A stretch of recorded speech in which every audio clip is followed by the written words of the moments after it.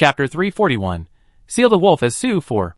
The cavalry of the Han army is only 10 miles away at Langjutsu Mountain, and the second king is less than 30 miles away from the Han army. Yi Jixia Chanyu sent troops to Langjutsu Mountain. He had already driven tens of thousands of Han cavalry here, and 70,000 Hun's cavalry surrounded the Han army. As long as the encirclement was completed, 10,000 Han troops could be destroyed. To the east are mountains, and the Han army has nowhere to escape. We must destroy this Han army. Order Xi and Zhao to encircle and suppress it together.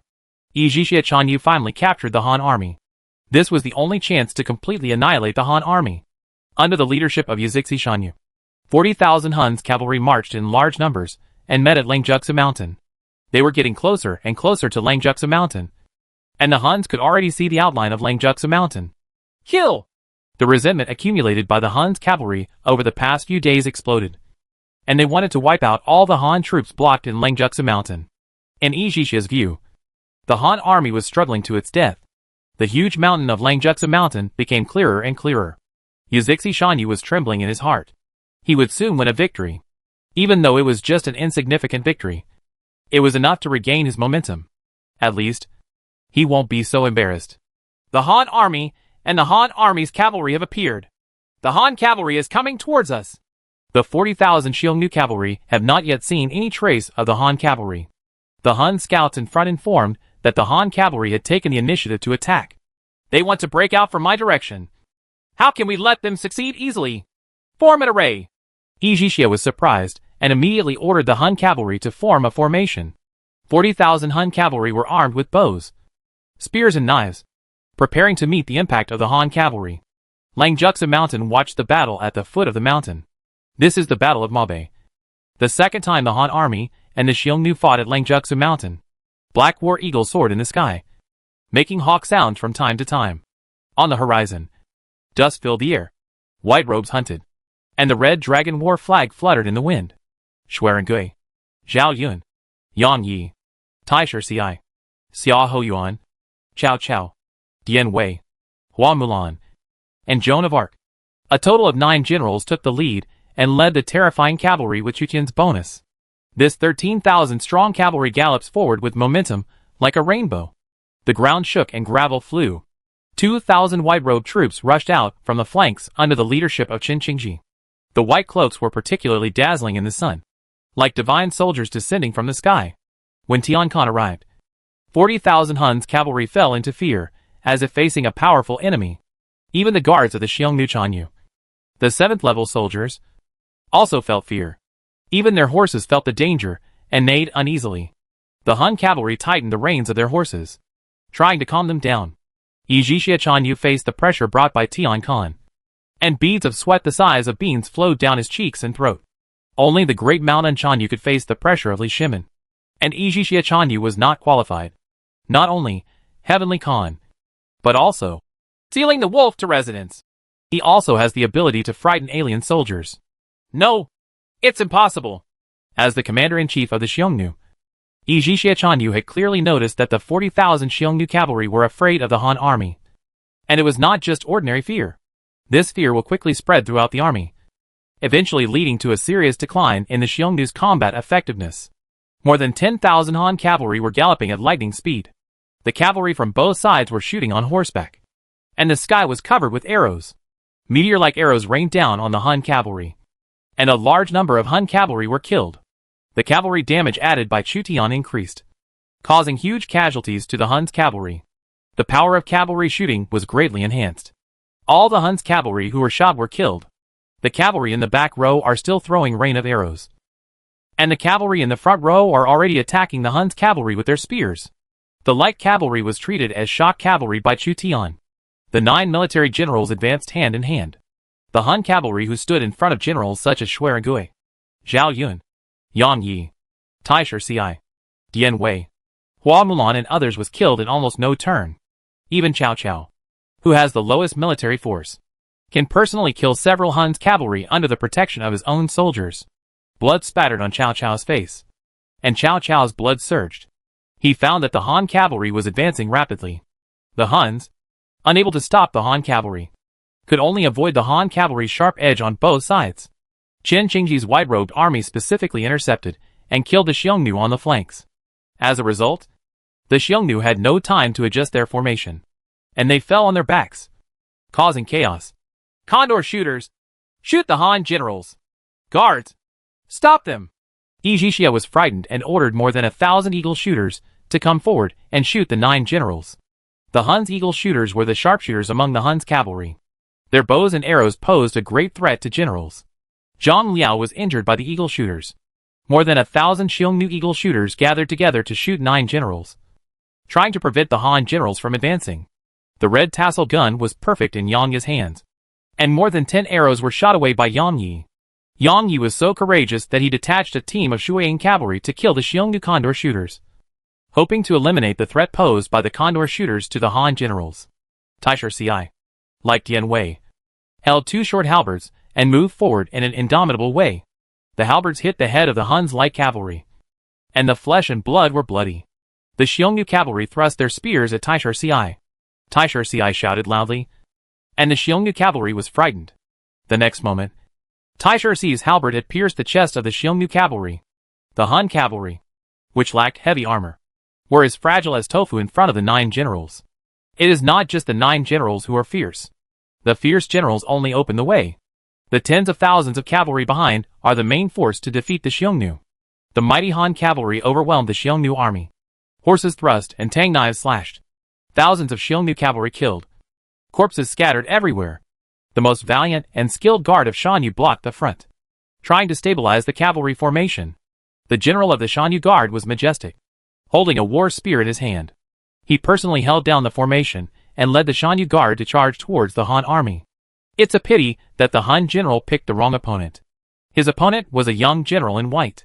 Now Xuerengui's childishness is gradually fading, and his face is resolute.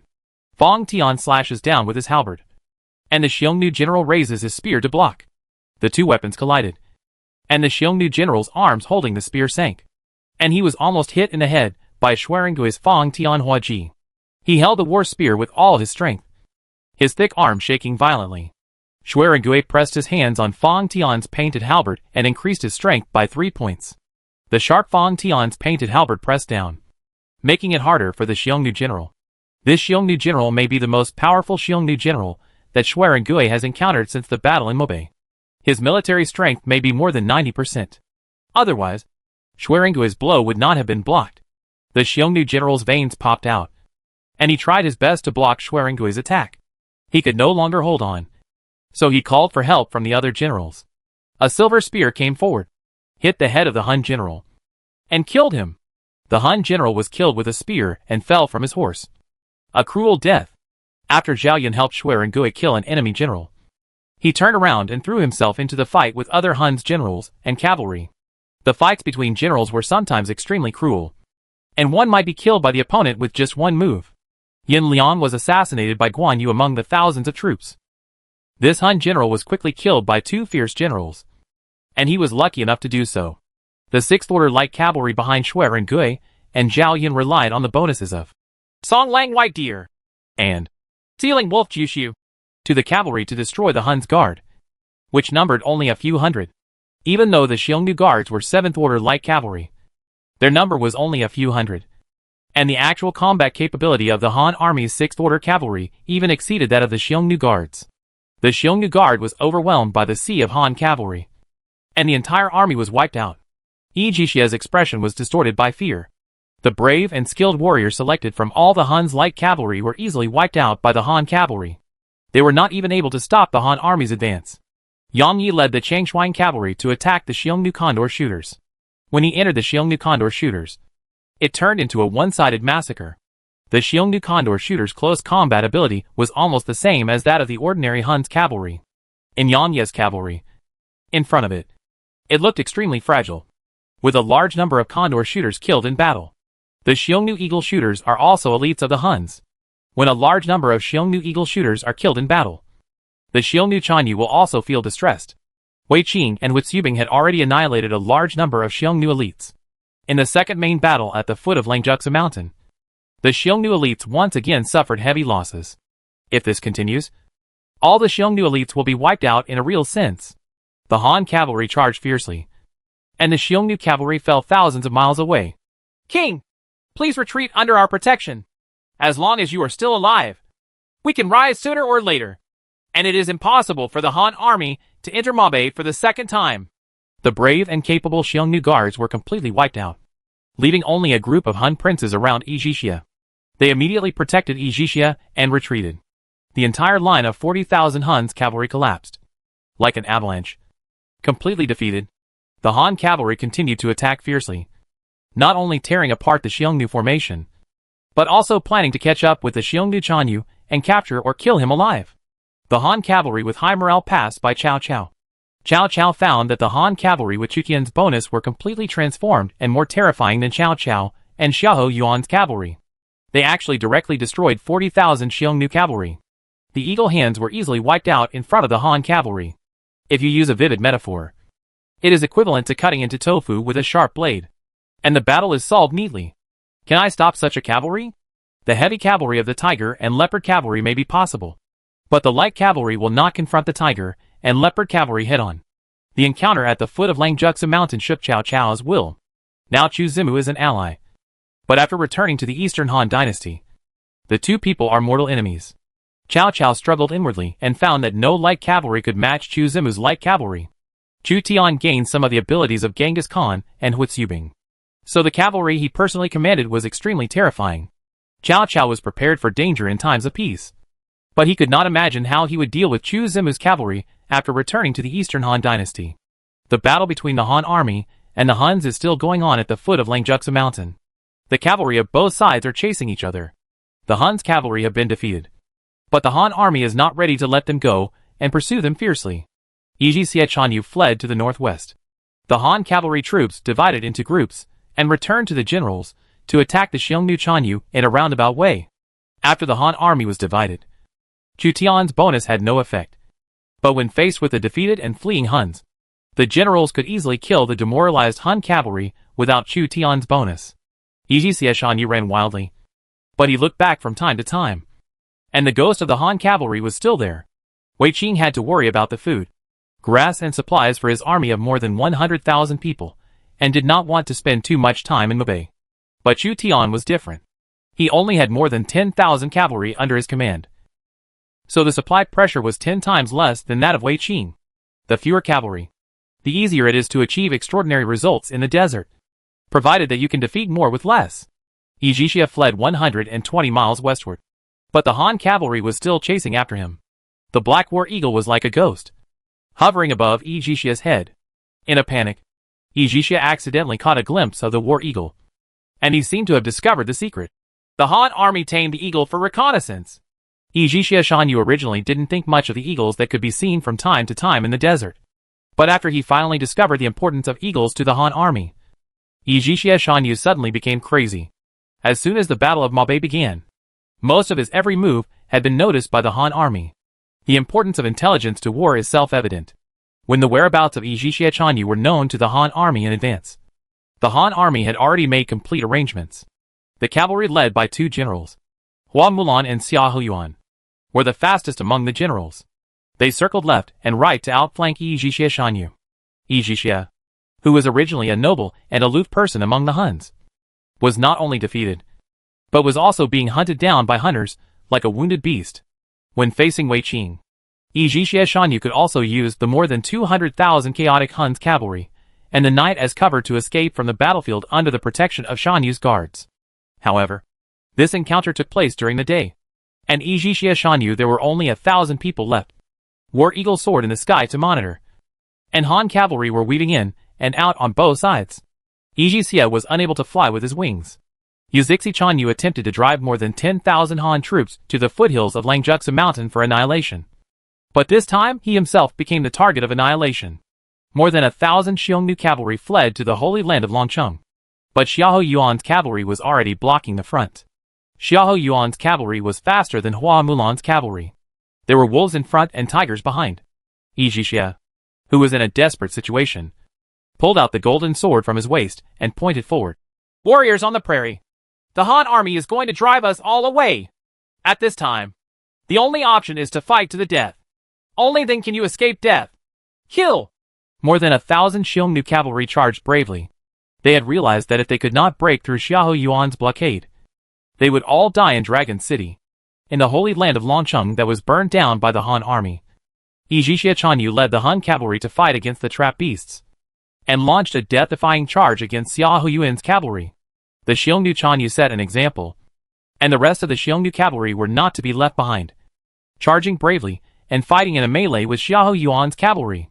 Hua Mulan's Iron Eagle scouts caught up and attacked the Han cavalry from the flank. Qin Qingji's white-robed army then came and attacked the other side of the Han's cavalry. Capture the Xiongnu Chanyu alive! Escort him back to Chang'an, and wash the feet of Emperor Wu of the Han dynasty. Chu Tian then drove the cavalry, and still did not forget to capture the Xiongnu Chanyu alive. Chapter 342. Seal the Wolf as Su 5. If God allows me to escape, I will not let you go. My descendants and I will be enemies of the Han Empire forever. Yizhixia took the lead and killed several of Xiahou Yuan's cavalry. When he was in a desperate situation, he risked his life to fight. He witnessed one after another the Han princes fall to the butcher's sword of the Han army. The strength of the other party made him despair. His royal court was burned down. His entire elite army was annihilated, and all his ministers died in battle, which seriously irritated Yizhixia Chanyu. The hatred of the destruction of the country and the destruction of the family is engraved in the bones of Yizhixia Chanyu. This is already an eternal hatred. The hatred will bring about hundreds of years of war, until the Huns will one day invade the Central Plains. Yizhixia Chanyu's brave fighting has paid off. Although the number of Huns cavalry around him has been reduced from 1,000 to more than 100. He is about to break through Xiahou Yuan's blockade. A sharp battle flag came through the air. The sharp spear tip of the battle flag penetrated the back of Yizhixia Shanyu's neck and protruded from his throat. Blood spattered. Yizhixia Shanyu was pierced by the battle flag, and the inertia tore him off his horse and threw him heavily to the ground.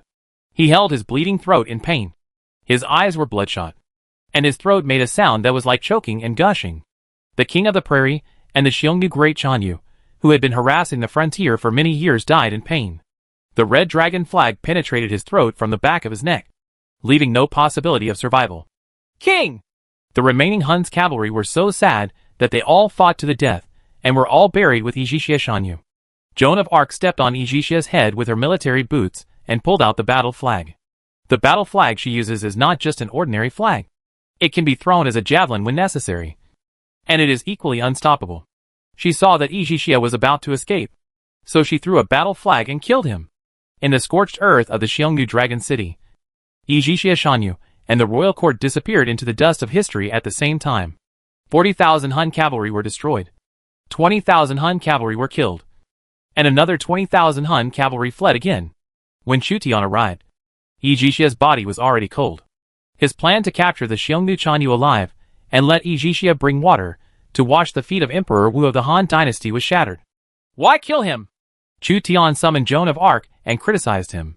Joan of Arc felt aggrieved. She obviously wanted to prevent Yizhixia from escaping, so she took action to kill him. He thought he could return to France early with this military exploit.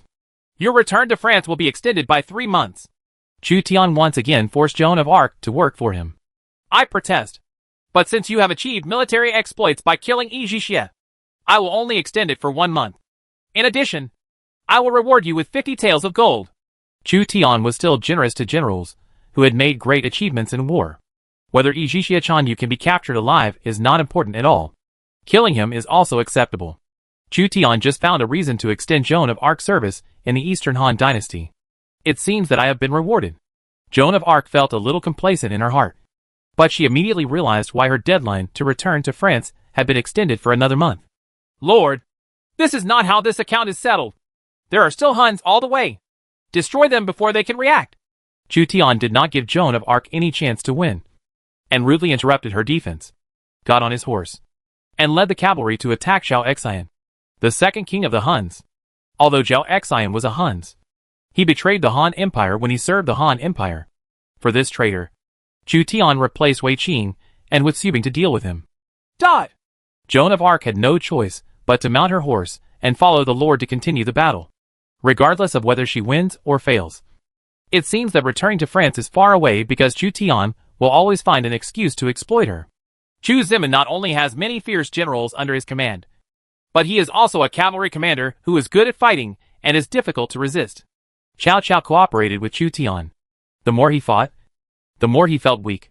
Zhao Xian, the second king of the Xiongnu, personally commanded 30,000 Xiongnu cavalry and surrounded the Han cavalry with Yizhixia Chanyu at Langjutsu Mountain. He received the order from the Xiongnu Chanyu and advanced for 20 miles. The Xiongnu Chanyu was defeated by the Han army. The news has come. Zhao Xian hurriedly led the cavalry to support Yizhixia Chanyu.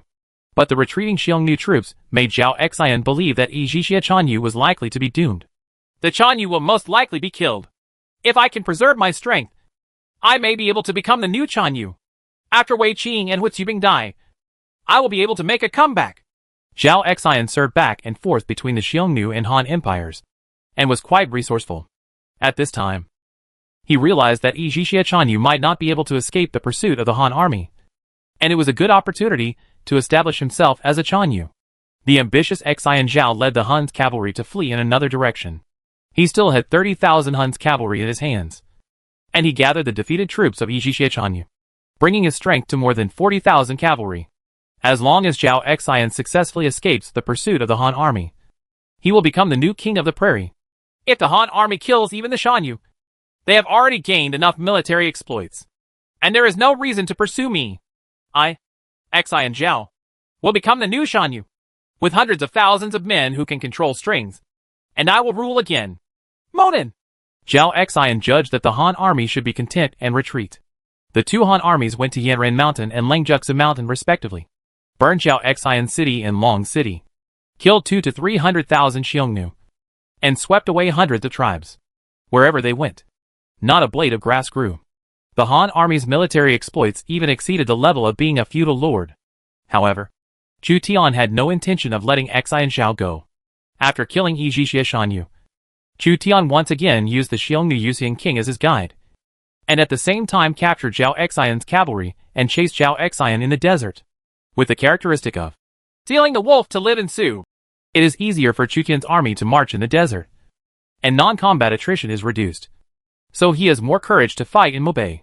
King, the Han army has been chasing us. Zhao Xian, who was a little lax at first, heard that the Han army was pursuing him from behind, so he immediately abandoned his cattle and sheep and led his troops to flee to Yanren Mountain.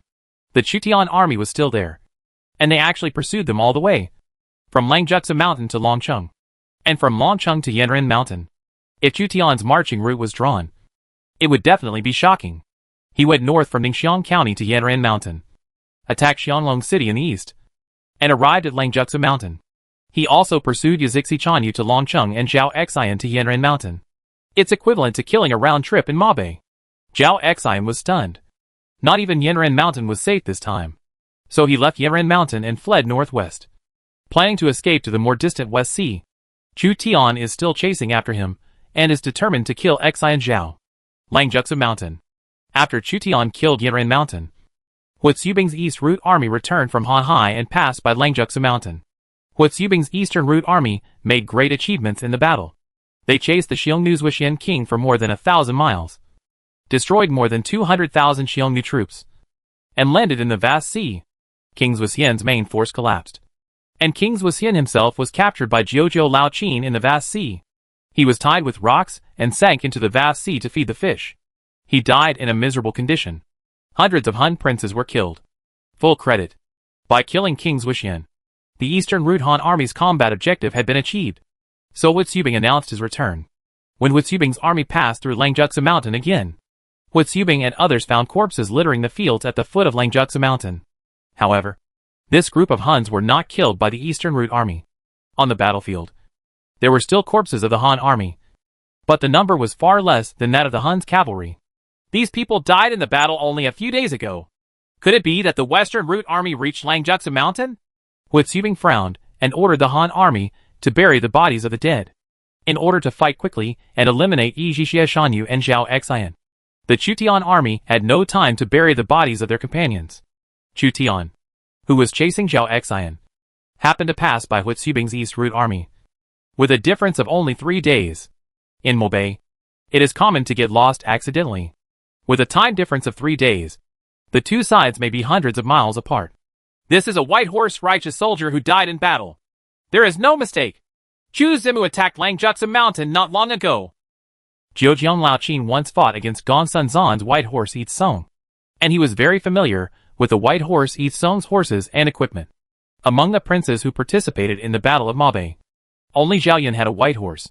Therefore, Zhejiang Laoqin easily judged that Chu Tian had fought with the Huns at Langjutsu Mountain a few days ago and killed many Huns cavalry. The princes such as Mingwan, Tong Ke, Huma, and Zhao Long all had interactions with Chu Tian. It is simply unimaginable to think that Chu Tian actually fought from Wei Qing all the way to Wuxubing. What was even more unimaginable to them was that Chu Tian fought all the way from Wuxubing back to Wei Qing, crossing Mabe as if it were a common occurrence. The Xiongnu's vulture shooters and the Shanyu's guards. These are the Xiongnu's elite divisions. They died in groups. But our army's losses were not great. There are corpses of the Shanyu's guards here. Could it be that he is chasing the Xiongnu? Chanyu. So he crossed Mabe? Based on the proportion of Xiongnu elites and Han army elites who died in battle, Wuxubing speculated what happened at the foot of Langjutsu Mountain. Wuxubing captured several Xiongnu cavalry, and through interrogation he learned that there was indeed a Han cavalry with unknown command that defeated the Xiongnu Chanyu at the foot of Langjutsu Mountain, and killed Yazixi Chanyu in Longcheng, and then disappeared. Hearing that Chu Tian actually crossed Mabe and killed the Xiongnu Great Chanyu, all the foreign princes along Wuxubing looked at each other. Shuzhou Chu Zimu was too brave. From Yunren Mountain to Langjutsu Mountain, I really felt that Mabe was my home. If he has killed the Xiongnu Chanyu, he should have returned to the army by now. The intelligence obtained by Wuxubing was limited, and he did not expect that Chu Tian was still chasing Zhao Xian, the last big figure of the Huns, and thought that Chu Tian had bypassed Langjutsu Mountain and headed south. So Wuxubing and the foreign princes continued to march towards Daijun. According to the information obtained by Wuxubing, the two big figures of the Mabe Xiongnu, Yizhixia Chanyu and Zhuxian Wang, were all defeated and killed. The Mabe Xiongnu would be torn apart and no longer be able to pose any threat to the Han Empire. Chu Zimu is really brave. Once he takes over the Central Plains, he will become a huge threat. I must take over Yuzhou as soon as possible. Mingwan gained a lot this time. Several Xiongnu princes were killed by his subordinate Chang Yuchen, but his points were far behind Chu Tian. Wuxubing's Eastern Route army had too many princes who were good at cavalry, and the war achievements were divided among the princes. The points obtained by Mingwan were limited, and there were simply not enough Xiongnu for them to kill. Along Chu Tian's journey, only Cao Cao, who had been following Chu Tian's actions, shared a lot of military exploits. Now Chu Tian's points are ranked first, which is more than double that of second place. Mingwan, you occupy Hebei, and I occupy Guangzhou. If the threat posed by Chu Zimu is too great, we can join forces. Zhejiang Laoqin saw that his points were more than double those of Chu Tian, who killed Yizhixia Chanyu, and realized that Chu Tian was a huge threat. Maybe he should consider joining forces with Ming Lian. He and Mingwan were undoubtedly the second and third princes of the Eastern Han dynasty, and only they could suppress Chu Tian. If there is a need then, we will naturally join forces. Ming Xuan closed his eyes and weighed his strength against that of Zhejiang Laoqin.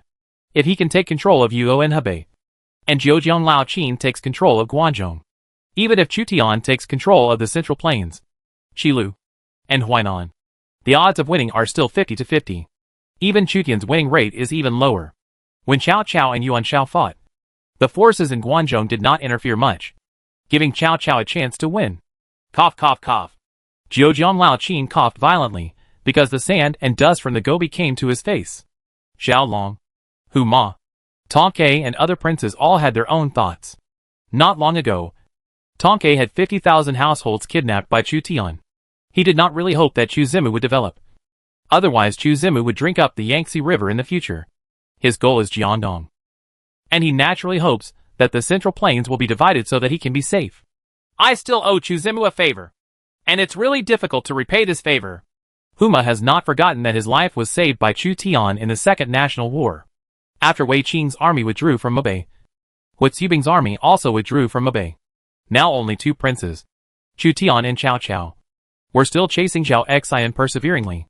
The second king, Xiao Xingkong, had more than 40,000 Xiongnu cavalry, but he did not dare to turn back to fight, and just fled northward.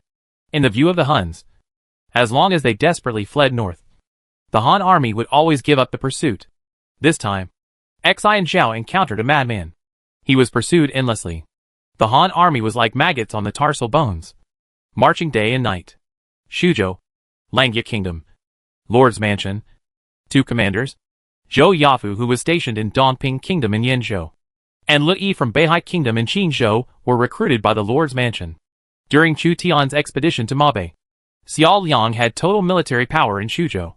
Although Zhou Yafu, Lu Yi and Xiao Liang all held the official positions of partial generals, the weight of partial generals was different. They were recruited by Xiao Liang and had to come. The two were quite surprised to see each other in the front yard of the Lord's Mansion. They didn't know why Xiao Liang would recruit 2 of the best infantry commanders in Shuzhou at the same time. Zhou Yafu and Lu Yi were both independent commanders in Chu Tian's forces. Otherwise, Chu Tian would not have allowed their official positions to be higher than most generals. Xiao Liang appeared under the protection of Li Xiaoning.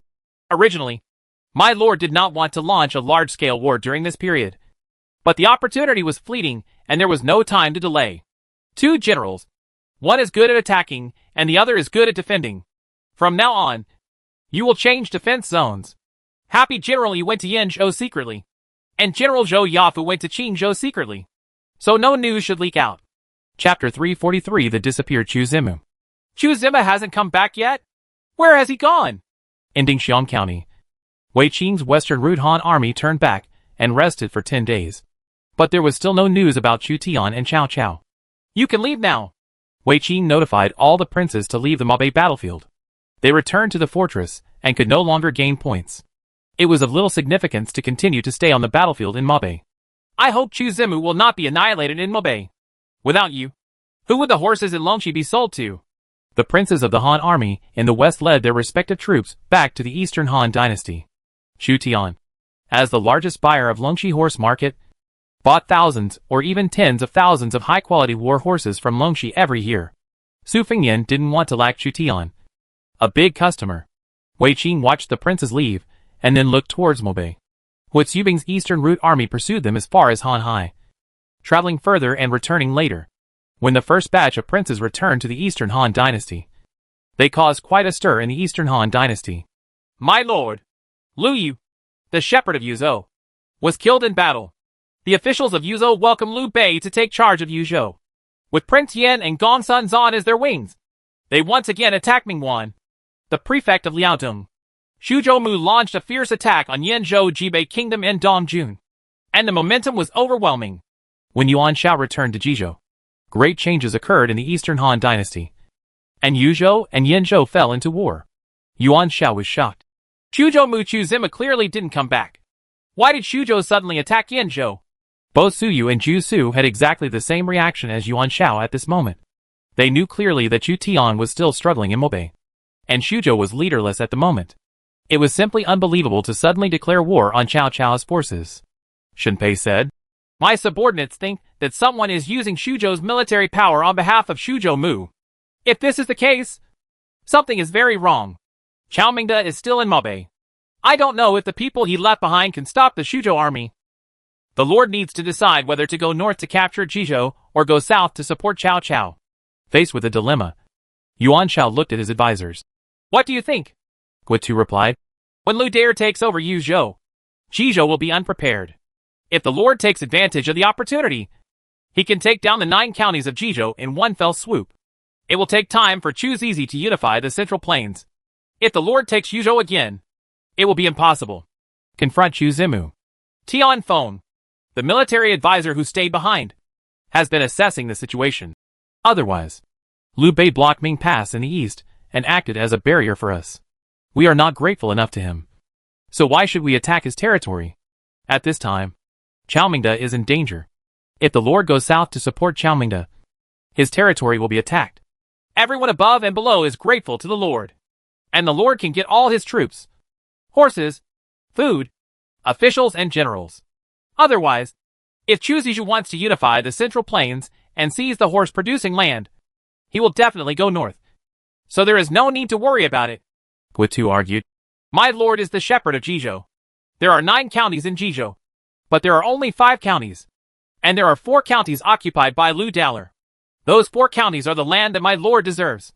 If Lu Dao really wants to fight with my lord after carving up Hebei, since we got the land in Yuzhou, we should give up the land in Jizhou.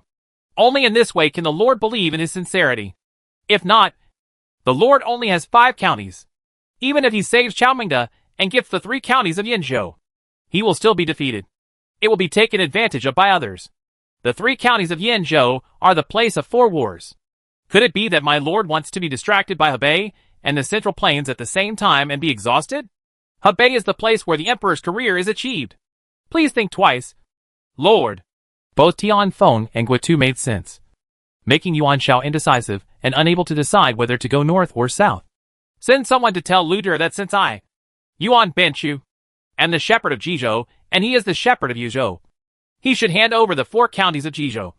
Otherwise, I will send my troops north to attack Yuzhou with Mingguan, and each will get what they need. If Lu De hands over the 4 counties of Jizhou, I will personally send my troops south to support Yinzhou. Yuan Shao was also considered a semi-hero. While sending envoys to threaten Liu Bei, he also ordered the army to prepare for war and move north or south at any time. Yuan Shao could piece together an army of 200,000 with the land of 5 counties. Officials at all levels in Shuzhou also knew that the princes who participated in the Battle of Mabei had returned, and immediately inquired whether their lord had returned. Theoretically speaking, any prince participating in the Battle of Mabei may be killed, and Chu Tian may also be killed. Is there any news about my lord? Xiao Liang is the first person to inquire about it. When she heard that Chu Tian was not among the returning princes, and that Chu Tian chose to stay in Mabei to continue fighting against the Huns, her heart sank. My husband will definitely come back. Although she had some bad premonitions, she still believed that Chu Tian would not be killed in Mabei. On the Mabei battlefield, Hu Xubing's northern route army returned to Daijun. The princes from all walks of life said goodbye to Hu Xubing and returned to the Eastern Han dynasty. Welcome, my lord. My subordinates have lived up to their expectations and have defended Western Liaoning. When my lord comes back, even if Liu Bei comes to attack, there is nothing to be afraid of. Yao Guangxi was relieved to see Mingguan come back. Liu Bei temporarily compromised with Prince Yin and Gong Sunzan and promised Prince Yin and Gong Sunzan that Yozhou's Yubiping and Western Liaoning would still be owned by Prince Yin and Gong Sunzan. Then he reorganized the coalition and attacked Western Liaoning again. Now that Mingguan, the governor of Liaodong, has returned, victory is almost guaranteed. As soon as Mingguan came back, he said to Yao Guangxiao, Zhu Zimu must have started recruiting troops to attack the Central Plains. You immediately sent back several generals who attacked the Xianbei tribe. Recruit cavalry from the Xianbei and Wuhuan tribes, and seize Yuzhou with all your strength. Zhu Zimu is about to take over the Central Plains. How can we fall behind? Before Zhu Zimu takes over the 2 states of the Central Plains and the 2 states of Qilu, he must occupy the 4 states of Hebei to compete with him. Mingguan realized that the crisis was coming, and he had to speed up the process of entering the customs.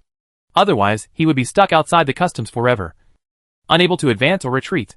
He didn't want to be blocked by the Great Wall built by Yuzhou and spend his whole life outside the Great Wall. Yao Guangxia was confused. My lord, my subordinates did not hear that Chu Zimu, the Mu of Shuzhou, had returned to Shuzhou. It was just that someone took Chu Zimu's place to attack Yinzhou. He hasn't come back yet?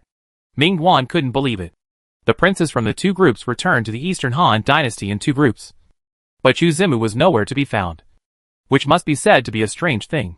Mingguan recalled the fallen Han troops he saw at the foot of Langjutsu Mountain, and he seemed to have the answer in his mind. Maybe Chu Zimu is still fighting with the Huns in Mabei. It's just that the main force of the Huns has been destroyed, and there are not many points gained from chasing the Huns. The price-performance ratio is so low. Why should he stay in Mabei?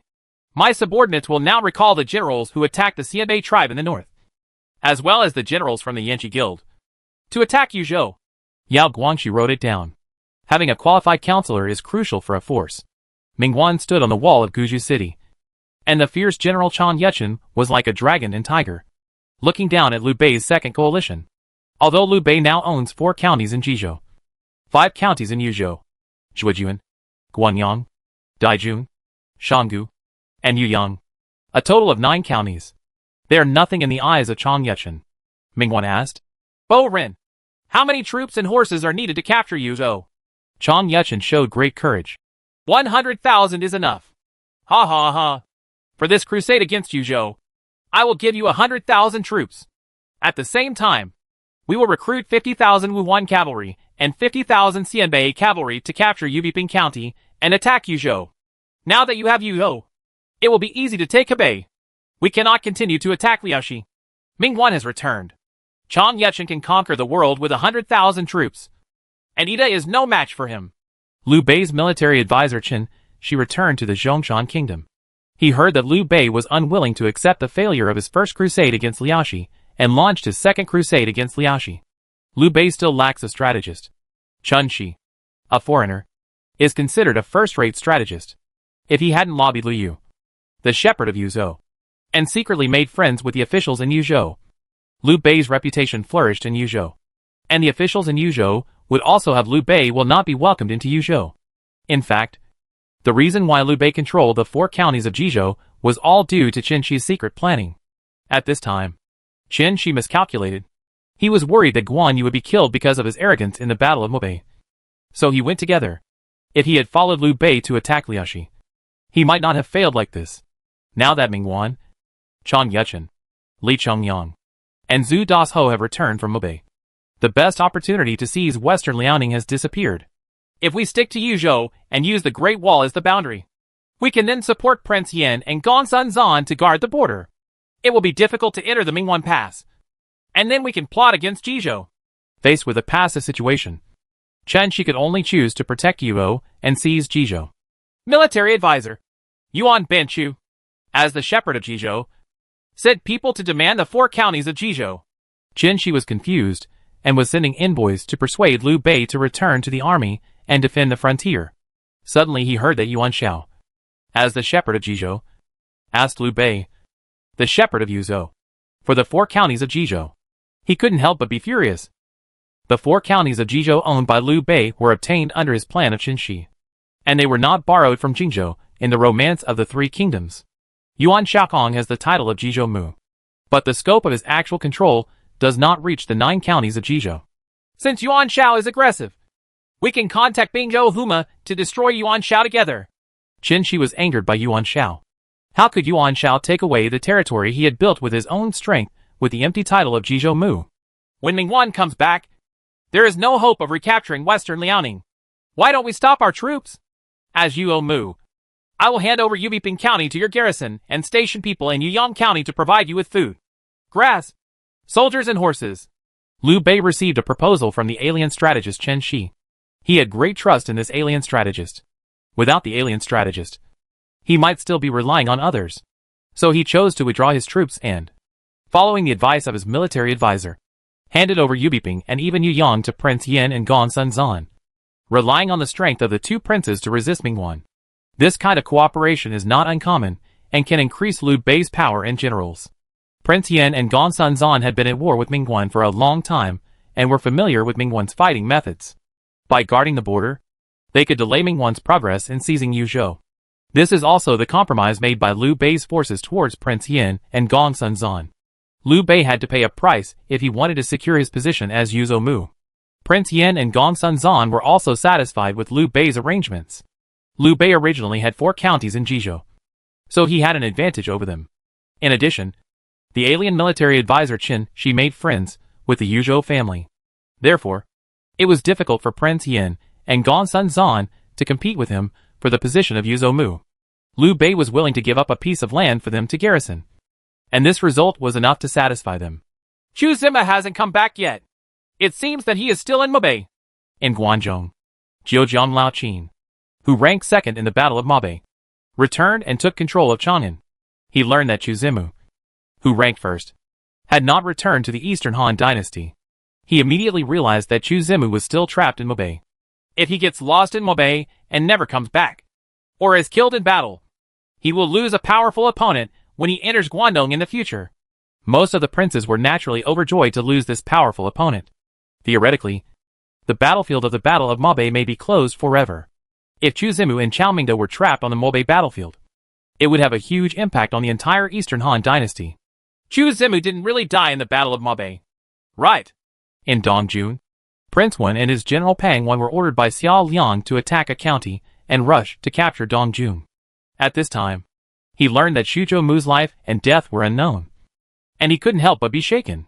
Gongzuan thought for a while and shook his head. Even if Chu Zimu was killed in Mobei, that woman still has Chu Zimu's children. She will not let Xuzhou collapse easily. There are Lui, Zhou Yafu, Li Xiaoning, Su Rong, Su Sheng waiting for her. It is easy for her to guard the 5 counties of Xuzhou. Gong Ziwen still couldn't think of betrayal. Still no news about my lord. Xiao Liang learned that Chu Tian never came back.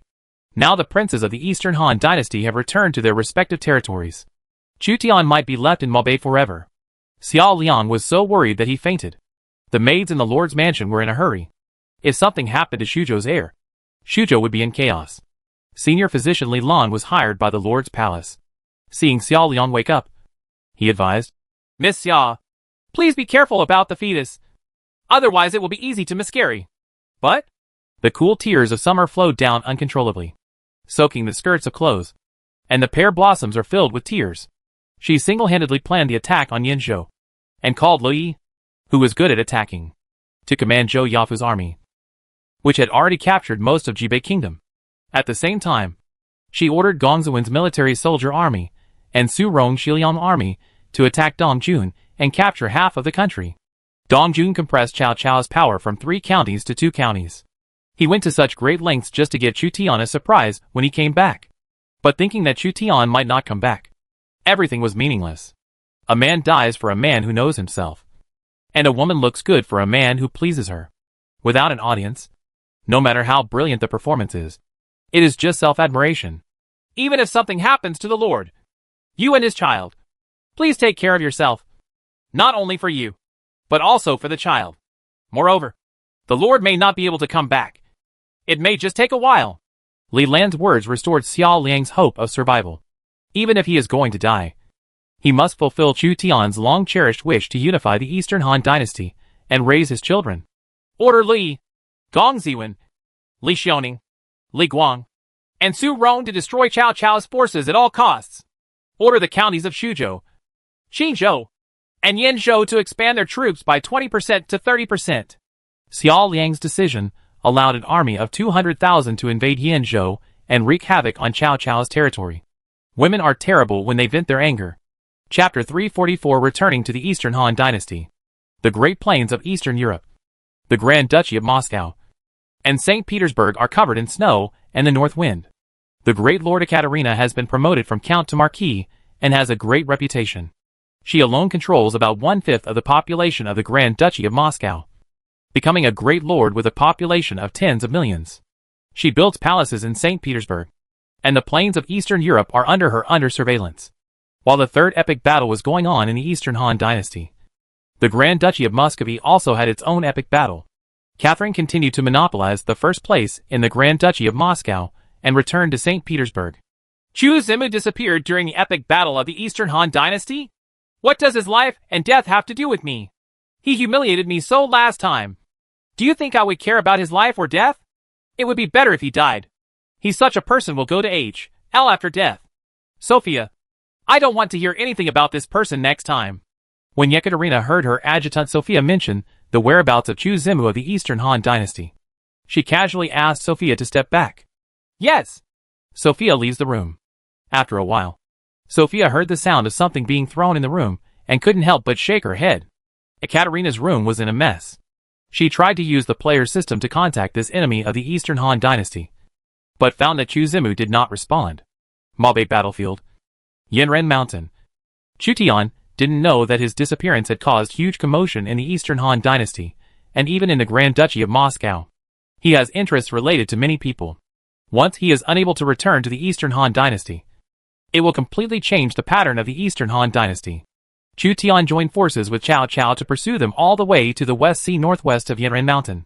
The Xiongnu, their second king, Zhao Xian, was defeated and committed suicide. They killed the Xiongnu cavalry and then returned along the original road.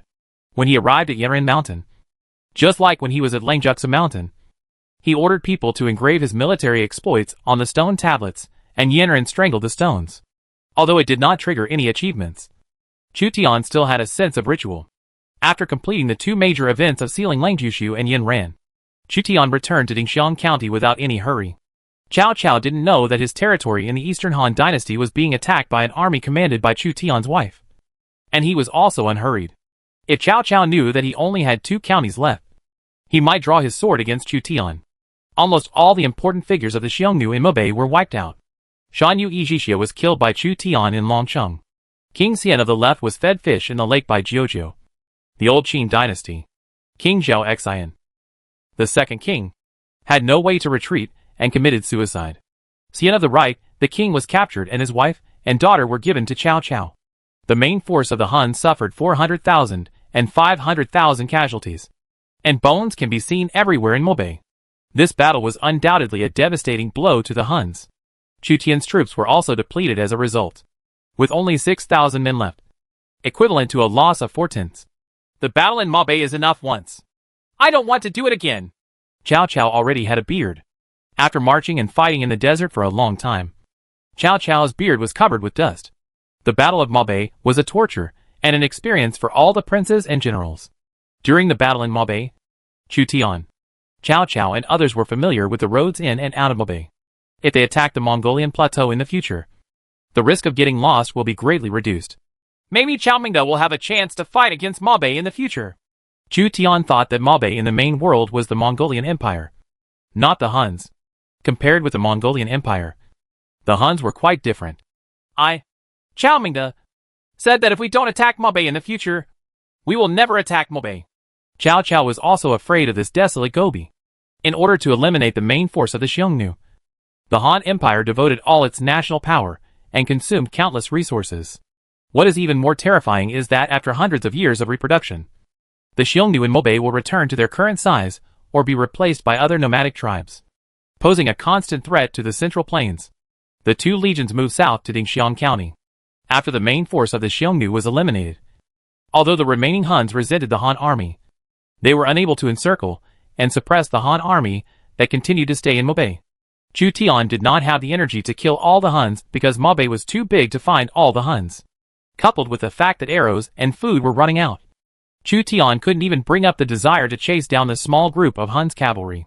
After the various princes returned to the eastern Han dynasty, Chu Tian and Cao Cao finally returned to Dingxiang County. They did not follow Hu Tubing's marching route, and eventually returned along Wei Qing's route. Chu Tian could already see the winding Great Wall. This is the frontier fortress of the Han Empire. General Wei Qing was still waiting for the last batch of Han troops to return from Dingxiang. He was relieved when he saw Chu Tian and Cao Cao's legions appearing. Wei Qing, Li Guang, Gong Sunao, and others originally planned to host a banquet for Chu Tian, but Chu Tian rejected their kindness. For some reason, when he saw the Great Wall of the Han Empire, Chu Tian couldn't wait to return to Xia City. There were still people waiting for his return. Wei Qing and others seemed to see that Chu Tian was homesick, so they didn't stop him too much. They just asked Chu Tian about the process. They couldn't help but be surprised when they heard that Chu Tian and his party burned the Dragon City, killed the Xiongnu Chanyu, hunted down Zhao Xian, and finally forced Zhao Xian to commit suicide. No wonder you haven't returned home for so long. It turned out that you were going to do such a big thing. Zhao Xian died unjustly and does not deserve mercy. Wei Qing said this after hearing the experiences of Chu Tian and his party. After all, Xian Zhao betrayed the Han Empire and knew the Han Empire's border defenses well. If he was still alive, he would eventually be a threat to the Han Empire. The dead Huns are the good Huns. If I have the chance, it would be a great honor to fight side by side with my little brother again. The old Li Guang fought against the feudal princes here, and settled a matter on his mind. His misfortune of meeting the Child of Fate seemed to be no big deal. Chu Tian probably has no chance to fight side by side with the old Li Guang, because the young Li Guang is his subordinate. The main world does not allow two Li Guang to exist. In other words, no prince can obtain Li Guang in the Battle of Mubei. If there is a chance in the future, let's attack the Huns together again. Wei Qing said the same thing.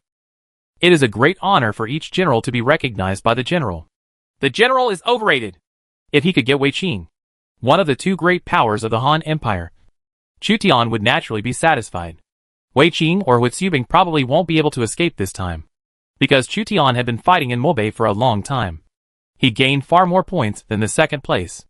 After the decisive battle between Wei Qing and Yijixia Shanyu, Chu Tian forced the second king Zhao Xian to commit suicide and gained 5,000 points. He killed Yijixia Shanyu and gained 10,000 points. In addition, 50,000 points were obtained by killing 30,000 Xiongnu cavalry, including Chanyu guards, Xiongnu eagle shooters, Xiongnu princes, etc. First place, I just want to farm well, with 110,002 points. Second place, Jiujiang Laoqin, has 45,331 points.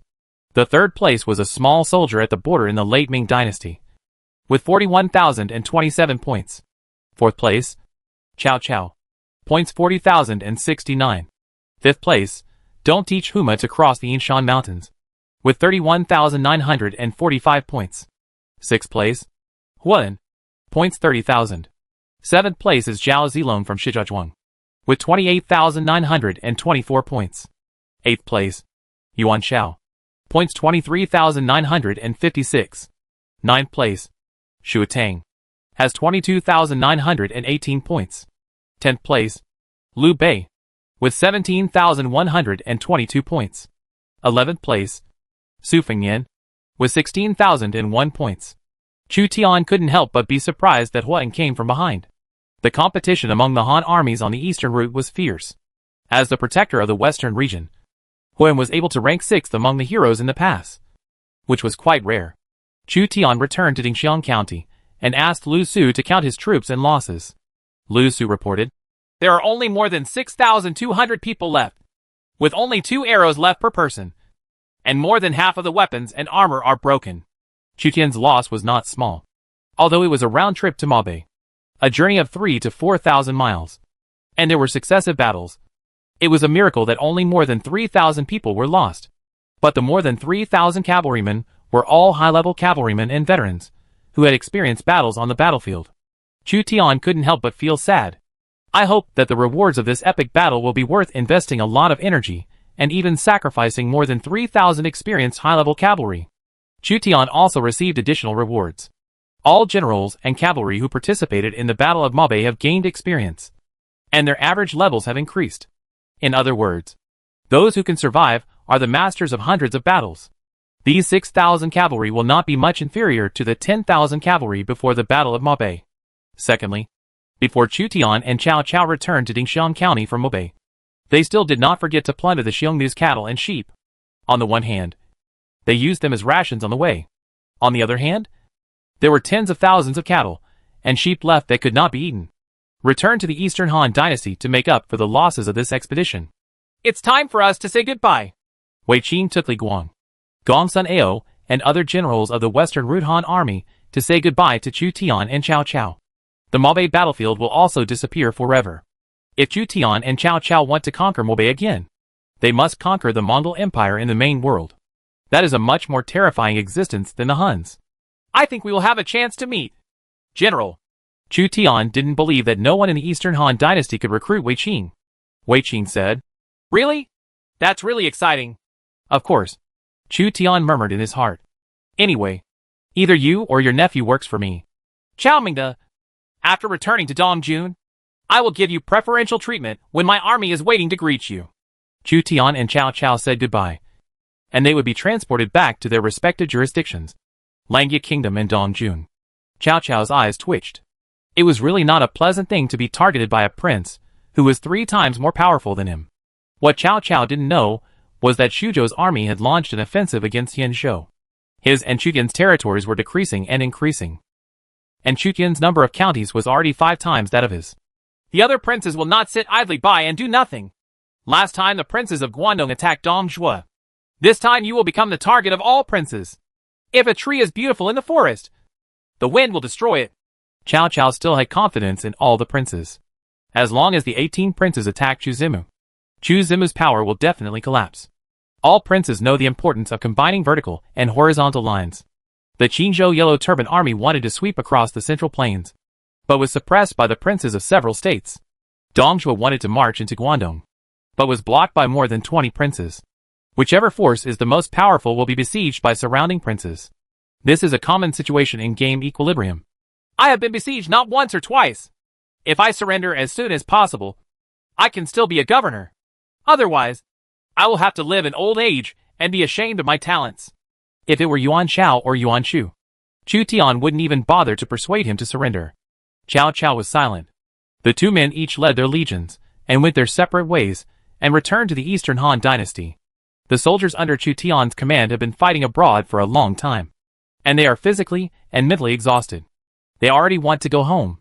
They had their own residences, and even families and businesses in Chutian's territory. Therefore, they regarded the Eastern Han dynasty as their hometown. Cao Cao's army was the first to disappear from the Mabe battlefield, followed by Chu Tian's army. The scene in front of them changed. Chu Tian and others returned to the outskirts of Xia City. The 6,000 cavalrymen, including Chu Tian, had their armor cracked, their battle flags broken, and their horses even more skinny. Long-term marches put a huge burden on war horses. Many excellent war horses died suddenly or suffered physical damage after forced marches. Chu Tian and others came back directly from the battlefield in Mabe before they had time to wash up. They looked like ragged beggars. Chu Tian and his party also brought back tens of thousands of cattle and sheep, as well as a group of Xiongnu horses. The Hun's war horses have pretty good endurance and can be used to equip light cavalry. When Chu Tian returned to the Eastern Han dynasty, he took the lead in checking the player system. Hundreds of people tried to contact him. Among them, Xiao Liang was the most frequent, as well as Gong Ziwen, Prince Yin, Huan and others. What surprised Chu Tian the most was that a lord from the Grand Duchy of Moscow applied to add him as a friend. Ekaterina, the lord of the Grand Duchy of Muscovy whom I captured? Chu Tian glanced at her and ignored her. Although I don't know what this woman wants to do with me. It's probably not a good thing. Shuzhou Mu returned to Langya Kingdom, and soon caused a huge sensation in the Eastern Han dynasty. Even the return of the first two groups of princes to the Eastern Han dynasty did not cause such a large-scale commotion. The princes who originally hoped that Chu Tian could stay in Mabe forever were disappointed. Chu Tian returned to the Eastern Han dynasty with 110,000 points. Shuzhou, which was in panic, settled down again because of Chu Tian's return. Xiao Liang strongly advocated foreign war and diverted internal conflicts. So there was no chaos in Shuzhou. When she heard that Chu Tian had arrived, she immediately left the city under the protection of a team of guards. When she saw Chu Tian, who was covered in stubble and wrapped in sheepskin, she could hardly recognize who this Mabe savage was. But she finally recognized Chu Tian and burst into tears. Chu Tian found that he was busy chasing Xi and Zhao and delayed his return. Xiao Liang ignored the cold. His cheeks were red from the cold, and went out of the city to greet him. He couldn't help but feel guilty and felt comforted. He saw that Li Xiaoning, who usually followed Xiao Liang, was no longer there. Where did Xiaoning go?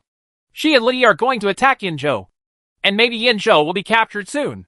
My husband, please don't think about other women as soon as you come back. Chu Tian had just arrived in Shuzhou, and the amount of information he had obtained was a bit large. He wanted to explain, but Xiao Liang had already stood on tiptoes and blocked his lips. A familiar feeling came, and Chu Tian felt pity for Xiao Liang, who silently supported him. Lord and Miss Xiao are really bold. Joan of Arc was secretly surprised to see two people acting like this in front of thousands of troops. Hua Mulan didn't dare to do this either. This was in front of the army and the people of Xia City, in full view. It is estimated that only strangers dare to do this. In East County of Yenzhou, Cao Cao returned to his mansion and learned that Jibei Kingdom had been captured by Li Xiaoning, and Li Guang, and General Jun was captured. He sat on the ground in fear. Chapter 345 SSS Level. Han Wu. Even if Yuanza is captured, he will not betray me. Cao Cao stood up with the support of many counselors and generals. He faced a powerful opponent whose territory was 5 times his own. Jibei Kingdom was occupied by Shuzhou's army. General Eugene was captured, and Cao Cao's territory was reduced by 1/3. If Cao Ren, Cheng Yu and others had not defended the city, Cao Cao would have been homeless when he returned to Yenzhou. Gongda, Zhu Zimu is coming fiercely. An army of 200,000 has invaded Yenzhou. What should we do? Cao Cao asked the plotter Sun Yu for help. Sun Yu is Cao Cao's top thinker. Perhaps only Sun Yu can save him. Sun Yu said, Please, my lord, immediately contact the governors and governors of Yuzhou, Xinzhou, and Jizhou to surround Wei and rescue Zhao. Zhu Zimu has 200,000 troops in Yenzhou, and the number of troops left in Shuzhou will not exceed 200,000 at most. Most of them are lacking in combat. Experienced recruits can get results. Zhu Zimu gave me 12 women, but secretly took away my Jibei Kingdom. What a good calculation. Now this is the only way. Apart from encircling Wei and rescuing Zhao, Cao Cao had no other choice in the face of the absolute power gap. Cao Cao even thought that Chu Tian had a premeditated plan. Otherwise, why would he give him a Hun's woman? Cao Cao's men sent envoys to various states and counties in an attempt to gain support from other state pastors or governors. If Cao Cao is eliminated, no one can stop Chu Zimu from dominating the Central Plains. Cao Cao is still fighting a trap beast. Chu Tian returned to Xuzhou and learned that 200,000 troops were launching a devastating blitzkrieg against Yanzhou. Lu Yi and Zhou Cong led the defensive corps of 40,000 troops from Dongping Kingdom.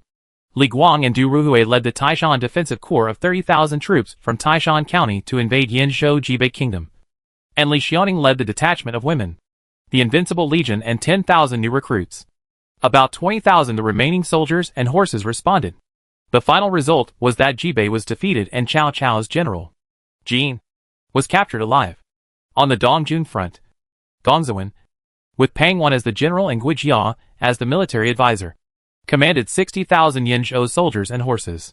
He also marched to Puyang with Su Rong's 10,000 cavalry and tens of thousands of reserves in an attempt to capture Cao Cao's most important stronghold. After Lu Yi, Zhou Cong, Li Guang, Du Ruhui, Li Xiaoning and other generals occupied Jibei Kingdom. They formed a pincer attack on Dongjun with Gong Ziwen, Pang Wan and Su Rong.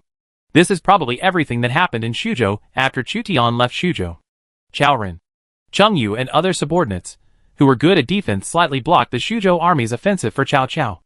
Otherwise, Cao Cao would be like a tree without roots, water without a source, and homeless. The military generals that Chu Tian took away had made meritorious service in the Battle of Maobei. After the Battle of Yanzhou, it is estimated that the civil servants and generals with outstanding military achievements will be promoted. The current situation is that even if Chu Tian does not want to start a war, it is impossible. From top to bottom, Xuzhou has continued to win because of the continuous victory and the martial arts. All civil servants and generals are eager to start a war. Chu Tian succeeded Xiao Liang in taking charge of Xuzhou's military and war affairs, allowing her to rest and recuperate since the child might be born in the next 2 or 3 months. It is not that easy to eliminate Cao Cao. On the surface, this is a battle between him and Cao Cao. In fact, Chu Tian is destined to deal with many princes joining forces. The surrounding princes were unwilling to sit back and watch Cao Cao die. Otherwise they would be next. Please be careful, Mr. Runan, the prefect of Runan said about Tang. I suspect that he not only has Qin Xiong, but also Cheng Yaojin, the lucky general. He deliberately let Cheng Yaojin use the horse as a weapon to avoid being easily recognized. He also has a civil servant, suspected to be Wei Zheng, the famous prime minister of the Tang dynasty, governed Runan for him. Runan was secretly accumulating strength and had strong soldiers and horses, and there might be other generals under pseudonyms. In order to prepare for Yuzhou's troops, I have transferred the soldiers from the White Robe Corps, the 5th School of the Northern Army, and the Servant Corps who did not participate in the Battle of Maobei to the Pei State area. Before Xiao Liang gave up his military power, he once again reminded Chu Tian to be on guard against the princes in Yuzhou talking about Tang. It is said that Tang was a very low-key person and always relied on Yuan Shu. But he had a group of civil servants and generals under his command, waiting for opportunities. In the Battle of Pengcheng, it is said that Tang dynasty did not participate, but replaced Yuan Shu after his defeat and rapidly expanded his territory. During the Battle of Maobei, the generals of Tang dynasty began to attack Yingchuan County, where Yuan Shu was entrenched. Yuan Shu was rebelled by his subordinates. After repeated defeats, he was powerless and compromised with Tang dynasty and handed over most of Yingchuan County. The current Tang dynasty is more powerful than Cao Cao and occupies the 4 battle areas of the Central Plains. The more low-key an opponent is, the more terrifying it is. In the past, Yuzhou was divided into pieces, so the various princes, including Chu Tian, didn't care much. What kind of threat could there be to Yuzhou occupied by Yuan Shu? But talking about Tangzhou's strategy of occupying the magpie's nest, all the princes were surprised by his patience. If Chu Tian's power hadn't expanded too fast, it might have been Tang and Cao Cao who were fighting to the death in the Central Plains. I will deal with him carefully. You can take a good rest. After Chu Tian succeeded Xiao Liang, he allowed her to rest in the Lord's mansion without any contact with internal affairs or conquests. Chu Tian returned from the Battle of Maobei with many cavalry generals, and these generals were enough to take over the current situation. And things are looking great now. The rewards for the 3rd epic battle were delayed because Chu Tian and Cao Cao were stranded in Maobei. And they were finally settled at this time. Almost at the same time, all the princes who participated in the Battle of Mabe received notices of reward settlement. Ding! You have obtained the SSS level characteristic Hanwu from Emperor Liu Che of the Han Dynasty. Your characteristics are full. Please choose to give up an existing characteristic, or give up the Hanwu characteristic, or give this characteristic to a subordinate. Ding! You have obtained the special arms of Emperor Wu of the Han Dynasty. The 8th level Heavy Cavalry Tiger Army. The upper limit is 3,000. You can use the points from this battle to directly redeem it. Ding! You have received 3 random hero recruitment orders. There is a high probability that heroes of king level and above will appear. And there is a high probability that heroes of the Han Dynasty will appear. Ding! You have obtained a 9th level special building construction drawing. Chu Tian received 5 rewards in succession, which were rewards for the top-ranked princes. Han Wu is one of the characteristics of Emperor Wu of the Han Dynasty. Name, Han Wu. Grade, SSS grade. Origin, the only ones who brought peace to the world and expanded borders were Emperor Qin and Wu of Han. The characteristics of Monarch / the aura of the whole army. Effect, on the battlefield of martial arts. All attributes of Han civilization arms plus 8%. Foreign armies are prone to fear if the opponent has similar characteristics. They will cancel each other out when expanding borders to conquer foreign territories and station troops. Han culture, the speed of influence is plus 20%, when militaristic wars are too frequent. The rate of decline in popular support is plus 30%, the loyalty of civil servants, military generals, and disciples of aristocratic families of the Han Dynasty under the command of a talented general will increase, making it less likely to rebel. Chu Tian saw that the characteristic effect of Emperor Wu of the Han Dynasty was equivalent to the superposition of 4 characteristics, one of which was a negative characteristic. But when Chu Tian thought about it carefully, he knew why. Han Wu was an SSS level characteristic. The A-level characteristic, Han Army Soul, can only bring an effect of plus 3% to all attributes of Han civilization arms, while Han Wu is just a halo for the whole army, with an 8% effect. The Han Wu expansion effect can also speed up the assimilation of foreign races. If you are committed to external expansion and farming the occupied lands, Han Wu will be a divine attribute. The third positive characteristic of Han Wu is to strengthen control over the heroes of the Han Dynasty and make them more loyal. In the late Eastern Han Dynasty, this feature was simply perfect. Civil servants like Sun Yu who were loyal to the Han Dynasty probably would not have any resentment towards Chu Tian, because he inherited the characteristics of Emperor Wu of the Han Dynasty. There are also the current loyal ministers of the Han Dynasty, Chao Mingde and Lu Xuande. Han Wu is an extremely special characteristic.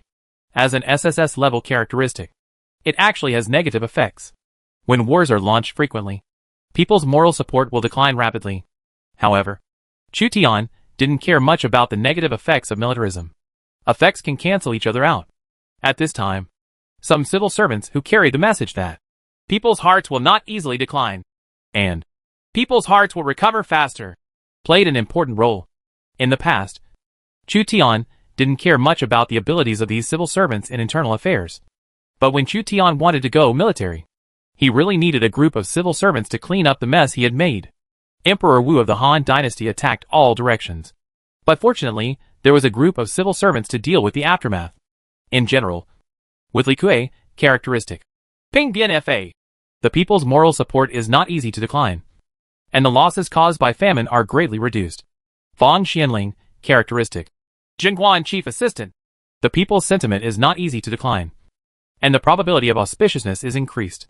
Du Ruhui, characteristics of virtuous prime minister, people's support and public security are not easy to decline, and other civil servants. The negative effects brought by the militant characteristics are actually not great. Of course, without these home ministers, the dangers brought about by militarism would be considerable.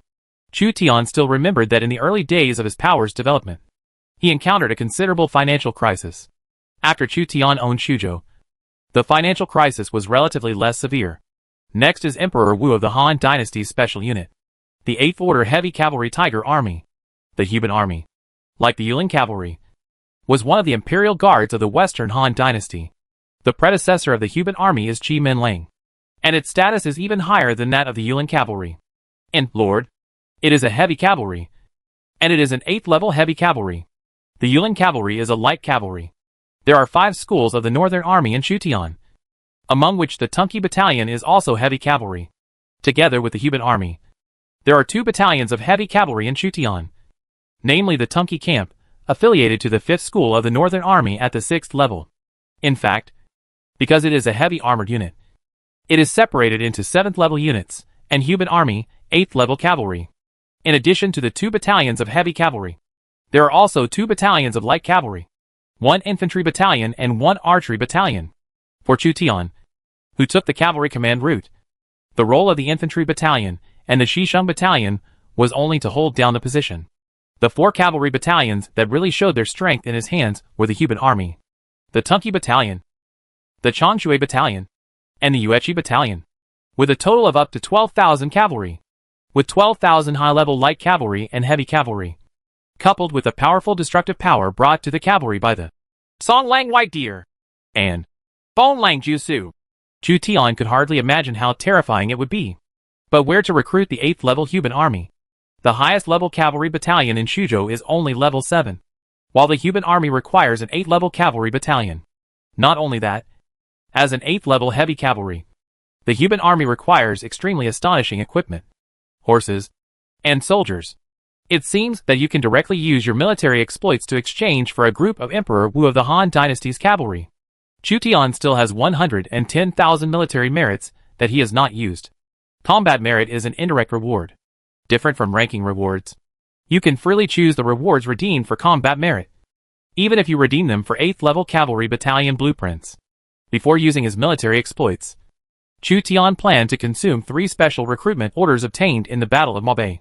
These 3 special recruitment orders have a high probability of containing heroes of king level and above, and a high probability of containing heroes of the Han Dynasty. High probability means not certain. He had 3 chances to recruit Wei Qing and Hu Zubing, or other civil servants and generals from the Han Dynasty, or even civil servants and generals from other dynasties. I shouldn't be so unlucky. When Chu Tian realized that this time it was going to depend on luck, he had to take a gamble. 3 to be exact. If you are lucky, you may be able to recruit Wei Qing, Hu Zubing, and Han Xian. If you are not lucky, you may not be able to recruit 3 unknown generals. Chu Tianshao didn't panic when he thought that he was not completely sure of getting Wei Qing and Hu Zubing this time. However, Chu Tian already has more opportunities than other princes. Ding! You consume a random hero recruitment order, and you gain the allegiance of the platinum level General Gongsun Ao. Gongsun Ao? Isn't this the captain under Wei Qing in the Battle of Maubei? It was this person who informed Chu Tian and Cao Cao to see Wei Qing. Gongsun Ao was not a good general, and was often defeated by the Xiongnu, because he and Wei Qing were sworn friends. Gongsun Ao followed Wei Qing in mixed battles, similar to the relationship between Ni Fang and Chu Tian. Seeing Gongsun Ao appear in front of him, Chu Tian was stunned. A precious random hero recruitment order actually recruited a military commander like Ni Fang. Gongsun Ao was very courageous. The last general, Gongsun Ao, is willing to go through fire and water for the sake of the Ming dynasty.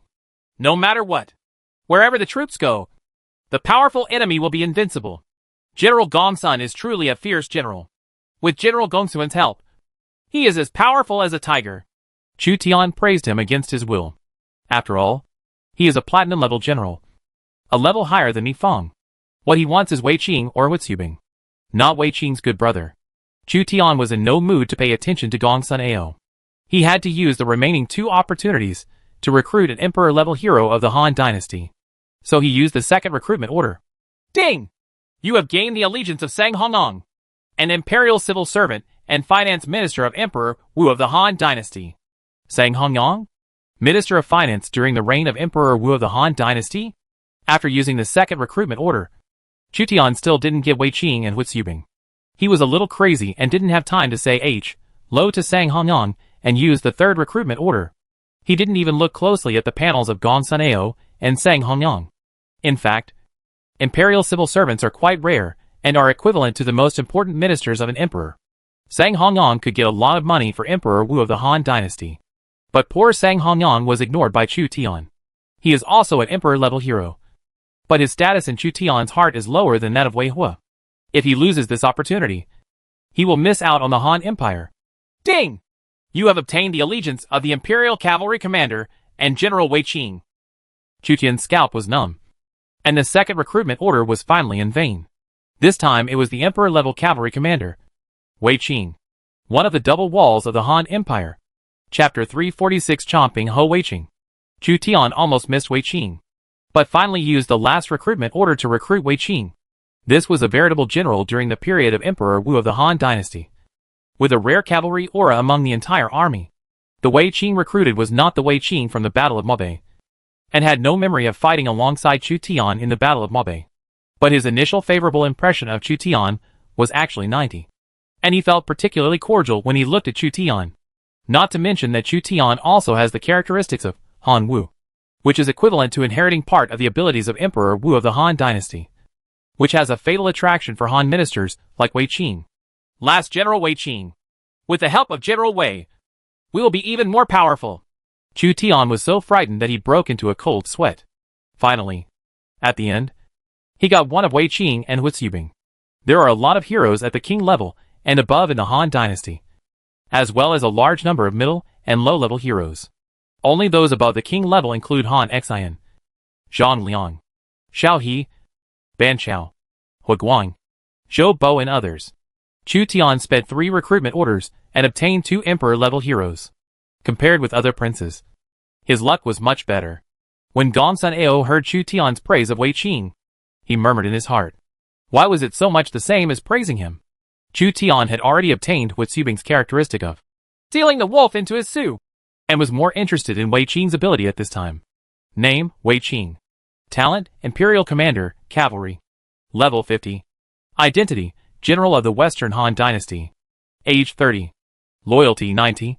Commander, 95, maximum 98. Force, 77, maximum 80. Intelligence, 73, maximum 76. Politics, 50, maximum 59. Charm 81. Physiality, calm. Favorability 90. Feature 1, General Chong Ping Ho, SSS level exclusive feature. Cavalry halo for the entire army. Only applicable to cavalry units. When commanding the Legion on the battlefield. All cavalry attack power plus 10%. Normal march speed plus 3%. Force march speed plus 5%. When the cavalry engages the enemy's morale decreases at a plus 10% speed. A unit can only apply a maximum of 3 army auras. The attack power of Wei Qing's cavalry is additionally plus 15%. Feature 2, Change in Cavalry Tactics, SS level feature. The march speed of cavalry under personal command is increased by 7%. When marching in harsh terrain, non-combat attrition is reduced. When deterring and flanking, or when a surprise attack is successful, the damage to the enemy is increased by 15%. Increased probability of falling into chaos. Characteristic 3, No Danger and No Power, S-level trait. The loyalty of Legion soldiers is not easy to decline, and it is not easy to flee. Special Unit, Yulin Cavalry, 7th level Light Cavalry. Upper limit of 30,000. Chu Tian secretly glanced at Wei Qing's panel. Wei Qing's army aura can improve the combat capabilities of a cavalry regiment and speed up its march. This is the talent of a commander. Ding! The SS level achievement Double Walls of the Han Empire is activated. You can complete this achievement by gathering the 2 heroes Wei Qing and Hu Zubing. Chu Tian received a reminder from the achievement system. Gather together Wei Qing and Hu Zubing. Wei Qing is here with Chu Tian. Chu Tian has consumed all the recruitment orders. It is probably impossible to get Hu Zubing. The special unit owned by Wei Qing is the Yulin Cavalry. The 5 schools of Yulinchi, Hu Ben Army, and Bei Army. Chu Tian has more and more special arms under his command. But they just don't have the financial resources to support so many special arms. After Chu Tian got Wei Qing, he finally breathed a sigh of relief. With either Wei Qing or Hu Zubing, it would be worth going to Mabe to fight for it. Chu Tian turned his attention to Sang Hongyang and Gongsun Ao. He hasn't had time to see what the 2 people are capable of. Name, Gongsun Ao. Talent, Platinum level General, Cavalry type. Commander, 67, Force, 76, Intelligence, 63, Politics, 41, Charm 51. Gongsun Ao's ability is average, so he can serve as a Deputy General of Cavalry under Wei Qing. Chu Tian didn't have much hope for Gongsun Ao. Next is Sang Hongyang.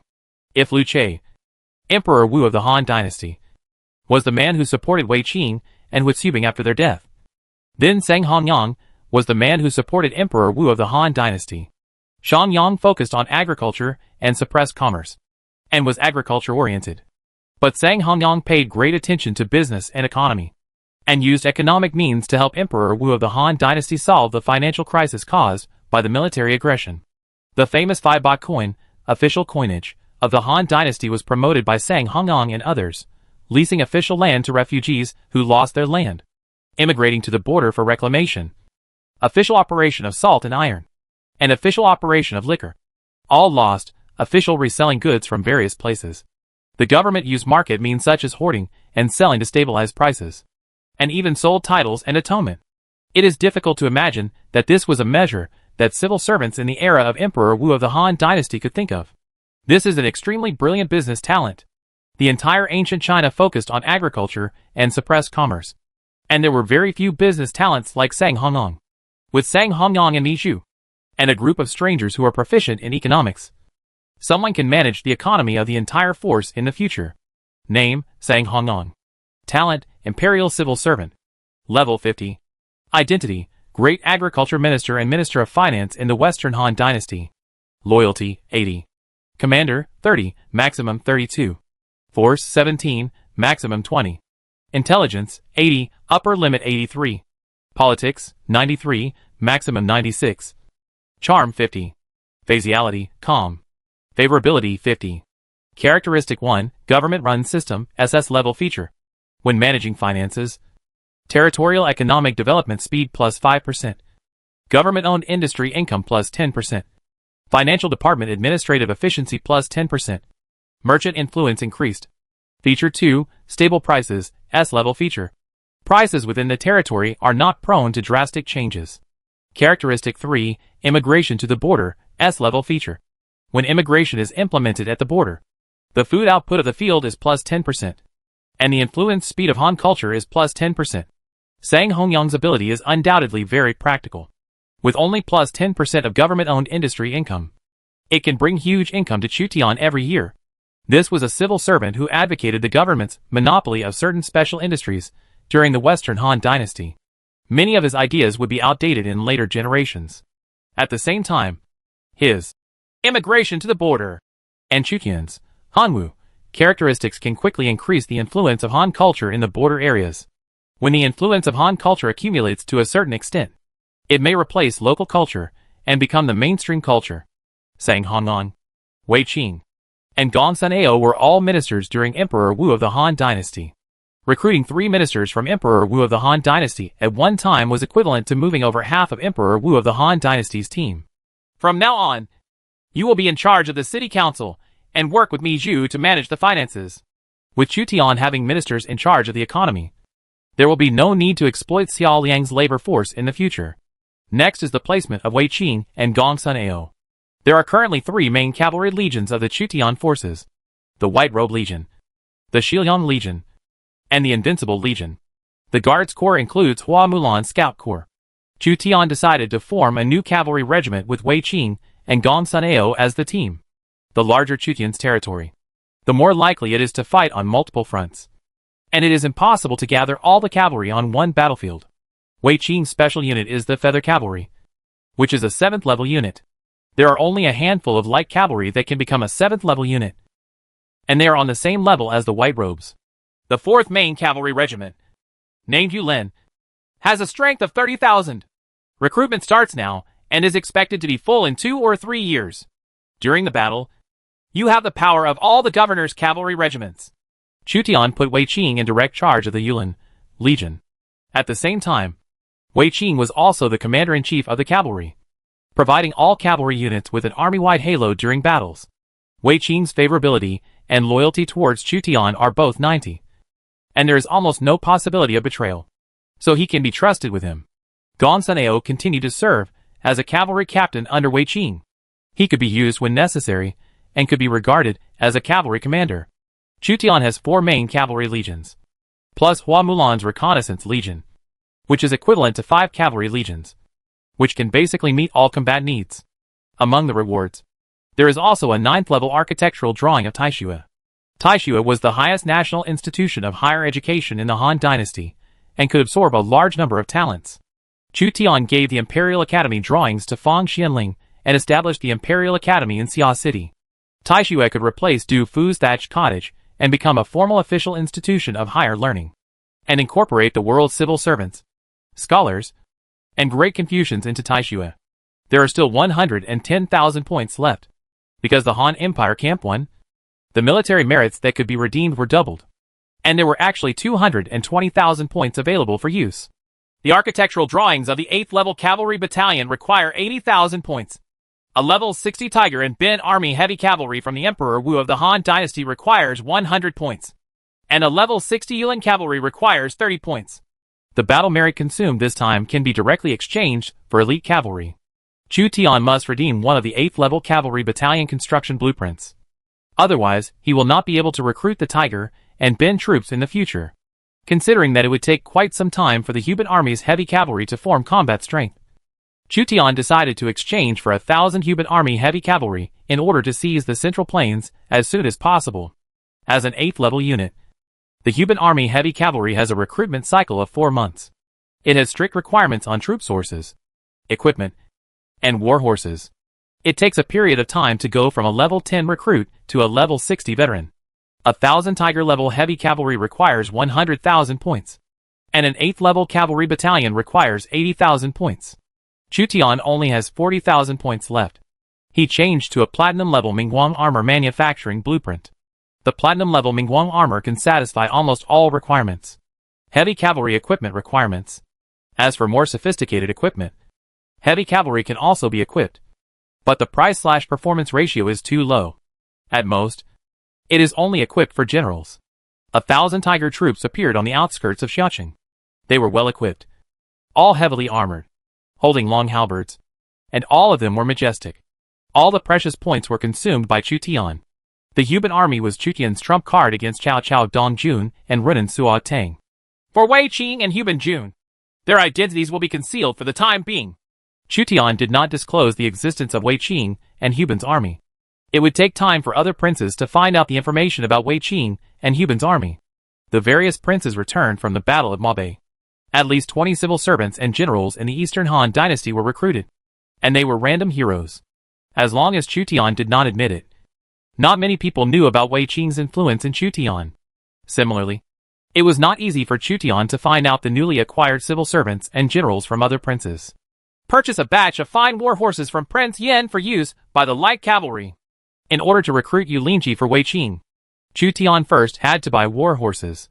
As a light cavalry, the recruitment conditions for the Yulin cavalry are simpler than those for the Huban army.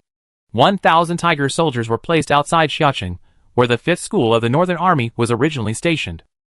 Chu Tian came here specially to review the newly acquired guards. This was the escort of Emperor Wu of the Han Dynasty, and it was Chu Tian's first 8th level legion. The Huban army is more elite than the Tumki camp. Armed Tiger Army. Level, 8th level cavalry. Basic attack power, 32, basic defense power, 30, comprehensive speed, 13. Skills, special heavy cavalry charge. Advanced mounted archery. Forbidden army heavy cavalry, damage received -10%. Characteristics, King's personal expedition, when a hero with monarch characteristics serves as the leader. The Tiger army's attack power +5. Defense power +5. And morale decline rate -10%. Military pay, 18 taels/month. Worthy of being one of the top Imperial Guards. The Tiger Guards have impressive attributes, but their monthly military pay is also extremely high. 3 days later, all the armies went to pay state and defeated Tang Dynasty in one fell swoop. I have a hunch that Tang Dynasty will not sit back and watch Cao Cao be destroyed. Chu Tian sent the cavalry and Huban troops returning from Mabe to pay state instead of dealing with Cao Cao. Only by defeating Cao Cao's reinforcements would Cao Cao, who was desperate, choose to surrender. In addition, Yu Jin was brought to Xia City from Jibei Kingdom and temporarily imprisoned in a dungeon. In addition to using recruitment orders to obtain specific generals, many generals were captured by Chu Tian and surrendered. At present, Chu Tian has 2 prisoners in his hands. One is Chao Jiyui, who was captured when he attacked Taishan County, and the other is Yu Jin, who was captured in Jibei Kingdom. As one of the 5 good generals, Yu Jin's commanding ability is not weak. Unfortunately, he encountered a joint attack by Lo Yi, Li Guang, Li Xiaoning and others, so he was defeated and captured.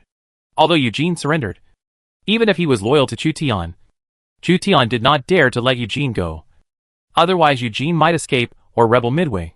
After all, after Guan Yu captured Eugene, he was imprisoned in Jiangling and was not used immediately. Ding! Ekaterina, a player from the Grand Duchy of Moscow, applies to add you as a friend. When Chu Tian returned to the Eastern Han Dynasty, Ekaterina harassed him 8 times instead of 10 times. Finally, the impatient Chu Tian chose to agree. Chu Zimu, I heard that you were missing, but I didn't expect that you came back alive. It's really regrettable. This is the 3rd national war in the 6 years of the Lord's calendar. I will defeat you and make you suffer defeat and become a prisoner. Messages kept coming from Ekaterina. Chu Tian never paid any attention to this annoying woman.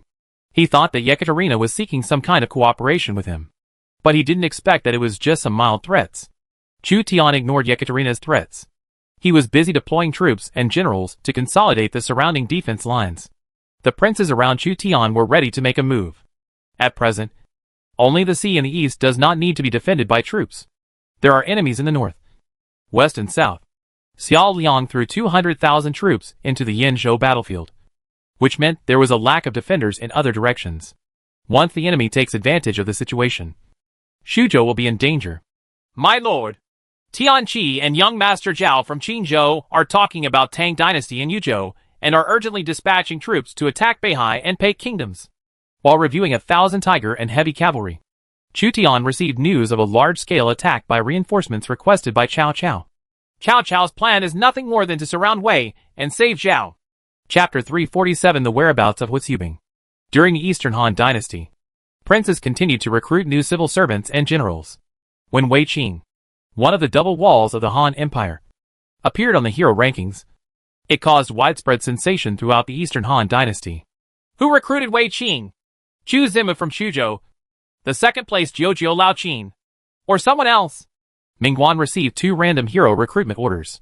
He received Zhu Neng, the cavalry commander of the Ming Dynasty, and Fan Wencheng, the founding prime minister of the early Qing Dynasty.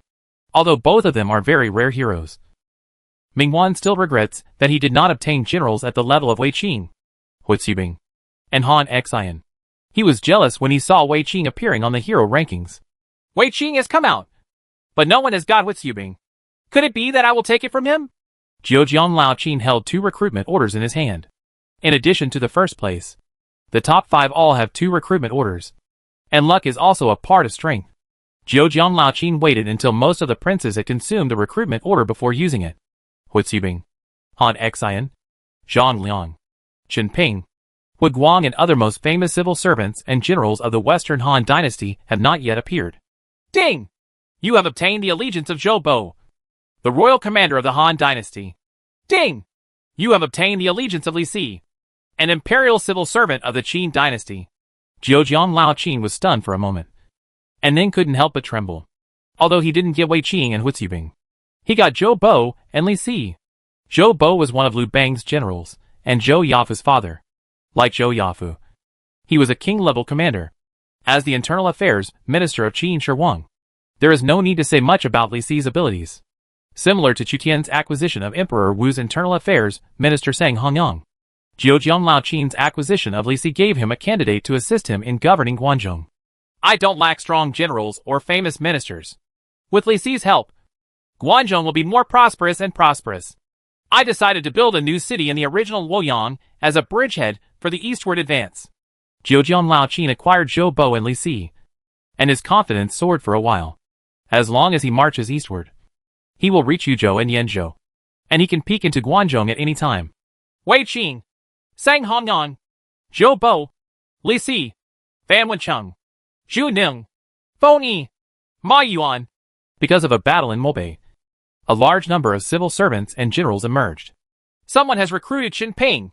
Players of the Eastern Han Dynasty were shocked when they found Counselor Chen Ping's name in the hero rankings. Chen Ping was a counselor of the same level as Zhang Liang and Fan Zhang during the Chuan War for hegemony. He had 6 surprising plans.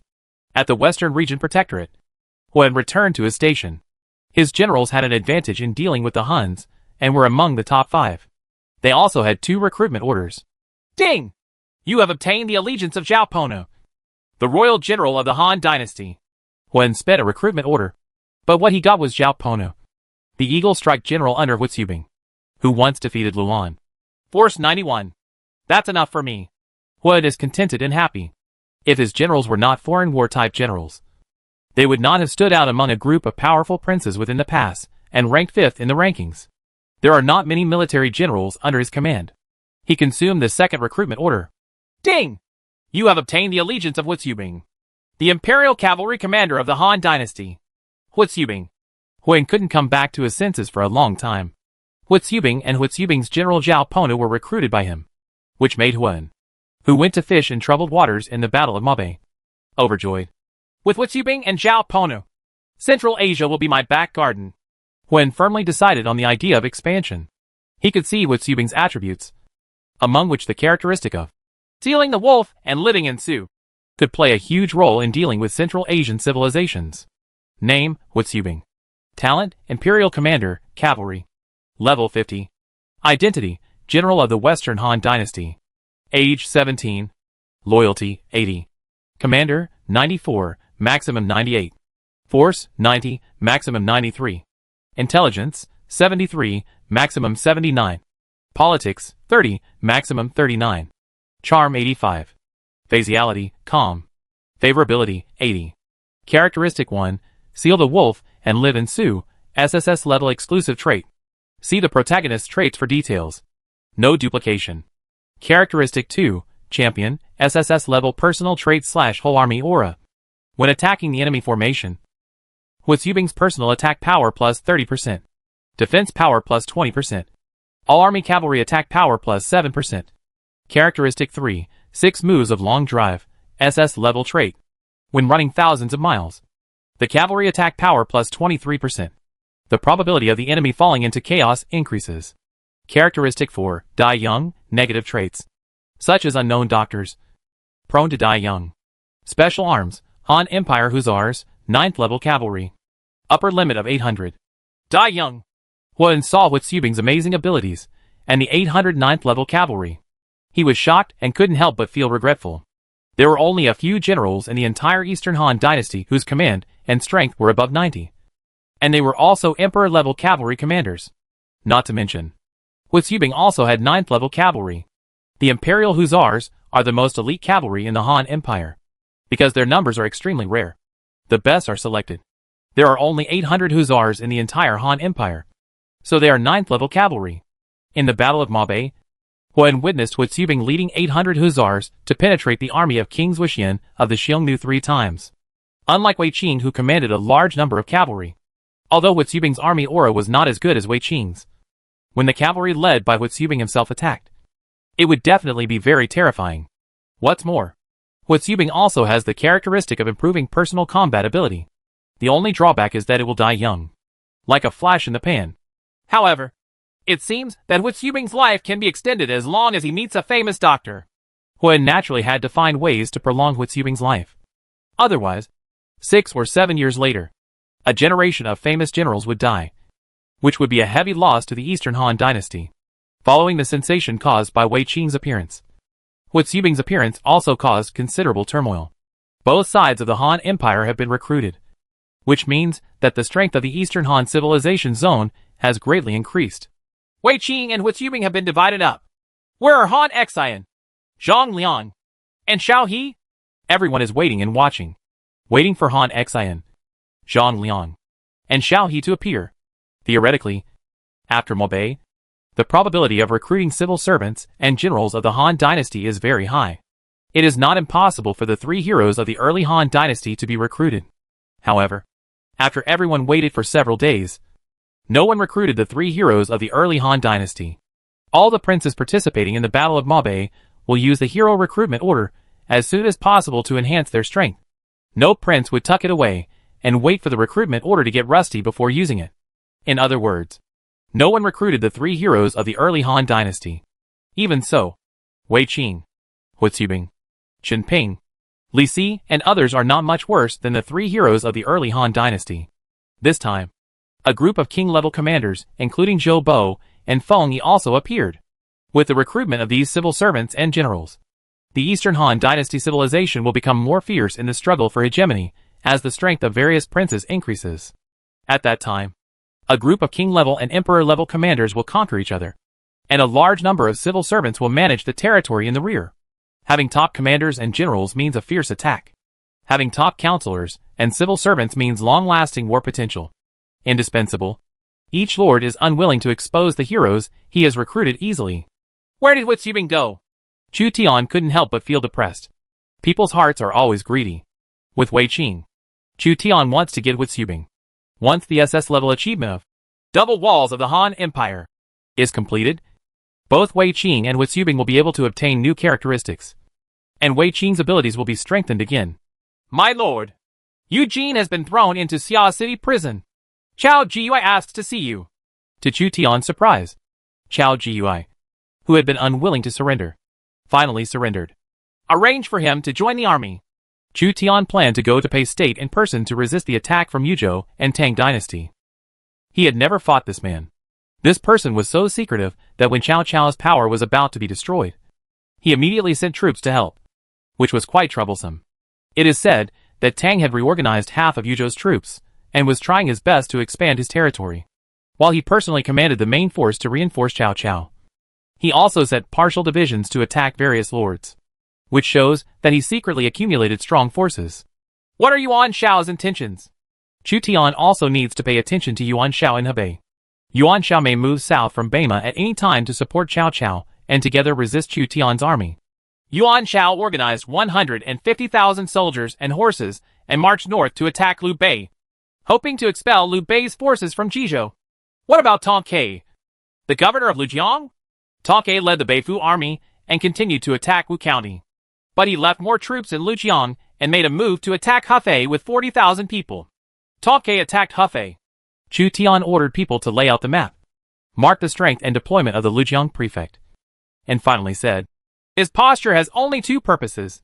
One is to delay our troops in Huainan so that the troops in Huainan cannot go north to support Xuzhou. The other is to delay our troops in Huainan. Second, once we are defeated in the north, he can easily capture Hefei and Shouchuan. Just let Su Sheng and Lu Fu guard Huainan. There is no need for Su Sheng and Lu Fu to participate in the Northern War. Knowing his current opponent, Chu Tian focused on the Eastern Han Dynasty's hero rankings.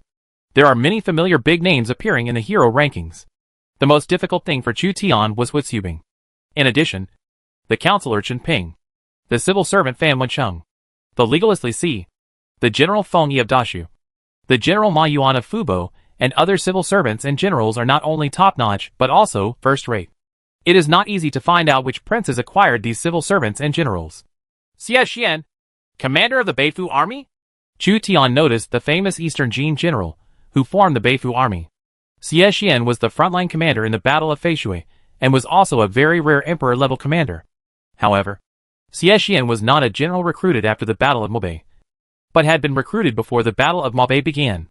In Lujiang County, Tong Kai, the prefect of Lujiang, once again formed the Beifu army and went to attack Jiangdong. If it weren't for the fact that there were many powerful princes in Jiangdong, Tong Kai would choose to attack Huainan. Thousands of warships were flowing down the Yangtze River. Tong Kai stood on the towering ship and looked down at the mighty Yangtze River, knowing that he had to race against time. This time I have a military advisor working for me, and Jiangdong is at my fingertips. He looked at the military advisor beside him. This was the advisor he had recruited during the Chuhan conflict. He was the second advisor after Zhang Liang, Chen Ping. Although Tong Kai was just fishing in troubled waters in the Battle of Mobei, he was very lucky. With a recruitment order, he recruited the emperor-level counselor Chen Ping. Chen Ping said modestly, my lord has such a commander-in-chief. Even if he does not need subordinates, it is only a matter of time to seize the counties in Jiangdong. Chen Ping refers to Xie Xian, the commander-in-chief of the Beifu army, and Lu Laoji, the fierce general. Without these generals, Tong Kai would not have been able to capture the entire Danyang County and half of Wu County and gain a foothold in Jiangdong. Tong Kai looked to the north uneasily. The military advisor is unaware that a powerful prince is trying to unify the Central Plains. If we cannot get Wu, Kuaiji, and Yuzhong counties before he unifies the Central Plains, it will be in danger. Tongchua's territory includes Lujiang County, Danyang County, half of Wu County, and half of Yuzhong County, which is equivalent to 3 counties. He must at least unify Jiangxi and Jiangnan before he can be qualified to compete with Chu Tian for Huainan. Chen Ping still doesn't understand the terror of Chu Tian, who dominates Qilu and Huainan. Chu Tian had counselors such as Fong Mao, Du Duan and Gui Jia under his command, who were no less important than Chen Ping. My subordinates heard that my lord has a sworn brother, Sun Jian, the governor of Changsha. I also heard that Sun Jian was suppressed by Lu Biao, the shepherd of Jingzhou, and Yang Shilang, the governor of Nanjun, and it was difficult to do anything. Why doesn't my lord annex Sun Jian and use his civil servants and generals for his own use? That's what I meant. Otherwise, I wouldn't have sworn brothers with Sun Jian during the Yellow Turban Rebellion. Tong Kai saw that Chen Ping was really smart, and saw the chess pieces he had laid out when the Yellow Turban Rebellion began. Not only that, but Zhou Yu is also at my disposal. I have the Jiangdong Tigers and the Beifu Army. From now on, Chu Zimu will it is difficult to cross the Yangtze River even half a step. In Qinzhou, the governor Tian Qi and Mr. Zhao once again joined forces to send troops to take back Qinzhou that originally belonged to them. If Chu Zimu captures Yinzhou, Qinzhou will definitely not be able to hold it. Mr. Zhao, you lead a group of soldiers and horses to attack Beihai Guizhou County. Since Li is going to Yinzhou, the commander of Beihai Kingdom in Qinzhou should be Zhou Yafu. I personally talked with Tian Shan, and Tian Ji attacked Taishan County and forced it to withdraw from Yinzhou. Tian Qi and Zhao Gongzi divided their forces. They had 4 counties in total and could assemble an army of 100,000. At the same time, Yuzhou said Tang also mobilized more than 100,000 troops to share Cao Cao's pressure. Tong Kai, the prefect of Lijiang, stationed 40,000 troops to spy on Hefei. Tian Qi, Zhao Gongzi, Xu Tang, and Tong Kai have all sent troops to attack or delay. But Yuan Shao did not go south, but went north to attack Liu Bei. The envoys sent by Cao Cao all responded. But Yuan Shao, whom Cao Cao regarded as his greatest reliance, did not go south. After learning that Yuan Shao was going north, Cao Cao couldn't help but sigh. Yuan Benchu is short-sighted and will be captured by Chu Zimu sooner or later. Sun Yu took the initiative to propose to Cao Cao. Lu Yi's offensive is like a tiger. My lord can send Zi Shao to guard the city and gather all the elite troops to attack Pangwan. Pangwan lacks resourcefulness and can win with just a little calculation. Pangwan has been at war with us for many years. He has a proud personality and is unwilling to be inferior to others. If we can take advantage of this, we can indeed plot against him. It is not easy for Chu Zimu to defeat me. What I lost from Chu Zimu will be lost from Gongziwen. Take it back from your hands. There should be more than 1,000 tiger and leopard cavalry accumulated over the years. Even in the Battle of Mabe, I am not willing to use the tiger and leopard cavalry easily. Chapter 348 Pangwan, Cao Cao and Guijia. In Dongjun, Wei soldiers equipped with 3 layers of armor and a large number of infantry marched towards Puyang. General Pangwan commanded an army of 60,000 to capture Dongjun for Gong Ziwen. Gong Ziwen decided to attach himself to Chu Tian, and Pangwan indirectly became Chu Tian's general. The situation is extremely favorable to the coalition forces of Chu Tian and Gong Ziwen. Correspondingly, Cao Cao's power was in serious trouble, and only the 2 counties of Dongjun and Qinlu were left, turning them into small vassals like Gongziwen. After being beaten from a large prince to a small prince, Cao Cao was in a difficult situation and was almost on the verge of destruction. As long as I make great contributions in the battle to eliminate Cao Cao, I can become a general in the future. Pangwan defeated Cao Jun one after another, and joined forces with Su Rong and Huaxiong Shiliang army to advance, fighting hard to gain military merit. If he became Chu Tian's general in the future, Pangwan would also like to be in a high position and hold great power. He didn't think he would be worse than Chu Tian's generals. Tens of thousands of Chao's troops are found ahead. A cavalry scout holding the reins came back to report to Pangwan. Cao Jun did not hold on to the city and dared to fight with my soldiers in the wild. Just what I want. Inform Su Rong of the Shiliang army to meet me 30 miles away. Pangwan sent cavalry to inform Su Rong, and then personally led 1,000 Wei soldiers and 10,000 elite soldiers as the vanguard, riding horses and marching quickly, hoping to meet Cao Jun in the wild. Cao Cao had Cao Ren, Cheng Yu, and Sun Yu guarding the city, which was easy to defend but difficult to attack. Pangwan repeatedly attacked Dongjun to no avail.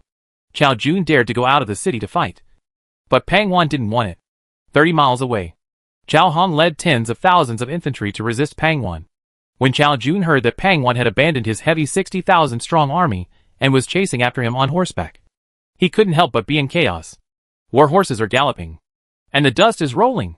Pang Wan was good at commanding infantry. When he led 11,000 mounted infantry to catch up with Chao Hong, he immediately ordered all the infantry to dismount and fight Chao's army.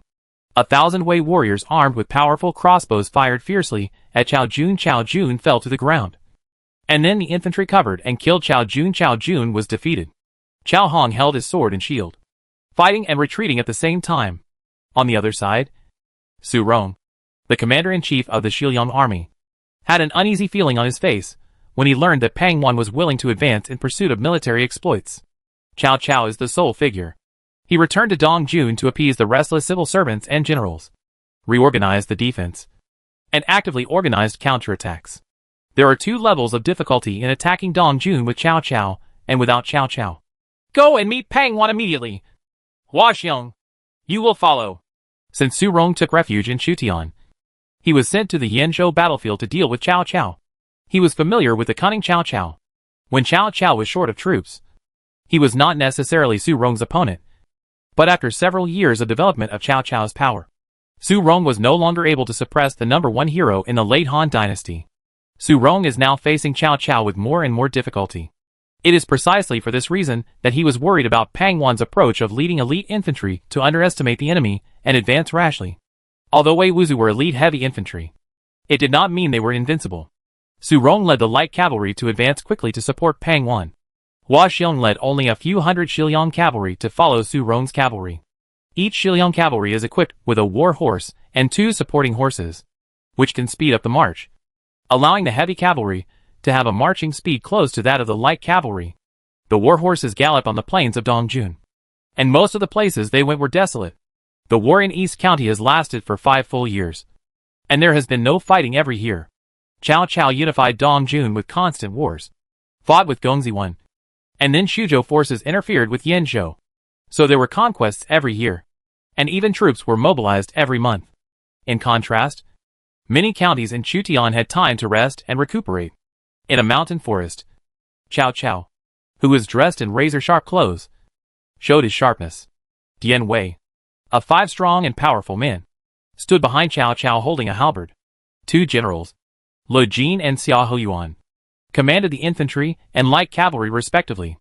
In addition, the young General Cao Chun supervised more than 1,000 tiger and leopard cavalry. All Cao Cao's generals had firm eyes. This was their last counterattack. If Pang Wan can be defeated, the pressure faced by Yanzhou will be greatly reduced, and there may not be any chance of turning defeat into victory. The scouts in front galloped into the forest and whispered in their ears, "Pang Wan has fallen into the trap." Cao Cao was overjoyed. The strategy formulated by the mastermind Sun Yu for Cao Cao was to start with easy things and then with difficult ones.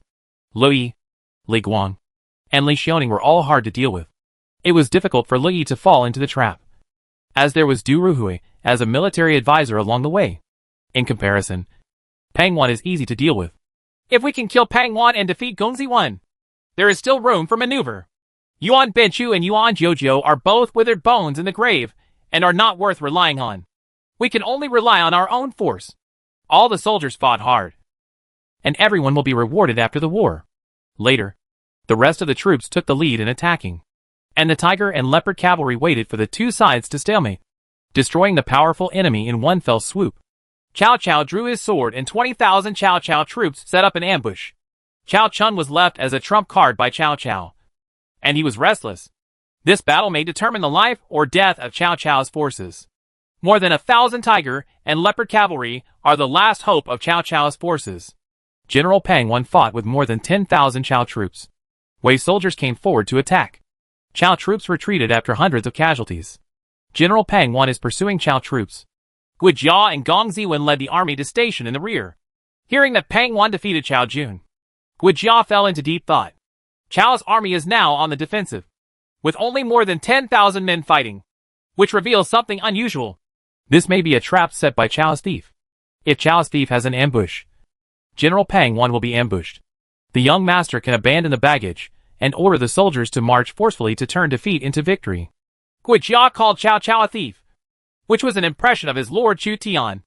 In order to prevent Gu Jia from accidentally returning to Cao Cao's arms, Chu Tian gave Cao Cao a nickname. Gu Jia actually called me like this. Xiao Liang lent Guijia to Gong Ziwen in order to make up for Gong Ziwen's lack of counselors. Gong Ziwen knew what Guijia had probably seen, so he issued an order to all the soldiers. Follow the military advisor's order. Abandon all baggage and march by force. Be sure to support Pangwan in time. Yes. At Gong Ziwen's urging, only 10,000 soldiers and horses were left to guard the food and grass, while the remaining 40,000 soldiers marched lightly. In the southern suburbs of Pyong, Pangwan led Wei soldiers and 10,000 light infantry to pursue Cao Hong and stepped into Cao Cao's ambush. Cao Cao ordered people to cut down the big trees and block the road. When Pangwan was unable to advance or retreat, ambushes appeared everywhere, and crossbows and arrows were fired. Arrow rain covered the sky. Wei soldiers held up their shields and used their halberds to deflect the incoming crossbow arrows. From time to time, crossbow arrows hit the shield, or were knocked away by the iron halberd, and the crossbow arrows flew around. 1,000 Wei soldiers formed a circular formation and used 12 stone crossbows to fight back. The two sides fired crossbow arrows at each other continuously. The Wei soldiers were still able to withstand the ambush, but the low-level light infantry fell into Cao Cao's ambush and suffered heavy casualties. More than 1,000 light infantrymen were killed by the crossbow arrows of the ambush and fell to the ground. As expected of Wei Wusu, he is truly an elite division. Over the past few years, if Wei Wusu had not blocked my advance, I would have captured young Master One. Cao Cao saw that Wei Wusu, who was a heavy infantry, suffered little loss, and felt a big headache for Wei Wusu. He has been tortured by Wei Wusu for several years. All the soldiers will follow me to fight the enemy bravely. The chance of victory is today. Facing the critical situation, Cao Cao could only go into battle personally and go all out. He only has 2 counties and is no longer a big prince, but a small prince. Zhang Liao was injured and Eugene was captured. Cao Cao could only go into battle himself, but Chu Tian had already forced him into a desperate situation. Cao Cao personally led the infantry, and Lu Jin served as the deputy general of the infantry. At the same time, he rushed out to attack Pangwan. Xiao Huyuan's light cavalry galloped and shot, taking the lead and destroying the light infantry in the rear. The battlefield was full of arrows and shouts of killing.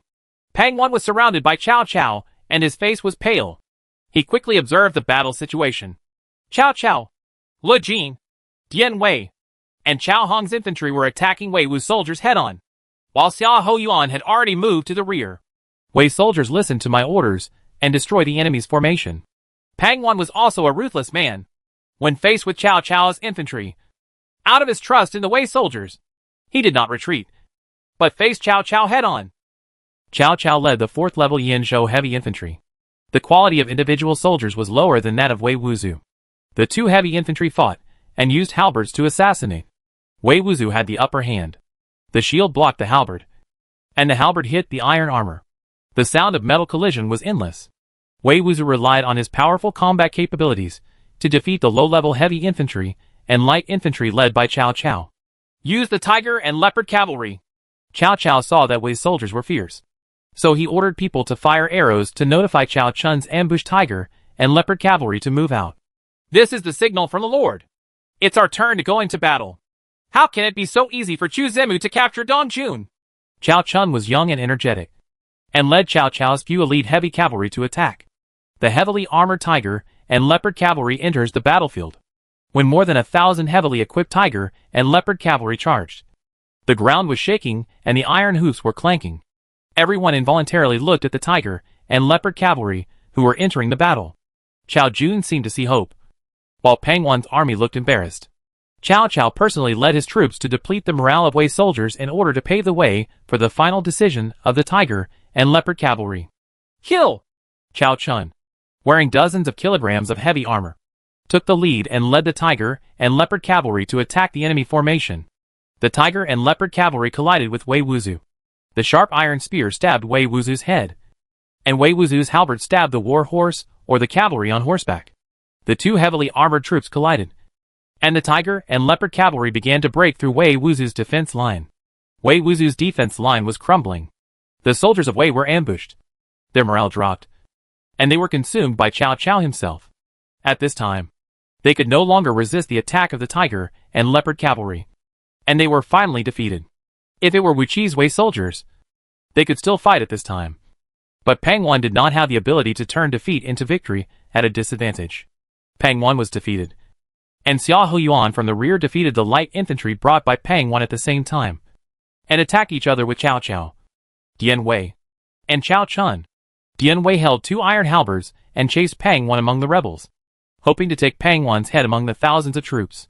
The soldier of Wei was stabbed Dian Wei with a halberd, but Dian Wei caught it with a short halberd, and killed the soldier of Wei with one move with another short halberd. Unless Wei's soldiers gather into a square formation, facing Dian Wei alone is not a one-time enemy. When Pang Wan saw that Wei's soldiers were in pieces under the attack of the tiger and leopard cavalry, he had no shame to go back to see his lord, let alone join Shuzhou Mu in the future. So he drew his sword and planned to commit suicide before Dian Wei captured him alive. General, reinforcements have arrived. There is no need for them. Before Pang Wan committed suicide, he was stopped by his own soldiers. Pang Wan looked to the rear. Dust was rolling in, and shouts of killing were everywhere. Sure enough, reinforcements were arriving.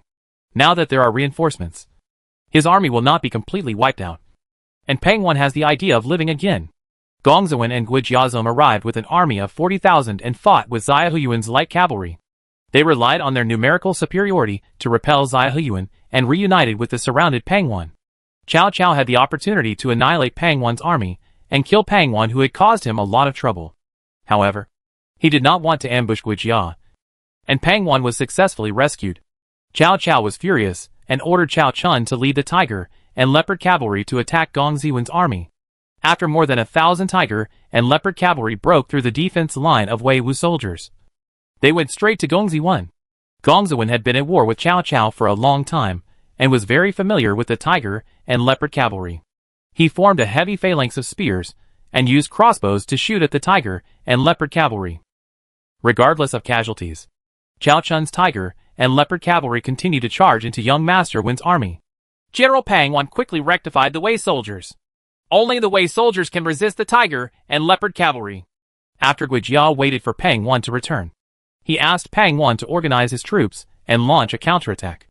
Pang Wan felt ashamed and gathered Wei Wu soldiers, but less than 700 people were left. However, with the reorganized army, Wei Wuzu once again resisted the tiger and leopard cavalry. The threat posed by the tiger and leopard cavalry was reduced, and they were unable to completely destroy the 40,000 troops of Gong Ziwen and Gui Jia. Cao Cao still had the advantage, because Cao Cao had far more generals than Gong Ziwen. At the same time, Cao Cao's commanding ability was better than that of Pang Wan, and generals such as Xia Huyuan, Dian Wei, and Le Jin fought bravely, and Gong Ziwen's troops were killed in large numbers. According to the itinerary, Su Rong should have arrived. Faced with the constant death of his own soldiers, Gui Jia did not panic. Instead, he patiently waited for Su Rong to respond. Based on his recent understanding of Su Rong should come to support him. Dian Wei, let me kill the enemy myself. Cao Cao planned to rush to the front, boost morale, and capture Gong Ziwen and Gui Jia in one fell swoop. Lord, there is a cavalry group coming from behind, trying to cut off our army's retreat. Just as Cao Cao was expanding his victory, the ghost-like Su Rong appeared again. Su Rong detoured to Cao Cao's rear and attacked Cao Cao from the rear. It must be Su Rong again. Cao Cao was harassed by Su Rong's ambushes, food deprivation and other tactics, and suffered terribly. Su Rong avoided a head-on battle with Cao Cao, but instead posed a greater threat to Cao Cao. The situation is over. We cannot kill Pang Wan and destroy Gong Ziwen today. We will miss a good opportunity. Cao Cao led his army to retreat. Lu Jin and Dian Wei protected Cao Cao from breaking out. Cao Hong and Xia Huyuan fought hard at the rear. Pang Wan, Gong Ziwen, and Gui Jia took the opportunity to launch a fierce attack and regain the city. Cao Chun's tiger and leopard cavalry was the vanguard. Su Rong was unable to stop the attack of the tiger and leopard cavalry without the presence of the Shiliang cavalry, allowing Cao Cao to retreat. However, Su Rong's light cavalry used mounted archery to cause considerable casualties to Cao Cao. The military advisor is indeed very clever, although I dare not say that our side won this battle. It was not a disastrous defeat. Gong Ziwen gathered all the officers and soldiers and temporarily stopped the troops. He thought it was strange that Gui Jia, the counselor who was supposed to be recruited by Cao Cao, instead caused Cao Cao a small loss. Chapter 349 Cheng Yao Jin and Mi Fang. In Donglai County of the Jiaodong Peninsula, a group of special talents, miners, and strangers who have mastered exploration skills came here to explore for gold mines under the orders of Shuzhou Mu. Donglai County is located on the coast of the Yellow Sea and the Bohai Sea. It is not well known in the Eastern Han Dynasty. All the players know is Donglai Taishar Ci. But since the Song and Yuan dynasties, the gold mines in Donglai County have occupied a pivotal position. The local talents of the Eastern Han Dynasty did not know the location of the gold mines in Donglai County. So Chutian arranged for people who were familiar with geology and minerals to help the miners search for the Jiaodong gold mines. Lord may not be the same as the real world, and Chutian is not sure that he can find the Jiaodong gold mine in Donglai County by sending an exploration team. The exploration team explored Donglai County for several months, exploring according to the location in the alien's impression. Under the command of Zheng Zhilong, the Fubo army completely pacified Donglai County. He stationed in Huang County, the seat of Donglai County, to suppress possible rebellions and to eliminate mountain bandits and water bandits in Donglai County. General, the exploration team discovered gold mines in the Yucheng County area. This is a secret message from the exploration team. Please forward it to the Lord's mansion in Xiaoqing.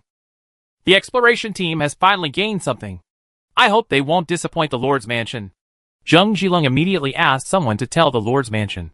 There is more than one gold mine in Jiaodong.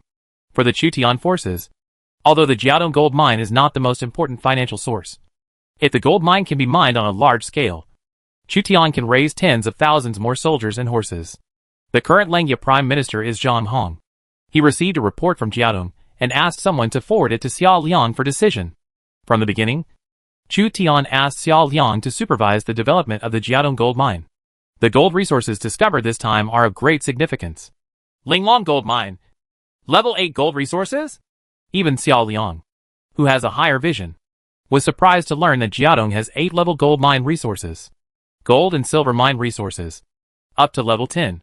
And level 8 gold resources are enough to mine for a long time. Immediately recruit 2,000 refugees and 500 miners from Donglai County to mine the Linglong gold mine. If the production in the first year is sufficient, more labor will be sent later. Xiao Liang knew that the more miners he sent, the better. There is a marginal benefit to mining gold. The more miners there are, the lower the unit output is likely to be. At the same time, a group of miners must be sent to trial mining first, and then the number of miners can be increased as appropriate. The first gold mine was discovered in Donglai County, and the exploration team soon began searching for the second gold mine. The Jiaodong Peninsula became the treasury of Chutian's forces. After the Jiaodong gold mine was mined, Chutian would have gold to buy excellent war horses used by high-level cavalry. In Guizhou County, Beihai, the general Zhou Yafu was besieged by Zhao Gongzi's general Shui Wanche in Dorgan. But he didn't care much. He fortified the city, sent a cavalry force to invade Prince Zhao's food route, and recruited Zheng Zhilong, who was currently stationed in Donglai County, to lead the Fubo Corps to come for support. All the populations of villages and towns near Zhu County were moved to Zhu County in advance by Zhou Yafu. The population of Zhu County increased to 1 million. With clear fields and solid walls, which were impregnable. Zhao Gongzi's army was unable to collect grain and grass from the Jushian area and could only transport grain from Linzi. She stated. During the transportation of grain, they were harassed by the cavalry sent by Zhou Yafu from time to time, which was quite embarrassing. Tian Dan and Tian Ji attacked Taishan County. You go back and defend Taishan. I can put pressure on Dongjun by myself. Along with Lo Yi, he sent Li Guang, Du Ruhui, and Li Xiaoning to rescue Taishan, and attack Dongjun with only himself and his guard Zhou Song. For a commander at the level of Li, he can advance and retreat calmly even if there are no friendly troops.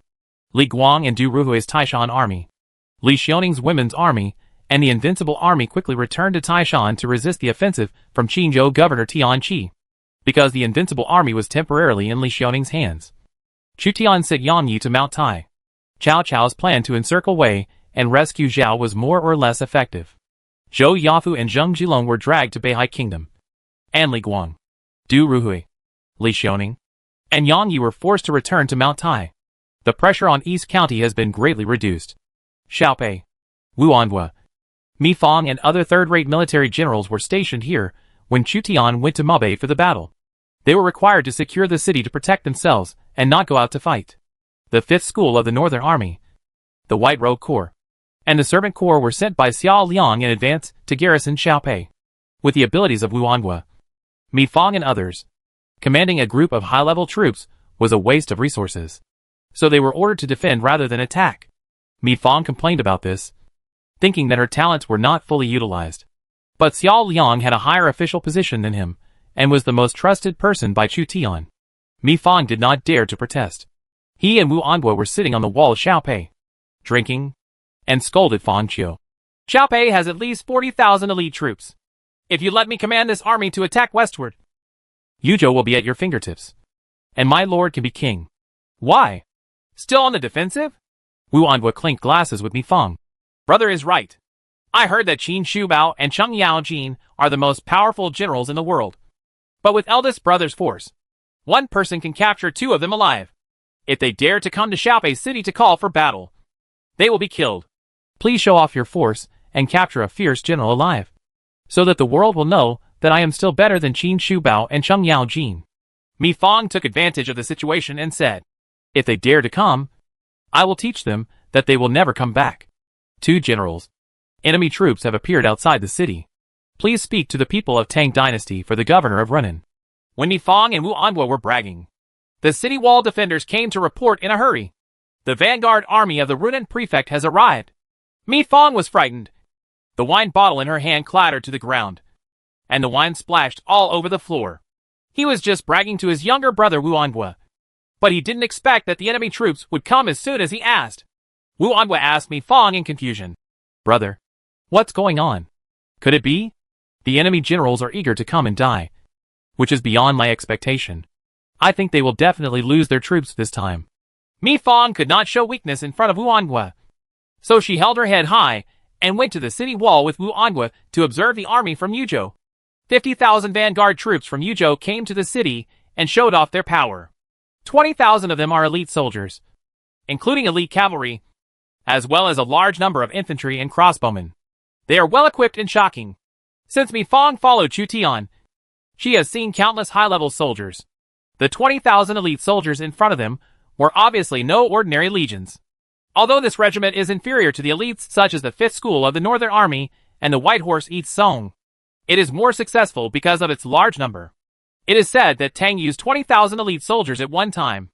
Mi Fang had under his command the infantry battalion, shooting battalion, and cavalry battalion from the 5 schools of the Northern Army, as well as the White Robe Corps, the Servant Corps, the Donghai Defense Corps, and the Xiaopei City Defense Force. But he felt timid. These elite regiments in Mi Fang's hands may not necessarily be a match for the Yuzhou army under the city. The enemy general has called for formation. The defenders of Xiaopei shouted. Mi Fang and Wu Anhua simultaneously looked at the Yuzhou generals calling for formation below the city. This man looks rough and drags a Xianhua axe. He wants to challenge the guard to a fight to the death. Yuzhou's 50,000 vanguard army camped calmly under the city. It was obvious that the commander of the other side was someone else. The person who came out to call for formation was just a general, not a commander. Brother, this person seems to have some strength. Let me, Beihai Iron Hammer Wu Anhua, go down and kill him with one hammer. When Wu Anhua saw that a general from the other side was coming to challenge him, he couldn't hold himself back and wanted to go out of the city to challenge him. One-on-one battles between generals are not common, but it is not uncommon. If you can kill the general on the battlefield, the morale of the enemy will be greatly reduced. Mi Fang always had a bad feeling when she saw the generals using big axes as weapons in the city. He had a good relationship with Wu Anhua and was unwilling to let Wu Anhua take risks. So he sent a deputy general to fight. The city gate opened, and a military general holding a red tassel gun galloped out to fight the axe-wielding general. This is a general selected from the martial arts examination. His martial strength reaches 73, but his commanding ability is only 47. So he is assigned to Mi Fang as a guard. Mi Fang's ability is mediocre, but her power status in Chutian is not low, because the Mi family provided huge help to Chutian's early development and its entry into Shuzhou. So sometimes Chutian would give preferential treatment to brothers Mi Zhu and Mi Fang. Mi Fang's bodyguard came out of the city to confront the general with an axe, and asked, "Who are you? Don't you know that Xiaopei is defended by General Mi Fang, the unparalleled general of Shuzhou, and you dare to come and die? I can kill you without our general taking action." Shuzhou Wushuang General. Cheng Yaojin dragged the Xianhua axe and couldn't help but be on guard secretly. The opponent's background is so great that General Mi must have the courage to do anything. You need to be careful in this battle. Otherwise you may be killed by your opponent in one round. His lord said that Tang and Qin Qiang went to Chiao County in Yuzhou, and there was someone else commanding the 50,000 Yuzhou vanguard army. It is said that Tang knew what level Mi Fang was, and did not care about Mi Fang's force. So he did not mention Mi Fang to Cheng Yaojin. As a result, Cheng Yaojin felt like he was facing a powerful enemy. If Mi Fang is Xuzhou's unparalleled general, then the generals who can serve as Mi Fang's guards may have higher military strength. Cheng Yaojin held the Bagua Xinhua axe in his hand, rode a war horse, and cautiously dealt with Mi Fang's guards. For a moment, he didn't even dare to make a move. Seeing Cheng Yaojin's timidity, Mi Fang's guards thought Cheng Yaojin was no match for him. So they were overjoyed and took the initiative to attack Cheng Yaojin with the red tassel spears. This time, my life is in danger. Cheng Yaojin bravely stepped forward to fight Mi Fang's guards. In Cheng Yaojin's opinion, Mi Fang's guard strength was at least 97 or 98. The two of them fought. Mi Fang's guard gun was flying like a dragon, flying sand and rocks. With a clang, the spear was blown away by the giant axe, and Cheng Yaojin took advantage of the situation and killed Mi Fang's guard off his horse. The Yuzhou army and Xuzhou army were silent. Even Cheng Yaojin was stunned, and the guards of General Xuzhou Wushuang could not hold out for even one round. Brother, the enemy general seems to be very powerful. I am no match for him. Maybe only eldest brother can capture him. Seeing that Cheng Yaojin easily beheaded Wu Anhua, he suddenly realized that he was no match for Cheng Yaojin. Mi Fang's face was uglier than crying at this time. He kicked an iron plate this time. Mi Fang competed with the guard in private, but most likely she couldn't beat the guard. Even the guard with a force of 73 was killed by Cheng Yaojin. How could he, a general with a force of less than 70, fight against Cheng Yaojin? In order to maintain a tall image in front of her younger brother, Mi Fang coughed twice. Wu Anhua, my lord often told me that a good general should attack a city with 100,000 troops and not show off the courage of a single man. This is my lord is testing me. So what if the general under the city can kill 100 people? Can he capture the Xiaopei I'm defending? After listening to Mi Fang's explanation, Wu Anhua felt that this was indeed the case. This was probably the reason why Mi Fang could become a lieutenant general, while Wu Anhua was only a captain. Cheng Yaojin killed a Xuzhou general and found that the so-called Xuzhou unparalleled general was just an empty show. So his confidence increased, and he called out to the Xiaopei garrison, unparalleled general in the city, if you have the ability, come down and make gestures. Come up if you can. Come down if you can. You come up. Get down. Mi Fang was tired of shouting, so she asked a soldier with a loud voice to stand on the city wall and talk to Cheng Yaojin from a distance. Cheng Yaojin's mouth went dry, and he stopped entangled with Mi Fang and returned to the camp. The commander-in-chief of Yuzhou was ordering craftsmen to build siege equipment in preparation for conquering Xiaopei. When he saw Cheng Yaojin returning to camp, he said, General Cheng just arrived at Xiaopei and killed an enemy general. He made his first contribution. He will definitely be promoted to lieutenant general. Will? Cheng Jijia was indignant. That guy is hiding on the city wall, like a turtle, not daring to go out of the city to fight. And he calls himself Xuzhou Wushuang general. He really insulted such a title. Mi Fang is just a clown. Nothing to be afraid of. If he can't hold on, he is probably being ordered by others. With his talent, defending the city is the most suitable choice. The commander-in-chief of Yuzhou once heard his lord say that Tang mentioned Mi Fang's commander-in-chief talent and thought it was third-rate or fourth-rate. As for how Mi Fang came to serve as a lieutenant general in the Xuzhou force with so many powerful generals, Tang also thought it was incredible. Xiaopei is besieged, and Xuzhou Mu will definitely not sit idly by. At that time, General Cheng can fake defeat and lead the enemy to attack the camp. I will set up crossbowmen behind the camp. Once the enemy approaches, thousands of crossbows will be fired. Defeat the enemy army. The commander-in-chief of Yuzhou calculated that Chu Tian would give up on Cao Cao and rescued Xiaopei first. So he already had a countermeasure. The reason why he said Cheng Yaojin to lure the enemy was because Cheng Yaojin was the opposite of the unlucky Li Guang. He was a lucky general, and the probability of death in battle was very low. Cheng Yaojin agreed. Put it on me! Mi Fang was extremely anxious as she witnessed Yuzhou's 50,000 vanguard army going all out to build siege equipment and set up forts. The opponent's commander was well organized and organized 50,000 troops effortlessly. Various engineering equipment was quickly formed through the efforts of the craftsmen. It's dangerous this time. Mi Fang is not completely self-aware. He usually brags and boasts, which is harmless. In real battles, he has never defeated any generals alone. And all his military achievements are based on rubbing. If Xiao Liang hadn't arranged for the Northern Army's 5 schools, the White Robe Corps, and the Servant Corps to be stationed in Xiaopei in advance, Xiaopei might have fallen immediately. Although the high-level troops such as the 5th School of the Northern Army and the White Robe Legion only have Mi Fang's bonus, they are elite after all. In addition, the defenders are at an advantage and can still hold off for a while. Don't panic, everyone. I heard that the Lord has returned to Xia City a long time ago. He will definitely come to support us when he hears that we, Xiaopei, are being surrounded. Why should we panic? Mi Fang inspected the entire army, but still remained arrogant and spoke decisively. The defenders of Xiaopei were full of confidence when they saw their general, and their morale soared. Chapter 350 Tiger Madman Su Chu. In the manor in Qiao County, tens of thousands of civilians and strangers gathered here, supported by thousands of soldiers, piled earth forts, set up arrow towers, and formed forts to resist the bandits. The Runan Yellow Turban Army once attacked Qiao County, but was defeated by the defenders of this manor. Although the leader here is not a prince, he is powerful in Yuzhou, and many players even come to seek refuge with him to avoid the war.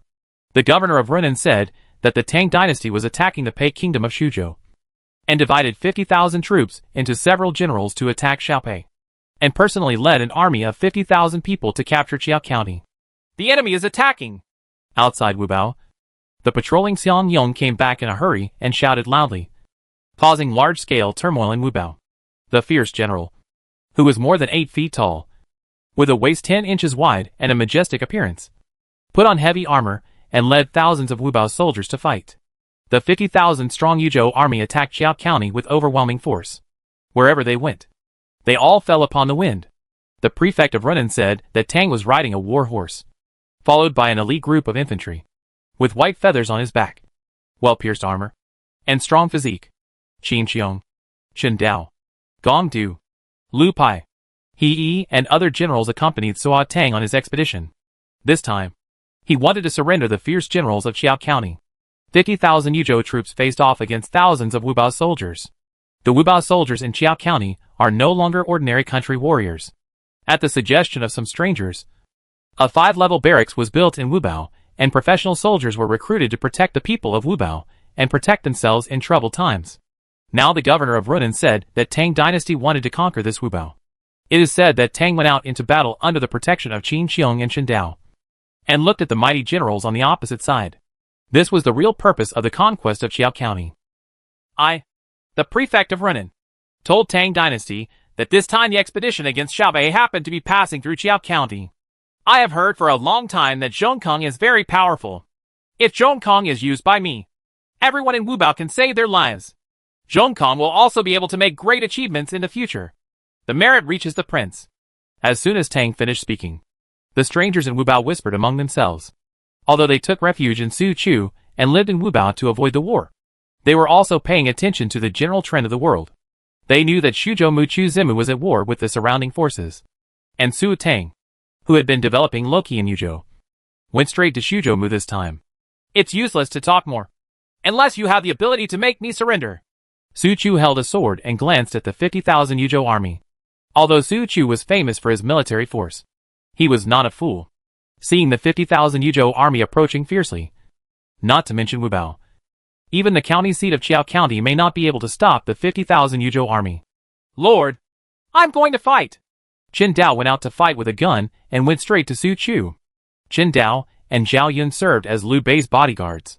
Although their military strength was not at the level of the 5 tiger generals, Tang dynasty still felt confident in letting Chen Dao fight. Chen Dao would not let Su Chu be killed in one round. What general in the Tang dynasty dared to fight Su Chu? The tiger fool? This time he will fall into trouble. I understand. Tang is trying to subdue Su Chu and take Su Chu to fight Chu Zi to the death. The strangers living in Wubao knew Tang's thoughts very well. All players know that if Su Chu can be conquered, Tang's strength will be even higher. Chen Dao has already fought against Su Chu. Su Chu's long sword was powerful and heavy. Chen Dao fought with him. But it was extremely difficult, and he focused on defending. If Zhao Yun could still fight Su Chu, Chen Dao would be weaker after all. With such strength, you dare to come and take my Wu Bao? Su Chu shouted violently. His strength increased greatly, and every move was extremely powerful. Chen Dao's silver spear and long knife collided fiercely, with scattered sparks flying from time to time. Chen Dao is indeed no match for Su Chu, but he has consumed part of Su Chu's physical strength. Qin Xiong, go and capture Su Chu. It is said that when Tang saw that Chen was in trouble, he said Qin Xiong, the most powerful general under his command, to take action against Su Chu. The tiger fool. Qin Xiong rode out with lightning speed, and thrust out the tiger-headed golden spear, which was more violent and swift than Chen Dao's spear. Su Chu swung his sword to block it. The sharp spear head rubbed violently against the blade, making a piercing scream. The blade actually left scratches visible to the naked eye. Chen Dao, please stand down and let me defeat him. Qin Xiong succeeded Chen Dao and attacked Su Chu fiercely. The tiger-headed golden spear swept Su Chu like a violent storm. Su Chu encountered an unprecedentedly powerful enemy and couldn't help but became furious. His sword became even more fierce. The two men were fighting like dragons and tigers, dazzling the spectators and making both sides sweat. Chen Dao and Qin Xiong competed from time to time and knew that Qin Xiong's military strength was higher than his own.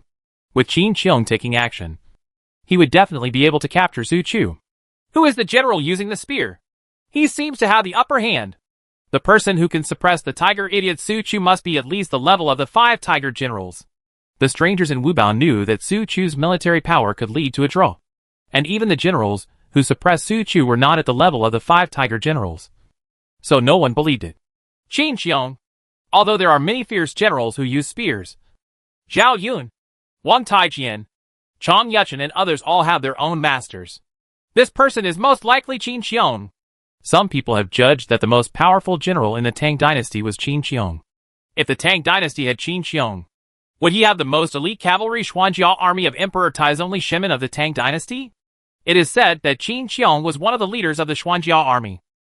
When they heard about the Xuanjiao army, all the strangers in Wu Bao looked around curiously, wanting to know if there was a Xuanjiao army in Tang dynasty.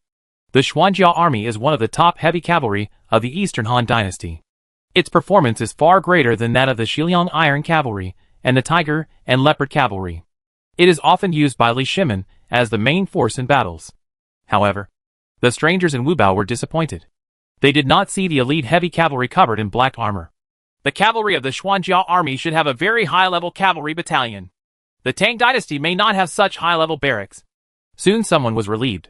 As one of the representative cavalry of the Eastern Han dynasty, and the main heavy cavalry of Emperor Taizong of the Tang dynasty, the Xuanjiao army was not so easy to recruit.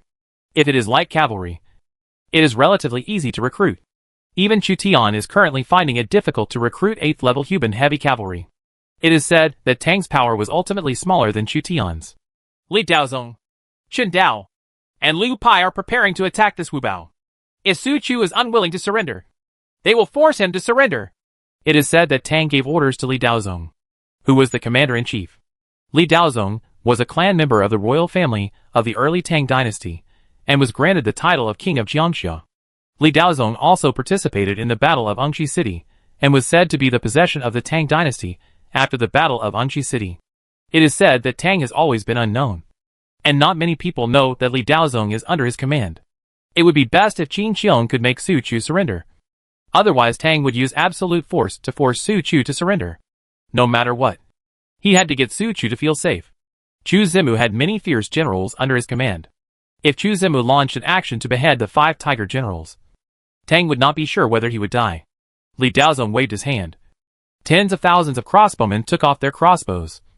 The infantry held shields and halberds, and the cavalry mounted their horses, preparing to attack.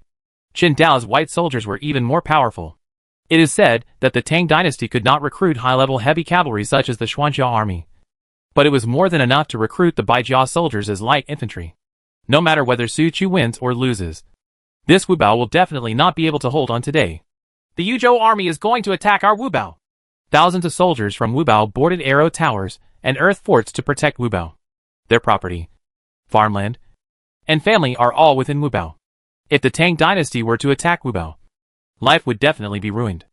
I can work for you. Su Chu and Qin Qiong fought for hundreds of rounds, and were at a disadvantage. He also saw that 50,000 Yuzhou troops were about to attack Wubao, and finally decided to join Tang Dynasty. Qin Qiong's force made Su Chu recognize the power of Tang Dynasty. The treatment was very different between surrendering on one's own initiative and surrendering after Wubao was breached. Su Chu still knew this. After Su Chu decided to surrender, no one in Wubao dared to object. Once someone objected, the 50,000 Yuzhou army would crush Wubao. Thousands of Wubao soldiers can repel tens of thousands of yellow turban troops, or some small and medium-sized lords. But facing a big lord like Tang who dominates Yuzhou, they are like a mantis using his arms as a chariot. This can be seen from the fact that Yuan Shu was beaten by Shuo Tang, who was once his subordinate, and had to cede territory and pay compensation. After Wubao and Qiao County surrendered, Su Chu led 3,000 Wubao soldiers to join the Tang army. It is said that many generals in the Tang dynasty came through expansion and conquest, including the Yellow Turban generals in the Runan area. There were few foreigners in Wubao who joined the Tang dynasty forces in Yuzhou, especially when they learned that Tang dynasty wanted to fight Xiaopei. Their expression suddenly changed. Is Shuzhou Chuzima easy to mess with? It is said that Tang did not force Yuan, who was also a player, to attack Xiaopei. Many generals in Chuzimu have been restrained. This is a good opportunity to capture Xiaopei, and then take Pingqing and Xiaopi to replace them. As a prince who was good at forbearance, Tang was very cautious in his actions. He already knew that Zhou Yafu was restrained in Qinzhou, and military generals such as Lu Yi, Li Guang, Li Xiaoning, and Su Rong were restrained in Yanzhou. A large number of troops could not be mobilized, and Xiaopei only had a few soldiers. 10,000 defenders. The defenders are Mi Fang and Wu Anhua, can easily win. 50,000 Yuzhou troops were stationed in Qiao County for 3 days. The strangers found out that Tang had not set off for Xiaopei, and they couldn't help but be puzzled. What does he want to do? Is it because he didn't have enough food and wanted to eat up all the food in our Wubao before leaving? If this is really the case, our food in Wubao is simply not enough. If our food is eaten up, we will starve to death in the winter. People in Wubao were restless. On the 4th day of the Tang garrison, everyone in Wubao finally understood why Tang had not set off. The lords of Chun and Liang each led 30,000 troops to join us. Let them follow our army to Xiaopei. It is said that the Tang dynasty united with the lords of Qin state and Liang state to attack Xiaopei with a combined force of 160,000. His abilities were far superior to Yuan Shu's, and the threat he posed to Chu Tian was not comparable to Yuan Shu's last crusade against Shuzhou. Last time Yang Yi defeated Yuan Shu with only 10,000 cavalry, and more than 10,000 Chu Tian cavalry destroyed Yuan Shu's army in a blitzkrieg at Pingqing. Said Tang is not that easy to deal with. Qin Gua and Liang Gua are also within the scope of Yuzhou. It is said that Tang's power has penetrated into Qin Gua and Liang Gua and mobilized 160,000 soldiers and horses in Yuzhou. After gathering soldiers and horses from various counties, the Tang army finally left Wubao in Qiao County. Tang is really a forbearing old fox.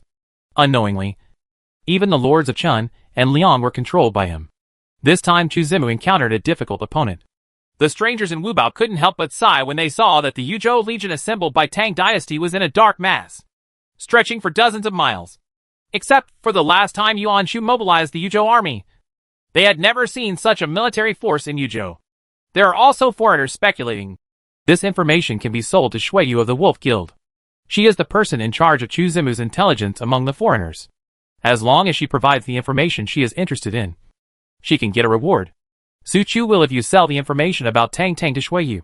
You will get at least 10 taels of silver. Guanzhong, Chang'an, Zheojiang, the old Qin dynasty, requested the emperor to promote Renan to be the prefect, saying that Tang was the shepherd of Yuzhou, and at the same time demoted Yuan Shu to be the prefect of Yingchuan.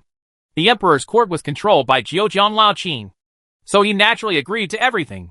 Zheojiang Lao Qin became the second Dong Zhuo, but his methods were much more sophisticated than Dong Zhuo's. He reused Jiasu and used Lu Bu, Gao Shun, Li Ju, and Guosi as his minions. His ambitions were for the world, which was different from Dong Zhuo's peaceful life. Language. At this time, Zheojiang Lao Qin had 300,000 troops and became the overlord of Guanzhong. After retiring from the court, Lao Qin and Jiasu went to Xianying. The lord moved Suo Tang to be the Mu of Yuzhou, presumably so that Suo Tang, as the Mu of Yuzhou, could legitimately take charge of all the troops in Yuzhou and restrain Chuzimu, the Mu of Shuzhou. Jiasu's heart was like a mirror, and he knew all about Jiuzhou and Lao Qin's strategies. Jiuzhou Lao Qin asked Jiasu, "This is just a small trick. It is said that the Tang dynasty has a city government, and he and Chuzimu carve up the central plains. Chuzimu will be the one who suffers the most. Since he can delay Chuzimu for me, let him take the blame. So what about a Yuzhou Mu? There is trouble caused by the Baibua army in the east of Hedong.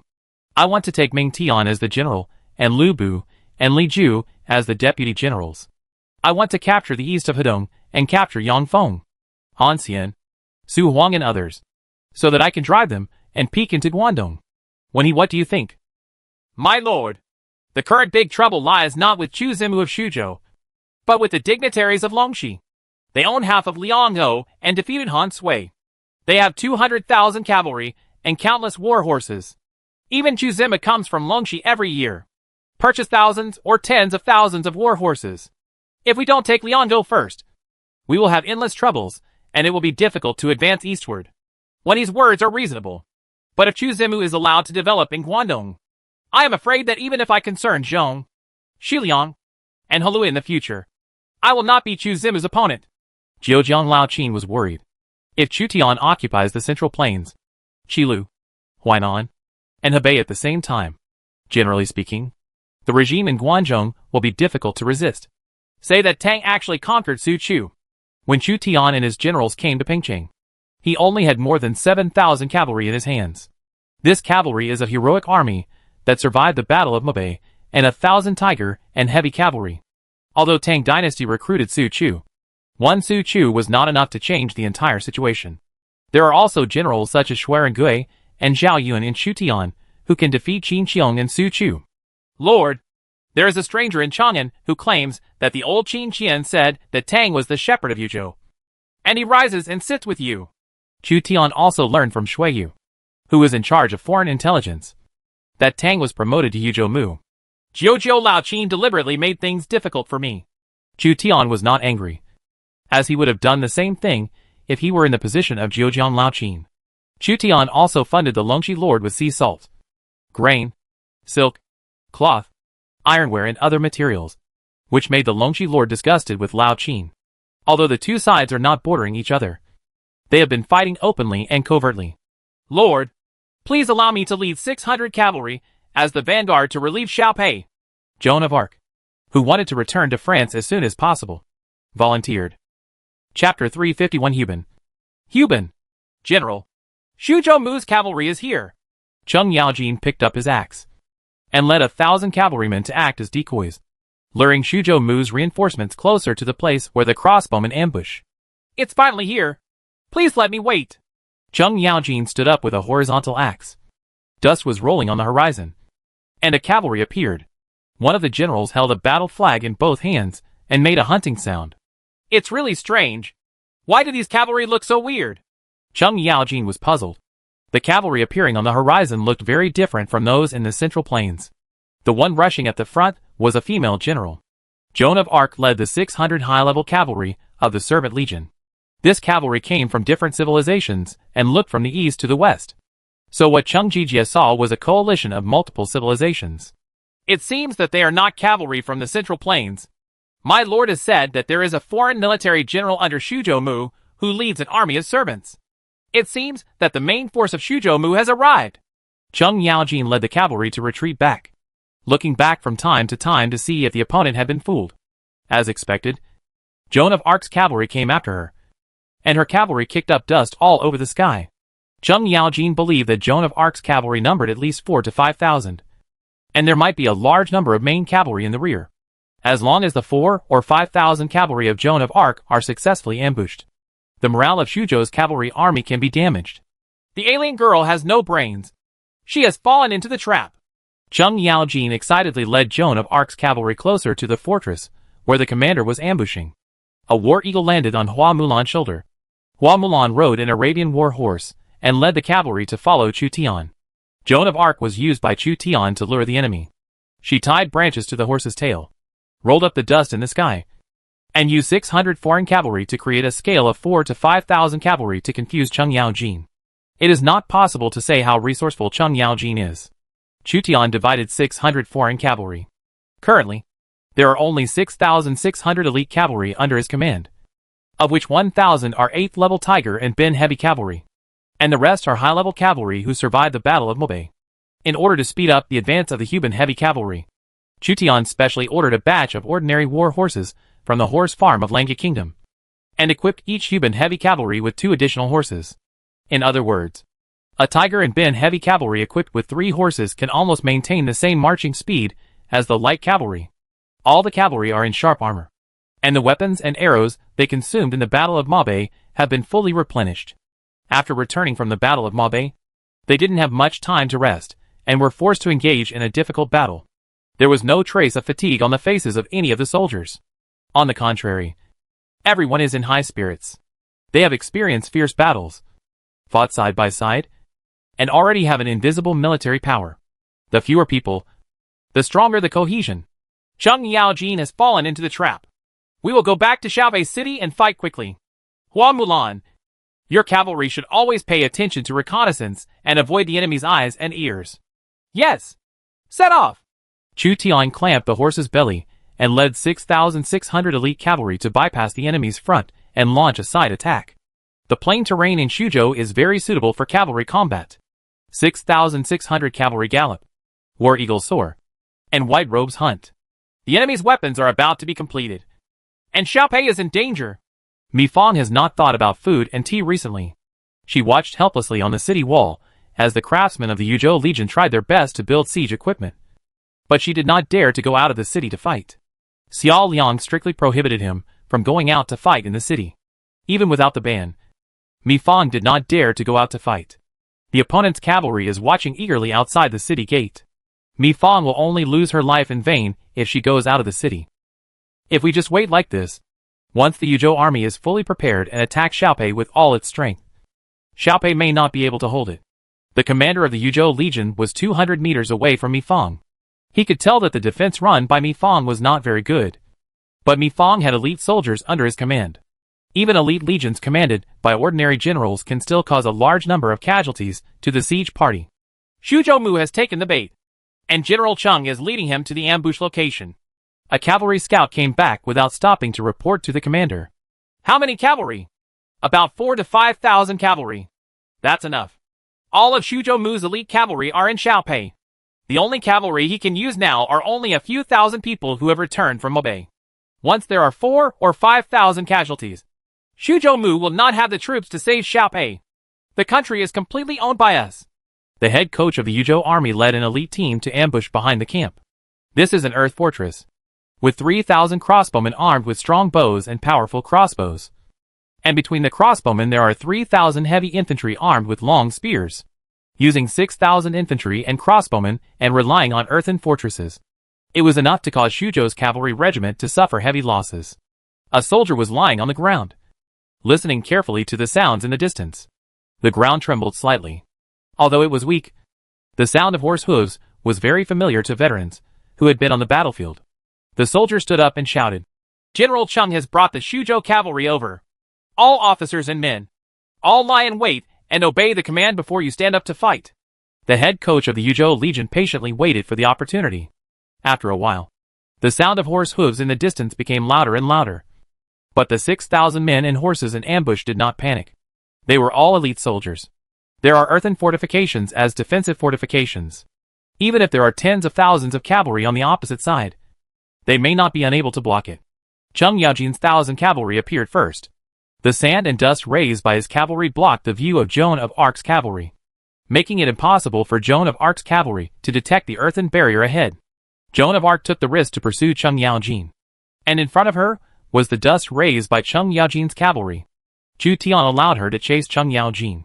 Joan of Arc didn't know yet that she was being used as bait by Chu Tian, and Chu Tian's main force had already begun to take a detour. Retreat immediately when in danger, and abandon all cavalry if necessary. They are slaves, and you are a free citizen. This is what Chu Tian said to her before sending troops. Joan of Arc realized that this trip was dangerous, and her premonition of danger became stronger and stronger. She clenched the battle flag in her hand, Chu Tian's words echoing in her mind. It was obvious that Chu Tian realized something. When Cheng Yaojin's cavalry approached the earth barrier, Cheng Yaojin's cavalry relied on their superb riding skills to disperse to both sides, revealing the earth barrier in front. The crossbowmen ambushing behind the earthen ramparts fired a volley. Crossbow arrows flew. Thousands of crossbow arrows were fired, and dozens of high-level alien cavalry were killed on the spot. Retreat!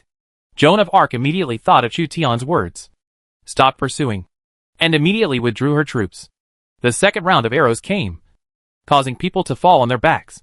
Joan of Arc's battle flag was hit by stray arrows, and the battle flag was damaged. Kill! Cheng Yaojin turned his horse's head and led his cavalry to counterattack, chasing and killing the servant cavalry who suffered heavy losses. He wanted to capture the opponent's general alive and inflict heavy damage on Xuzhou Mu. The commander of the Yuzhou army in charge of the ambush ordered the heavy infantry to prepare for defense. As a result, the crossbowmen defeated the opponent in 2 or 3 rounds of crossbows. This result surprised him. There were only a few hundred cavalrymen on the opposite side, where there were 4 or 5,000. If there were 4 to 5,000 cavalry on the opposite side, retreat would not be so easy. Fell into a trap. When the coach of the Yuzhou Legion reacted, he was sweating profusely. He regarded Cheng Yaojin as bait, and Joan of Arc was also regarded as bait by the other party. Even Joan of Arc did not know that she had become a bait. The two sides competed in tactics, and if one move was missing, the whole game would be lost. The head coach of the Yuzhou army felt numb and immediately led his elite soldiers to leave the base. In the camp of the Yuzhou army, the shouts of killing shook the heaven and earth. A cavalry of 6,600 people attacked from behind, and their horses trampled the camp. The 1,080th Order Tiger and Ben heavy cavalry were deployed at the front, attacking in a cone formation. The rear and 2 wings were light cavalry, who were good at riding and archery. They fired crossbows, and arrows rained down like rain. The Huban heavy cavalry has Chu Tian's personal bonus, and Wei Qing's cavalry aura, bursting out with powerful destructive power. The Tiger and Ben heavy cavalry are like a torrent of steel, holding iron halberds and heavy armor. Their heavy mass directly tramples the infantry along the way into pulp. The iron halberd moves forward or to both sides, harvesting the lives of the Yuzhou army. The sharp iron halberd is indestructible, and human lives are like grass. The infantry, crossbowmen and even cavalry in the Yuzhou Legion camp will feel sincere fear when they see the steel behemoths all wrapped in heavy armor. Once hit by such a monster, you will be shattered to pieces. Taisher Ci, who had no special unit, rushed to the front, advancing together with the Huban heavy cavalry. He held 2 short halberds and stabbed to the left and right at the same time, almost never defeating the enemy. Generals Xuerigui, Zhao Yun, and Hua Mulan each assisted their own cavalry troops in the assault. A fierce general personally charged into the formation, which improved morale. At the same time, the cavalry troops were more capable of breaking formations. The fierce general is like a sharp blade, piercing the enemy's formation fiercely, opening a gap for the subsequent cavalry to break through. Wei Qing's Yulin cavalry has not yet been recruited, so Chu Tian puts the Changshui battalion under his command, and together they attack the enemy and destroy everything. Chen Qingzi's white-robed troops attacked fiercely from the flanks. The white-robed troops gathered into a white wave and slapped the flanks of the Yuzhou army. After 3 consecutive attacks, the majestic white-robed army broke through the flanks of the Yuzhou army for the 4th time and drove straight in. Chen Qingzi was caught in the white-robe army, flying arrows. Unfortunately, his force was too low, and he was unable to fight against the Yuzhou soldiers. He could only command among the white-robe army and break through the weak points of the opponent's defense. At this moment, the white-robe army are his limbs, and the white-robe army's Huanshou Dao and Ma Shan are his weapons. No need for force. He can kill more enemy troops. Damn! This is it! Heavy cavalry! A military general from Yuzhou hurriedly gathered thousands of cavalry to stop them. When he saw a group of armored steel beasts roaring towards them, boundless fear arose spontaneously. He had no way to retreat, because Taisher Ci and 1,000 tiger and heavy cavalry were already charging towards him. Several rows of sharp halberds were stabbed at him. The Yuzhou military general was attacked by the Tiger army and died suddenly on the spot. The Tiger army trampled over his body, leaving bloody hoof prints. Thousands of Yuzhou cavalry were defeated and were overwhelmed by the Tigers and the Ben army, with hundreds of casualties. 1,000 Tigers and heavy cavalry trampled past, wherever they went. Corpses were strewn in the fields. Tents collapsed, and shields and armor were everywhere. This is the Huban army that I exchanged for 100,000 battle merits. It was used to pacify Yanzhou and Yuzhou. It is worth every penny. Chu Tian gritted his teeth. The Huban army's display of such terrifying combat effectiveness has nothing to do with the fact that it is an 8th level unit. Secondly, the Huban army ate the bonuses of Chu Tian's Song Lang White Deer, Feng Lang Ju Su, and Han Wu replaced the soul of the Han army. And also ate Wei Qing's Chong Ping Ho, the aura of the whole army. As heavy cavalry, the Huban army was not affected by the terrain under Xiaopei City, and continued to advance forward until it penetrated the Yuzhou Legion's army. The Yuzhou Legion was in chaos, with low-level troops directly blowing up the camp and fleeing in all directions. This battle has been won. 6,600 cavalry wreaked havoc on the camp of the Yuzhou army, killing and injuring the main force of the Yuzhou army as much as possible, providing an opportunity for the next decisive battle with the Yuzhou Mu Shua Tang. A group of elite cavalry and infantry appeared and tried to counterattack. They surrounded Zhao Yun and more than 1,000 white horse each song, trying to kill a general from Xuzhou. Zhao Yun holds a Jinshan silver spear and fights side by side with these brothers who survived the Battle of Mobei. Faced with the counterattack of tens of thousands of elites from the other side, he will never retreat. The enemy's blood dyes the white horse red. Zhao Yun can match 1 to 100, and he will not fall behind. One after another, the white horse Yikon cavalry were killed in battle, but they still followed Zhao Yun and killed the enemy bravely. Where righteousness comes, life and death follow it. The sky can tell you, and the white horse is the proof. That legion is no ordinary soldier. Wei Qing reminded Chu Tian to pay attention to the enemy legions besieging Zhao Yun. After the camp was attacked by cavalry, the cavalry who did not collapse but organized a counterattack were definitely not ordinary soldiers, but the elites of the Yuzhou Legion. This elite cavalry looks similar to the Central Plains people, but is somewhat different. They are good at riding and shooting, causing a lot of damage to the white horse Yikong. In addition to cavalry, this legion also has infantry and crossbowmen. It seems to be a comprehensive legion, like the 5th School of the Northern Army. Hu Bin Army, attack the enemy's formation. Discovering the elite troops relied on by the Yuzhou army, Chu Tian directly ordered Tai Shirzi to lead the Huban heavy cavalry to attack the opponent's elite army without saying a word. As the imperial guards of Emperor Wu of the Han dynasty, the Huban army possesses terrifying combat power and can destroy the opponent's elites. The Tiger army shifted its focus from crushing low-level infantry to destroying the opponent's elite legions. After being targeted by the Huban army, the elite members of the Yuzhou army were panicked. Their commander went to ambush Joan of Arc, and only his lieutenant was in charge of the troops. The difference in ability between the deputy general and the coach is not the slightest bit. The Huban heavy cavalry charged again, and Tai Shirzi's halberd was stained with the enemy's blood. The heavily armored heavy cavalry rise and fall with the galloping horses. Their eyes are sharp. They are elites who have fought in hundreds of battles, and they charge coldly into the unknown elite legion, regardless of the actual combat power of the enemy army. As heavy cavalry, the Huban army cannot look back after launching an attack. The torrent of steel rushed past with great force. The elite legion on the opposite side tried their best to resist, and the spears were broken. The Huban army cavalry held their halberds in both hands and killed the enemy from top to bottom. Red and white splashed. Tai Shirzi killed more than 10 of his opponents and opened the way for Hu Bin's army. Under the attack of the Tiger army, the unknown army on the opposite side was still defeated. No one can stop the iron hoof of the Tiger army. Chapter 352 Guozi. That cavalry was absolutely terrifying. Mi Fang and Wu Anguo witnessed the scene of the heavy cavalry of the Huban army rampaging among the Yuzhou Legion on the city wall of Xiaopei. Their scalps were numb, and they even had goosebumps all over their bodies. The Yuzhou army was attacked by a powerful heavy cavalry force. It was unstoppable and scattered in all directions. This scene seemed familiar. In the Battle of Pingchang, Yuan Shu's army was attacked by lightning cavalry and was defeated by several camps. This time, Chu Tian used Joan of Arc as bait to attract the attention of the Yuzhou Legion, and then carried out a roundabout sneak attack, using the terrifying trump card of the Huban army, and finally destroyed the 50,000 Yuzhou Pioneer Legion in one fell swoop. It is said that Tang's Yuzhou army needed Chu Tian's all-out efforts more than Yuan Shu's Yuzhou army. General Mi is truly a god. In the last battle at Pingchang, the general also foresaw that the Lord would soon come to help. This battle at Xiaopei is like this again. The officials in Xiaopei admired Mi Fang and thought that Mi Fang had no plans left. Ahem. Open the city gate and welcome the Lord into the city. The Lord has few soldiers, and there is only the vanguard of the enemy outside the city. The second time Mi Fang casually said it. Even she was embarrassed to take such credit. So she had to change the topic. When the commander-in-chief of the Yuzhou army returned, the army left behind in the camp had collapsed. He gathered the remaining defeated soldiers and evacuated quickly. Chu Tian did not let him go. He led the cavalry to pursue him and defeated him again on the way, annihilating thousands of enemies. However, when Chu Tian fought with him, he clearly felt that the opponent's army was not easy to deal with.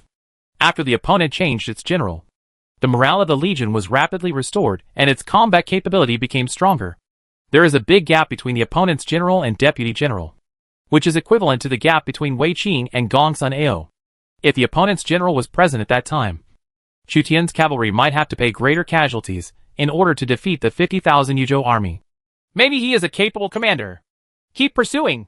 Chu Tian pursued him until late at night, and when he saw that he could not capture the opponent's general, he turned back, being chased by Chu Tian for more than 100 miles. This may be the heaviest loss the general has suffered since he was recruited. The 50,000-strong army suffered at least 20,000 casualties. Zheng Yaojin escaped death because he went to hunt down Joan of Arc. He heard that the vanguard army had been defeated, so he avoided Chu Tian's cavalry and went to join the commander. Mi Fang saw that Chu Tian did not enter the city, but pursued the enemy without stopping. So he led his troops out of the city to occupy the enemy's camp, robbed supplies, and captured 3,000 defeated troops who were unable to escape, achieving great success without any effort. Finally, in the middle of the night, Chu Tian came back from chasing the Yuzhou army, covered in dust. Every bold attack will most likely yield results, but every time it is also dangerous and exhausts one's physical strength. If you meet a coach with an elite team, you may overturn. There are risks in this operation. Zhao Yun and more than 1,000 white horse each song were counterattacked by tens of thousands of elites from the opponent, killing and injuring hundreds of cavalry. And Zhao Yun was injured. If it weren't for the Tiger and Bin heavy cavalry that destroyed the opponent's elite, Zhao Yun would have been in trouble. After all, the opponent is a special unit with tens of thousands of people. Chu Tian judged that this legion should be a special unit with a large number, but not a particularly high level. It's said that Tang City is too deep. Not only me, but also other princes probably don't know his information. Shui Yu, you don't hesitate to spend a lot of money to obtain information. Chu Tian returned to Xiaopei and ordered Shui Yu to use the player's influence to find out any information about Tang. My lord, I will live up to our expectations and stick to Xiaopei, the 5 schools of the Northern Army, the White Robe Legion, and the Servant Legion are all in Xiaopei and are available for my lord's deployment. Mi Fang couldn't help but be excited when she saw Chu Tian again, because Chu Tian defeated the invading enemy. Mi Fang indirectly gained a lot of military exploits, and was expected to be promoted to an official general in the future. During the Battle of Maobei, the 5th School of the Northern Army, the White Robe Corps, and the Servant Corps were sent to Xiaopei by Xiao Liang in advance to guard against invading enemies from the direction of Yuzhou. As long as Chu Tian arrives, he can immediately take over these 3 elite legions and strengthen his troops. The entire army is resting and recuperating. The main force in Yuzhou may arrive at any time. What we defeated was only the opponent's vanguard. Chu Tian asked the generals to recharge their batteries. The 50,000 Yuzhou army they defeated was the vanguard force of the Tang dynasty, and there were also a large number of main forces in the rear. Send someone to retrieve Joan of Arc. Chu Tian felt somewhat guilty when he thought of Joan of Arc, who was exploited by him. Joan of Arc has not appeared until now. Did she escape or was she captured? Chu Tian thought of 2 possibilities. No matter which one, it seemed not good. Miss Jean is back. When Chu Tian was wondering whether he should try his best to squeeze his subordinates in the future, Joan of Arc finally led the cavalry back. Joan of Arc was hit by an arrow, and the situation seemed to be bad. She turned pale, and finally breathed a sigh of relief when she saw Chu Tian. Lord, I have fulfilled my mission. Physician. In order to win this victory, Chu Tian used a general as a bait. He could not let other generals feel cold, and hurriedly called in a doctor. Of the 600 foreign cavalry who followed Joan of Arc to attack Chengjiajie, only 200 came back, which shows how tragic the battle was at that time. Zheng Yaojin also didn't know how to cherish the fragrance and pity the jade at all, and almost killed Joan of Arc with an axe. If the French knew that their saint was being used as a dangerous bait, they would definitely have the urge to strangle Chu Tian. Miss Jean is seriously injured, but her life is not in danger. There were many doctors in Xiaopei City. They stopped Joan's bleeding and ensured that Joan would not die in battle, and then reported to Chu Tian. As the Lord, Chu Tian went to visit, and there were already several circles of gauze wrapped around Joan of Arc's shoulders. I will not let a person carry out such a dangerous mission twice in a row, so you don't have to worry about encountering similar situations in the future. In return, you can make a request that is not excessive. Chu Tian almost lost the leader of his servant army, and he felt somewhat scared. Joan of Arc saw that the Lord who had been exploiting her suddenly became kind-hearted. So she asked tentatively, "Can I return to France after my injury recovers?" "Can't." Snort. Joan of Arc turned sideways and ignored Chu Tian. But she forgot that her shoulder was injured, because the pressure on the injured shoulder made her cry again in pain. It was obvious that Chu Tian didn't want to let him go. She has come to realize this. Although she didn't want to admit it, Chu Tian was unwilling to let her go back to France. Xi'an County, the seat of Pei State. Yuzhou Mu Shuatang led 110,000 Yuzhou troops to rest and reorganize here, preparing to join the 50,000 vanguard army. But before he arrived at Xiaopei, he had already heard the news of the defeat and couldn't help but sigh. Chu Zimu's cavalry is really terrifying. I didn't expect that even you, Guozi, were defeated by him. Cai Tang looked at the general who had escaped from Xiaopei during the Ongxi rebellion in the Tang dynasty. Guozi led the Shuafang army to suppress the rebels, and became the deputy marshal of the world's troops. He regained Chang'an and Luoyang, defeated Tubo, and made great achievements in battle. He was one of the famous generals in the resurgence of the Tang dynasty. Even so, a commander like Guozi was defeated by Chu Zimu's cavalry assault tactics in the Battle of Xiaopei. Chu Tian's blitzkrieg using cavalry has become his signature tactic. Obviously they were just princes from Xuzhou, but they relied heavily on the use of cavalry. Moreover, Chu Tian's cavalry is extremely powerful, Guozi replied. At that time, the General Mo led an ambush force. He wanted to set up an ambush and defeat Chu Zimu, but he was deceived by him with a small number of cavalry. The main force had already deterred to the rear and broke into my camp.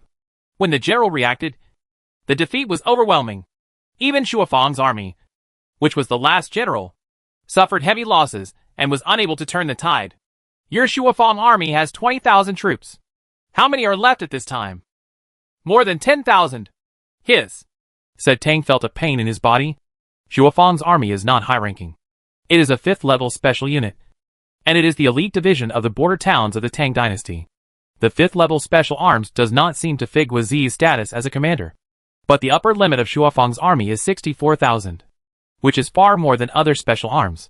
Shuafang's army includes cavalry, infantry, crossbowmen, and some barbarian cavalry, and the recruitment requirements are lower than those of 6th-level special units. In view of the large number of Shuafang's army, low recruitment conditions, and complete arms, Shuafang's army is very practical. It is said that Tang dynasty could recruit 20,000 Shuafang's army for Guozi in one go. The 20,000 Shuafang troops represent the elite troops of the Tang dynasty, who conquered Yuzhou and recruited and suppressed various lords in Yuzhou. In the Battle of Xiaopei, half of Shuafang's army was directly lost. Impossible. According to the intelligence, even if you did not directly command Shuafang's army at that time, Chu Zimu did not have the ability to directly eliminate nearly 10,000 Shuafang's troops in one battle.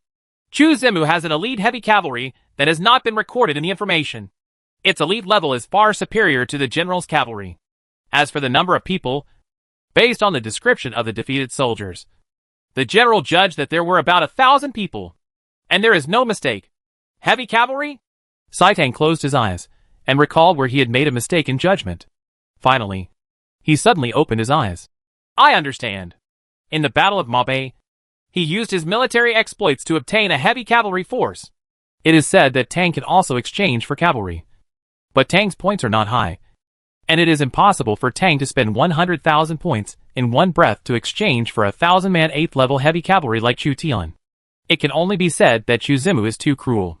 From Tang's point of view, exchanging 100,000 points for one heavy cavalry was simply a waste. But Chu Tian's seemingly irrational approach might actually help Chu Tian even more. If the Hubei army helps Chu Tian occupy Yanzhou and Yuzhou as soon as possible, it will bring great benefits. I didn't expect that Chu Zimu directly replaced a high-level heavy cavalry. 7th level? Or 8th level? 1,018th level heavy cavalry is equivalent to hundreds of thousands of taels of silver. Sai Tang couldn't help but feel despair when he thought of Chu Tian's generosity.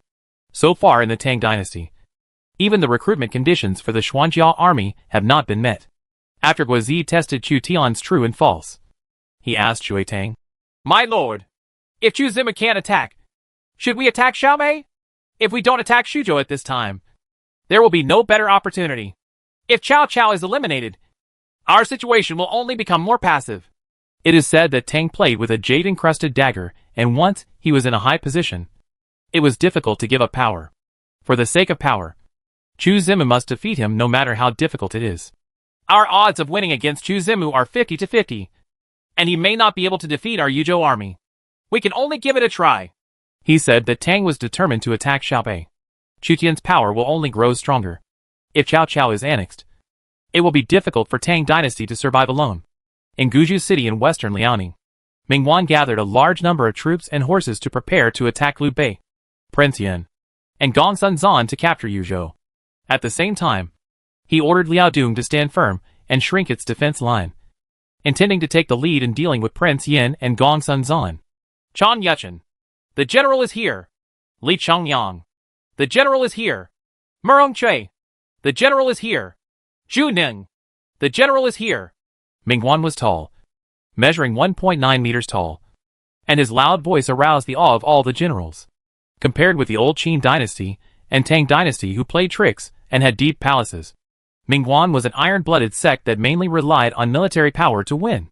Mingguan's eyes swept over everyone, making the generals fearful.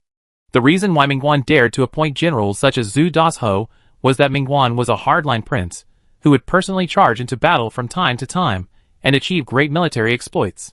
This time Mingguan attacked Yuo and used 230,000 troops, including 90,000 Wuhuan and Xianbei's servants.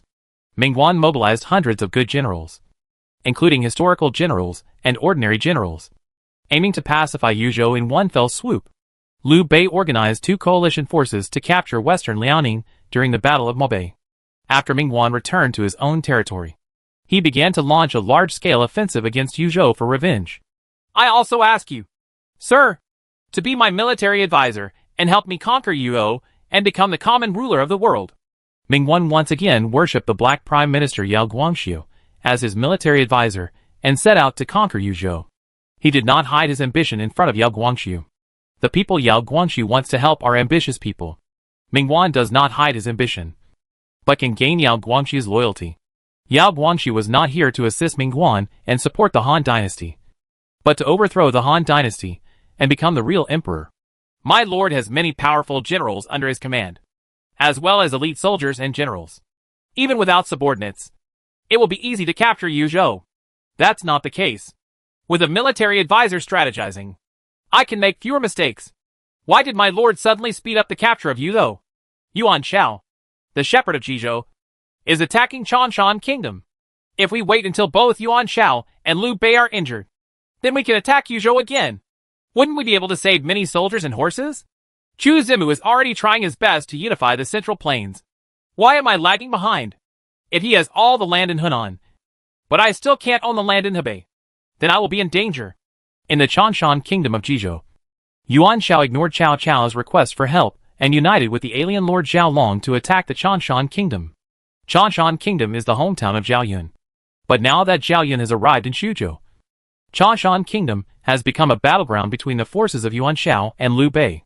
At the suggestion of the alien strategist Chen Shi, Liu Bei sent Guan Yu to guard Chanshan Kingdom, led his troops to attack Bohai County, surrounded Wei and rescued Zhao, and exchanged the loss of Chanshan Kingdom for Bohai County. The suggestion of the alien strategist Chen Shi made Yuan Shao quite uncomfortable. After Liu Bei took control of Yuzhou, the number of soldiers and horses increased, and Yuan Shao's power was at a disadvantage compared to Liu Bei's power. In Bingzhou, Huma, the governor of Bingzhou who had been silent for a long time, finally started to take action. With Lian Pe as the infantry commander and Zhou Dui as the cavalry commander, he secretly attacked Daijun in Yuzhou. 130,000 Bingzhou regiments were displayed on the border between Bingzhou and Yuzhou. Chapter 353 The war begins. In Goryeo, the capital of Goryeo, controlled by the southern Lord Li Minchul, was besieged by the northern Lord Cui Jason for half a year. Food was exhausted, and most of the soldiers were killed. In order to unify the Kingdom of Korea, Chui Zishan mobilized 200,000 professional soldiers and 300,000 local warriors to dig trenches with 3 layers inside and 3 layers outside to block Li Mincheol and the King of Korea in Gaijing. The defenders of Gaekyung organized many counterattacks, but were defeated by Choi Jae-sun's General Yulji Mundiak, and could only defend passively. Li Chunggui, Im Guan, Jiang Hansen. I can't wait to unify the Koryo Kingdom and chop off the heads of Li Ninja and the king. There are powerful enemies in Liaodong waiting for us to deal with, and we must have enough population. Koryo Kingdoms, the population is no less than that of Liaodong. Chui Zishan looked up at the broken city wall under the protection of a team of elite archers. The capital of Goryeo was easy to defend but difficult to attack. Chui Zishan had to sacrifice the lives of tens of thousands of warriors to fill in the surrounding moats and trenches. The governor of Liaodong raised more than 200,000 troops to attack Yuzhou in an attempt to become the shepherd of Yuzhou. When Chui Zishan supervised the troops and prepared to capture Kaijing in one fell swoop, his spies in Liaodong immediately received the news that all the legions deployed at the border fortress in Mingwan had been transferred to attack Yuzhou. Mingwan knows that my attack on Kaijing has reached a critical moment and has no time to attack Liaodong. He is difficult to deal with. If possible, I would not want to be an enemy of him.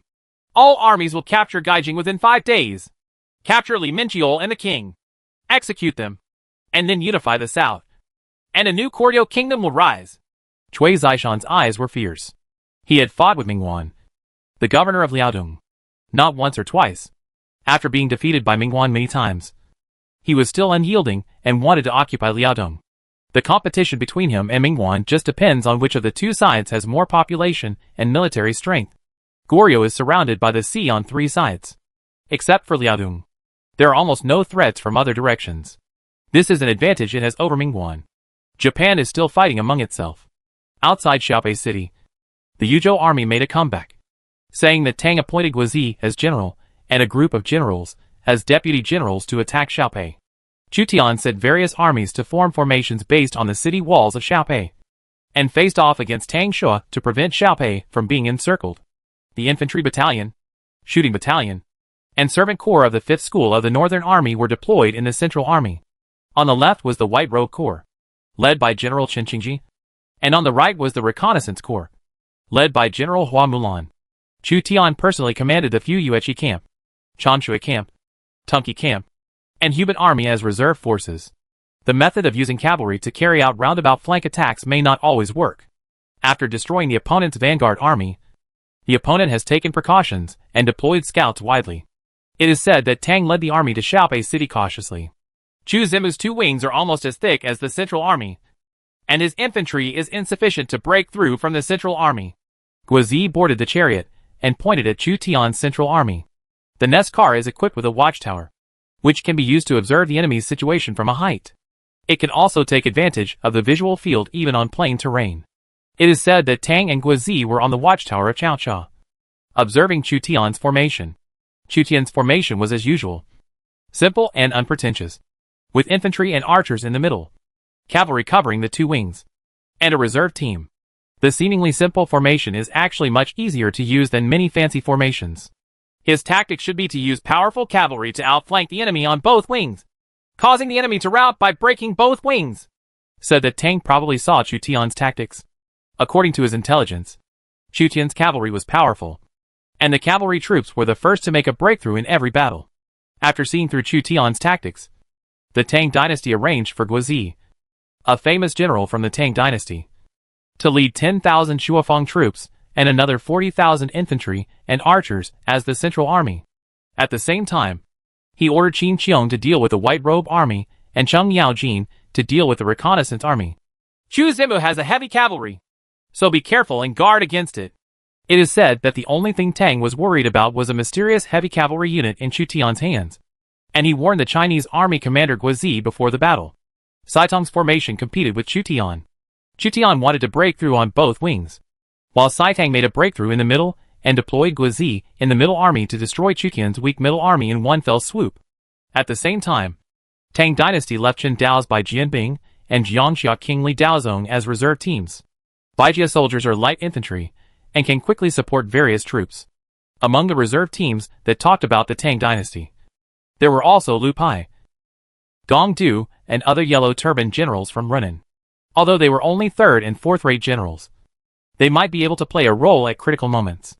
There is also the newly recruited fierce General Su Chu like an Iron Tower, who was sent by Tang Dynasty to assist Qin Qiong.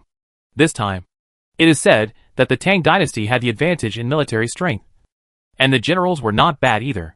Speaking of the two wings of the Tang Dynasty, Qin Qiong and Cheng Yaojin had 30,000 cavalry and 10,000 cavalry respectively. The Central Army had 50,000 infantry, crossbowmen, and cavalry, and the reserve force had 40,000 troops. Opposite Chuqian's camp, there are 20,000 white-robed regiments on the left, 10,000 cavalry on the right-wing reconnaissance regiment, only more than 10,000 people in the Central Army, and several thousand reserves. There are also more than 10,000 second and third-line troops from Mifang and Wuangua in Xiaopei City. Although the overall strength of the territory was not as good as that of Chu Zimu, Tang Dynasty had a local advantage in military strength, which was why he decided to give it a go. There is no better opportunity than this to acquire the cities of Xiaopei and Pingcheng, Qin Qiong said. Yuan Shu may take advantage of our main force to advance eastward and sneak attack the county seat we have occupied. Yuan Shu is just a withered bone in a grave, and there is nothing to fear. No matter whether this battle is won or lost, Yuan Shu will die. It is said that the Tang Dynasty has murderous intentions. Yuan Shu still has a group of civil servants and generals under his command. If he can completely annex Yuan Shu's power, his power will greatly increase. It's really disturbing to say that Tang's army is strong. If the legions that attack Cao Cao can come back, then Tang Kai is nothing to be afraid of. But we only have tens of thousands of troops in this battle. Chu Tian was also observing the opponent's formation and found that Tang had deployed a large number of infantry and crossbowmen in the Central Army, apparently intending to break through head-on. The two sides in this battle did not have much ingenuity. At most, they played some tricks during the battle. What really determines the outcome is the true strength of both sides. Fan Xianling, Lu Su, and Chao Ji served as soldiers beside Chu Tian in order to provide advice, or use the reserve team at the most appropriate time. After Chao Ji took refuge with Chu Tian could already see Chao Ji's face. Name, Chao Ji. Talent, Diamond Level Commander, Infantry/Chariot System. Level, 55. Identity, Famous General of the State of Lu in the Spring and Autumn period. Loyalty, 81. Commander, 83, maximum 85. Force, 58, maximum 60. Intelligence, 85, maximum 87. Politics, 57, maximum 60. Charm, 70. Phasiality, calm. Favorability, 70. Feature 1, all-in-one go, S-level exclusive feature. When the unit to which it belongs attacks for the first time, morale plus 15%. Attack power plus 5%. The effect disappears when the attack is frustrated. This feature can still be effective when serving as Deputy General. Characteristic 2, Insight, A-level trait. High probability of seeing through the enemy's disguised retreat. Special arms, none. Although Chao Ji was not at the king level, he was a qualified lieutenant general or military candidate. Its all-in-one characteristic can work simultaneously with the general's characteristics, allowing the general's troops to explode into more powerful combat effectiveness during their first attack. At the same time, Chao Ji could also see through some of the opponent's strategies, especially those of pretending to retreat and lure the enemy. Therefore, Chu Tian took Chao Ji with him in order to destroy the enemy army in one go. The Chinese army was simultaneously commanded by the archer General Tai Shirzi, and the three-line General Joan of Arc. Joan of Arc was seriously injured and still went into battle with her injuries. The two most important infantry commanders, Lu Yi and Zhou Yafu, were on the battlefields of Yanzhou and Qinzhou respectively. Chu Tian lacked infantry commanders, and Joan of Arc was a general of the third line. He was squeezed by Chu Tian again and commanded the servant army to defend the central army. The morale bonus she brings to the servant army is extremely high, which is the key to this battle. They gathered the main force of infantry in the center, and I have 2 heavy cavalry in my hands. Chu Tian squinted his eyes. It is said that Tang probably judged that he had 1 heavy cavalry, but in fact Chu Tian had 3 heavy cavalry, in addition to the Shiliang Iron Cavalry fighting against the Tiger and Leopard Cavalry in Yanzhou. He also had the Tiger Guard Army and Tun Cavalry Camp. Lu Su followed Chu Tian and was regarded as being trained by Chu Tian to join the army. Lu Su followed Chu Tian in many battles, especially after experiencing the Battle of Mabe, and his relationship with Chu Tian became closer.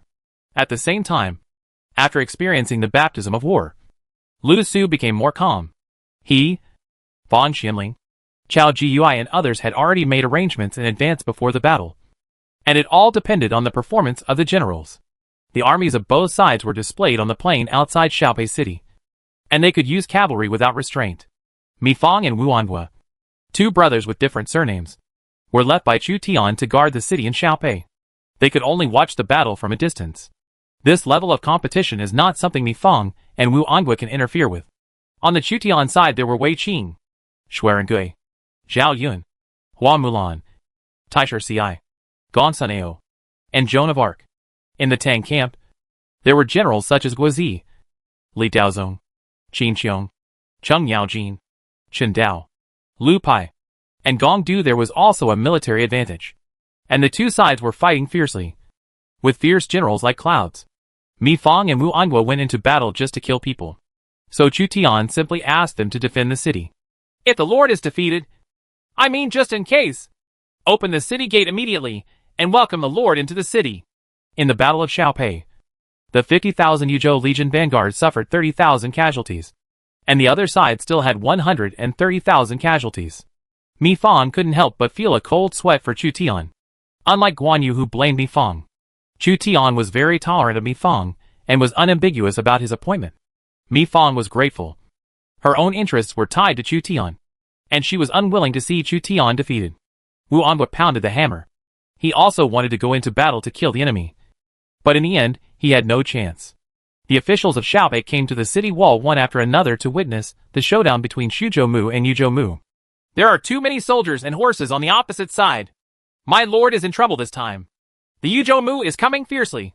They must be well prepared to attack our Xiaopei. Xiaopei belongs to Pei State, and Pei State belongs to Yuzhou. The Yuzhou Mu came to attack Pei State, presumably to unify Yuzhou. Fart. He wants the whole of Xuzhou. How can we let him succeed? As a native of Donghai, Xuzhou, Mi Fang believed that Chu Tian was from Lengya, Xuzhou, and they were both from Xuzhou aristocratic families, so they naturally treated each other with sincerity. I can afford to lose, but I can't lose. Before the war started, Chu Tian felt agitated in his heart. He is no longer the governor of only one county. Even if he loses this battle, it will not be a devastating blow to Chu Tian. Xiao Liang will recruit troops as soon as possible to make up for Chu Tian's losses, and Chu Tian can make a comeback. However, no one wants to lose if they can win. Chu Zima can completely clear the wilderness. Why is he so eager to fight with me? It is said that before the decisive battle was about to begin, Tang suddenly doubted where the courage to fight in Chu Tian came from. If he were Chu Tian, he would definitely defend the city and consume the energy of the Yuzhou army, instead of fighting him immediately.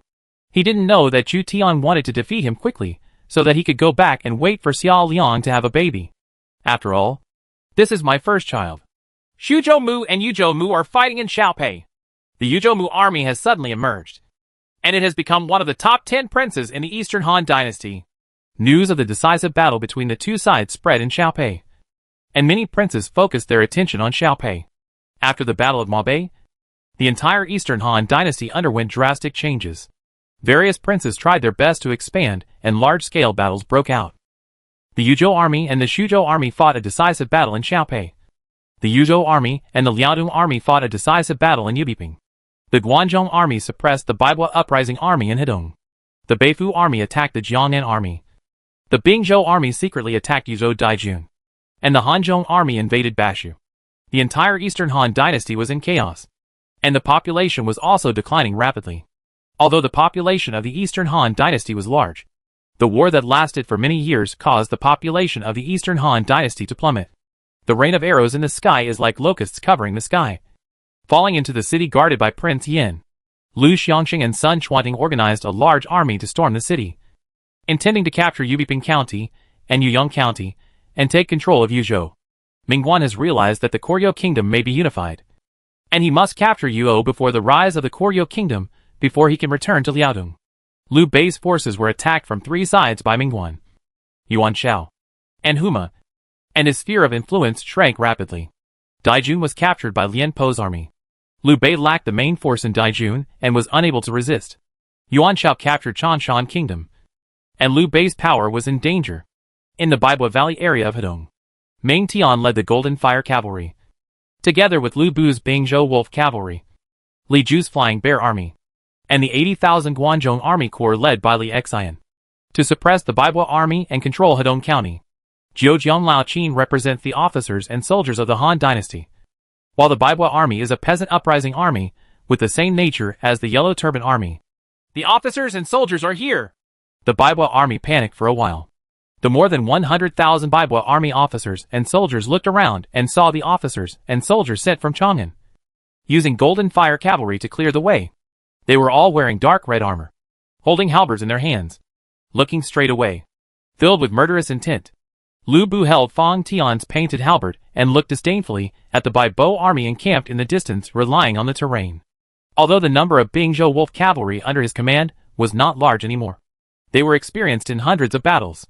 Zhejiang Lao Qin recruited 700 traps for Gao Shun to participate in this battle. Li Ju's Flying Bear Army is extremely fast, and each one is a fierce Shiliang sergeant. Li Xian commanded 80,000 Guanzhong infantry and crossbowmen with a fierce momentum. Yang Feng, Han Xian, Su Huang and other generals of the Baibua army felt like they were facing a formidable enemy. This time they were attacked by the imperial court, and the lineup they faced was even more terrifying than the army of officers and soldiers who attacked the Yellow Turban Army. Chapter 354. The war begins. B. The early wind blew. The North China plain was vast, and Joan of Arc clenched the battle flag in her hand. She was already familiar with everything around her, and had fought for the lords of the Eastern Han Dynasty more than once. After the first time, there will be a second and third time. She looked towards the end of the wilderness. Opposite was the Yuzhou army's battle line, which was completely dark. The Shuzhou Legion has not formed a frontal formation for a large-scale battle involving more than 100,000 people for quite some time. The weapons were unsheathed, and the sound of armor-piercing collisions sounded from time to time. The strong men of both armies stood in front of huge cowhide war drums, holding drumsticks in both hands. As soon as the commander gave the order to fight, the earth-shattering sound of the war drums would echo over the battlefield. On the left wing of the White Robe Army, Xuerengui and Zhao Yun lined up in front of the formation, and Qin Qingzi's White Robe Army served as the rear. The two fierce generals each held spears and halberds, which served as one of the breakthrough points in this battle. On the right wing of the Reconnaissance Corps, Hua Mulan was equipped with the equipment of the Southern and Northern dynasties, holding a horse pole, and led the light cavalry to deal with Cheng Yaojin. Although the main mission of the Reconnaissance Corps is reconnaissance, a reconnaissance cavalry that cannot fight in close combat is not a good reconnaissance cavalry. Joan of Arc and Taisher Ci respectively led the servant legions, infantry and crossbowmen from the 5 schools of the Northern Army, and sat in the center of the army, including a group of foreign cavalry. The foreign cavalry, as cannon fodder, has been almost exhausted, but there are still many infantry and crossbowmen. The servant army was once again squeezed by Chu Tian and served as cannon fodder in this battle. In the rear, Chu Tian, Wei Qing, and Gongsun Ao led thousands of cavalry to the rear. Although there are only a few thousand cavalry, this is Chu Tian's trump card. Li Daozong suggested to Tang Dynasty, "Our army is strong and our attack can win. Attack across the board." After Tang gave an order, dozens of strong men in the army were sweating like rain, and their drumsticks violently hit the cowhide war drums. The war drums roared like thunder, echoing throughout the army. The 130,000 Yuzhou army, under the command of Guizi, Xin Shuao, and Cheng Yaojin, launched a fierce offensive against the Shuzhou army. The dark military formation turned into a surging black wave, sweeping over them. Guizi, the commander-in-chief of the Yuzhou army, rode a war horse, drew his tang sword, and urged the 10,000 Shuafang troops to serve as the vanguard. Beside him, there was also a military general commanding the heavy infantry with spears and shields, who was said to be used by Tang Dynasty to deal with the heavy cavalry. Qin Qiong led 30,000 cavalry to deal with the White Robe Army. Opposite was a white wave, which was in sharp contrast to the Black Yuzhou army. It is said that there are 2 fierce generals who command the White Robe Army. In order to deal with Xuerengui and Zhao Yun of the White Robe Legion, Tang sent Su Chu to help Qin Qiong. Cheng Yaojin had better luck, as there was only Hua Mulan as a general on the opposite side. The Yuzhou army has moved. Chu Tian, Fang Xianling, Lu Su, and Chao Jiui were watching the battle from the rear. They saw that the Yuzhou army had moved, but they themselves remained stationary. Victory or defeat is a matter of seconds. The heavy cavalry of the Tumki camp is ready to attack the enemy's formation head-on. Gonsaneo, you attack with the Tumki camp. The Tumki camp still received the bonuses from Chu Tian and Wei Qing, and Gonsaneo just followed the Tumki camp. Guizi had a large number of crossbowmen, and the Chinese army could not compete with Guizi. Only heavy cavalry could defeat Guizi. Gonsaneo left and came to the rear army. He commanded 1,000 garrison of heavy cavalry and prepared to launch an attack. The heavy cavalry of the Tumki battalion were disguised by Chu Tian as the Huban heavy cavalry. They were the real Huban heavy cavalry. Chu Tian planned to personally lead the Huban army to destroy the opponent at a critical moment. The Central Army will hold fast and attack from both wings. After Chu Tian's deployment was completed, he ordered to attack the Yuzhou army. His strategy is also very simple. Using a two-wing breakthrough tactic, the rapid sound of war drums echoed, which was the signal for the Shuzhou army to launch an attack. Drive! The cavalry of the White Robe Legion and the Scout Legion charged out on horseback, and the sound of horse hooves sounded like thunder. The cavalry on the left and right wing shot out like sharp arrows, attacking the cavalry of the Yuzhou Legion. Chu Zimu's tactic is indeed a flank breakthrough. I already know his tactics well. I ordered Guizi to lead the infantry and cavalry to attack quickly. As long as Chu Zimu's central army is penetrated, Chu Zimu will be captured alive. It is said that Tang urged Guizi's Chinese army to advance fiercely. Guizi received the order, and 50,000 Yuzhou cavalry approached the opponent's central army. The crossbowmen on both sides fired thousands of arrows. The rain of arrows weaved a net in the air and fell down. The sharp arrows shot through the throats of the infantry, and hundreds of soldiers were killed.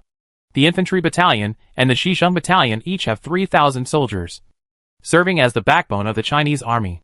The crossbowmen and English longbowmen of the Servant Legion joined the central army and fired fiercely at the Shofang army.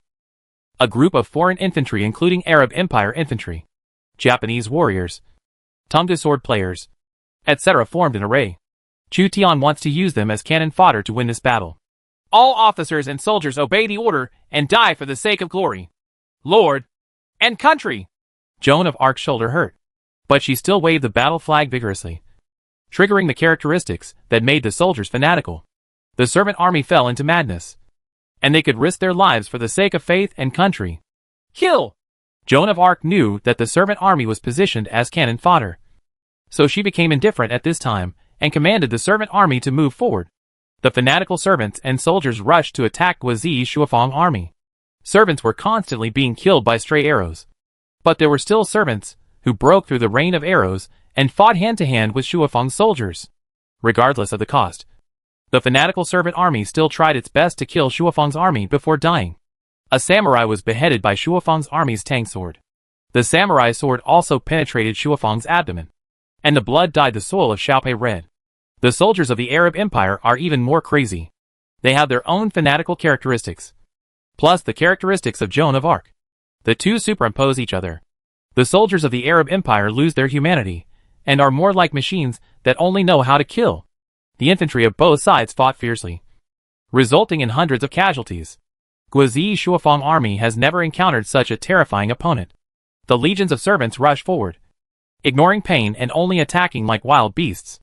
The servant army suffered heavy casualties, and the Shuofang army was also greatly affected. Leave it to me next! Gonsaneo and 1,000 fully formed heavy cavalrymen from the garrison battalion succeeded Joan of Arc in order to consume Guizi's Shuofang army. Joan of Arc's servant army almost wiped out all the soldiers. Next is the end of the heavy cavalry. The light cavalry on both wings are already engaged. Zhao Yun's gentian silver spear clashed with Qin Qiong's tiger-headed gold spear. The two war horses passed by each other, and the two imperial weapons collided. The ear-piercing sound made people scalp numb. It's so awesome! When Zhao Yun and Qin Qiong competed, they were surprised at each other's opponents. In one round of confrontation, no one could gain the upper hand. The Fang Tian Huaji in Xuerengui's hand swung and struck at Su Chu. The tiger idiot, Su Chu blocked it with a big knife, shouted loudly, and knocked Fang Tian's Huaji away. It is said that Tang Dynasty has figured out the fierce generals of the White Robe Legion and specially asked Qin Qiong and Su Chu to deal with Xuerengui and Zhao Yun. Although Qin Qiong and Su Chu may not be able to defeat the combination of Xuerengui and Zhao Yun, they are enough to delay the White Robe's army. 30,000 Yuzhou cavalry and 20,000 Shuzhou cavalry fought hand-to-hand. The horses neighed, and the sounds of swords and guns clashing were endless. On the other side, Hua Mulan fought with Cheng Yaojin and suffered a big loss. Cheng Yaojin's axe cut the Iron Eagle Scout in half, and the armor could not withstand the big axe. Hua Mulan stabbed Cheng Yaojin with a horse spear in hand. Cheng Yaojin avoided Ma Shan and clamped Ma Shan, trying to take away Hua Mulan's weapon. Capturing the horse is one of Cheng Yaojin's skills. Hua Mulan struggled to recapture the horse. Why are there so many women under Shujo Mu's command? Last time, I almost captured a woman alive. Since I let her escape, I will capture you alive and go back to show your merit. Cheng Yaojin struggled to seize the horse spear, but Hua Mulan was not strong enough. So she gave up the horse spear, took out a javelin, and threw it at Cheng Yaojin. The sharp javelin whizzed past and almost hit Cheng Yaojin. It passed by Cheng Yaojin and penetrated Cheng Yaojin's cavalry. The cavalryman fell off his horse with half of his javelin pierced from his back. Such a tough bitch. Cheng Yaojin broke out in a cold sweat. If he had been hit by a javelin just now, he would have been seriously injured or killed. Mulan's war horse is of king-level quality and can carry heavy armor and multiple weapons. The horse was captured and the javelin was exhausted. Hua Mulan drew the Tang sword and continued fighting. Protect the general. The Iron Eagle scouts knew that Cheng Yaojin was difficult to deal with, so they came to protect Hua Mulan and prevent the General Hua Mulan from being killed by Cheng Yaojin. The cavalry on both wings have been blocked by me. Chu Zimu's two-wing breakthrough tactic is bankrupt. His heavy cavalry as a trump card will appear soon. He said that Tang knew that Chu Tian had an elite heavy cavalry that had not yet been used. This heavy cavalry, which could defeat Shuafang's army, would have to be used at this time. After Guizi's central army suffered huge casualties, they almost wiped out all the infantry of Joan of Arc's servants. Chu Tian's central army was left with only the infantry battalion led by Tai Shirtzi and the 6,000-strong Shisheng battalion, as well as the alien crossbows. Chu Zimu will definitely use heavy cavalry. It is said that the Tang dynasty also had two reserve armies, Li Daozong, king of Jiangxia, and Chen Dao, the soldiers of Baijia. So victory was within easy reach. Sure enough, the center of the Shujo army was in a state of agitation, and Gong Sunao and 1,000 heavy cavalry went out into battle. These 1,000 cavalrymen are heavily armored and have halberds like a forest. They are tall and strong. Chu Zimu's heavy cavalry is finally dispatched. In order to destroy Joan of Arc's legion of servants, Guizi's Shuafang army suffered thousands of casualties, leaving less than 5,000 people, and only more than 30,000 infantrymen behind them. They were panicked by the heavy cavalry that had destroyed Shuafang's army not long ago. In the first battle of Xiaopei, Shuafang's army was attacked by the opponent, killing half of them. In the second battle of Xiaopei, they faced Chu Tian's high-level heavy cavalry again. Reorganize the army. Under the command of Guizi, 5,000 Shuafang troops huddled together, preparing to meet the attack of the heavy cavalry of the Tunki battalion. A military general led 3,000 ordinary heavy infantry to join Guizi. Guizi saw the man and nodded towards him. With the two commanders working together, even if the opponent is a high-level heavy cavalry, they can still block it with confidence. Kill! Gong Sunao pulled out the Han sword, and the heavy cavalry of the 1,000-ton cavalry battalion officially launched a charge. The horses' hooves were raised high, galloping horizontally and vertically. The heavy cavalrymen of the Tunki battalion held long halberds, divided into 20 batches, and took turns to attack the Yuzhou army. Shuafang's army used crossbows to shoot at the heavy cavalry of the Tun cavalry camp. Thousands of arrow feathers covered the thick armor of the heavy cavalry of the Tun cavalry battalion. The iron arrows collided and rubbed against the iron pieces, splashing around. The heavy cavalry of the Tunki battalion were galloping through the rain of arrows, and ordinary bows and crossbows could do extremely limited damage to them. The war horse is also covered by a large area of horse armor. Ordinary crossbow arrows cannot break through the armor, and are bounced off by the horse armor. Set up the halberd formation. The generals in charge of the heavy infantry formed a temporary defense line, with halberds like a forest, relying on shields and the ground to relieve force, pointing straight ahead, galloping with iron hooves. The heavy cavalry of the Tunki battalion hit the Yuzhou heavy infantry defense line. Steel collided. People fell on their backs. Halberds broke, and the heavy infantry and heavy cavalry fell in droves. The weapons of both sides were halberds, and they stabbed each other. The halberds left scratches on the iron armor, and gold and stone collided. The heavy cavalry of the Tun cavalry battalion caused a large number of casualties to the opponent's heavy infantry. Row after row of heavy infantry were trampled to death by the iron hoofs of the Ton Cavalry Battalion's heavy cavalry. 20 batches of heavy cavalry took turns to attack, destroying 10 rows of the opponent's heavy infantry. Soldiers, hold fast and do not retreat. The opponent's heavy infantry commander did not waver. His heavy infantry also had 20 rows, trying its best to resist the heavy cavalry. He is obviously a famous general, and the heavy infantry caused a lot of casualties to the heavy cavalry of the Ton Cavalry Battalion. Gong Sun Ao fought hard and refused to retreat. In front of his eyes were the iron halberds of the heavy infantry. Every time the heavy cavalry attacked, they had to pay a huge price. 14 rows of heavy infantry had been destroyed, and only 6 rows were left. I'm here to help you. Guizi led Shuafeng's army to thicken the phalanx, completely blocking the impact of the heavy cavalry of the Ton Cavalry Battalion. The opponent's heavy cavalry poses a huge threat to me. To defeat Chu Zimu, his heavy cavalry must be defeated. Feng Yi is qualified for this task, and he is as immovable as a mountain. It is said that the Tang dynasty appointed Dashu General Feng Yi to command 3,000 ordinary heavy infantry to hide in the Middle Army in order to deal with Chu Tian's heavy cavalry troops. Feng Yi is said to be a general obtained by the Tang dynasty after the Battle of Mabe. He is one of the most capable generals among the 28 generals in Yuntai under the command of Emperor Guangwu Lu Xiu of the Eastern Han dynasty. Feng Yi is a king-level commander in Lord. In addition to offense, he is also good at defense. It is said that Tang did not have time to recruit special troops for Feng Yi, just like Chu Tian did not have time to recruit Yu Linqi for Wei Qing. Both sides rushed to the decisive battle.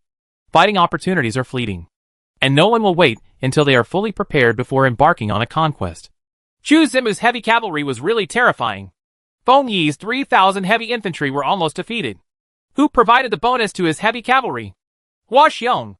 No, Hua Xiong's ability is not that strong. Or is it? Jin Wishu? It is said that Tang witnessed 1,000 heavy cavalry nearly overwhelming Feng Yi's 3,000 heavy infantry and Guizi's 5,000 Shuafeng army, and thought that Chu Tian had a formidable heavy cavalry general. He thought that Chu Tian might have the military commander Jin Wushu, special unit, Iron Buddha. But this is no longer important, because Chu Zimu's heavy cavalry has been completely stopped and can no longer attack the central army of the Yuzhou army. The other side has 1 or 2 powerful infantry commanders. Chu Tian saw that Gong Sun Ao's heavy cavalry in the garrison was blocked, but he did not panic. The heavy cavalry of the Tunki Battalion was just a cover to make the other party think that it was the Tiger and Ben heavy cavalry that defeated Shuafeng's army. The real heavy cavalry of the Tiger army has not yet attacked. Chapter 355 All the Trump Cards Revealed. Chu Tian asked Fang Xianling, Lu Su, and Chao Jiyui to personally command the cavalry with Wei Qing, preparing to destroy the Yuzhou army in one fell swoop. In a moment, order Qin Qingji's white-robed army to defeat the enemy. Before leaving, Chu Tian gave instructions to Fang Xianling. By the way, don't let Miss Xia know that I am leading the Tiger army into battle. Chu Tian thought for a moment and then gave instructions to Fang Xianling. At the same time, he reminded other people joining the army not to say too much. Xia Liang is about to give birth, so she cannot be worried. Fang Xianling and others were submissive, knowing that Chu Tian liked to exploit others. But they only respected Miss Xia. He and Wei Qing got off the chariot and mounted their horses to fight in person. Chu Tian led the Huban heavy cavalry to attack the enemy formation, while Wei Qing led 2 light cavalry units, Yuechi Camp and Chanshui Camp, to cooperate with Chu Tian in harvesting the enemy troops. 2 heroes with cavalry characteristics fight together again. Although Wei Qing no longer has the memory of the Battle of Mobe, the relationship of fighting side by side can be slowly cultivated. Chu Tian is equipped with the best Mingguang armor, which is of king-level quality and produced by craftsman Mo Xie. At the same time, Chu Tian was holding a spear, which was also of king-level quality and worth 100 taels of gold. He stood side by side with Wei Qing, with thousands of high-level cavalry behind him. It's not that easy to defeat Sua Tang. He still has reserve troops. He must draw out his reserve troops. Chu Tian did not attack the enemy immediately. He's waiting for Dawn's cards to run out. Behind the white robes on the left wing, Qin Qingji led more than 1,000 white robes and 3,000 low-level light cavalry to fight out, with the white robes as the vanguard. They attacked Qin Qiong and Su Chu's cavalry. Although Qin Qiong and Su Chu's force could stop Shuai and Gui and Xiaoyun, Qin Qingji attacked their cavalry. White-robed hunting. More than 1,000 white-robed troops returning from Abe cut into the cavalry of Qin Qiong and Su Chu. fighting through thorns and thorns. Wherever they went, the light cavalry fell to the sabers and spears of the white-robed troops. The white-robed army advanced rapidly, attracting the attention of the Yuzhou army. That's Qin Shingji's white robe army. I didn't expect the white robe army to be so terrifying. It is said that Tang knew that Chu Tian had a white robe army, but he did not know the real data and power of the white robe army, so it was difficult to judge. However, he had prepared a reserve team to deal with the white robes. Li Daozong, you lead 20,000 infantry and cavalry to support Qin Qiang and Su Chu. I don't believe that the white robe army can defeat an army of 50,000. It is said that after Tang defeated the threat posed by Chu Tian's heavy cavalry, he felt free to use his reserves. He has 2 reserve teams, in addition to Li Daozong, the king of Jiangxia, and Chen Dao, the Baijia soldier. Even if he uses Li Daozong's trump card, he still has another trump card that makes him almost invincible. As Li Shimin's cousin, Li Daozong had fought with Li Shimin for many years. He was also a brave general. He commanded 20,000 troops and went to stop the white robes. No matter how powerful the white robes were, they only had more than 1,000 people. Li Daozong used 20,000 infantry to stop the white robes, and Qin Shingji's white robes would be killed even if they were wasted. I have won this battle. Order Guizi and Feng Yi to lead the infantry and crossbowmen to quickly defeat the opponent's central army. It is said that Tang asked Guizi and Feng Yi to speed up the attack on the Chinese army and defeat Chu Zimu as soon as possible to avoid long nights and dreams. Chu Tian's trump cards, the terrifying heavy cavalry and Qin Shingji's white-robed army, had been revealed. Logically speaking, it was impossible for him to fail. But Tang still had an uneasy premonition. The victory that is about to be achieved is completely different from the victory that has already been achieved. My lord, a reserve team from the Tang dynasty has been dispatched. The military advisor estimates that there are about 20,000 people. Chu Tian, who was already preparing to attack in the Huban army, received a report from Fang Xianling. The Tiger army obeys my orders. The Huban army under the command of Chu Tian already numbered less than 1,000. However, as an elite, the Huban army is not large in number, but they are armed to the teeth, and they are all strong men. As an 8th level military unit, the Huban army has very strict requirements for its troop sources. Their equipment, including war horses, starts at platinum level. This level of equipment is by no means shabby even if it is used by generals. There are dozens of soldiers around Chu Tian who are responsible for protecting Chu Tian's safety on the battlefield. These dozens of soldiers are at least gold-level ordinary generals with a strength between 60 and 80. There is also a general with a strength of 83. In addition to historical military generals, there are also ordinary military generals who are excellent in martial arts. Chu Tian rules a vast territory, and it is normal to recruit ordinary military generals with a military strength of 83 through military examinations. The people who serve as Chu Tian's bodyguards are basically a group of reckless men with high strength but low command value. A reckless man is not suitable for leading troops. He can just act as a guard and charge into battle.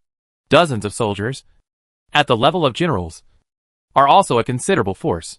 This time, they want to protect the Lord and break the formation. The Tiger and Ben troops attack. Chu Tian gave an order, and the Huban troops formed a cone-shaped formation used to penetrate the enemy's formation and enter the battlefield. In order to save his life, Chu Tian stayed in the rear to supervise the army, surrounded by general-level soldiers. It's time for me to set off. After Wei Qing led the cavalry to join the battlefield in Chu Tian, he led the light cavalry from Chanshui camp and Yuechi camp to follow. As the commander-in-chief of the cavalry led by Wei Qing's headquarters are also very terrifying. Chu Tian's trump card is not only the Tiger army, but also the Han Chomping Ho Wei Qing. A heavy cavalry force of less than 1,000 men appeared at the front of the battlefield. They looked straight ahead with cold eyes. The conquest spirit exuded by this heavy cavalry group was obviously stronger than that of the cavalry battalion that went into battle before. The two cavalry look similar, but they are actually two different heavy cavalry. The Tiger and Ben troops have more sophisticated troops, horses, and equipment. When the Tiger army appeared, the entire battlefield was silent. The Yuzhou army thought that Chu Tian had already used heavy cavalry, but they did not expect that Chu Tian had another heavy cavalry. This heavy cavalry was the Iron Army that defeated Shuofeng's army that day. Everyone's focus has turned to the Tiger army. Although this high-level heavy cavalry is small in number, but has the ability to dominate the battlefield, it will turn the tide of the war. The cavalry camp led by Gong Sun Ao, like Joan of Arc's legion of servants, suffered most of the casualties. The sacrifice of their legions greatly consumed the elites of the Yuzhou army, creating conditions for the Huban army to dominate the battlefield. Finally come! Gong Sunao is Wei Qing's good brother. Although his ability is mediocre, he fights bravely, and his armor is full of blood. He felt relieved when he saw that the Huban army had finally arrived. The enemy generals he faced were Guizi and Feng Yi. If the cavalry camp were not Chu Tian's cavalry, Gong Sunao might have been killed by Guizi and Feng Yi's infantry, and the cavalry camp would not have exploded with such terrifying combat effectiveness. It's not just the cavalry themselves that are powerful, but also the heroes who command the cavalry. Lord, my soldiers are almost completely exhausted just to give the Tiger army a chance. Am I just dispensable? The number of remaining servants around Joan of Arc dropped sharply, and for the first time, she thought about the value of her existence. Him. How come he still has a cavalry? It is said that Tang paid too much attention to the cavalry owned by Chu Tian. But it is difficult to imagine that Chu Tian himself was a powerful cavalry commander. And there was also Wei Qing, who was also the cavalry commander. Now it is said that Tang is hysterical. He developed in a low profile under Yuan Shu, secretly managed the entire Yuzhou, and finally accumulated the power he has today. He even had the opportunity to compete with the first princes of the Eastern Han dynasty for Shuzhou. Unexpectedly, Chu Zimu was even better. Chen Dao, you lead the white soldiers and must block the opponent's heavy cavalry, said that Tang could only press the last reserve team. Although the Baijia soldiers were fast and mobile light infantry, and looked weak in the face of the Huban army, Tang dynasty had no choice. Once the Huban army is allowed to penetrate the Yuzhou army, the damage caused will be catastrophic. The heavy cavalry of the Huban army, which is less than 1,000 men, has launched a charge, and the torrent of steel is pressing on the Yuzhou army. The halberds swayed, and all the warriors were silent, following the movement of the large army. The heavy sound of horse hooves was like muffled thunder. Depression, fear, and despair spread among the Yuzhou legion, and the sense of oppression brought by the Tiger army made their breathing stagnate. Guizi's Shuafang army and Feng Yi's Yuzhou heavy infantry finally blocked the heavy cavalry of the Tun cavalry battalion. Their physical strength was exhausted, and they never thought that a more terrifying heavy cavalry would appear. Put up a spear formation! Guizi commanded the fewer and fewer Shuafang army infantry to form an array, with spears pointing straight ahead, and shields forming a copper wall. The improvised spear phalanx still has a certain defense against heavy cavalry. Feng Yi urgently mobilized the remaining heavy infantry to join forces with Guizi. The phalanx has just been formed, and the heavy cavalry of the Tiger army has already crashed in. The raised iron hoofs trampled the shields. The horse armor knocked away the spears, and the cavalry on horseback held halberds to harvest the infantry hiding behind the shields. Shuafang's army was terrified of the Real Tiger and Bin heavy cavalry, and the violent collision caused Shuafang's defense line to collapse. Heavy cavalry weighing more than half a ton broke into the enemy's formation and broke through the blockade of rows of infantry. Shuafang's army subconsciously avoided the terrifying heavy cavalry and collapsed one after another. The Tiger and Guard troops roared past, unstoppable. Shuafang's army has been defeated. It is said that Tang was climbing high to watch the battle, and Guizi's Shuafang army was almost completely wiped out in the Battle of Xiaopei. The 20,000 Shuafang army recruited by Tang dynasty for Guizi means that the main force of Tang dynasty's conquest of Yuzhou was attacked twice by the Huban army in Xiaopei, and was consumed by the servant army and the cavalry camp. Until now, all of them were killed or injured. Xiaopei is like a meat grinder. There are 20,000 elites there. Feng Yi's army is defeated. It is said that Tang dynasty failed to respond in time. After defeating Shuafang's army, the Huban army defeated Feng Yi's army. Behind Guizi's Shuafang army and Feng Yi's heavy infantry were a large number of light infantry and crossbowmen. When the Huban army penetrated the heavy infantry and entered the light infantry and crossbowmen, the light infantry and crossbowmen were unable to withstand it. The casualties are even more severe. White soldiers, stop the Tiger and Bin troops! As Chen Dao's last trump card in talking about the Tang dynasty, he used a phalanx of spears to stop the Tiger army. Guizi and Feng Yi had tried their best to slow down the impact of the Tiger army. The Tiger army's impact was resisted by the Baijia soldiers, and they finally slowed down and fought hand-to-hand with the Baijia soldiers. Although the Huban army lost speed and impact, with its sophisticated equipment, the Huban army had the upper hand in the hand-to-hand combat with the Baijia soldiers. They were condescending and used halberds to assassinate the white soldiers. The speed of the heavy cavalry has dropped. Use the human sea tactic to destroy this heavy cavalry. It is said that Tang Dynasty invested the Baijie troops and finally stopped the Huban army. He hurriedly commanded the Central Army and used its superior strength to destroy the Huban army. The Central Army of the Yuzhou army was too strong. It invested 3 generals in a row and was attacked by 2 heavy cavalry, but still failed to completely collapse. It was said that Tang Dynasty still had a chance to turn defeat into victory.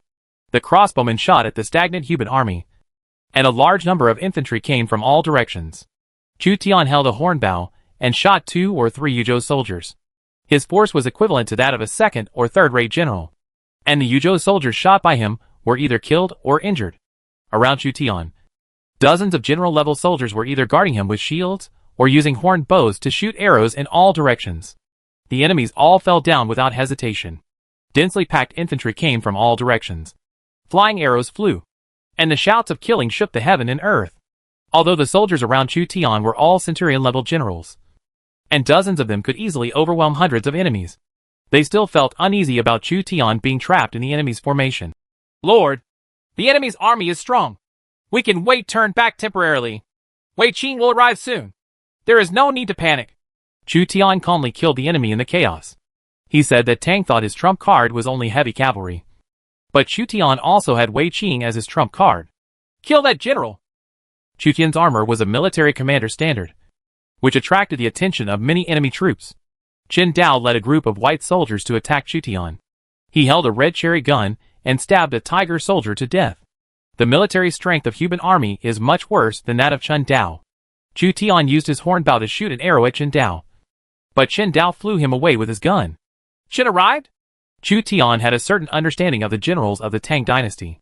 There were many generals who used spears, but the soldiers of this general were marked by white feathers, so they were obviously white soldiers.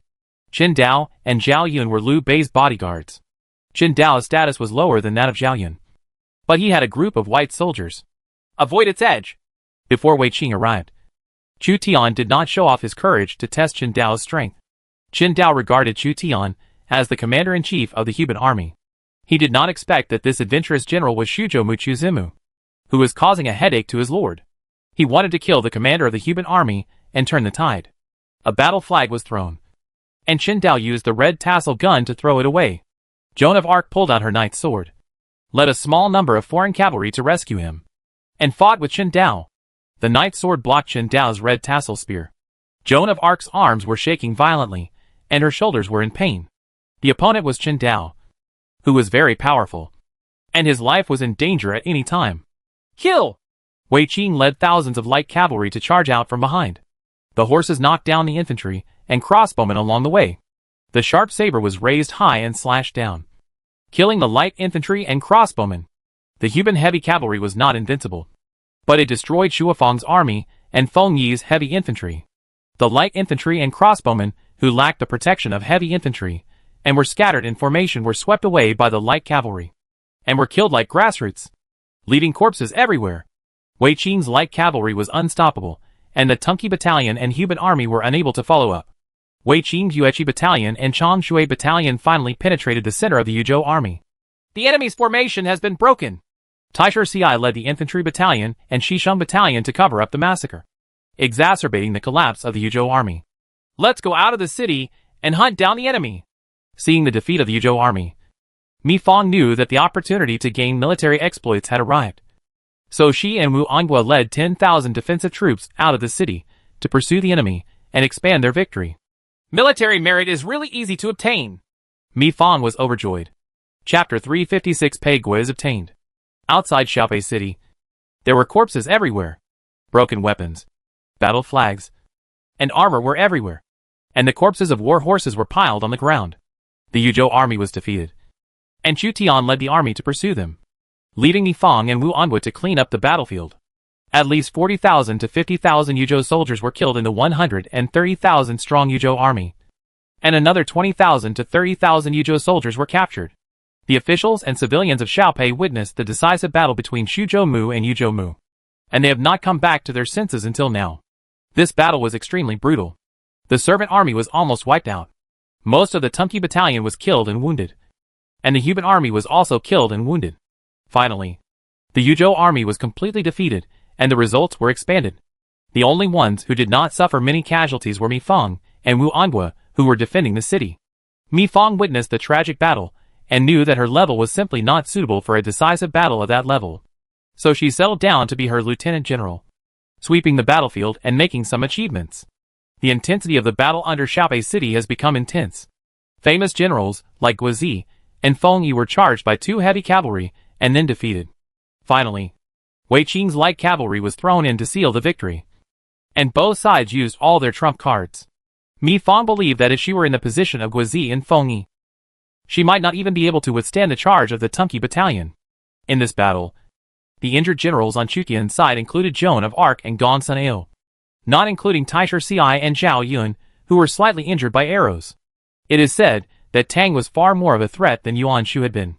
Therefore, after defeating Suo Tang, Chu Tian went to hunt down Suo Tang and defeated Pei State without stopping. Pei State belongs to Yuzhou, and Chu Tian currently only occupies 2 counties, Pei County and Feng County. The real governance of Pei State is in Xiangxian County. If the entire Pei Kingdom is captured, it will be equivalent to Chu Tian having a bridgehead to attack Rennan County. In Xiang County, the defenders were panicked when they heard that Yuzhou Mu had been defeated. When Shuo Tang led his defeated troops and retreated to Xiangxian County, the lord of Xiangxian County closed the city gate tightly and refused to let Shuo Tang enter the city.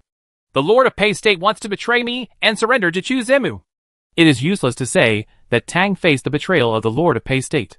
After the defeat, his allies and men began to regroup, and he was unable to stop them. The failure of the battle has a huge impact on the lord's reputation, and the original staunch allies are not so reliable. Go back to Rennan. Chu Zemu's elite division suffered at least 20,000 casualties in Xiaopei. He no longer has the extra troops to annex Rennan. It would be better if he chases us to our territory.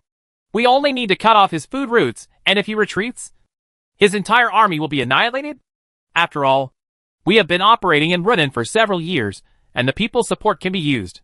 It is said that Tang bypassed the betrayed Xiang County and returned to Rennan, like a wounded lion licking his wounds. Guizi, Feng Yi, Qin Qiong, Cheng Jijie, Qin Dao, and other famous generals encountered difficulties in Xiaopei and were disgraced. Although they had many soldiers and horses, they were not as elite as Shuzhou's soldiers and horses. This defeat was particularly disappointing. It is said that the Tang dynasty lacked the conditions to recruit the Xuanjia army and could only watch the Tunki camp and the Hubei army gallop. Chu Tian's cavalry pursued them all the way to Xiang County. The lord of Xiang County heard that Chu Zemu was personally leading the team, so he led the officials of Pei State out of the city to meet him. The lord of Pei State knelt on the ground and raised his hands in a state seal to express surrender. Chu Tian rode a tall horse and led the heavy cavalry of the Hubei army to surrender. The tigers and soldiers were armed in iron horses, and their bodies were filled with pungent blood, which frightened the noble families and officials of Pei State. Pei State has always been under the jurisdiction of Yuzhou Governor and Yuzhou Mu. It first submitted to Kong Min, then Yuan Shu, and then to Tang Dynasty. But from now on, it will be under the leadership of Shuzhou Mu.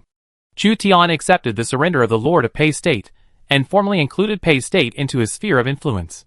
Chu Tian annexed Dongping and Pei in one fell swoop, and Gongzuan surrendered. He had no idea how many counties he already owned. At least 10. The entire Shuzhou also occupies counties in Qizhou, Yanzhou, Yuzhou, and Yangzhou. Chu Tian's power is equivalent to 2 to 3 states. The lord of Pei State was equivalent to a prefect in the Tang dynasty. Chu Tian demoted him to a county magistrate in a remote place to develop backward areas. The people of Pei State are unstable, so the white-robed army is left to guard Pei State and resist the Tang dynasty. Chu Tian left the white-robed army, which was still intact, to guard Pei, except for the White-Robe Legion, whose number was still around 20,000. The other legions suffered heavy losses. The servant army and the cavalry battalion almost lost their establishment. Hua Mulan's reconnaissance army faced Cheng Yaojin's attack alone. It currently has less than 10,000 people. The number of the 5 schools of the Northern Army is not large, with only a few thousand left. Sieging, you stay in Pei State. Govern Pei State. Recruit 30,000 local young men as soldiers, and work with the white-robed army to resist the invading enemies. Chu Tian took Lu Su with him, and after cultivating Lu Su as his confidant, he decided to decentralize Lu Su and let Lu Su learn to be independent. Lu Su had no big problem in governing a county. On the contrary, Lu Su was a little unsure. But Zijing is so young that he may not be able to take on important responsibilities. Since ancient times, heroes have emerged from youth. Not to mention that Zijing followed me to pacify Mount Tai, Beihai, and Pei, and went on an expedition to Mabe to gain experience. If Zijing was not afraid of marching, fighting, and going through life and death, why should he be afraid of governing Pei? I arranged for Zijing to govern Pei. The country is also a test for Zijing. If the Yuzhou army invades again, please invite Zijing to join the army and defeat the enemy together with Chen Ziyun and Shuai Gui. Chu Tian's full support made Lu Su relax. Lu Su became the prime minister of Pei State at the age of 18, attracting the attention of countless Pei State officials. Pei Gui is equivalent to a city. The 18-year-old mayor is also a staff officer of the Border Defense Army. This kind of treatment is simply the envy of countless civil servants. It is not an exaggeration to say that he has climbed to the top in one step. Sure enough, the people who usually follow Chu Tian will fill in the gaps as soon as possible when there are vacancies in various counties. Unlike the group of smooth disciples from aristocratic families in Xuzhou, Lu Su took refuge in Chu Tian early, was influenced by Chu Tian, and was regarded as a confidant by Chu Tian. Although Lu Su is also a disciple of the Xuzhou family, Lu Su is a little different. He advocates compromising the interests of all parties.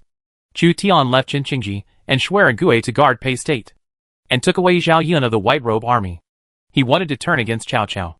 Cao Cao has a fierce General Dian Wei under his command. If he does not bring a bodyguard, Chu Tian will always feel a little uneasy. He ordered the 5th Academy of the Northern Army, the Huban Army, the Servant Corps, and the Reconnaissance Corps, which were seriously short of establishment, to go to the Yanzhou battlefield, led by Wei Qing. As for Chu Tian, he used the teleportation array to return to Langya Kingdom from Xiang County, the seat of Pei Kingdom.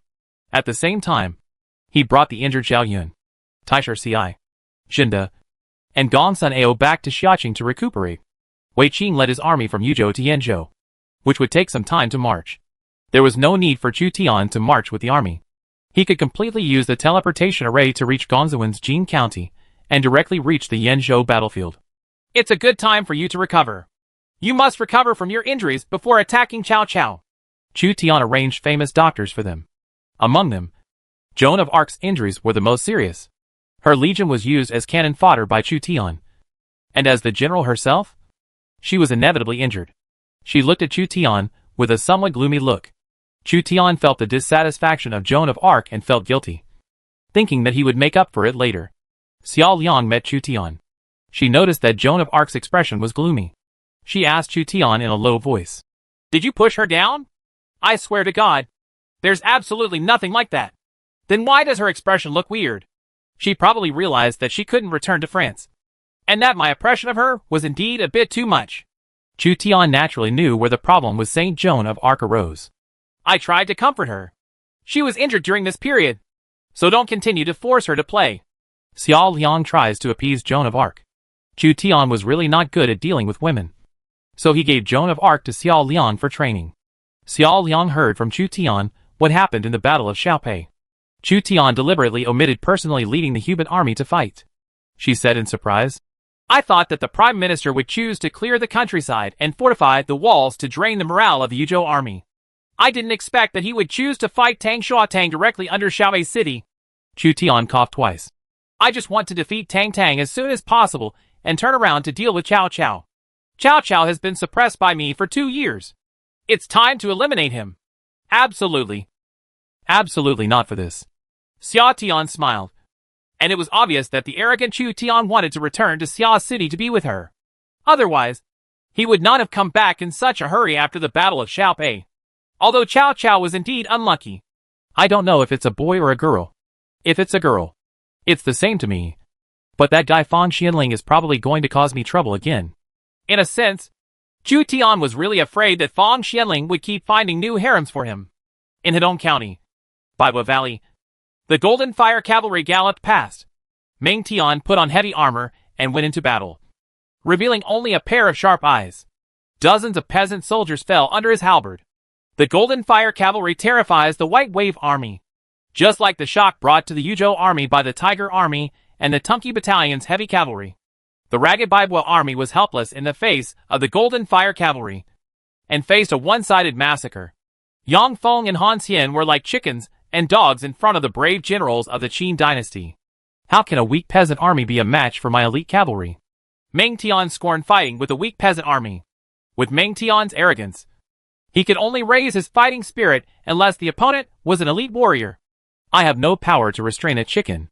Lu Bu fought with Su Huang, the most powerful general of the Baibua army. Feng Tian's halberd violently slashed and stabbed, creating a fierce fight.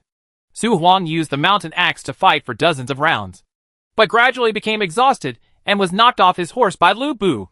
Although Lu Bu's exclusive weapon was taken away by Xueren Gui, he made a king-level Feng Tian painted halberd as a weapon, which was equally brave and unparalleled. My lord has a word. Let him live. Li Ju stopped Lu Bu, who wanted to kill Su Huang. What's the use of keeping such a weak man? Ming Gong has me, Lu Fengxian. He can command the infantry, and I can command the cavalry, so we can conquer the world. Although Lu Bu didn't pay attention to Zhejiang Lao Qin's order, he still had to obey. In order to check and balance Lu Bu, Zhejiang Lao Qin gave Lu Bu less than 10,000 cavalry. Zhejiang Lao Qin had a group of loyal subordinates: Meng Tian, Meng Wu, Li Xian, and Yang Dian. They held military power. Even if Lu Bu wanted to rebel, he had to consider how many troops he had. Even though Lu Bu could kill hundreds of thousands of people, he still couldn't withstand the siege of hundreds of thousands of troops. Although Su Huang was captured, he was angry and full of hatred for Lu Bu. He could accept defeat, but he could not accept Lu Bu's humiliation. Li Xian led the 80,000 Guanzhong army to attack the Baibua army. The battle continued for 5 days. Tens of thousands of Baibua army were killed. The river was blocked, and corpses were floating in the river valley for 10 miles. Yang Feng and Han Xian were defeated and left alone, so they finally chose to surrender. Hedong County, which was under the jurisdiction of Qi County, was captured by Zhejiang Lao Qin. Zhejiang Lao Qin sent an order to Li Xian to lead the Guanzhong army to attack Hanoi County and Hunan. He was about to control the entire Sili and become a veritable captain of Sili. Did you say Tang was defeated? Chu Zimu is really a formidable enemy. If I want to compete in the Central Plains, Chu Zimu has to be eliminated. Zhejiang Lao Qin learned that Yuzhou Muhua Tang was defeated in the Battle of Xiaopei, and he couldn't help but sigh at the powerful power of Chu Zimu in Xuzhou. He is about to own the 7 counties of Sili, but compared to Chu Tian, who already owns more than 10 counties, he is still one step behind. I suggested to Tang Shu that he take Yingchuan, Nanyang, and Chenlu as capital to fight against Chu Zi. Yingchuan and Nanyang are both large counties, together with Runan, Qinghua, Lianghua, and Chenlu. There are 6 counties, so it may not be impossible to stop Chu Zimu. Zhejiang and Lao Qin sent people to persuade the Yuzhou pastoralists to talk about the Tang dynasty. He didn't do it to talk about Tang, but for himself. As long as Tang and Chu Zimu are inseparable in the Central Plains, I have enough time to take Liangzhou. Chu Zimu installed Su Fengyan for me, which made me uncomfortable, so I had no choice but to support Tang. Zhejiang Lao Qin received good news from Li Xian and Meng Tian, and ordered Meng Wu, Yang Dian, Zhou Bo, Wasi and other generals to train troops and horses in Guanzhong to prepare to attack Liangzhou. Longxi County was divided up by the lords of Longxi very early, and they were the powerful people here. As for the original Longxi aristocratic families, those who were unwilling to surrender were all killed by strangers.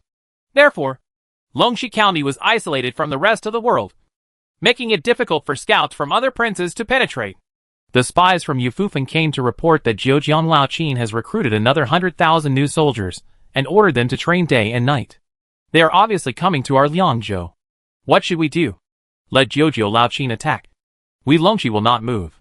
If Zhejiang Lao Qin thinks that our only general is Wang Taijian, it would be a big mistake. In the past 2 years, we have been seeking trade with Chu Zi, but we have obtained there are a lot of benefits. Ma Chao is 14 years old this year, right? Can he go on the battlefield? Wait a minute.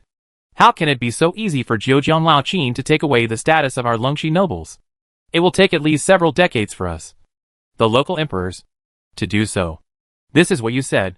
Don't let the Guanzhong army come to attack us, and you will be the first to run away. Whoever runs away is the grandson. The lords of Longxi County were full of confidence in the territory they had managed for several years. If Zhejiang Lao Qin wanted to capture Liangzhou, He had to pass the test of Lingxi's powerful people. Chu Zimu wants to buy 10,000 fine war horses from us using sea salt, silk, ironware, gold and silver. The lords of Lingxi receive big business from Xuzhou. Su Fengnian said. Chu Zimu must have lost his fortune again. Chapter 357 Death of Yuan Shu. My lord, Yuzhou Mu is defeated. This is a good opportunity for us to take back Yuzhou. Qi Shi Yanghong almost used both hands and feet to come to Yuan Shu's dormitory and inform Yuan Shu about the defeat of the Tang dynasty. Since Yuan Shu was accused of betrayal by his subordinates, only a few counties of Yingchuan County were left.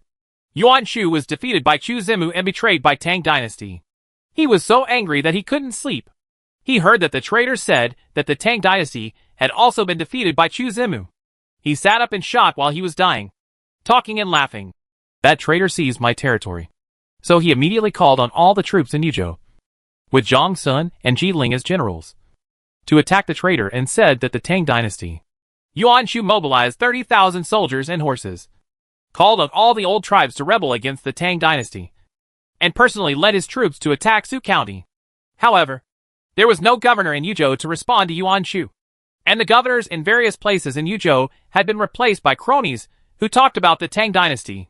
They would rather seek refuge with Xuzhou Chu Zimu than respond to Yuan Shu. Yuan Gongli is seeking his own death. Cao Cao couldn't help but sigh when he learned that Yuan Shu still wanted to make a comeback. The princes who have survived until now are not easy to mess with. He had been beaten by the foreign prince Chu Zimu and was about to surrender. Pang Wan's troops came to Puyang City and fought with Cao Cao many times, facing many generals and counselors led by Cao Cao. Pang Wan lost more than he won, but with Gui Jia's plan, Pang Wan was not defeated and kept Cao Cao at bay. Chu Tian defeated Cao Cao's largest reinforcements. Now Cao Cao was no longer facing Chu Tian's partial army, but the main army. Cao Cao gathered all the civil servants and generals in the city. Sun Yu, Cheng Yu, Lu Jin, Lu Qian, Xue Ti, Cao Hong, Cao Chun, Xiao Ho Yuan, Zhang Liao, Dian Wei, and other civil servants and generals were recruited by Cao Cao. Also arriving were the General Li Ling, the eldest grandson of Li Guang, whom Cao Cao had recruited using the recruitment order for the Battle of Mobe, as well as other generals and strangers.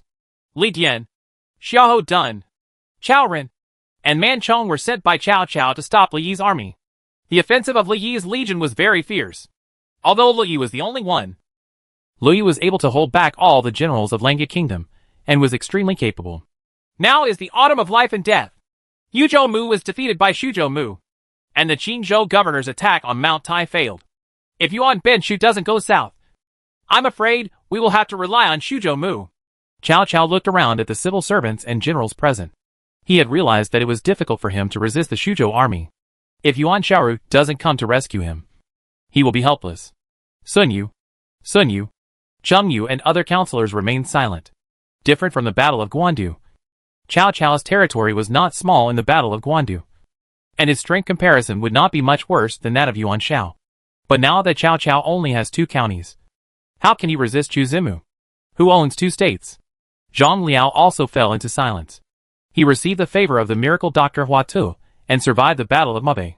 The ones who were not reconciled were Cao Hong, Cao Chun, Xiao Ho Yuan and other clan generals. They worked hard with Cao Cao for several years, but in exchange they surrendered. When Cao Cao was at his most powerful, he didn't even have half of Yanzhou. The young and energetic Cao Chun was unwilling to give in. We may not lose if we make a last-ditch effort. Let me command the Tiger and Leopard cavalry to attack the enemy formation and turn the tide, Sun Yu said. If the generals fight hard, maybe the morale of the army can be used. If they are defeated, they can retreat to Chenlu and give up Dongjun to Chu Zimu. After Cao Cao returned from the Battle of Mobe, he hesitated for quite some time. When he saw that the mastermind Sun Yu proposed to abandon Dongjun, he couldn't help but wonder. Dongjun is my foundation. How can I abandon the foundation and chase the weak? East County borders Hebei. If Chu Zimu captures East County, he will directly threaten Yuan Benshu and force Yuan Benshu to join the war. Chenlu is close to Yingchuan. The Lord can borrow Yingchuan County from Yuzhou Mu and join Tang Dynasty to reach Xia. When Yuan Benshu comes to the end, the outcome is uncertain. As the mastermind, Sun Yu could still find an opportunity for Cao Cao to make a comeback even under such critical conditions. forcibly drag Yuan Binshu to the end. This is a very good plan. Because of Sun Yu's words, Cao Cao ignited his fighting spirit to fight again. Report. Yuan Binshu sent envoy Su Yu to come. Just when Cao Cao's forces were in trouble, Yuan Shao's forces, who were focused on going north instead of south, finally sent envoys. Why should Ah Man be anxious? If Ah Man moves to Yeqing and joins Yuan Binshu, great things can be accomplished. Binshu has captured Changshan Kingdom and is marching into Zhongshan Kingdom. Jizhou is within easy reach. He heard his voice before seeing him. Su Yu didn't come in, so he called Cao Cao by his nickname. Cao Cao frowned. He was the governor of Yinzhou after all, and Su Yu was too disrespectful to him. It's a big deal. Things in Dongjun may change. Shui Yu, who was in charge of the alien intelligence, came to Xiaoqing in person to meet Chu Tian and inform him about the affairs of Yinzhou East County. Shui Yu placed a stranger in Cao Cao's forces and learned that Cao Cao wanted to abandon Dongjun and join Shuo Tang to guard Chenlu. She immediately reported to Chu Tian. Chu Tian tried to recruit Cao Cao, but Cao Cao was not easily recruited. Now Cao Cao was beaten into Liu Bei by Chu Tian and was running around. Sun Yu is indeed a top strategist. He dragged Yuan Shao into the water, and we have one more enemy to deal with. Chu Tian was shocked when he heard that this was Sun Yu's advice to Cao Cao. Without Sun Yu, Cao Cao would have probably surrendered. Sun Yu may not intend to resist, but as a counselor, Sun Yu strives to find a living space for Cao Cao's forces. Cao Cao has a mastermind who is even more difficult to deal with. If Cao Cao is unwilling to surrender, he can only beat him until he surrenders. Chu Tian was just stunned, but he thought that Cao Cao could not escape far, as Dongjun and Chenlu were adjacent. Even if Cao Cao retreats to Chenlu, it will only cost him a little more trouble. Only by letting Cao Cao experience despair will Cao Cao completely surrender. Chu Tian always used partial troops to deal with Cao Cao. Once Chu Tian uses his main force, Cao Cao will know what despair is and what terror is. Has the investigation of Tang's information been completed? Yes. The Tang dynasty was deeply hidden, but after the Battle of Xiaopei, its subordinates were shaken, so they could bribe Tang's subordinates to obtain information. In the Battle of Xiaopei, the famous Tang Marshal Guozi was in charge of the Chinese army. There is General Feng Yi, one of the 28 generals of Yantai. Shui Yu used the panic players as a breakthrough point to successfully obtain information about Tang. Guozi and Feng Yi. No wonder I needed 2 heavy cavalry to break through their phalanx. Chu Tian was relieved when he knew these 2 people. Guozi led the Shuofeng army to participate in suppressing the Ungshi rebellion. He was the deputy marshal of the world's troops and horses at that time, and may be a king-level or emperor-level commander. Feng Yi is one of the 28 Yantai generals under Emperor Guangwu. He is good at attacking and defending, and at the same time, he is humble and does not compete with other generals for credit.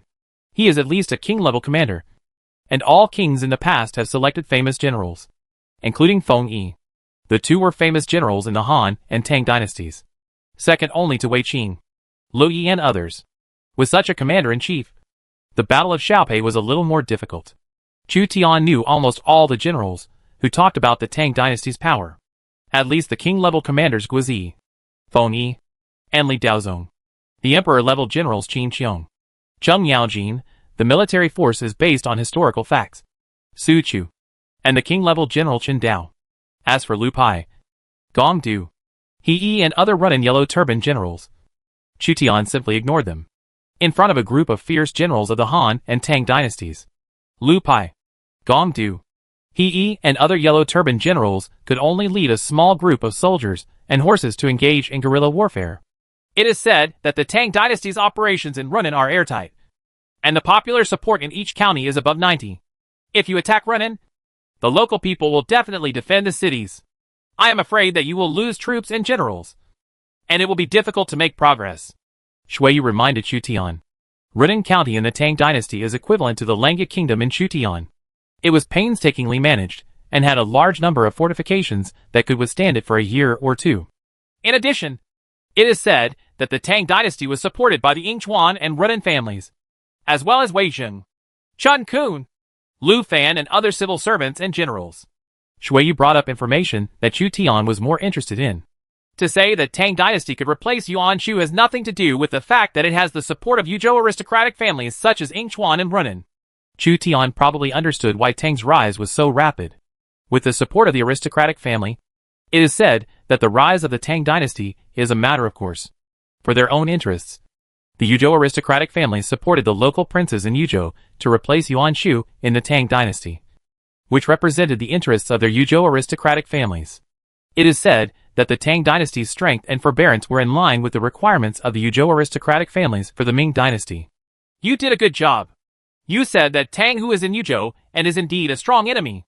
Unfortunately, his forbearance also has drawbacks. After all, his development speed is slower than mine. If you give him another 2 or 3 years, maybe the trend will be achieved. But now he only has 1 Yuzhou. Chu Tian simply compared their strengths. After he defeated Cao Cao, he was equivalent to having 2 complete states, as well as 2 commanderies in Qingzhou, 1 commandery in Yangzhou, and 1 commandery in Yuzhou. It is said that Yuzhou in the Tang dynasty was no longer complete because of the loss of Pei state, so it's not very difficult to deal with. How is Miss Xia's condition? The relationship between Shuiyu and Xia Liang is quite good. Everything is fine. You can stay with her. In order to appease Xia Liang's emotions, Chu Tian tried his best to let her have contact with other people and reduce Xia Liang's uneasiness. In Yinchuan County, Yuan Shu commanded the last 30,000 troops to attack Su County. He wanted to regain everything he lost. Yuan Shu called on all the aristocratic families and lords in Yuzhou to raise troops. But until now, no one has dared to come to support Yuan Shu. Although Tang dynasty was also defeated in Xiaopei, it was undoubtedly more in the interests of everyone in Yuzhou than Yuan Shu. Those idiots would rather support the traitors talking about the Tang dynasty than support me. Yuan Gongli, am the 4th generation and the 3rd duke. Yuan Shu was left alone and furious. Never had he suffered such humiliation. My lord, it is said that Tang's army is coming. Yuan Shu hurriedly led Zhang Sun and other generals to fight. On the horizon, it is said that the Yuzhou army under the command of Tang dynasty has arrived, and it is covered with darkness. Commanders Guozi, Li Daozong, and Feng Yi urged the army to advance. Qin Qiong, Cheng Yaojin, Shen Dao, Su Chu and other fierce generals are glaring ahead. They were defeated in the Battle of Xiaopei, leaving only 60,000 to 70,000 of their 160,000 strong army. When Shuo Tang returned to Runan, Wei Jing and Chen Ku replenished his troops, increasing Shuo Tang's troops to 80,000, and came to attack Yuan Shu. Yuan Shu wanted to take advantage of Tang Xian's defeat to recapture Yuzhou, but he far overestimated the appeal of his own 4 generations and 3 princes, and underestimated the terrifying combat effectiveness of Tang's legions. Although Tang was severely cheated by Chu Zimu, the fierce generals under his command were not something Yuan Shu could deal with. I want Yuan Shu to die. It is said that Tang gave orders to Qin Qiong, Cheng Yaojin, Su Chu and Shen Dao. Yes. For fierce generals took the lead and led the cavalry to directly attack Yuan Shu's army. Anyone who captures a traitor alive and talks about the Tang dynasty will receive a reward of 1,000 taels. Yuan Shu was extremely resentful towards Tang dynasty, so he ordered Ji Ling to go to war. Ji Ling worked together with both hands, swung the 3-pointed double-edged knife, and fought with Qin Qiong. The 3-pointed 2-edged knife struck the tiger-headed golden gun, and the sharp blade shook. Qin Qiong tried hard, but the blade bent. Ji Ling's hands holding the knife trembled, and it was extremely difficult. The 2 sides are not warriors of the same level. Su Chu abandoned his heavy armor and went bare-chested. His muscles were as strong as bronze, and he charged among thousands of troops. Unstoppable. Su Chu, who had no armor, frightened the enemy troops, and they were defeated one after another. Die to Grandpa. Cheng Yaojin swung his giant axe and rampaged all the way, splitting the cavalry in half along the way. The Yuzhou army suffered a heavy loss in Xiaopei and encountered the weak Yuan Shu. They vented their anger at the defeat on Yuan Shu and marched forward. They couldn't defeat Chu Zimu's Shuzhou army, but they could sweep Yuan Shu. Yuan Shu is just a stepping stone among the princes competing in the Central Plains. The morale of Yuan Shu's army was not high. They were attacked by cavalry, and all 30,000 troops were defeated in less than an hour. Drive! Yuan Shu drove a mule cart pulled by 8 mules at high speed and escaped again. Since the Battle of Pingcheng, Yuan Shu has mastered the superb skill of driving a donkey cart. I'm waiting for you. Seeing Yuan Shu's defeat again, Shi Yang Hong knew that he could no longer serve Yuan Shu. So he led Yuan Shu's generals to surrender to Tang dynasty. Zhang Sun, Ji Ling, Yin Xiang and others all submitted to the command of Shuo Tang. Sai Tang glanced at this group of Yuan Shu's generals indifferently. There were not many available people. Most of them were third and fourth-rate generals. And even the second-rate generals were very few. Cheng Yaojin, you lead a group of cavalry to chase Yuan Shu. He said that Tang had murderous intentions. So he sent Cheng Yaojin to kill Yuan Shu. Yes. Cheng Yaojin carried an axe and led 500 light cavalry to pursue Yuan Shu day and night. The war horses left hoof prints on the soil and followed Yuan Shu. In addition, by killing the lords of Liang and Qin and replacing them with our governor, I want to firmly control the entire Yuzhou. A scattered Yuzhou cannot be Chu Zimu's opponent. It is said that after the Tang dynasty's defeat, its control over various places not only did not weaken, but actually strengthened. Yuan Shu was defeated again and fled, hoping to go north to join Yuan Shao. On the way, Yuan Shu was furious and lay ill in bed. Cheng Yaojin caught up with him and killed him. A generation of mediocre heroes died in battle. It is said that the Tang dynasty killed Yuan Shu, eliminated the influence of the Yuan family in Yingchuan and Renan, and regrouped. After Yuan Shu's death, the Eastern Han dynasty was in an uproar. During the crusade against Dongzhuo, all the feudal lords of the late Han dynasty came out. But until now, few of them could survive. Lu Dai, Zhang Miao, Dongzhuo, and Kong Miao were assassinated. Yuan Shu and Lu Yu were defeated and killed. Tao Qian died of illness, and only Yuan Shao, Liu Bei, Cao Cao, Liu Biao, Sun Jian, and other princes were still holding on. It is said that Tang dynasty killed Yuan Shu, but did not have the energy to continue attacking Shuzhou. So he had to rest and recuperate. The failure of the Battle of Xiaopei had a huge impact on the morale of the Yuzhou army, and it was unable to fight anymore except against Yuan Shu. Both Shuzhou and Yuzhou are trying their best to accumulate strength. Chapter 358. There is a successor. The Lord's mansion was busy, with maids coming in and out to buy clothes. Doctors with midwifery skills were invited to live in the Lord's mansion and deliver babies at any time. The entire Shuzhou forces are eagerly looking forward to the birth of the heir. Chu Tian's forces developed extremely well and became one of the princes most likely to unify the Central Plains. If there is a successor and the power's development momentum is maintained, the vested interests of all civil servants and generals can be guaranteed. It can be said that Chu Tian's eldest son is not only related to Chu Tian's own interests, but also to the interests of all civil servants and generals. Hua Mulan and Joan of Arc have been staying with Xiao Liang recently to comfort Xiao Liang's anxiety. At the same time, Hua Mulan is a little envious of the cool summer. After being enlightened by Xiao Liang, Joan of Arc's eyes regained their vitality. Chu Tian invited Fang Xianling to play chess. Chu Tian thought this kind of thing was more stressful than marching and fighting. He dared to lead the Tiger Army to attack the enemy formation. But the tension in the Lord's mansion now was even greater than the Battle of Xiaopei. It is said that Tang killed Yuan Shu and completely digested Yuan Shu's population, territory, and military strength. He will become our formidable enemy. The Battle of Xiaopei has not yet dealt a fatal blow to him. Chu Tian and Fang Xianling talked about the general trend of the world, which slightly relieved the anxiety in his heart. At present, it is said that Tang has become his biggest opponent in unifying the Central Plains. The Tang dynasty only has Yuzhou. As long as the Lord occupies the land south of the Yellow River, uses the Yellow River as the boundary, deploys a small number of troops to defend, and concentrates the main force to attack the Tang dynasty, it is only a matter of time before the Tang dynasty is defeated. Fang Xianling didn't take it seriously. Chu Tian considered that Li, Zhou Yafu and other generals did not participate in the Battle of Xiaopei. If they had participated in the Battle of Xiaopei would not be so difficult.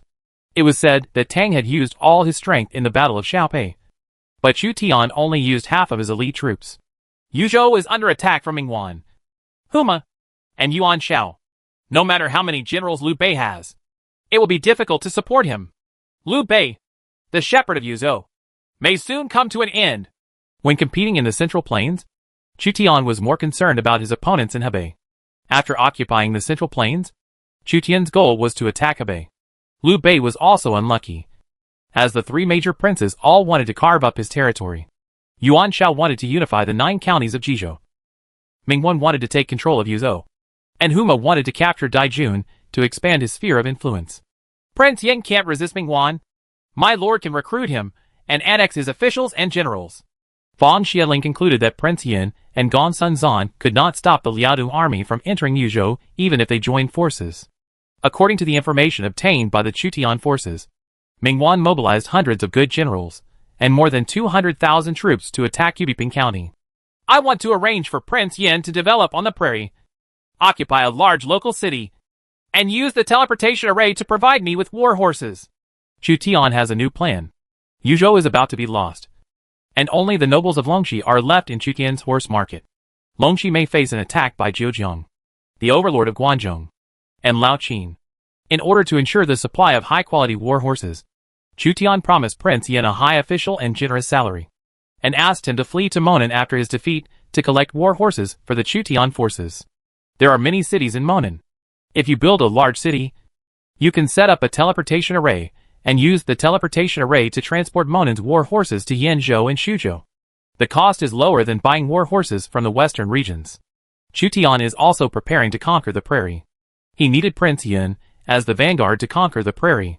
There are also players, lords, Xianbei, Xiongnu and other tribes on the prairie.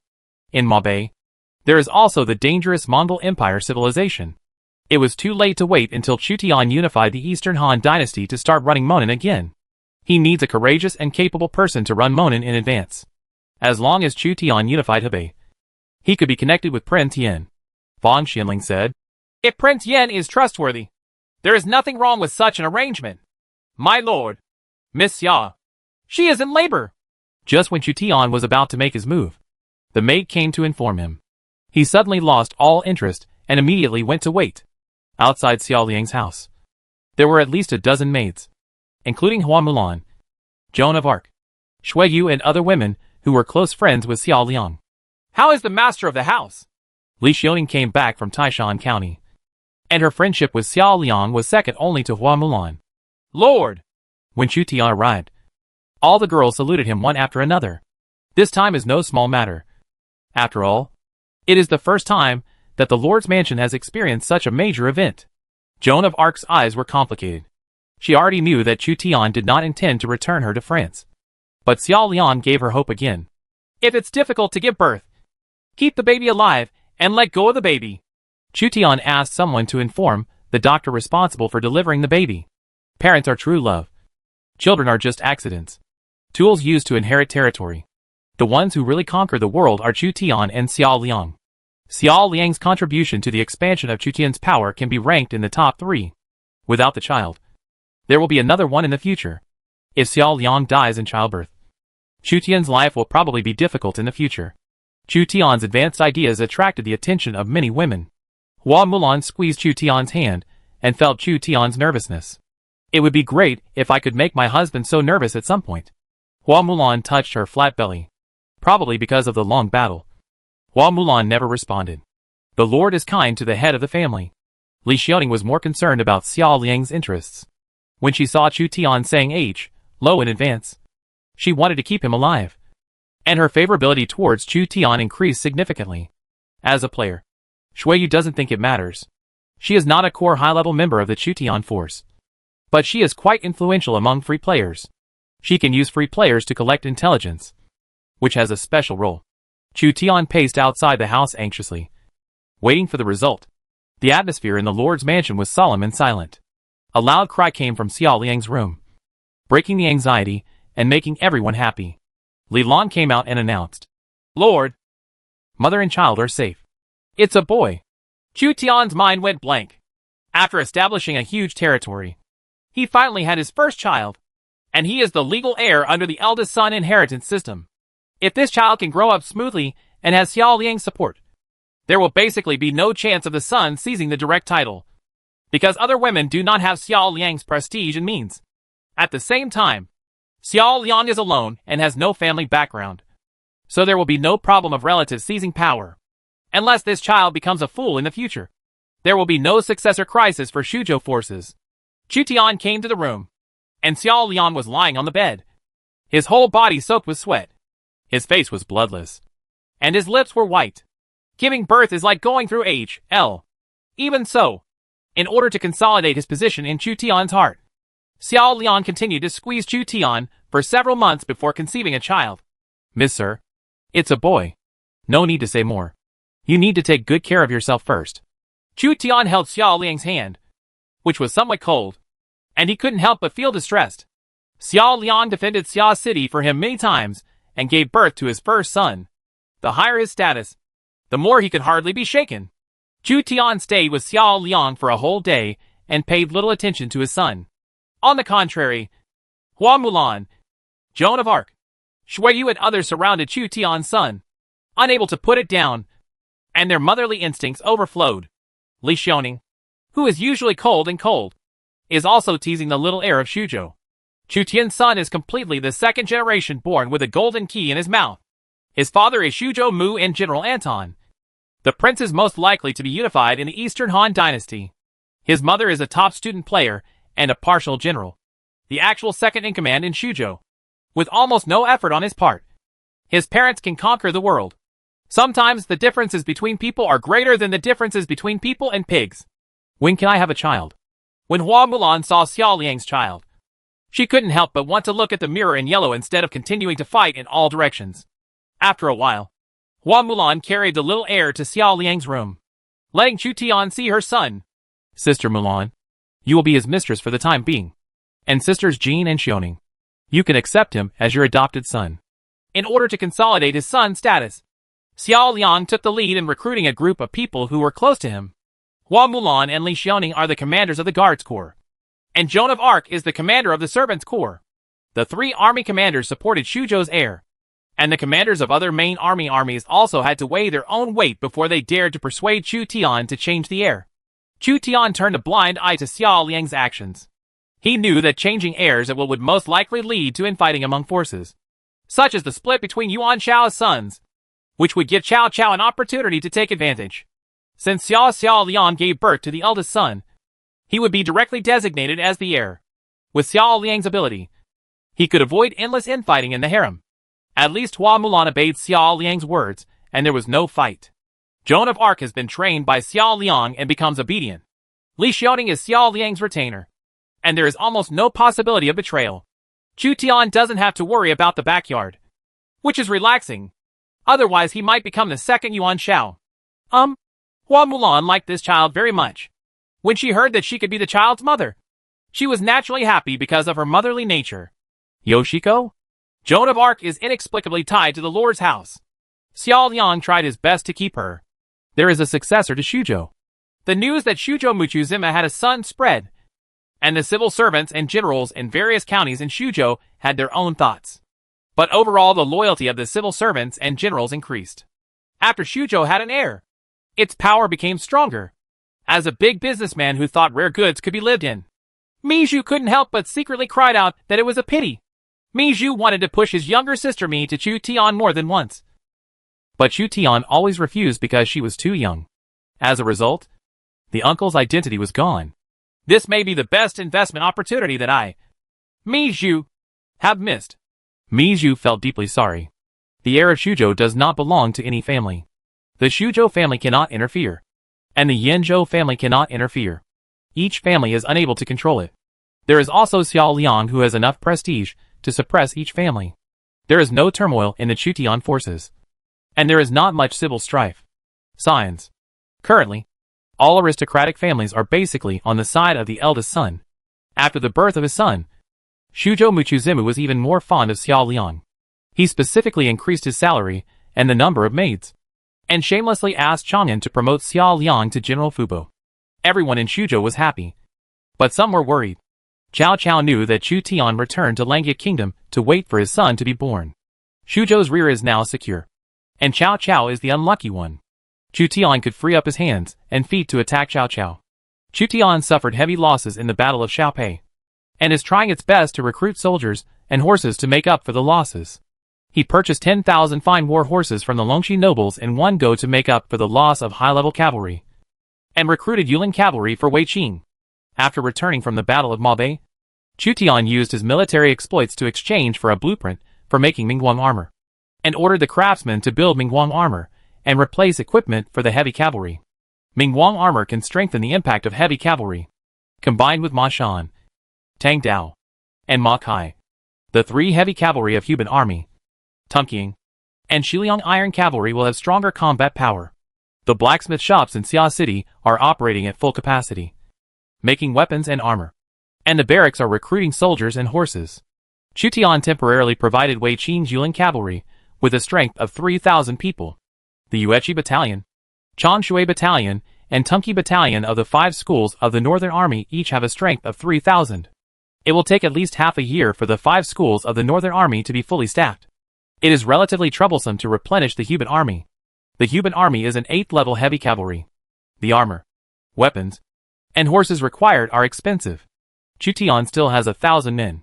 Chu Zimu has a successor, and his request was granted. Jiuzhou Laoqin, who controlled the Han dynasty, agreed to Chu Tian's request to move Xiao Liang to General Fubo. Jiasu and Jiujiang Laoqin discussed the general trend of the world. Chu Zimu's power has become established and his territory is solid. If you want to conquer his power, I am afraid it will be difficult to succeed within 3 to 5 years. Jiujiang Laoqin asked. I have Li Si and Zhong Yao to govern Guangzhong. Guangzhong has a population of tens of millions and can recruit 500,000 soldiers. What is the chance of victory in the crusade against Liangzhou? What do he think the chances are? Jiasu said. 40 or 60%. The enemy is 4 and we are 6. Why is Longxi's winning rate so high? Longxi is run by foreigners and nobles.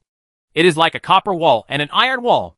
It is difficult for scouts to find out its details. Maybe the powerful people in Longxi rely on it. The trouble Longxi has caused me is no less than the trouble Tang has caused Chu Zimu. I am more concerned about whether Mingguan has captured Yuzhou. Jiujiang Laoqin is looking for someone to stop Chu Tian from dominating Guangdong. One said that Tang was still unable to contain Chu Tian. The second prince may come from Hebei. In Beiping County on the right side of Yuzhou, there is a constant war. Prince Yan and Gong Sunzan were attacked by the Liaodong army and were in danger. Gong Sunzan led a group of cavalry out of the city to fight, but was easily defeated by the emperor-level warriors Chan Yechen and Murongba, and fled back to the city in embarrassment. Chu Zimu's son was born. Unfortunately, I can't live without you Beiping now. Prince Yan wanted to go to Xuzhou, but Mingguan attacked Yuzhou fiercely, and he had too much time to take care of himself. Prince Yan, if you are defeated, you can lead Gong Sunzan and Di Qing to Monan. Occupy a medium-sized city, develop it into a large city, build a teleportation array, and provide me with war horses. From now on, I will make you a governor, a general, and a prince. When Prince Yan was unable to support himself, Chu Tian reminded Prince Yan to go to Monan for business and conquer the Xiongnu and Xianbei tribes in Monan. Go to Monan. Prince Yan fell into deep thought. Chapter 359. In the spring of the 6th year, Chuzi plotted against me. 1. The Linglong gold mine in Jiaodong has produced 300 taels of gold this month, and is expected to produce 1,000 taels of gold per month in the future. There are many gold mines in Donglai County that have not yet been discovered. If it can produce 10,000 taels of gold per month, it can support tens of thousands of elite soldiers. The merchant ships heading to Japan have been prepared in Chu County. This time there are 134 merchant ships. Mi Zhu, the captain of Dongdu, will go to Japan again to preside over trade. The power of Arado Castle Lord Tera Yoshimori is still there, and he sent 80 Japanese ships during this period. Come to Chu County, Shuzhou for trade.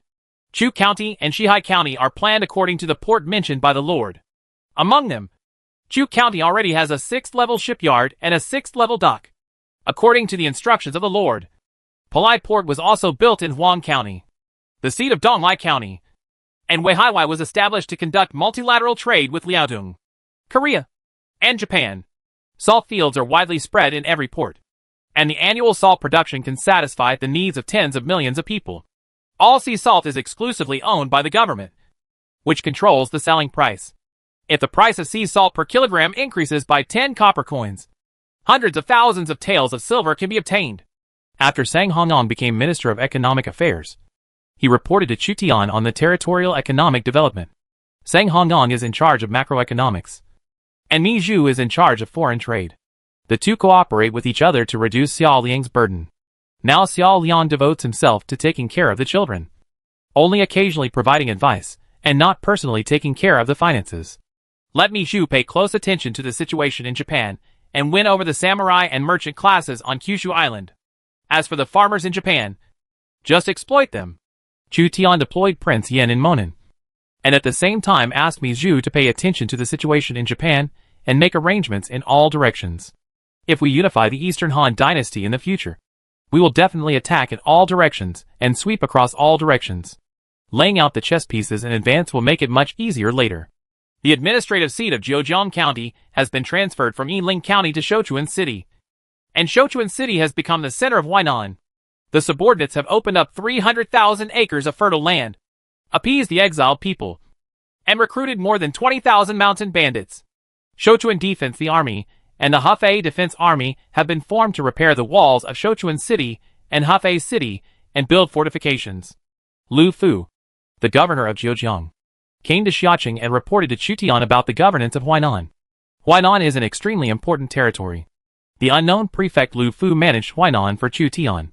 He promoted farming in Huainan, appeased the people, recruited mountain bandits, and turned Huainan into a granary. Hefei was guarded by Su Sheng, Zhang Ba, and Sun Quan to resist the influence of Tong Ke, the prefect of Lujiang, from penetrating into Huainan. Have scouts been placed in Lujiang County? What is the threat from Lujiang? 100 scouts have been dispatched to Shu County, One County and other places. As long as there is a large-scale mobilization of troops and horses in Lujiang, they can be detected immediately and notify General Su Sheng, Zhang Ba, and Sun Quan to carry out defense. Lujiang prefect led the main force, named Beifu Army, to attack Wu County in a large scale. Wu County Yan Baihu and the local foreign lords were defeated, and Yan Baihu was captured and killed by Beifu Army. If Tong Ke captures Kuaiji County again, it is very likely that it will peak at Huainan. He may also go to Jingzhou to increase penetration into Jiangnan. Chu Tian had to guard against Tongjue's Beifu Army. The Beifu Army is powerful and will conquer Danyang County and Wu County one after another, and then annex Kuaiji County and Yuzhong County. Tong Ke will own Jiangnan, Minnan, Jiangxi and other places, and become a major vassal in Jiangdong. Although Tong Ke always held the title of Lujiang prefect, he was actually an out-and-out Yangzhou Mu. There were few princes in Jiangdong who could rival him. If the direction of Tongjue's expansion changes to Huainan, it means that Chu Tian will allocate half of its troops to confront it. Chu Tian would rather he go to fight in Jingzhou than confront the Beifu Army in Huainan so soon. Guangling County has opened up 500,000 acres of fertile farmland this year, built 13 dams, and opened more than 100 miles of canals. The main focus is on controlling floods. The Huaihe River is the foundation of Guangling. But every year during the rainy season, the Huaihe River breaks out, destroying countless farmland and houses. Therefore, building water conservancy and encouraging farming and mulberry farming are the key points of governance. Chen Ding, the governor of Guangling County, also came back to report his political achievements. Guangling County and Zhejiang County actually belong to the Huainan region. They formed the Yangtze River Defense Line to block lords from the south of the Yangtze River. Pengcheng State has a flat plain and millions of acres of fertile land. The damage caused by last year's locust plague has basically subsided, and we can have a harvest this year. Peng Guixianwang Lang came from Pengcheng to report. The governors from all over the country have to come to Langya Kingdom to report what they have done every once in a while. This can be regarded as a link of centralization, and they also accept supervision. After listening to everyone's reports, Chu Tian made some comments, and then asked the governors from various places to return to their own areas. Civil servants who can serve as governors have political attributes above 80. They are all respectable big shots, and none of them lacks ability. The only thing Chu Tian needs to consider is the relationship between the aristocratic families and their loyalty. There is no shortage of civil servants in Suzhou. These civil servants give Chu Tian no worries, and Chu Tian can deal with Cao Cao with confidence. Chu Tian took 2 months to rest after the Battle of Xiaopei, and the injuries of Joan of Arc, Zhao Yun, Gong Sun Ao, and others were basically recovered. Joan of Arc's legion of servants were used as cannon fodder by Chu Tian and were exhausted. Chu Tian simply arranged for her to serve in the 5th School of the Northern Army. In this way, Chu Tian was somewhat looking forward to the Third National War. The Servant Legion is blessed with the fanatical belief of Joan of Arc and is very practical. The Servant Legion only received half of the military pay, and no pension was required if someone died in battle. The cost of war was extremely low. Unfortunately, Chu Tian could only capture foreign soldiers from the national war to serve him, unless he can occupy areas of other civilizations. He can continuously recruit servant armies. At present, Joan of Arc's servant army cannot be replenished in time and can only wait until the national war. Chu Tian began to dispatch troops to the Yenzhou battlefield. hoping to completely eliminate Cao Cao, who was entrenched in Dongjun, and annihilate the most powerful hero of the three kingdoms. Xiao Liang saw that not long after Chu Tian came back, he was going to fight again. So before Chu Tian left Langya Kingdom, he squeezed Chu Tian well, and then let Chu Tian go. In Yenzhou East County, Cao Cao's power was at its most dangerous moment. All the civil servants and generals under Cao Cao knew that Xuzhou Mu planned to conquer Yenzhou personally, as if facing a powerful enemy. Wherever Xuzhou Mu went, he was invincible. This time, Chu Tian finally wanted to use the main generals to deal with Cao Cao. We must defeat Pang Wan before Chu Zimu arrives. We have fought in the north and south for 5 years to get the territory we have today. How can we give it to others? Cao Cao still wanted to resist Chu Zimu's oppression, and swore an oath in Puyang City. Cao Hong, Cao Chun, Xia Hoyuan, Lu Jin, and other military generals trapped in Puyang were in tears. They had finally obtained their current territory, but they were suppressed by Chu Zimu. And even Yenzhou could not be unified. Now Cao Cao's only forces are Dongjun and Qinlu. Without Dongjun and only Qinlianchen, Cao Cao was equivalent to a prefect. Go out of the city and fight to the death with Pang Wan. Only by working together can we turn defeat into victory. Cao Cao made a tragic speech and led his generals and 30,000 troops out of the city to fight against the enemy. The wind rustles and the water becomes cold. And the strong man will never return once he is gone. Cao Cao felt like a tragic hero. At the beginning, all the strangers in Dongjun supported him. Cao Cao's power was developing extremely well, and had the potential to sweep through the entire Yenzhou. Until Cao Cao met that man. The development of Cao Cao's power had stagnated, and his territory was getting smaller and smaller. And it was no longer as grand as it used to be. Cao Cao has been forced into a corner by Chu Zimu and must fight hard.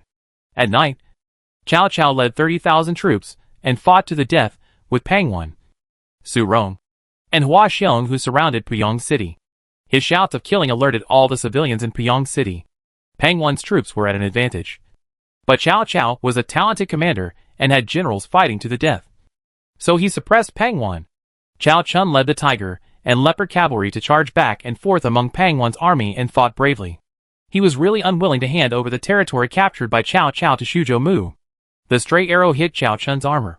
Cao Chun was unaware that the spear pierced the shield of a Wei soldier and nailed a Wei soldier to the ground.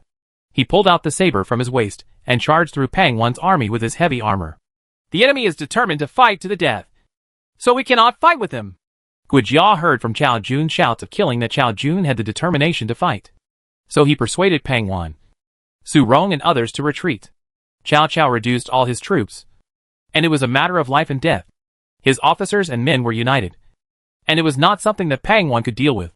The aura of Cao Cao's entire army blessed the generals of Cao Wei, and all the generals fought bravely.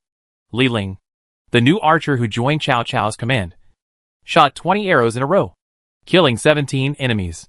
All of them fell down. Withdraw the siege! Pang Wan followed the advice of military advisor Guijia and personally led Wei Wuzu to the rear. Guijia obviously had insight. When Guijia realized that the situation was unfavorable to his own army, he proposed to withdraw his troops to avoid the complete annihilation of Pang Wan's army. As one of the top commanders of the three kingdoms, Cao Cao made up his mind to fight tooth and nail with the generals and defeat Pang Wan's army. Because Guijia promptly proposed to withdraw, Pang Wan's army avoided heavy losses and retreated smoothly. In this battle, Cao's army only lost 3,000 men and killed more than 10,000 Pang Wan. Su Rong was unable to use flexible tactics such as sneak attacks under Puyang City, so he could only fight Cao Cao head-on, but was defeated by Cao Cao. Cao Cao made up his mind to fight, and all his soldiers were determined to fight to the death. They unleashed a powerful fighting force and expelled Pang Wan from Dongjun. The momentum was great. Not only that, Cao Cao regained his confidence and pursued Pang Wan one after another. Cao Cao can still be so tenacious. He deserves to be the #1 hero in the three kingdoms. Gong Ziwen had fought with Cao Cao for a long time, and he was very familiar with Cao Cao and knew Cao Cao's abilities. Cao Cao is different from Yuan Shu. Even though Yuan Shu had 10 counties, he was still defeated by Chu Tian in Pingqing and betrayed by his subordinates. But even if Cao Cao only has 2 counties, there is still a possibility of a comeback. Unless Cao Cao is completely convinced, Cao Cao will give up resistance. Cao Cao made a comeback in Dongjun. Guijia's opponent was Sun Yu, who was much older than him. He could only do his best to protect Pang Wan's army and set up suspicious troops. Gong Ziwen fought with Cao Cao, losing more and winning less. But he could hate Cao Cao for 2 years and didn't care about losing once. Gong Ziwen retreated to Dingtao, waiting for the arrival of Chu Qian's main army. The Chao thieves are really difficult to deal with, all because of Sun's support. Gu Jia still called Cao Cao a thief, believing that Cao Cao was able to defeat Pang Wan's army because of the support of Sun Yu and Sun Yu. Gu Jia's considerations are basically not biased. If Cao Cao did not have the support of Sun Yu, Cheng Yu and others, he might have been annihilated in this offensive long ago. And how could he organize a counterattack? After Cao Cao defeated Pang Wan, he went to attack Li without stopping, hoping to imitate Chu Tian and use the tactics of defeating them one by one. When Li heard that Pang Wan's army had failed, he gave up attacking Dongnei County and retreated to Jibei Kingdom, also waiting for Chu Tian to dispatch an army to attack Cao Cao. At present, Cao Cao has 3 important cities in his hands: Puyang City, which is defended by Sun Yu, followed by Wancheng, which is defended by Xiahou Dun, and Dongnei County, which is defended by Chao Ren and Manchong. The counterattack of Cao Cao's forces was so swift that even Lui had to temporarily avoid its edge. For a time, Cao Cao's forces' counterattack caused quite a stir. Few people could achieve such results under Chu Zimu's offensive. Cao Cao defeated Pang Wan's army and forced back Li Yi's army, which had only one general, and shocked the south of the Yellow River. If Cao Cao can develop his power, he will undoubtedly become a powerful prince. But why should he develop in Yinzhou? He happens to be right next to Chu Zimu. Only now did Chu Zimu swing his butcher knife at Cao Cao. Cao Cao was already jumping up and down. It's been too long. Fortunately, I didn't make an enemy of Chu Zi. Gong Ziwen returned to Dingtao. Although he failed to destroy Cao Cao this time and suffered a small loss due to the vigorous counterattack of Cao Cao's people, the problem was not big. Cao Cao won, but his military strength was still partially reduced. General Wei Qing has arrived. During the rest period in Chutian, Wei Qing commanded the main forces such as the 5 schools of the Northern Army, the Servant Corps, and the Reconnaissance Corps to come to Dingtao. Wei Qing. When Gong Ziwen heard the name of this commander-in-chief, his mind went blank. Wei Qing, one of the double walls of the Han Empire, was actually under Chu Zimu. However, if you consider that Chu Tian participated in the Battle of Mabe as the first place, it seems that it is not an exaggeration to win a Wei Qing. My lord, the Shuzhou Mu family is here. The soldiers responsible for guarding the teleportation array came to report to Gong Ziwen urgently. He's finally here. After Gong Ziwen was defeated by Cao Cao again, he heard that Chu Tian finally came in person. So he led Pang Wan to meet him. Gong Ziwen, I heard that you were defeated by Cao Cao. Chu Tian led Xiao Yun, Joan of Arc, Li Xiaoning, Gong Sunao, Tai Shi and other generals to come. The high quality of the generals attracted the attention of Prince Wendu. Gong Ziwen explained for himself. Cao Mingda may be a king-level or emperor-level commander, and Sun Yu is the mastermind. It is normal to lose to him. From now on, your legion will be under my command. Pang Wan will be loyal to me, and you will still serve as the prefect of Jing County. Chu Tian officially took over Gong Ziwen's power and annexed the 2 counties owned by Gong Ziwen, Jing County and Shannon County. The last General Pang Wan is willing to serve our lord. At Gong Ziwen's suggestion, he cancelled his allegiance to Gong Ziwen and formally pledged his allegiance to Chu Tian. Pang Wan was not a first-rate commander, but he had elite heavy infantry soldiers from Wei. According to my deployment, attack Cao Cao with all your strength. In the 6th year of the Lord's calendar, Cao Cao's aid records. In the spring of the 6th year, Mu Chuzi of Shuzhou planned to attack me, and the general fought. Chapter 360. In the spring of the 6th year, Chuzi planned to attack me too. Gong Ziwen obediently handed over the account books of Jing County and Shanyang County to Chu Tian to show that he had not transferred the gold and silver of the 2 counties privately. Due to the continuous war between Gong Ziwen and Cao Cao, the population of Jing County was less than 2 million. These people either died in the fighting or fled to other counties due to the war. Shanyang County is similar to Jing County. Its population is originally lower than that of Jing County. Although wars are not as frequent as Jing County, there are only more than 1 million people left.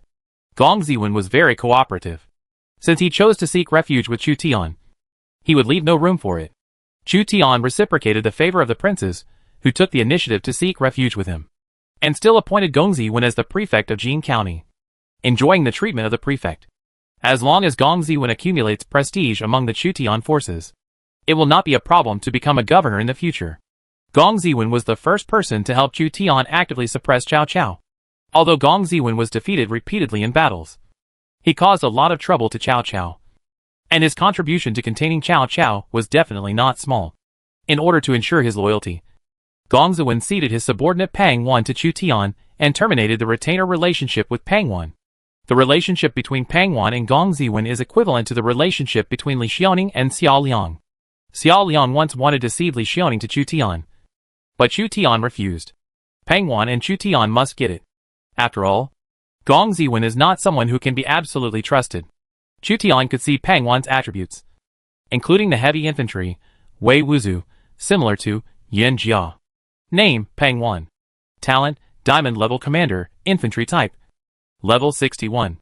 Identity, famous general of Wei during the Warring States period. Gaguzi's apprentice. Loyalty 70. Commander, 88, maximum 89. Force 80, maximum 82. Intelligence, 79, maximum 81. Politics, 53, maximum 55. Charm 30. Character, arrogant. Favorability, 55. Characteristic 1, Gigu's Art of War incomplete, S-level trait. Learn from Gaguzi. Quite satisfactory. Unable to master it due to character flaws. Own army's attack power plus 10%. Defense power plus 10%. Morale recovery plus 10%. Feature 2, Destroy the City, A-level feature. When own troops attack the city. Attack power plus 12%. Characteristic 3, Underestimating the enemy, negative trait.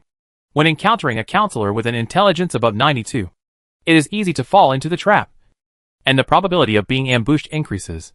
Special unit, Weiwu soldiers, 7th level heavy infantry. Upper limit of 10,000. Pang Wan's attributes are quite good, almost close to a king level commander, but he has a fatal negative characteristic of underestimating the enemy. When facing top counselors and first-rate counselors, he will be calculated to death. If Xiao Liang hadn't sent Guijia to Pang Wan as a military advisor, Pang Wan would have been restrained by Sun Yu. No wonder Pang Wan often lost more than he won when facing Cao Cao. Gong Ziwen appointed Pang Wan, who had flaws, as his general. He was able to block Cao Cao for such a long time, which shows that his ability is not bad. No matter what, as long as Pang Wan is assigned a qualified military advisor, Pang Wan, who has Weiwu soldiers, can also take charge of his own affairs. Pang Wan's ability is not first-rate, but his troops are really powerful, comparable to Li Yi's 10,000 Yanjia. Of course, if they really want to fight, Pang Wan is no match for Li Yi. There are only 7 levels of Wei soldiers because of their huge number. Pang Wan's 10,000 Wei soldiers were only a part of it. Wu Qi's Wei soldiers were terrifying. Wu Qi had 50,000 Wei soldiers, which was 40,000 more than Li Yi's Yanjia. Pang Wan's addition gave Chutian, who lacked an infantry commander, one more general to use. How many soldiers and horses are there in Jing County and Shannan County? After Chutian annexed Gong Ziwen's forces, he immediately counted the soldiers and horses of Gong Ziwen's forces. Gong Ziwen rushed Jiaju. There are only 412 Wei soldiers left, and the remaining soldiers and horses are about 50,000, most of which are low-level troops. There are also 2,000 ordinary heavy infantry and 500 heavy cavalry, in addition to the 50,000 soldiers and horses. There are 30,000 local warriors to assist in transporting grain. Gong Ziwen is also a ruthless person. Chu Tian looked at Gong Ziwen's population and found that the two counties combined had only 3 million people left. They still maintained 50,000 professional soldiers and 30,000 local warriors. You must know that professional soldiers are different from country warriors. The more professional soldiers there are, the heavier the burden will be on the people. Gong Ziwen fought with Cao Cao for several years, and the number of soldiers killed in the battle was terrifying. Even so, Gong Ziwen still maintained a large regular army. If Gong Ziwen and Cao Cao hadn't been wasting him and giving Chu Tian a huge advantage, Gong Ziwen would have become a prince. Lord Su Rong and Hua Xiong, 2 generals from the Xiliang faction, met Chu Tian.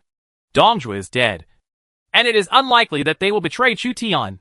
They were sent by Chu Tian to assist Gong Ziwen in containing Cao Cao. They have not seen Chu Tian for a long time. Chu Tian was satisfied with the performance of Su Rong and Hua Xiong. With the abilities of Su Rong and Hua Xiong, it was really rare for them to delay Cao Cao. who had experienced hundreds of battles. Cao Cao is no longer the hot-blooded young man he once was. From the Yellow Turban Rebellion to the crusade against Dong Zhuo, the battle for Yanzhou, and the Battle of Maobei, Cao Cao has gone through the battlefield and grown up to become a true emperor-level commander. As the commander-in-chief who fought the most tough battles, the most large-scale army operations, and had a very high winning rate in the late Eastern Han Dynasty, Cao Cao was actually a formidable opponent. It's just that Cao Cao has been restrained and it hasn't developed. In other words, Su Rong and Hua Xiong face Cao Cao more and more difficultly. Su Rong is far from being the opponent of peak Cao Cao. If Chu Tian doesn't personally intervene, Cao Cao will probably rise again. Su Rong counted the number of people to Chu Tian. There are only 6,000 light cavalry left in the Shiliang army, and more than 500 Shiliang iron cavalry left. Gong Zuwen had 50,000 men, while Su Rong's Shiliang army only had more than 6,000 men. The 5th School of the Northern Army added a group of new soldiers, and the average combat effectiveness decreased, but the number increased to 15,000. Wei Qing recruited 3,000 Yuan cavalry, and the reconnaissance corps was replenished to 10,000. This additional batch of new soldiers directly used the teleportation array to arrive at the Yanzhou battlefield. There were approximately 10,000 new soldiers recruited, and tens of thousands of taels of silver were consumed. In order to eliminate Cao Cao's power, he did not hesitate to spend tens of thousands of silver. The total number of regiments assembled in Jing County was more than 80,000. There were about 40,000 Lei troops attacking Dongjun from Jibei Kingdom. The two armies totaled more than 120,000 people. There were more than 120,000 men attacking Cao Cao's two counties, but less than 100,000 men. Chu Tian had a local advantage in military strength. And at the same time, there were rural warriors summoned by Gongzi Wen to transport grain and grass. Guijia was sent here to assist Pang Wan. At this time, he returned to Chu Tian and replaced Lu Su as a soldier. Lu Su could still govern a county, while Guijia was just a counselor. Chu Tian joined the army with Fang Xinling, Guijia, and Chao Jiui, and mobilized 120,000 troops in order to destroy Cao Cao as soon as possible. Cao Mingde is a famous commander. If he can be driven by me, I can conquer the world. Chu Tian praised Cao Cao. Without the recruitment of commanders from other dynasties, Cao Cao would have been nearly invincible by the end of the Han Dynasty. It was difficult for Cao Cao to fight Zhou Yu in the Yangtze River, but in a large army battle in the north, Zhou Yu was far inferior to Cao Cao. This time, Pang Wan served as the vanguard and advanced towards Puyang. The cavalry was divided into two units and fought in circuitous ways to quickly defeat Cao Cao. It's Xiahou Dun from Wancheng sends troops to attack our grain road. Send a cavalry group back to defeat Xiahou Dun. After a brief discussion with Fang Xinling, Guijia, and Chao Jiui, Chu Tian continued to fight Cao Cao with Pang Wan's army as the main force. Pang Wan's army numbered 50,000, and Chu Tian separated 10,000 cavalry and gave them to Wei Qing to command. Wei Qing's Yulin Corps consisted of 3,000 Yulin cavalry and 10,000 Yanzhou light cavalry. With Wei Qing's bonus, even ordinary Yanzhou light cavalry can explode into powerful combat effectiveness. Pang Wan's remaining legions were mainly infantry and crossbowmen, forming the third main infantry legion, the Warrior Legion. Following Zhou Yafu's defensive corps and Li Yi's offensive corps, the Wusu Corps became another main infantry corps, with Wei Wusu as the corps. Gongzuwen, you are responsible for transporting food. Yes. Gongzuwen gave up his status as a lord and took the path of a civil servant. He probably knew that Chu Tian didn't want to see him in charge of the army, so becoming a civil servant was already a good way out. Chu Zimu has arrived in Yanzhou. Is Chu Zimu finally here? Cao Cao's power made people panic, and the reputation of Chu Zimu among the princes was so powerful in Yanzhou that everyone was shaken when they heard Chu Zimu's reputation. This may be the most powerful enemy Cao Cao has ever encountered. Chu Tian used two emperor-level commanders at one time. One was the emperor-level commander Li Yi of the infantry department, and the other was the emperor-level commander Wei Qing of the cavalry department. They attacked from Jibei Kingdom and Jing County respectively. Chu Tian himself can also be used as an emperor-level cavalry commander. Joan of Arc is one of the few emperor-level heroes in France, and Zhao Yun is an emperor-level military general. Generals such as Hua Mulan, Pang Wan, and Tai Shirzi were also difficult to deal with. If defeated, retreat to Chenlu and join Yuzhou Mu Shuatang. Cao Cao swore an oath again and was forced to fight Chu Zimu to defend Dongjun. Dongjun fell, and Cao Cao only had Qinliajin left. The most difficult places to defeat in Yinzhou are not Taishan County, Jibei Kingdom and other places, but Dongjun and Qinlu. As long as Dongjun and Qinlu are captured, Yinzhou will declare its acquisition. Where are the 50,000 troops and horses that Yuan Binshu promised me? Cao Cao asked Suyu, who was on an envoy and was staying in Puyang, about Yuan Shao's reinforcements. Yuan Shao promised to assist Cao Cao with 50,000 troops, and Cao Cao had the courage to continue fighting. Gaosu's 50,000 soldiers have arrived in Beima County. Let Gaosu be careful. I suspect Chu Zimu will use cavalry to intercept Gaosu again. Cao Cao had seen the power of Chu Tian's cavalry in the Battle of Mobei, and he had lingering fears about it. The person Yuan Shao said to support Cao Cao this time was Lanling King Gaosu, a cavalry general who crossed the Yellow River to support Puyang. At the same time, Yuan Shao sent Feng Ji as a military advisor to assist Gaosu, and also served as a supervisor of the army to prevent Gaosu from taking away tens of thousands of troops. Yuan Binshu is about to own the entire Jizhou, but I only have 2 counties left. It's fate. Cao Cao couldn't help but sigh when he thought that Yuan Shao's power was developing well, and he was forced to ask Yuan Shao for reinforcements. Cao Cao was once more powerful than Yuan Shao, and eventually became Yuan Shao's younger brother. In Beima County, Lanling King Gaosu and Yuan Shao's military advisors were ordered to come for reinforcements at the right time, and 50,000 Jizhou soldiers entered Yinzhou. Gaosu put on a copper mask with a ferocious face to hide his appearance. Because of his handsome appearance, King Lanling wore a mask every time he entered the battle in order to intimidate his enemies. Everyone says that Chu Zimu is brave and invincible, but Chu Zimu couldn't eliminate even a mere Chao Amo in 2 years. It's probably just a false name. Feng Ji successfully crossed the Yellow River and found that Chu Zimu did not send anyone to block his and Gaosu's legion in Beima County, so he couldn't help but underestimate the Shuzhou Legion. 50,000 Jizhou troops advanced towards Puyang. Once the 50,000 Jizhou army unites with Cao Cao's 30,000 defenders, it will be even more difficult to capture Puyang City. The Jizhou army has crossed the Yellow River, and its leader may be Gaosu, king of Lanling. Gaosu's army has marched nearly 20 miles on white horses, and there are about 10,000 cavalry among them. Hua Mulan reported to Chu Tian the marching route of Gaosu's army, with a war eagle on her shoulder. The route of King Lanling's army has been detected. Yuan Shao showed his loyalty and sent a support army to support Cao Cao. Chu Tian was riding on a Dewan horse, overlooking the plains around the White Horse. The Yellow River changed its course many times in history. At this time, Beima and Puyang were south of the Yellow River. Crossing the Yellow River was the sphere of influence of Yuan Shao in Hebei. Historically, the White Horse was where Guan Yu attacked and beheaded Yin Liang. This time Chu Tian was going to compete in Beima with the General Lanling King Gaosu, who had taken refuge in Yuan Shao, and Yuan Shao's military advisor. Fang Xinling said, Yuan Shao was indecisive after all.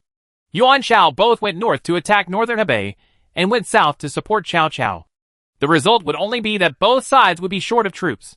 At most, one side would win, and the other side would be defeated. What's more, worse still, both sides will be defeated. If Yuan Shao forces all of Jizhou's troops to go south, I'm afraid my lord will have to avoid his attack for the time being. Indeed, Chu Tian couldn't deny it. If Yuan Shao crossed the Yellow River with all his troops in Jizhou, the pressure on Chu Tian would be great. It's just that Yuan Shao was greedy and wanted to get Jibei, but he was unwilling to give up Cao Cao's chess piece. So he only sent Gaosu and Feng Ji as a partial force. The internal disputes in Yuan Shao are quite serious. The Jizhou and Yuzhou groups are fighting, and there is also Zhao Long. What role does he play in Yuan Shao's power? Chu Tian couldn't help but have a headache when he thought about the complicated power struggle within Yuan Shao. The civil servants within Yuan Shao were already at odds with each other, and there was also a powerful foreign prince, Zhao Long, who was always willing to submit to Yuan Shao. Even if Zhao Long has no ambition and is willing to be driven by Yuan Shao, even if he beat Chu Tian to death, he would not believe it.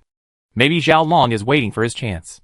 Chu Tian gave up speculating on Zhao Long's intentions for the time being. No matter what Yuan Shao's power is, if he chooses to come to support Cao Cao, he will destroy it. Chu Tian waved his hand, and a large number of cavalry appeared. This time he wanted to attack Lanling King Gaosu. The 3 cavalry battalions of the 5th School of the Northern Army, plus the Huban Army, numbered about 10,000 cavalry, and they were majestic. Joan of Arc held the battle flag and commanded the Yuechi Battalion and Changshui camp of the 5th School of the Northern Army. She glanced at her lord intentionally or unintentionally, as if Chu Tian no longer regarded her as cannon fodder. Hua Mulan's reconnaissance legion and Wei Qin's Yulin legion began to make a detour, and Su Rong Shiliang legion marched towards Bama to cut off the retreat. A large number of elite cavalry gathered around the Lanling King's legion, and Chu Tian, the famous General Crusher, once again went into battle in person. A hunt begins. Chapter 361. In the spring of the 6th year, Chuzi planned to attack me. 3. Chu Zimu's cavalry is more powerful than you think. King Lanling saw that Fengji despised Shuzhou Muchu Zimu, and reminded Fengji not to underestimate the enemy. King Lanling participated in the Battle of Mabe and served for Yuan Shao. At that time, he had seen Chu Tian's cavalry tactics and spoke highly of Chu Tian. If he had not taken refuge with Yuan Shao in advance, King Lanling would most likely have chosen to take refuge with Chu Zimu. The general has an army of 50,000. So why do he need to increase the ambition of others and destroy his own prestige? With the general's ability and my wise counsel, an army of 50,000 can defeat an enemy of 100,000. Fengji pulled the reins of the warhorse, still believing that Shuzhou Muchuzi's conspiracy was false. Dispense scouts widely to avoid being attacked by Chu Zimu's cavalry. King Lanling was also a general who used cavalry, and he knew that Chu Zimu's cavalry blitzkrieg was extremely terrifying. If you want to crack Chu Zimu's cavalry tactics, you must send out scouts widely to discover the location of Chu Zimu's cavalry before being surrounded, Fengji said. Whenever we are marching and fighting, we should have Mount Tai collapse in front of us, but our appearance remains unchanged. An elk should thrive on our left without blinking our eyes. King Lanling's army marched 10 miles eastward, and the scout cavalry ran back. Enemy cavalry found ahead. Sure enough, we have been targeted. King Lanling looked cautious and ordered the army to prepare for war. The 50,000 legions were in panic. It would take time for the army, that stretched for more than 10 miles, to gather into a square formation. This time Fengji finally became nervous and turned pale. He thought that King Lanling was just overly worried. But King Lanling's guess was obviously correct, and Chu Zimu's cavalry had indeed arrived. The cavalry will follow me to stop the enemy cavalry. Zhu Ling, you command the infantry to line up and occupy the strategic position. King Lanling saw that the infantry was in panic. It would take quite a while for the infantry team of more than 10 miles to form a square formation. During this period, only the cavalry could move as quickly as possible. 10,000 cavalry followed King Lanling into battle, and Deputy General Zhu Ling took over the infantry and crossbowmen to form a formation based on the terrain. Zhu Ling was also considered a qualified lieutenant general and hurriedly formed the formation. On the horizon, dust is billowing. Zhao Yun holds a gun, Gong Sun Ao holds a knife, and Joan of Arc holds a flag. They lead the Yuechi camp, Chanshui camp, and Tunki camp to attack King Lanling's cavalry head-on. King Lanling held his horse, armor and riding gear, and put on a mask, with only a pair of eyes exposed, and faced the impact of Shuzhou Mu's elite cavalry head-on. I didn't expect to fight Shuzhou Mu's cavalry in such a way today. King Lanling had a different stance. He held his horse tall and fought head-on with Shuzhou Mu's elite cavalry, buying time for the infantry and crossbowmen. Yuan Shao gave King Lanling an ordinary heavy cavalry. The two cavalry forces faced off head-on. King Lanling stabbed the heavy cavalry of the Tunki battalion opposite with his sword. The war horses galloped at high speed, and the sharp hooks used inertia to easily pierce the armor of the heavy cavalry of the Tunki battalion.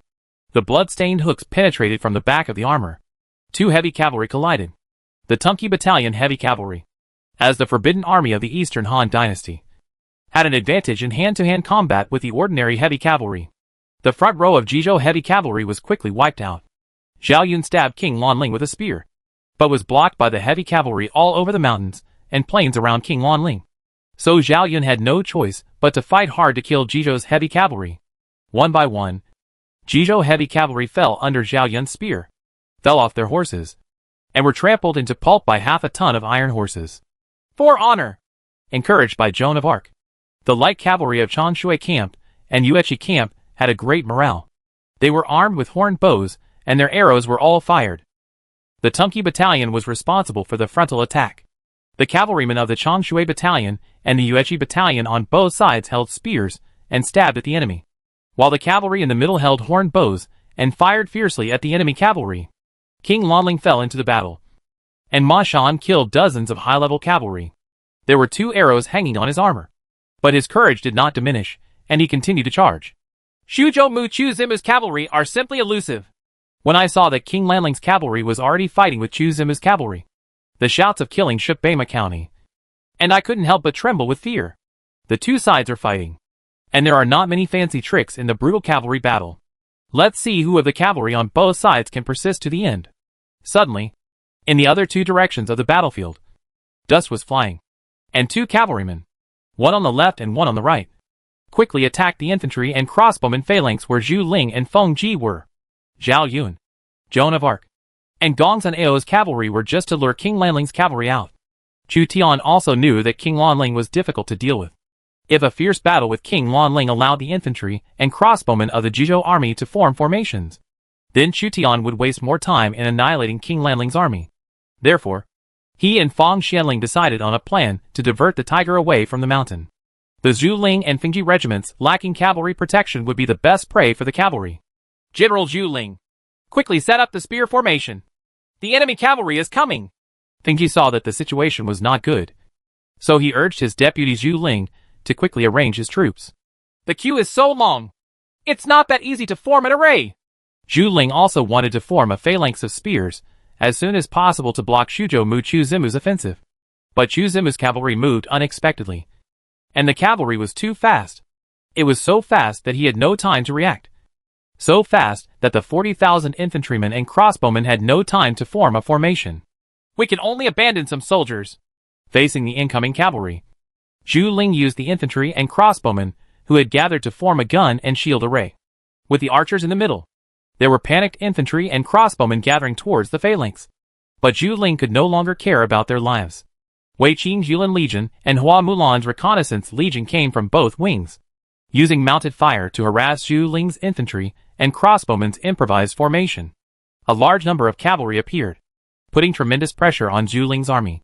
The range of mounted archers is not as good as that of infantry bows.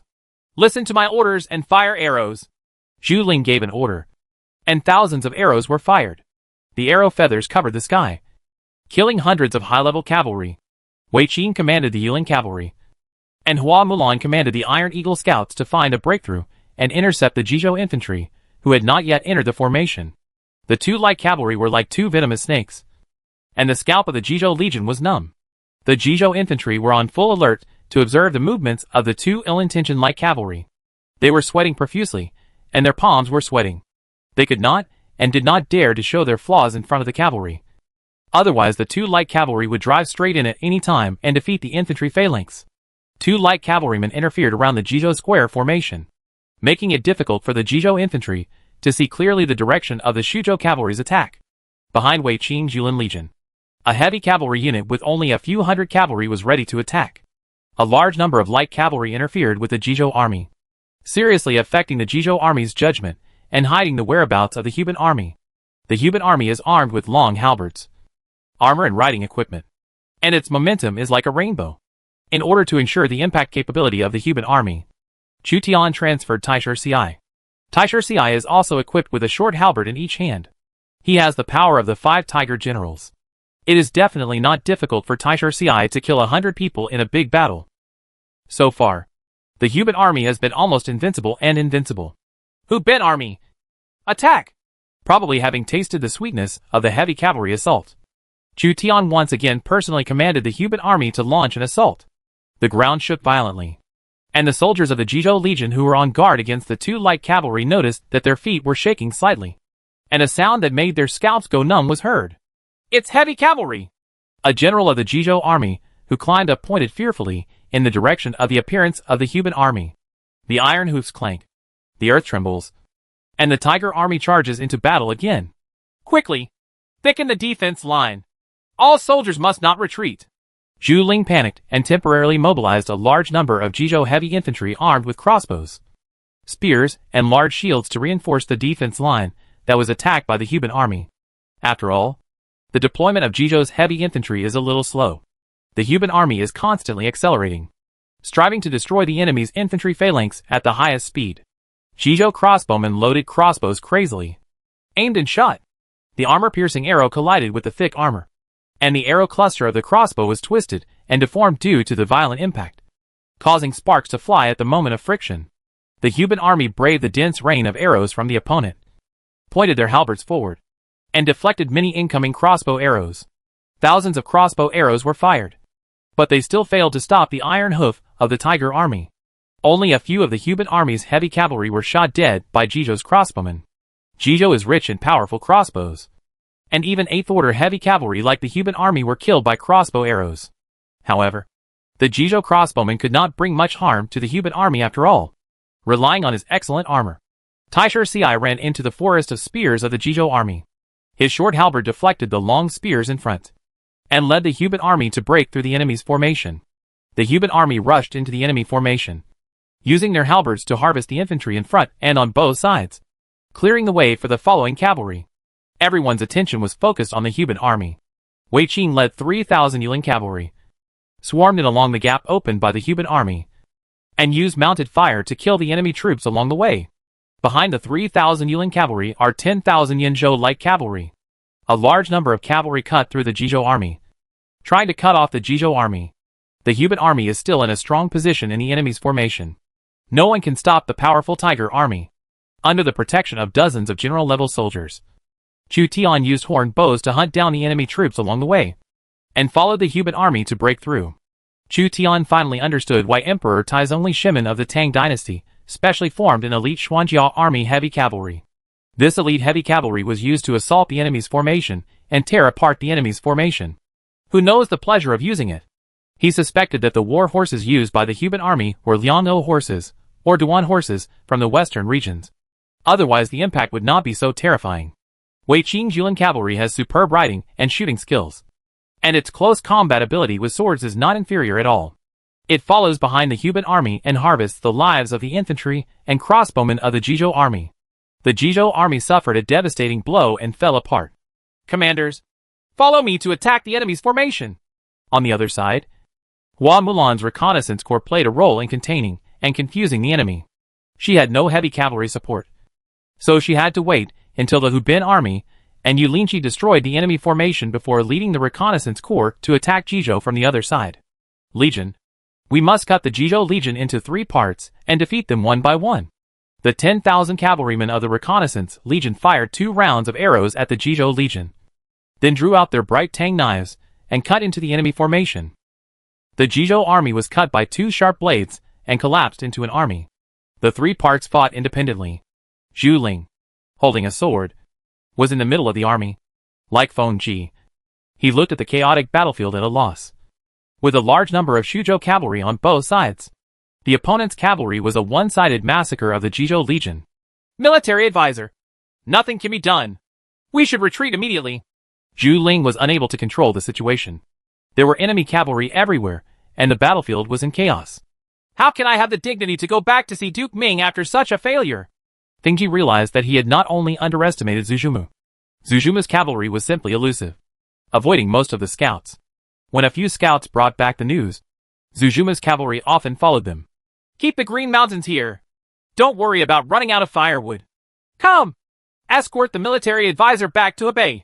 Regardless of what Feng Ji thought, Zhu Ling ordered his soldiers to take Feng Ji away. He has given up on reorganizing the army, because no matter how hard he fights, it will be useless. Shuzhou Mu has ambushed 30,000 cavalry in the Beima area, about half of which are high-level cavalry. The Jizou army is doomed. Obviously, the other party was superior in intelligence and knew in advance the route of the Jizou army going south to support Cao Cao. So they specifically blocked it in Beima County. The strong man Zhu Ling cut off his wrist, abandoned the army, and led hundreds of soldiers to protect Feng Ji and break out of the encirclement in the chaos. Thousands of horses galloped. The Huban army penetrated the Jizou army, and Chu Tian followed the Huban army to break through the enemy's formation. And it suddenly became clear. He'll back! After Chu Tian led the Huban army to penetrate the enemy's formation, he looked back at the chaotic battlefield. So he led the Huban army to penetrate the enemy's formation again, piercing through the Jizou army for the second time. The Jizou regiment was repeatedly charged and killed by cavalry, killing 10,000 people and leaving corpses everywhere. The remaining Jizou regiments either surrendered or fled. Yuan Shao's forces were north of the Yellow River, and it was not easy for them to escape back to Jizhou. King Lanling led several of Yuan Shao's cavalry generals to fight Zhao Yun, Joan of Arc, and Gong Sunao. and was at a disadvantage. Seeing the defeat of the infantry and crossbowmen of the Jizhou army, he knew that it was useless for him to support him. So he led the cavalry escape. 50,000! The 50,000 army is gone! Feng Ji fled on horseback. The Shuzhou cavalry behind him was busy catching prisoners and seizing trophies, and ignored the small group of fleeing Jizhou cavalry. 50,000 Jizhou troops crossed the Yellow River and were almost wiped out within 2 days of arriving in Beima County. No legion was defeated so easily. That's an army of 50,000. Zhu Ling and Feng Ji ran without stopping and fled to the Yellow River. They were relieved when they saw Yuan Shaojuan's wooden boat. As long as they have ships, Chu Zimu's cavalry cannot pursue them.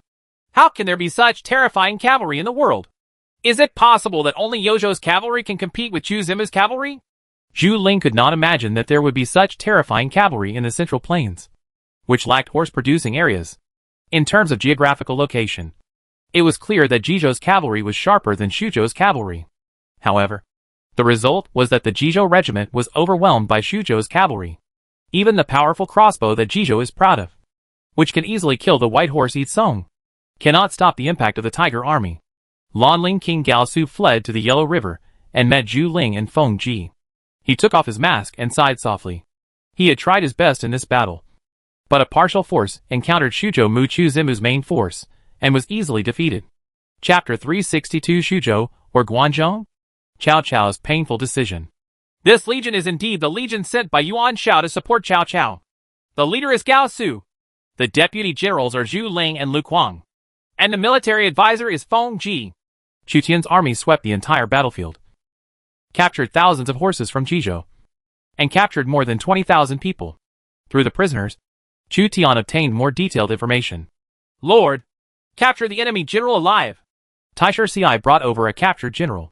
The general was afraid of Chu Tian's momentum and was scared out of his wits by the human army. He knelt in front of Chu Tian.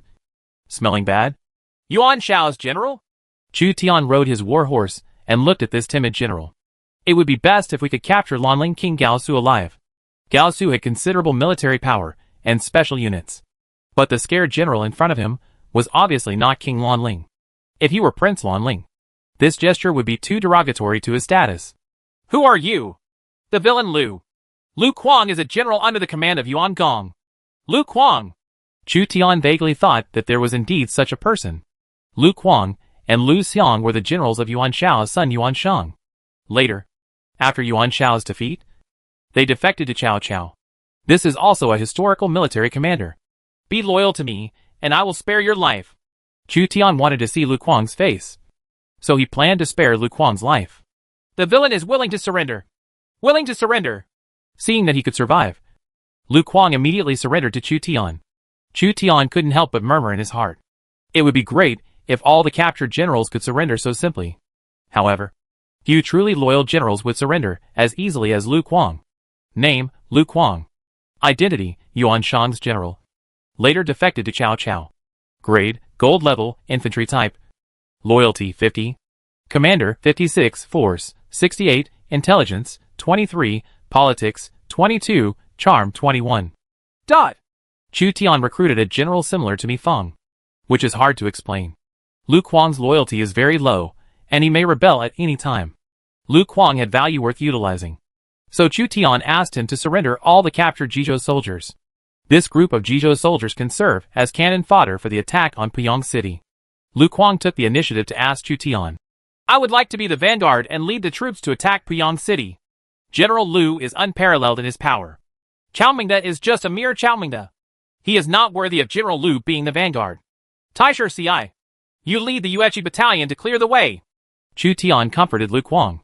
There was no doubt that after acquiring Mi Feng, Wu Anhua, and Gong Sunao, Chu Tian got another divine general, and he would soon be able to gather the 5 tiger generals.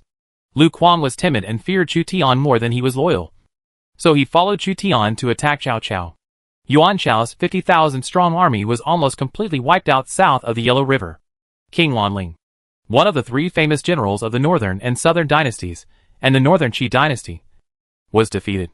Zhu Ling and Feng Ji fled in despair.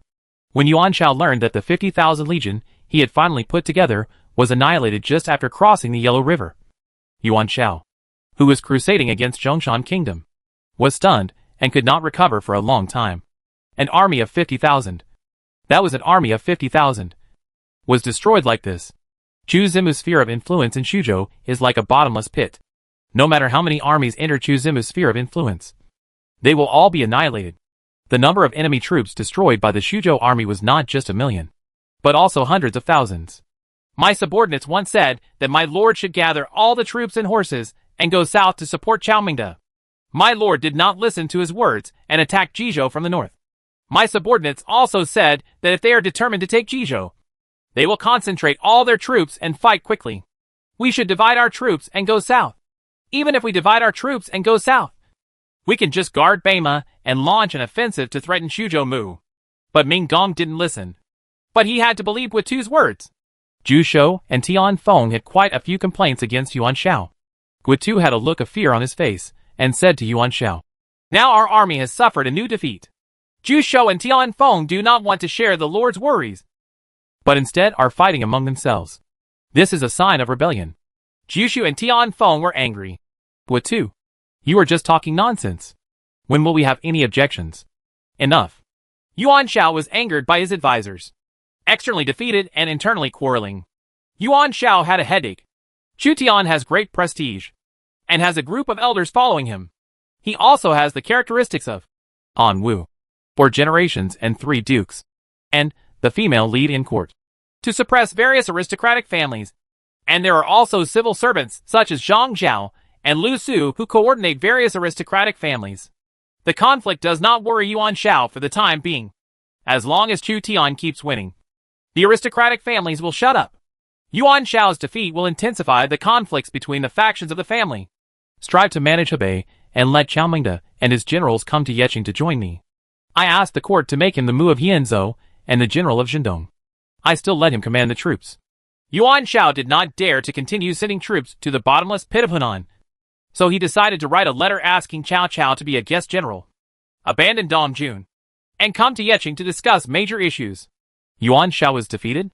I advised him not to divide his troops and go south to fight against Chu Zimu, but he refused to listen. This is good. If Yuan Shao puts all his efforts, he can still force Chu Zimu back. In Handan, Jizhou, the foreign lord Xiao Long, who served as a general under Yuan Shao, heard the person opposite mention that Yuan Shao had sent an army of 50,000 to Chu Zimu, and he couldn't help but clap his hands on the table with emotion. The person opposite said, "Yuan Binshu is headstrong and self-willed. He is not as good as my lord. My lord can take his place." Xiao Long poured wine for the man. "Although I have you as Liu Bang head Han Xian, I want to win all of Yuan Shao's civil servants and generals. Zhu Shou, Tian Feng, Yan Liang, Wen Chou, Zhang He, Zhu Yi, Gao Lan, Shen Pei, Gao Su, king of Lanling, the 3 famous generals of the northern Qi dynasty, Hu Luguang, the sharpshooter, the 3 famous generals of the northern Qi dynasty, and others can all be reused. Some of them are loyal and not easy to give in. I need to enter in a more reasonable way." "Lord Jizhou," the man said, "since the Lord wants to obtain Yuan Shao's civil servants and generals, he needs to plan carefully. I heard that one of Cao Cao's strangers recruited an assassin. It was with the help of assassins that Cao Cao had the opportunity to seize Yanzhou. If the assassin is recruited to my sect, could it be that my lord wants to use an assassin to kill Yuan Shao? This is a trump card that I have to use as a last resort. Shen Rong, Shen Pei's nephew, has been bribed by me. Once Yuan Shao and I capture the entire Jizhou, it will be time to act. Yuan Shao's peak moment is also the moment of his demise." Xiao Long relied heavily on the subordinates in front of him.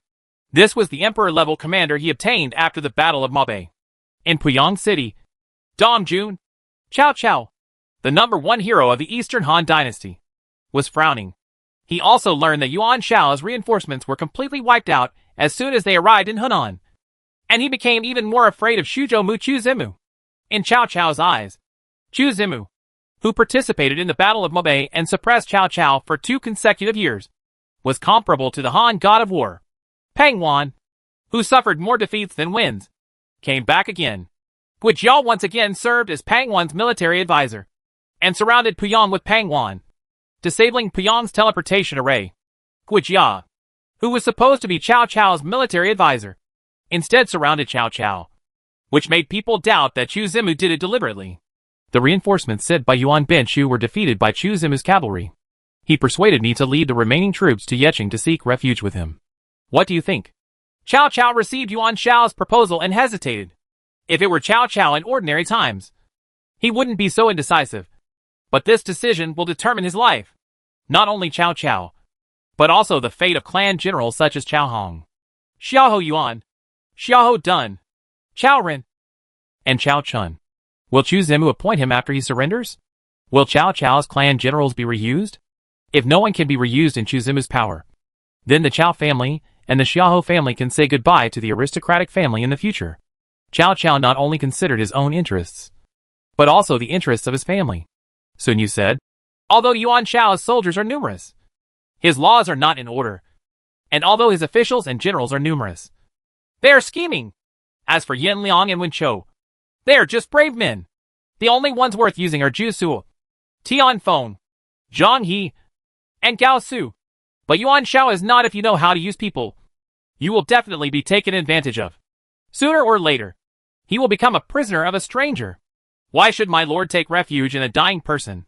Cao Cao asked. Since Yuan Shao is about to die, who do you think Wen Ruo can go to seek refuge with? Sun Yu replied. Dili Xiaowei governs Guanzhong, and the people live and work in peace and contentment. He uses the emperor's orders to disobey ministers, and supports the Han dynasty. Yuan Chang, Zhongyao, has written many times, asking Wen Ruo to go to Guanzhong. If my lord is interested to support the Han dynasty, perhaps it would be a good choice to go to Guanzhong and join the silly colonel. Huang Fu Han room. Facing Sun Yu's proposal, Cao Cao fell into deep thought. Sun Yu was ingenious, and thought that Cao Cao could go and seek refuge with the powerful old Qin in Guanzhong. Cao Cao still had some delusions of helping the Han dynasty, but he couldn't help but hesitate when he thought of Luoyang, the sacred capital that was reduced to ashes in the fire that day. The prosperous country was easily burned down by a prince. The emperor was first manipulated by Dong Zhuo, and then by Jiujiu Laoqin. Did Jiujiu Laoqin really intend to help the Han dynasty? Can the Han dynasty be revived a second time? Sun Yu and other Yingchuan nobles probably had the idea of reviving the Han dynasty. After all, the Yingchuan nobles played an important role in the Eastern Han dynasty, and they were unwilling to lose their past glory. Jiujiang Laoqin, under the banner of the Han Emperor in Chang'an, had a fatal attraction for Sun Yu and other scholars. Therefore, Cao Cao was not surprised at all when Sun Yu proposed defecting to Guanzhong. Perhaps, for the scholars of Yingchuan, it seemed more in their interests to seek refuge with the emperor, and to use the Yingchuan and Renan families to replace the Guanzhong family. Apart from Li Si, Jiujiang Laoqin did not have any interior minister. If he took refuge with him, the influence of the Yingchuan and Renan gentry would be even greater, and they would become the core group of Jiujiang Laoqin. Zhongyao was helping Jiujiu and Laoqin recruit nobles from Yingchuan and Renan. And Sun Yu and others were affected. Shuzhou Chu Zimu is also an important choice for the nobles. But Chu Zimu's team is mainly composed of Langya kingdom elders and Shuzhou aristocratic families. If the Yingchuan and Renan aristocratic families join Chu Zimu's power, they will definitely become vassals and be replaced by Langya. The state elders and Shuzhou aristocratic families were overwhelming, and they could only rank third in Chu Zimu's power. This was difficult to accept for the Yingchuan and Renan families, who once controlled the Han dynasty. Cao Cao, who was about to surrender, now had no right to interfere with the choices of the Sun family in Yingchuan. Once Cao Cao surrenders, he will only be a subordinate of other princes, and Sun Yu will become ministers of others. Most disciples of aristocratic families will give priority to the interests of the aristocratic family, followed by their personal interests. Cao Cao looked at Sun Yu and lamented. If Wen Ruo has the talent of a king, he will be reused no matter where he goes. It is my incompetence, Chao Mingde, who let down Wen Ruo's great talent. Soon, we will no longer be proportional to each other. In a few years. Since then, you have been fighting hard, but you have always been trapped in Dongjun. I, Chao Mingde, really can't stand you. Cao Cao couldn't help but shed tears when he talked about the depth of his love. And the eyes of all the generals and officials became red. They went through life and death for several years. But what they got was the result of falling apart. Everyone burst into tears. For a long time, everyone asked Cao Cao for instructions. Please make a decision as soon as possible. My lord, we are willing to accompany you. Cao Cao wiped away his tears with his robe. and his many years of hard work came to nothing, so that his true feelings were revealed, and he could not help himself. Everyone, follow me to break out of the encirclement. Go to Chenlu, and use Chenliu's teleportation array to go to Guangzhong. Inform Xiahou Dun and Chao Ren, and evacuate to Chenlu. Join us! If Chenlu is also besieged by Chu Zimu in advance, all generals will go directly to Guangzhong. Listen and obey. All civil servants and generals are ready to go to Guangzhong.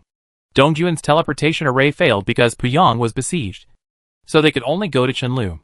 If Chenlu's teleportation array also fails, they can only go to Guangzhong on foot. Chengyu, Manchong and other Yanzhou nobles couldn't express their feelings about Cao Cao's decision. Unlike the gentry in Yingchuan and Runan, they were not very willing to leave Yanzhou. However, Chengyu, Manchong and other Yanzhou nobles still chose to act with Cao Cao. As a hero, Cao Cao has his charm. You have served me for many years, and Mangda has nothing in return. If you are willing to follow me to Guangzhong, you can go. If you seek refuge with Chu Zimu or other princes, you will follow me. I will never force you. Cao Cao summoned a group of strangers who supported him and announced the dismissal of all the followers. Now Cao Cao has chosen to give up his status as a prince and become a general of other princes, and he has no capital to support many retainers. The strangers looked at each other. Who would have thought that the #1 hero in the late Eastern Han dynasty would be forced to this point? Even before the Battle of Guandu broke out, Cao Cao was already on the run. It's all because of that man. Cao Cao wants to flee to Guangzhong. Chu Tian was shocked when he heard the news. Cao Cao was pushed too hastily, and Sun Yu's suggestion gave Cao Cao new ideas, which caused great trouble to Chu Tian. Chu Tian, as the first lord of the Eastern Han dynasty, and Jiuzhou Laoqin, as the second lord, have been competing with each other from a distance. Because Jiuzhou Laoqin is older, he is a scheming old fox. He annexed Dongzhuo's power and has strong soldiers and horses. If Cao Cao is driven to Jiuzhou Laoqin, Jiuzhou Laoqin's strength will be strengthened by at least half, and Chu Tian will lose more than he gains. Order the army of soldiers, as well as the major armies, to intercept Cao Cao's army at all costs, and capture as many of Cao Cao's civil servants and generals, including Cao Cao himself. In addition, I persuaded Cao Cao to surrender and promised him the position of governor and general without any persecution. His father is still in our Shuzhou. Chu Tian immediately ordered all the troops to pursue and intercept Cao Cao as he fled westward. At the same time, he tried to win over Cao Cao before he fled to Jiuzhou Laoqin's territory, trying to recruit Cao Cao to surrender. In Guangzhong, Jiuzhou Laoqin received a surrender request drafted by Sun Yu on behalf of Cao Cao. He promised Cao Cao a general of chariots and cavalry and a high-ranking official in charge of Yanzhou Mu, and extended an olive branch to Cao Cao. Anyway, the emperor is in his hands. Even if he makes Cao Cao the third duke or the general, there is nothing wrong with him. Order Meng Tian, Li Xian, Lu Bu and others who are attacking Hanoi to go to meet Cao Cao. No, I have to go to meet Cao Cao in person. Otherwise, Cao Cao may be intercepted by Chu Zimu. Jiuzhou Laoqin was overjoyed. When Cao Cao comes, won't all his officials and generals come to Guangzhong? Chapter 363 Cao Cao's Determination. Half a day ago, before Chu Tian got the accurate news, Cao Jun organized his troops in Puyang City and prepared to go to Guangzhong. Cao Cao's power was defeated, and some civil servants and soldiers fled, unwilling to follow Cao Cao. Lu Jin arrived and said to Cao Cao, "My lord, there are thousands of fleeing soldiers in each camp, and it is difficult to contain them." Cao Cao waved his hand. "The tree fell, and the hosen scattered. This is my fault. Those who are willing to follow can follow. Those who are unwilling to follow, just let them leave." "Lord, we must go to Guangzhong?" Zhang Liao packed up his armor and horses, and confirmed with Cao Cao before leaving Puyang City.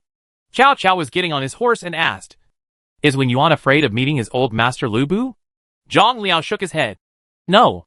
Lu Bu is self-willed and not a wise master. Shuzhou Mu saved the last general in Mobei. In the opinion of the last general, Shuzhou Mu is young and promising, and has the ambition to unify the Han dynasty. Although Jiuzhou Laoqin has an emperor as a place for rejuvenation, Guangzhong may not have more prospects than Shuzhou Mu, and Guangzhong is no longer as good as Guangdong." Cao Cao was silent. Pang Wan's army surrounded Puyang and was violently attacked by Cao Cao's army. Cao Cao's army did not dare to fight fiercely with Pang Wan. Otherwise, if they were delayed by Pang Wan's army, Chu Zimu's cavalry would arrive soon. Does Thief Chow want to go to Guangzhou? It seems he is still wavering. Try your best to keep him. Which Yaw heard that Cao Cao planned to go to Guangzhou. He guessed that Cao Cao was panicked and at a loss. So he encouraged Pang Wan to try his best to delay Cao Cao. The offensive of Cao Cao's army was very fierce. The clan generals Cao Hong, Cao Chun, Xia Hoyuan and others were determined to follow Cao Cao. As long as Cao Cao wanted to go, they would follow. The two sides fought under Puyang City. Cao Chun led the Tiger and Leopard cavalry as the vanguard and attacked Pang Wan's army 6 times in a row before breaking through Pang Wan's army. Cao Cao led a group of civil servants and generals to escape with the cavalry and went straight to Chunlu. The main force of Pang Wan's cavalry was taken away by Wei Qing and was unable to pursue Cao Cao. In Jinqing, Xiahou Dun abandoned the city and fled. This solid city became an empty city. The strangers in Jinqing couldn't help but be restless when they saw all Chao's troops withdrawing. This city, which Xiahou Dun had always defended, actually abandoned the city under the attack of Xuzhou Mu. It seems that Cao Cao's power is completely over. As the #1 tycoon of the Eastern Han Dynasty, he was defeated without even owning half of Yanzhou. In Dongyi County, the defenders Cao Ren and Man Chong also abandoned the city and were pursued by Li Yi's army. The entire Eastern Han Dynasty focused on the battle between Xuzhou Mu and Yanzhou governor. Xuzhou Mu wanted to annex Cao Cao, and Cao Cao's fate became the most important concern of all the princes. Cao Cao cannot take refuge in Chuzimu. Otherwise my situation will be even more dangerous. Qin Qiong, Cheng Yaojin, you immediately send someone to intercept Cao Cao. In Yuzhou, it is said that in the face of Chu Tian's massive attack on Yanzhou, Tang sent a group of cavalry from Su County to capture Cao Cao. It is said that Tang also wanted to get a piece of the pie from the disintegration of Cao Cao's power. Cao Cao has many civil servants and generals, and even if he can intercept a few people, he can still get benefits. Spread suspicions widely to attract Chu Zimu's attention, and avoid the city to avoid Chu Zimu's eyes and ears. Cao Cao was very resourceful and wanted to escape, so it was extremely difficult to intercept him. He separated several groups of cavalry to confuse the sight. Even Hua Mulan's War Eagle could not tell which group of cavalry was the main force. A large number of cavalry were scattered in the Chunlu and Dongjun areas, including Yanzhou cavalry, Yuzhou cavalry, and Xuzhou cavalry. The entire Chunlu area was in chaos. All the county magistrates looked eagerly, looking left and right. Unlike Cao Cao, they listened to whoever wins, no matter who occupied Chunlu County. The king's flag changed at the top of the city, which had little impact on middle and low-level officials like them. Their little life was still nourishing. This is Yuzhou's cavalry. Chu Tian used all his cavalry to pursue Cao Cao in a roundabout way, but ended up meeting Cao Cao's cavalry in Chunlu County. It is said that Tang intervened in the fight for Cao Cao. His Yingchuan County was too close to Chunlu. Shuaragui and Chinqingji stationed in Pei State were blocked by generals such as Guizi and Feng Yi and had no time to intercept the Yuzhou cavalry. The Yuzhou cavalry appeared on the horizon. The thin black line gradually turned into a mass of black. The horses neighed. There were at least thousands of cavalry. Stop! Chu Tian was in an irritable mood, saying that his Tang was the shepherd of Yuzhou. After Chu Tian had dealt with Cao Cao, he would be the next one to deal with, saying that Tang could not sit back and watch Cao Cao be harvested by Chu Tian. Even if the Tang dynasty could not get Cao Cao, it would still muddy the waters in Yanzhou. Mulan, you lead the reconnaissance legion. March day and night to capture Hula Pass and block Cao Cao's westward advance. At the same time, I don't want to see Jiujiu Laoqin's cavalry appear in Guangdong. Chu Tian found the fastest reconnaissance regiment and ordered Hua Mulan to bypass the Yuzhou cavalry and seize Hulao Pass. Hulao Pass has a dangerous terrain. It guards Hulua and controls Hulao Pass. It can enter and exit Guangdong and Guangxi at any time. Chu Tian annexed Yanzhou, and Hula Pass finally came into view. Yes! Hua Mulan leads the reconnaissance corps to leave. A Xuzhou cavalry group is leaving. Should we pursue it? Cheng Yaojin, carrying his axe, noticed that Hua Mulan's reconnaissance regiment was separated from the main force of the Xuzhou cavalry, and wanted to divide his troops to pursue Hua Mulan. Qin Qiong stopped him. We only have more than 10,000 cavalry. If we divide our troops, we may be defeated by Xuzhou Mu. If only we had more cavalry. Zheng Yaojin and Qin Qiong looked at the numerous Xuzhou cavalry on the opposite side. and for a moment they did not dare to take the initiative to attack. They were frightened by the Xuzhou cavalry in Xiaopei. Destroy them! When Chu Tian saw Tang's cavalry, he knew that Tang also wanted to get Cao Cao. Although he didn't know who the opponent's general was, Tang intervened and interfered with Chu Tian's actions. Chu Tian's first reaction was to destroy the Yuzhou cavalry blocking him. It would be best if he could capture Tang's general alive. Zhao Yun, Taishar Ci, and Gong Sun Ao took the lead and led high-ranking cavalry to attack the Yuzhou cavalry. Withdraw! Qin Xiong and Cheng Yaojin's cavalry were not all elite, and they had to avoid their sharp edges when facing Xuzhou's high-level cavalry. Chu Tian led the cavalry to pursue Cao Cao fiercely, and then assigned his troops to Wei Qing, who was asked to assist Hua Mulan and pursue Cao Cao. The Yuzhou cavalry blocking them must be driven away. Otherwise Qin Xiong and Cheng Yaojin may benefit. Surround them, and don't let them escape. Li Yi's army caught up with Chao Ren and Man Chong and blocked them on the hillside. Chao Ren and Man Chong were good at defense and relied on the terrain to hold on. Seeing enemies on all sides, Man Chong said to Chao Ren, My lord is fleeing to the west. If Xixia wants to break out, he can only use cavalry to escape. I am willing to contain the enemy. How can a man abandon his colleagues and escape alone? Let's fight out together. Chao Ren, who is good at defense, meets Li Yi, who is good at offense, and is in danger. Chao Ren was so angry that he called for horses, brought Man Chong with him, and led a small number of cavalry to attack the weak points of Li Yi's army. He killed more than 10 enemies in a row and fought out bravely. He is truly a brave general. Li Yi saw Chao Ren fighting out of the siege with incredible bravery, and couldn't help but sigh at Chao Ren's bravery. No wonder the Lord Chu Tian would try to recruit generals who surrendered to Cao Cao's forces. Chao Ren is a guard general, and his force is not low at the same time. The lieutenant general asked, General, the enemy general is about to escape. Why are you so grateful for his bravery? Chao Ren is brave. This is a fact and different from his position. However, he cannot escape. We persuade all the besieged Cao troops to surrender. Those who surrender will not be killed. Li Yi continued to lead his army to attack Chao Ren and Man Chong's tribes, forcing them to surrender. Chao Ren and Man Chong led hundreds of cavalry and fled along the path. Suddenly, the cavalrymen in front flipped over and dust flew up. Chao Ren and Man Chong quickly reined in their horses to prevent them from falling off their backs. Those who surrender will not be killed. A group of elite Yanjia appeared and surrounded Chao Ren and Man Chong with spears. This team of Yanjia is Li Yi's special unit. Unlike ordinary infantry, Chao Ren's force and the cavalry he now has cannot break out of the Yanjia encirclement. Chao Ren pulled out the sword from his waist and wanted to commit suicide, but Man Chong stopped him. No, General. There may be a chance. Chao Ren was unwilling to accept it. Now that I am defeated, how can I have the dignity to go back to see my lord? No, General. Listen to me. Man Chong whispered in his ear and persuaded Chao Ren. And Chao Ren put down his sword and became Yan Jia's prisoner.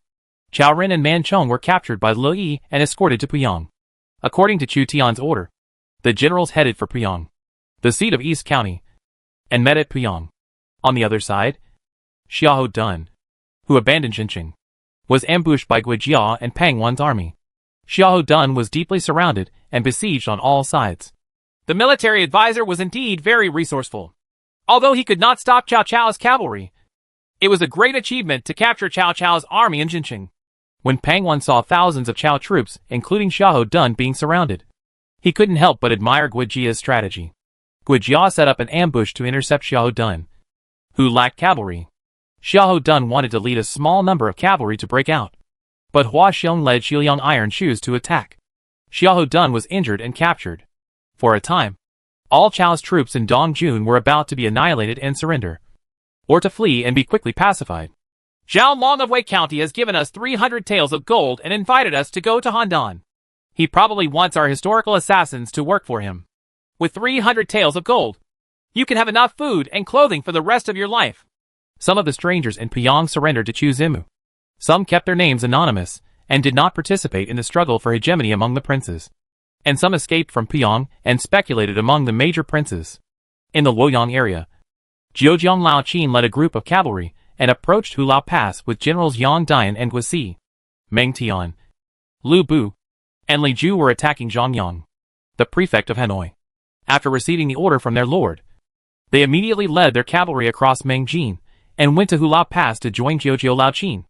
Zhong Yao's letter made the Sun family shaken. If Cao Cao can be recruited and allowed to guard Hulua, Guangdong will have no worries. Jiujiang Laoqin led the light cavalry into Hulua without stopping. The battle flag of the Guangzhong Legion is ringing. As the overlord of Guangzhong, he has the ability to compete in the Central Plains. The temptation of Cao Cao's power was huge. In order to get Sun Yu, he would not hesitate to suppress the Guangzhong gentry and use the Yingchuan gentry as a senior leader. Currently, there are already Yingchuan gentry coming to Guangzhong to assist him. Jiujiu Laoqin brought Jia Su with him. Jia Su was not considered weak, and he followed the light cavalry in simple uniforms. He saw Jia Su's expression changing.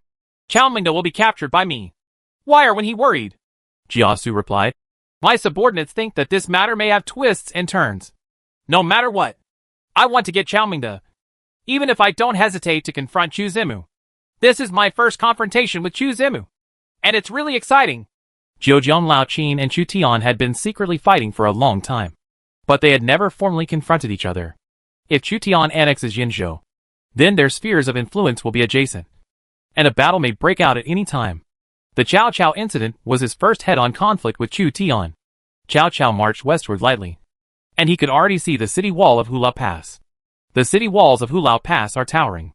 2 years ago, Cao Cao and Chu Zimu fought side by side here to defeat Dongzhuo. As long as you cross Hula Pass, you will be the territory of Laoqin. Cao Cao only had hundreds of cavalry left with him, and he didn't even have his wife with him. He believed that Chu Zimu would not kill his family. Stop!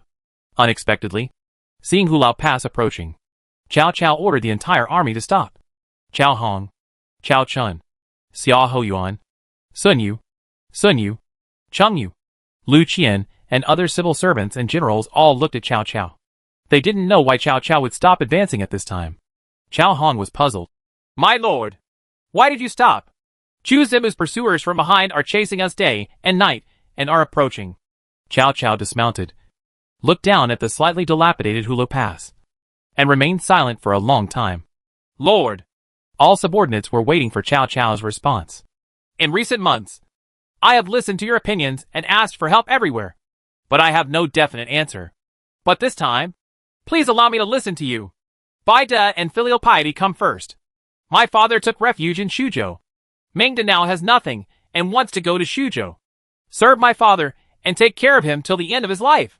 Cao Cao pointed to the west of Hula Pass. Further west is Guangzhong, where the emperor of the Han dynasty is. If someone is unwilling to surrender to Chu Zimu, he can cross this pass and defect to the Ming dynasty, or he can cross Mengjin and defect to Hebei. As early as Dongjun, I intend to seek refuge with Chu Zimu, but you all have your own ideas, and Mingda always has a glimmer of hope. On the way to escape, I tossed and turned, thought for a long time, and finally decided that I could not pass Hula Pass. This is the last thing Mingda can do for you. Things to do. Cao Cao's civil servants and generals were in an uproar, whispering among themselves. Cao Cao was obviously about to go to Kansai, but he didn't expect that he had his own idea before Hula Pass. This is Cao Cao's own opinion, and has nothing to do with the interests of various noble families. Everyone was at a loss for a moment, not knowing where to go or where to stay. Cao Cao took them to Hula Pass, where they could seek refuge with Shuzhou Muchuzimu to the east, Jiujiu Laoqin to the west, Tang Dynasty to the south, and Yuan Shao and Huma to the north. Cao Cao was extremely kind and righteous to them. However, the more choices there are, the harder it is for them to decide. Sun Yu and Sun Yu seemed to have had a fierce verbal dispute. The Sun family had always gotten along well with each other. It was rare for the generals and Cao Cao's power to see a quarrel between the mastermind and Wang Zhua. And it didn't seem like a quarrel. Cao Cao saw the reactions of Sun Yu and Sun Yu in his eyes, and knew that Sun Yu and Sun Yu had a dispute for the benefit of the Sun family. Cao Cao came to the desolate Hula Pass and looked at Guangdong. He remembered that he and Chu Zimu fought together in Hula Pass and Mabe. After all, he couldn't let go of Guangdong. It's still Chu Zimu's taste for me. Old Qin doesn't understand. Chapter 364 Cao Cao's determination B. Hush. Hua Mulan grabbed the galloping horse, and thousands of cavalry followed her. The majestic Hula Pass relies on the Yellow River and mountains to isolate the east and west of Guanxi. At Hula Pass, there are already flags waving. Obviously Hula Pass has been occupied. Is it too late? Hua Mulan stands at the foot of Hulao Pass, holding a tree. Hulao Pass is a powerful pass, and was occupied by thousands of people. Even with tens of thousands of cavalry, it could not be captured. The heavy door of Hulao Pass was pushed open by the soldiers. Cao Cao led a group of civil servants and generals out. Hua Mulan's cavalry subconsciously bent their bows and arrows, intending to shoot Cao Cao. Hua Mulan raised her hand to signal the cavalry to put down their bows and arrows. After Cao Cao occupied Hulao Pass, he could obviously hold on to Hulao Pass and wait for the arrival of Jiao Laoqin. There was no need to leave the pass. Is this person coming from Chu Zimu's general? Cao Cao's throat was dry. If he surrendered to Chu Zimu, he would probably be killed by Chu Zimu either openly or covertly. The ministers and generals can surrender. But as princes, there is a 50% chance that they will die if they surrender. He might be executed directly by Chu Zimu. Or he might be placed under house arrest. Or he might be poisoned. If he defected to Jiao Laoqin, Jiao Laoqin would probably reuse Cao Cao in order to deal with Chu Zimu. Just like Liu Bei defected to Liu Biao. If Liu Bei defected to Cao Cao, Cao Cao would deprive him of his military power. Therefore, choosing to seek refuge with Chu Zimu is actually quite risky. Hua Mulan, the general of Mupai of Shuzhou. Hua Mulan looked at the disgraced Cao Cao. Cao Cao had been suppressed by Chu Tian for 2 years.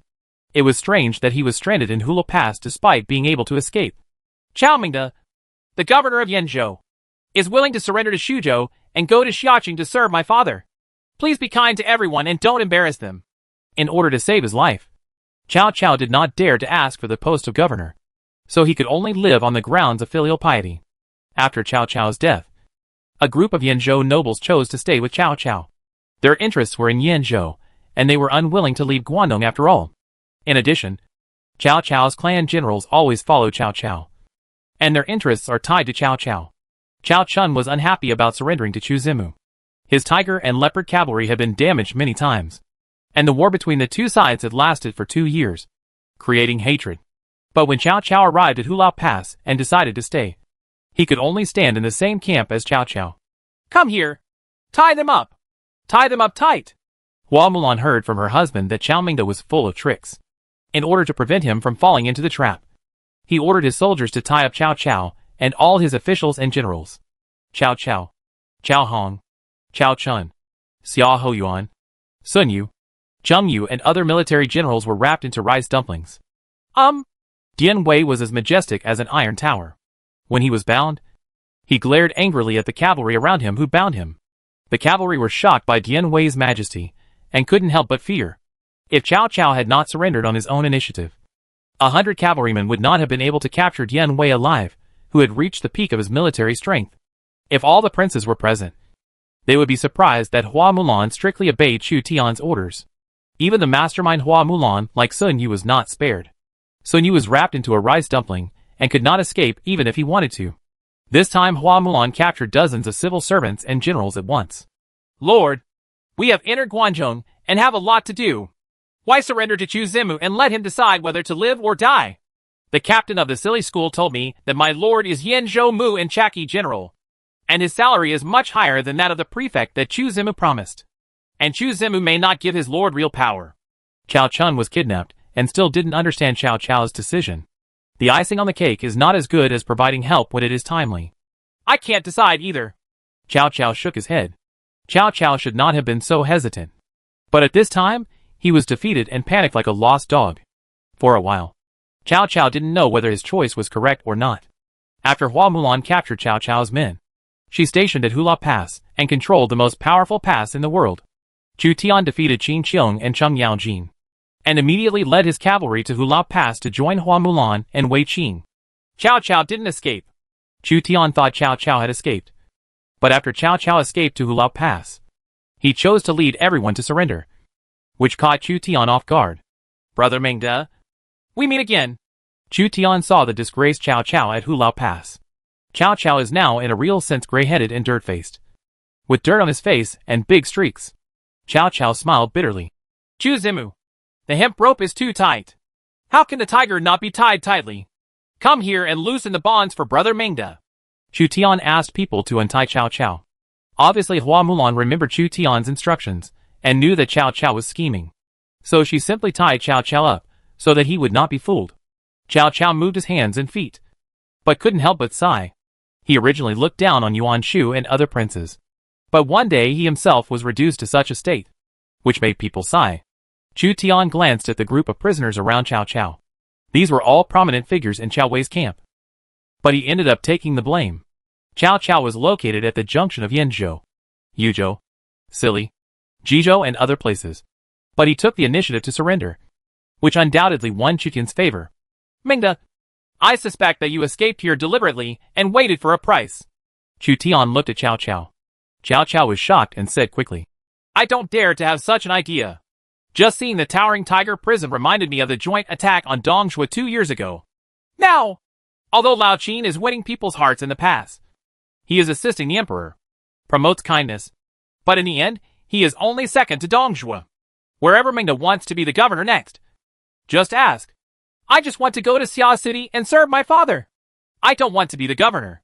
Cao Cao knew that there were too many civil servants and generals related to him, although Chu Tian allowed him to choose the position of prefect at will.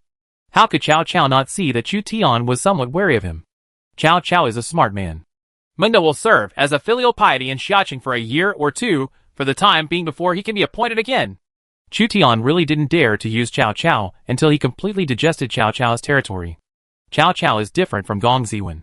Gong Ziwen is Chu Tian who restrains Cao Cao. This is Gong Ziwen's surrender. Chu Tian directly appointed Gong Ziwen as the prefect of Jin County and temporarily maintained his original official position. Cao Cao has not yet made a declaration of surrender for Chu Tian.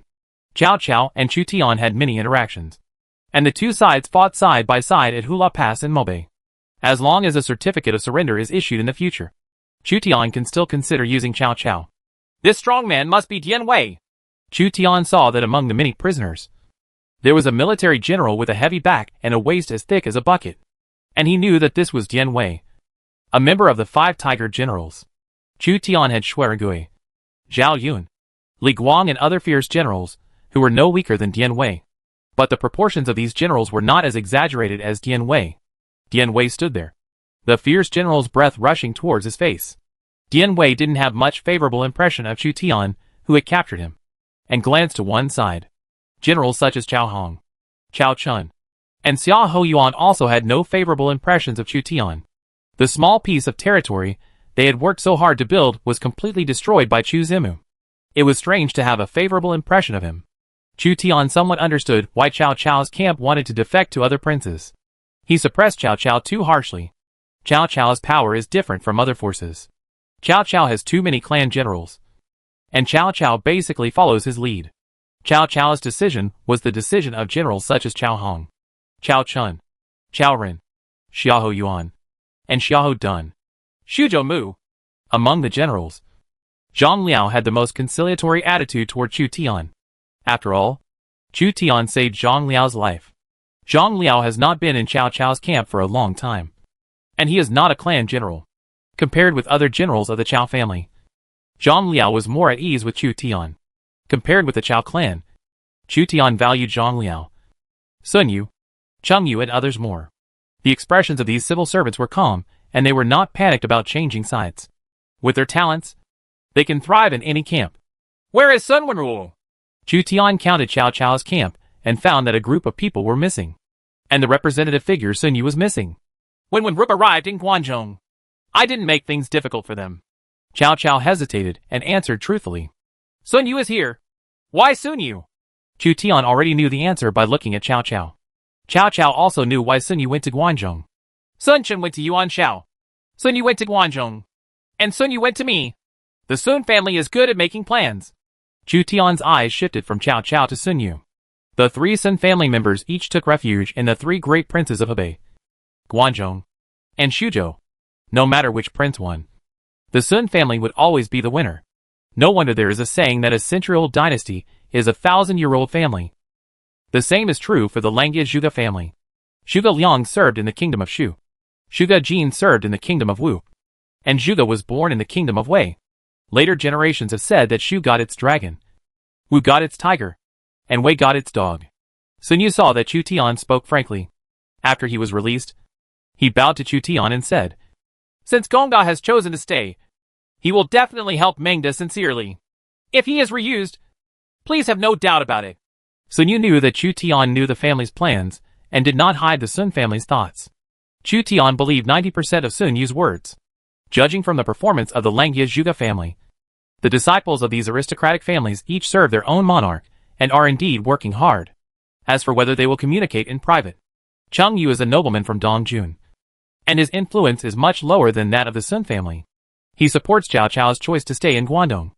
Even if Cao Cao lets him leave, Cheng Yu will eventually choose to stay in Yanzhou. The Yanzhou gentry were obviously unwilling to go to Guangzhou. Where is Chen Gongtai? Chu Tian thought that among the captured generals, Qin Gong was missing. In his impression, Qin Gong was also a member of the Yanzhou noble family. Cao Cao said, That day, my retainers assassinated Lu Dai and Zhang Niao, the governors of Yanzhou, and Chen Gongtai noticed it. In a rage, Chen Gongtai abandoned his official position and ran away without a trace. I see. In addition to the Sun family's diversified investment, Qin Gong had already abandoned Cao Cao, and almost all of Cao Cao's men were captured by Chu Tian. There was also a young general among the prisoners, who looked a little unfamiliar. This person? Cao Cao recommended. I recruited archer Li Ling from Maobei. Li Ling. Chu Tian wondered. Isn't this Li Guang's grandson? Li Ling, a general during the reign of Emperor Wu of the Han dynasty, led 5,000 Han soldiers deep into Junji Mountain. He was besieged by tens of thousands of Xiongnu cavalry. The entire army was annihilated and then surrendered to the Xiongnu.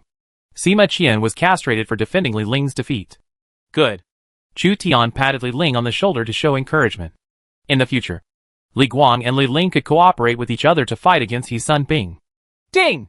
The Imperial Civil Servant Sun Yu pledges his allegiance to you. Ding! King-level Civil Servant Cheng Yu pledges his allegiance to you. Ding! King-level General Zhang Liao pledges his allegiance to you. Ding! Diamond-level General Li Ling pledges his allegiance to you. Ding! Platinum-level General Lu Qian pledges his allegiance to you. A group of civil servants and generals, who were not particularly close to Cao Cao, surrendered to Chu Tian. Chu Tian looked at Cao Cao and saw what Cao Cao meant by ordering Chu Tian. From today on, he will give up his status as a prince. Ding! The Imperial Commander Cao Cao pledges his allegiance to you. The significance of Cao Cao's loyalty is greater than that of other generals, which means that Chu Tian's prestige can already suppress a powerful hero. You can do whatever you want. Cao Cao looked at Cao Hong, Cao Chun, Xia Hoyuan, Lu Jin, Dian Wei, and others who were unwilling. After Cao Cao pledged his allegiance, Cao Hong and others also had to pledge their allegiance. Ding! The Imperial General Dian Wei pledges his allegiance to you. Ding! King-level General Xia Hoyuan pledges his allegiance to you. Ding! King-level General Lu Jin pledges his allegiance to you. Ding! Diamond-level General Cao Hong pledges his allegiance to you. Ding! Diamond-level General Cao Chun pledges his allegiance to you. Ding! Diamond-level General Li Dian pledges his allegiance to you. Chu Tian was alarmed by a series of reminders of loyalty, and his scalp went numb. Cao Cao's attitude alone caused so many high-quality civil servants and generals to defect to Chu Tian at almost the same time. It was like sending talents to Chu Tian. This is also the reason why Chu Tian values Cao Cao. Getting these talents is better than getting half of Yanzhou.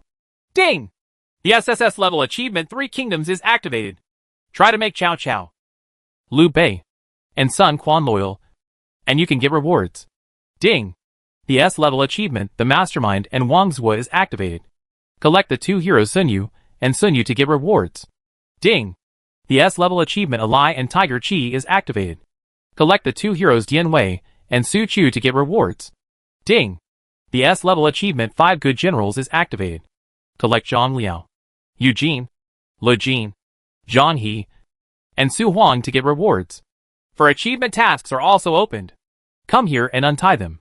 After Chu Tian confirmed the allegiance of this group of people, he asked people to loosen the bonds of these generals.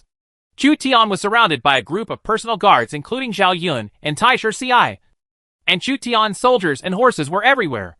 Chu Tian was not worried that Cao Cao would fake a surrender, unless Cao Cao wants to kill the fish and break the net. Lord, there are a large number of cavalry in the direction of Kansai. Before Chu Tian had time to look at the face of the most powerful hero of the 3 kingdoms, Hua Mulan came in to report urgently. Chu Tian led a group of surrendered generals to Hulao Pass, which was already controlled by the Shuzhou army. Old Qin Jojo came a step too late. I own Hula Pass, and it will be difficult for the Guanzhong army to enter Guangdong unless they take a detour. Chu Tian suspected that Cao Cao intended to give Hulao Pass to him. Jiuzhou Laoqin led the Guanzhong cavalry and arrived. Seeing that Cao Cao had gone back on his word and dedicated Hulao Pass to Chu Tian, he couldn't help but be angry. As the mastermind of Jiuzhou Laoqin, Jia Su said to Jiuzhou Laoqin, Sun Yu came to surrender, but Sun Yu stayed in Guangdong. The Sun family in Yingchuan spread their chess pieces widely. How could I not know that almost all Chao Mingda's forces were annexed by Chu Zimu? I can get a Sun Yu. I can't ask for more. Hulao Pass is owned by Chu Zimu. Am I unable to set foot in Guangdong for the rest of my life? Chapter 365 The First Confrontation with Lao Qin. That is the Guanzhong Legion of Jiuzhong Laoqin. Chu Tian guarded Hulao Pass and looked down at the cavalry regiment with bright armor below. Jiuzhong Laoqin, as the second lord, operates in Guangzhong, and his power is second only to Chu Tian. He has many soldiers and horses under his command, and has a large number of elite cavalry. Meng Tian, Lu Bu, Yang Dian, Li Xian and other military generals were displayed. And Lao Qin, riding a horse at the foot of the pass, tilted his neck to look at the red dragon flag on the city. Chu Tian took down Cao Cao first and took advantage of old Qin Bai. Jiuzhong Laoqin frowned. He ordered a new city to be built on the ruins of Luoyang to prepare for the future attack on Guangdong. As a result, Hulao Pass was taken away by Cao Cao and dedicated to Chu Zimu. If you want to march into Guangdong in the future, you must either leave Yingchuan or cross the Yellow River and attack Guangdong from the north of the Yellow River. Cao Cao took refuge in Chu Zimu. Which worries me. It worries me. Facing the majestic pass, the brave old Qin looked at it and sighed. Hulao Pass was the first pass in the world at this time. 10 princes used 200,000 troops to attack Dongzhuo. Only after Dongzhuo decided to abandon Hulao Pass did Hulao Pass be captured. As long as Chu Tian deploys 20,000 to 30,000 elite troops, and Jiuzhou and Lao Qin have an army of 100,000, they may not be able to capture Hulao Pass. He had already promised Cao Cao the official positions of General of Chariots and Cavalry, Mud of Yanzhou, etc. Unexpectedly, Cao Cao remained unmoved and believed that Chu Zimu was more worthy of seeking refuge. Please come down and meet Chu Zimu. Jiuzhong Laoqin sent people to call for formation. We have nothing to talk about. After Chu Tian surrendered to Cao Cao, he had little interest in fighting Jiuzhou and Lao Qin. First, he needs time to digest the entire Yanzhou and appease the people. Yanzhou has been experiencing war for many years, and its population has dropped sharply.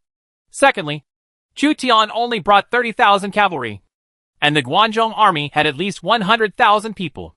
It was thankless to go out to fight against the old Qin. Cao Cao's generals had just surrendered, except for Zhang Liao. Cao Cao's generals could not fully trust him. Facing Chu Tian's turtle tactics, Jiuzhong Laoqin Kong had a group of cavalry and 100,000 troops. But he was helpless. Although Chu Zimu occupied Hulao Pass and separated Xingyang, his territory expanded rapidly, and it will definitely take time to digest. Chao Mingda's generals are not convinced yet, and he also needs time to win over people's hearts. His subordinates judge that Chu Zimu will be able to conquer the enemy within 2 or 3 years. There is no time to divide the troops in Guangzhong. The Lord can take Liangzhou and Bingzhou. Faced with the situation where Hulao Pass was occupied by Chu Zimu, Jia Su still encouraged Jiuzhong Laoqin to march to Liangzhou and Bingzhou, and judged that Chu Zimu would not march into Guangzhong within 2 or 3 years. And Jiuzhou Laoqin must speed up his attack on Liangzhou Prefecture, Bashu, Bingzhou and other places. This is the only plan for today. Jiuzhong Laoqin reluctantly glanced at Hulao Pass, and he had to order the class. If Chu Zimu dares to leave seclusion, I will kill him for Mingdong. Lu Bu carried Fang Tian's painted halberd. He immediately came to the pass and hated Shuzhou Mu Chu Zimu, Gao Shun, Hao Meng, Chao Xing, Cheng Lian, Wei Su, Song Xian, Ho Chung and other Bingzhou generals followed Lu Bu. Lu Bu still remembered that Chu Zimu ordered Li Guang to shoot and wound him at Hulao Pass, which discredited him. You capture Hanoi as soon as possible. I want to own Hedong and Hanoi counties north of the Yellow River as a stepping stone to attack Bingzhou. Jiuzhong Laoqin ignored Lu Bu and instead gave instructions to Meng Tian, who was responsible for commanding the Guanzhong army to attack Hedong and Hanoi. Lu Bu was never able to enter the core layer of Jiuzhong Laoqin, but no one dared to take Lu Bu in. Only Jiuzhou Laoqin dared to use him. Meng Tian ordered the head of Zhongyang, the governor of Hanoi, to be taken and handed over to Lao Qin. According to the Lord's instructions, I sent someone to bribe Zhang Yang's general Yang Cho. Yang Cho killed Zhang Yang and came to join our army. The rest of the lords of Hanoi County were killed because of this. Because my property belongs to Hanoi County, I am willing to serve my lord. Except for Hulao, Xingyang, Xinjiang and other places. Most of Hunanzin was captured by us, and almost all the 7 counties of Sili fell into my hands. To govern Halua, we allied with Tang in the east, with Huma in the north, attacked Liangzhou, and marched into Hanzhong. Zhejiang Lao Qin led the Guanzhong army to leave. Chu Tian watched the army leave and did not pursue it. This would be a terrible opponent, and chasing would be easy to fall into. Now that he is at an advantage, there is no need to fight Zhejiang Lao Qin here. Cao Cao saw that Zhejiang Lao Qin's army was advancing and retreating in an orderly manner, and there was no opportunity to take advantage of it. He sighed with emotion. This person is entrenched in the pass and is very difficult to deal with. Chu Tian glanced at Cao Cao out of the corner of his eye. He didn't look like a man who wanted to serve Cao Song and had no regard for worldly affairs. At present, the only Chu Tian force that has the ability to suppress Cao Cao is Chu Tian, who has suppressed Cao Cao for a long time. Wei Qing, Lo Yi, and Zhou Yafu can actually suppress Cao Cao, especially the general Wei Qing. Cao Cao was the commander with the most combat experience in large armies in the late Eastern Han Dynasty.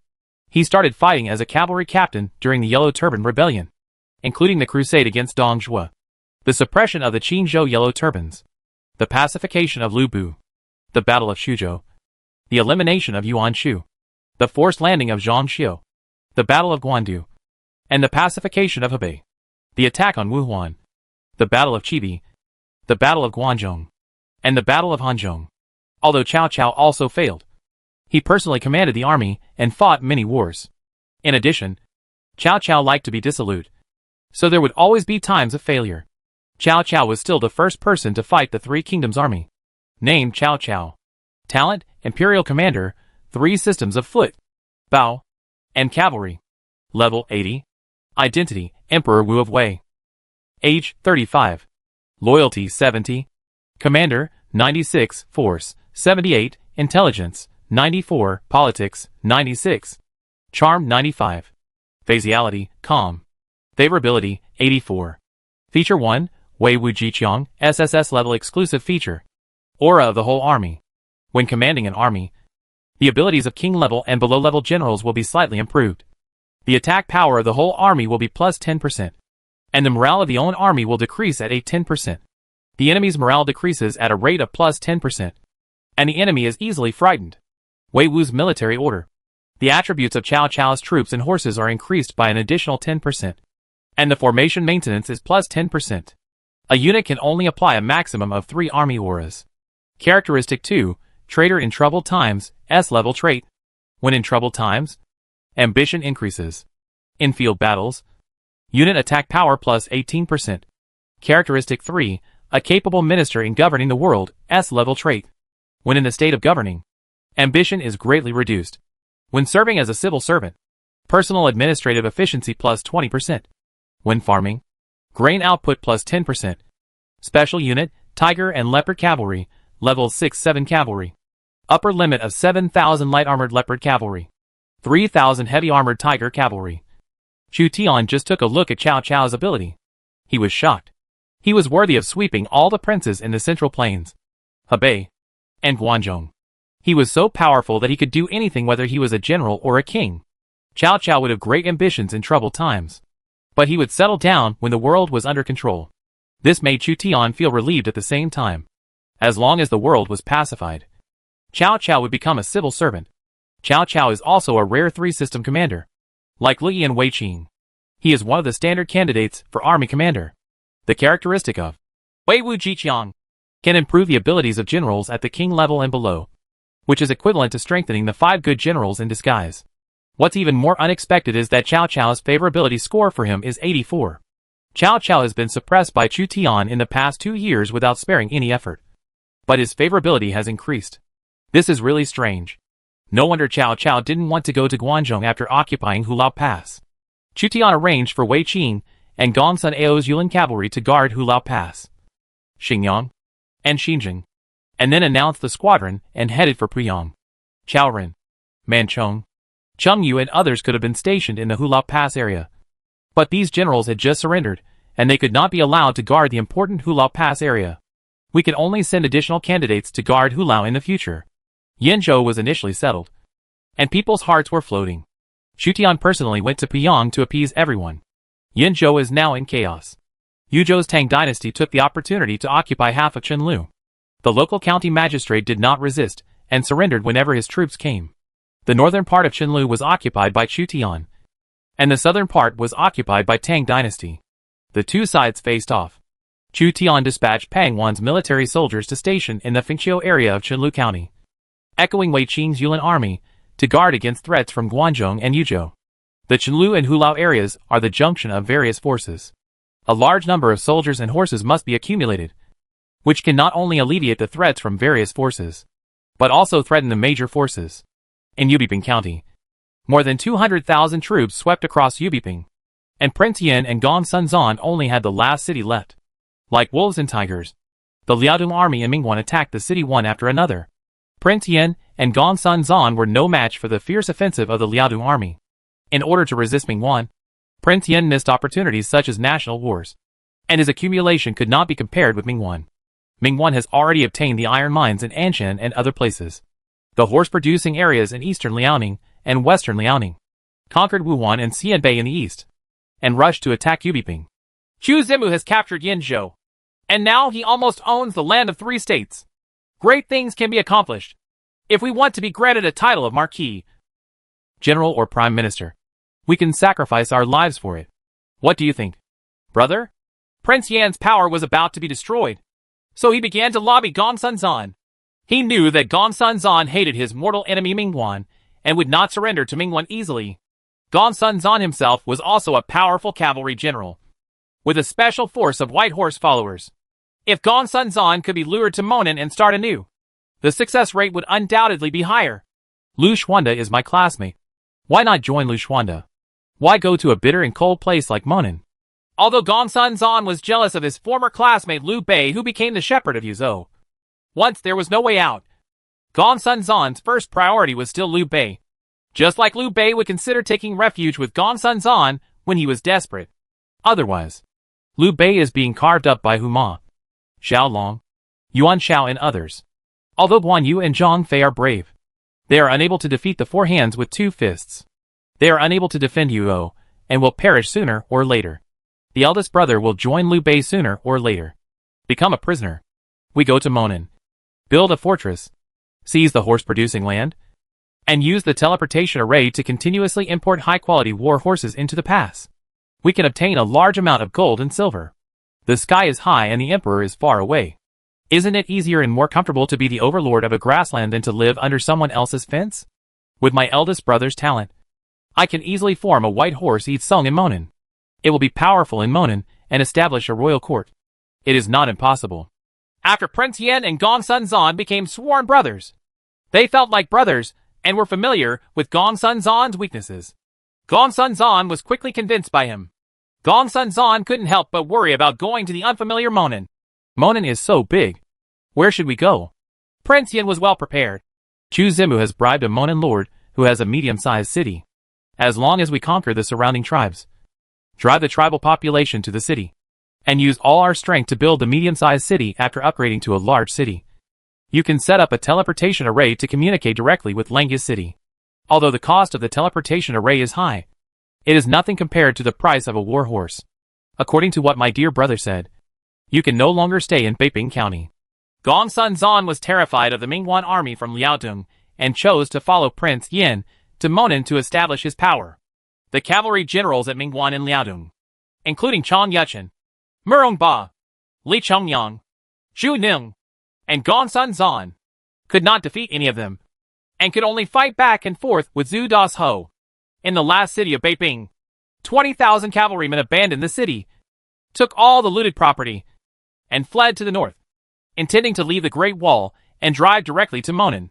There is no clear definition of Monan.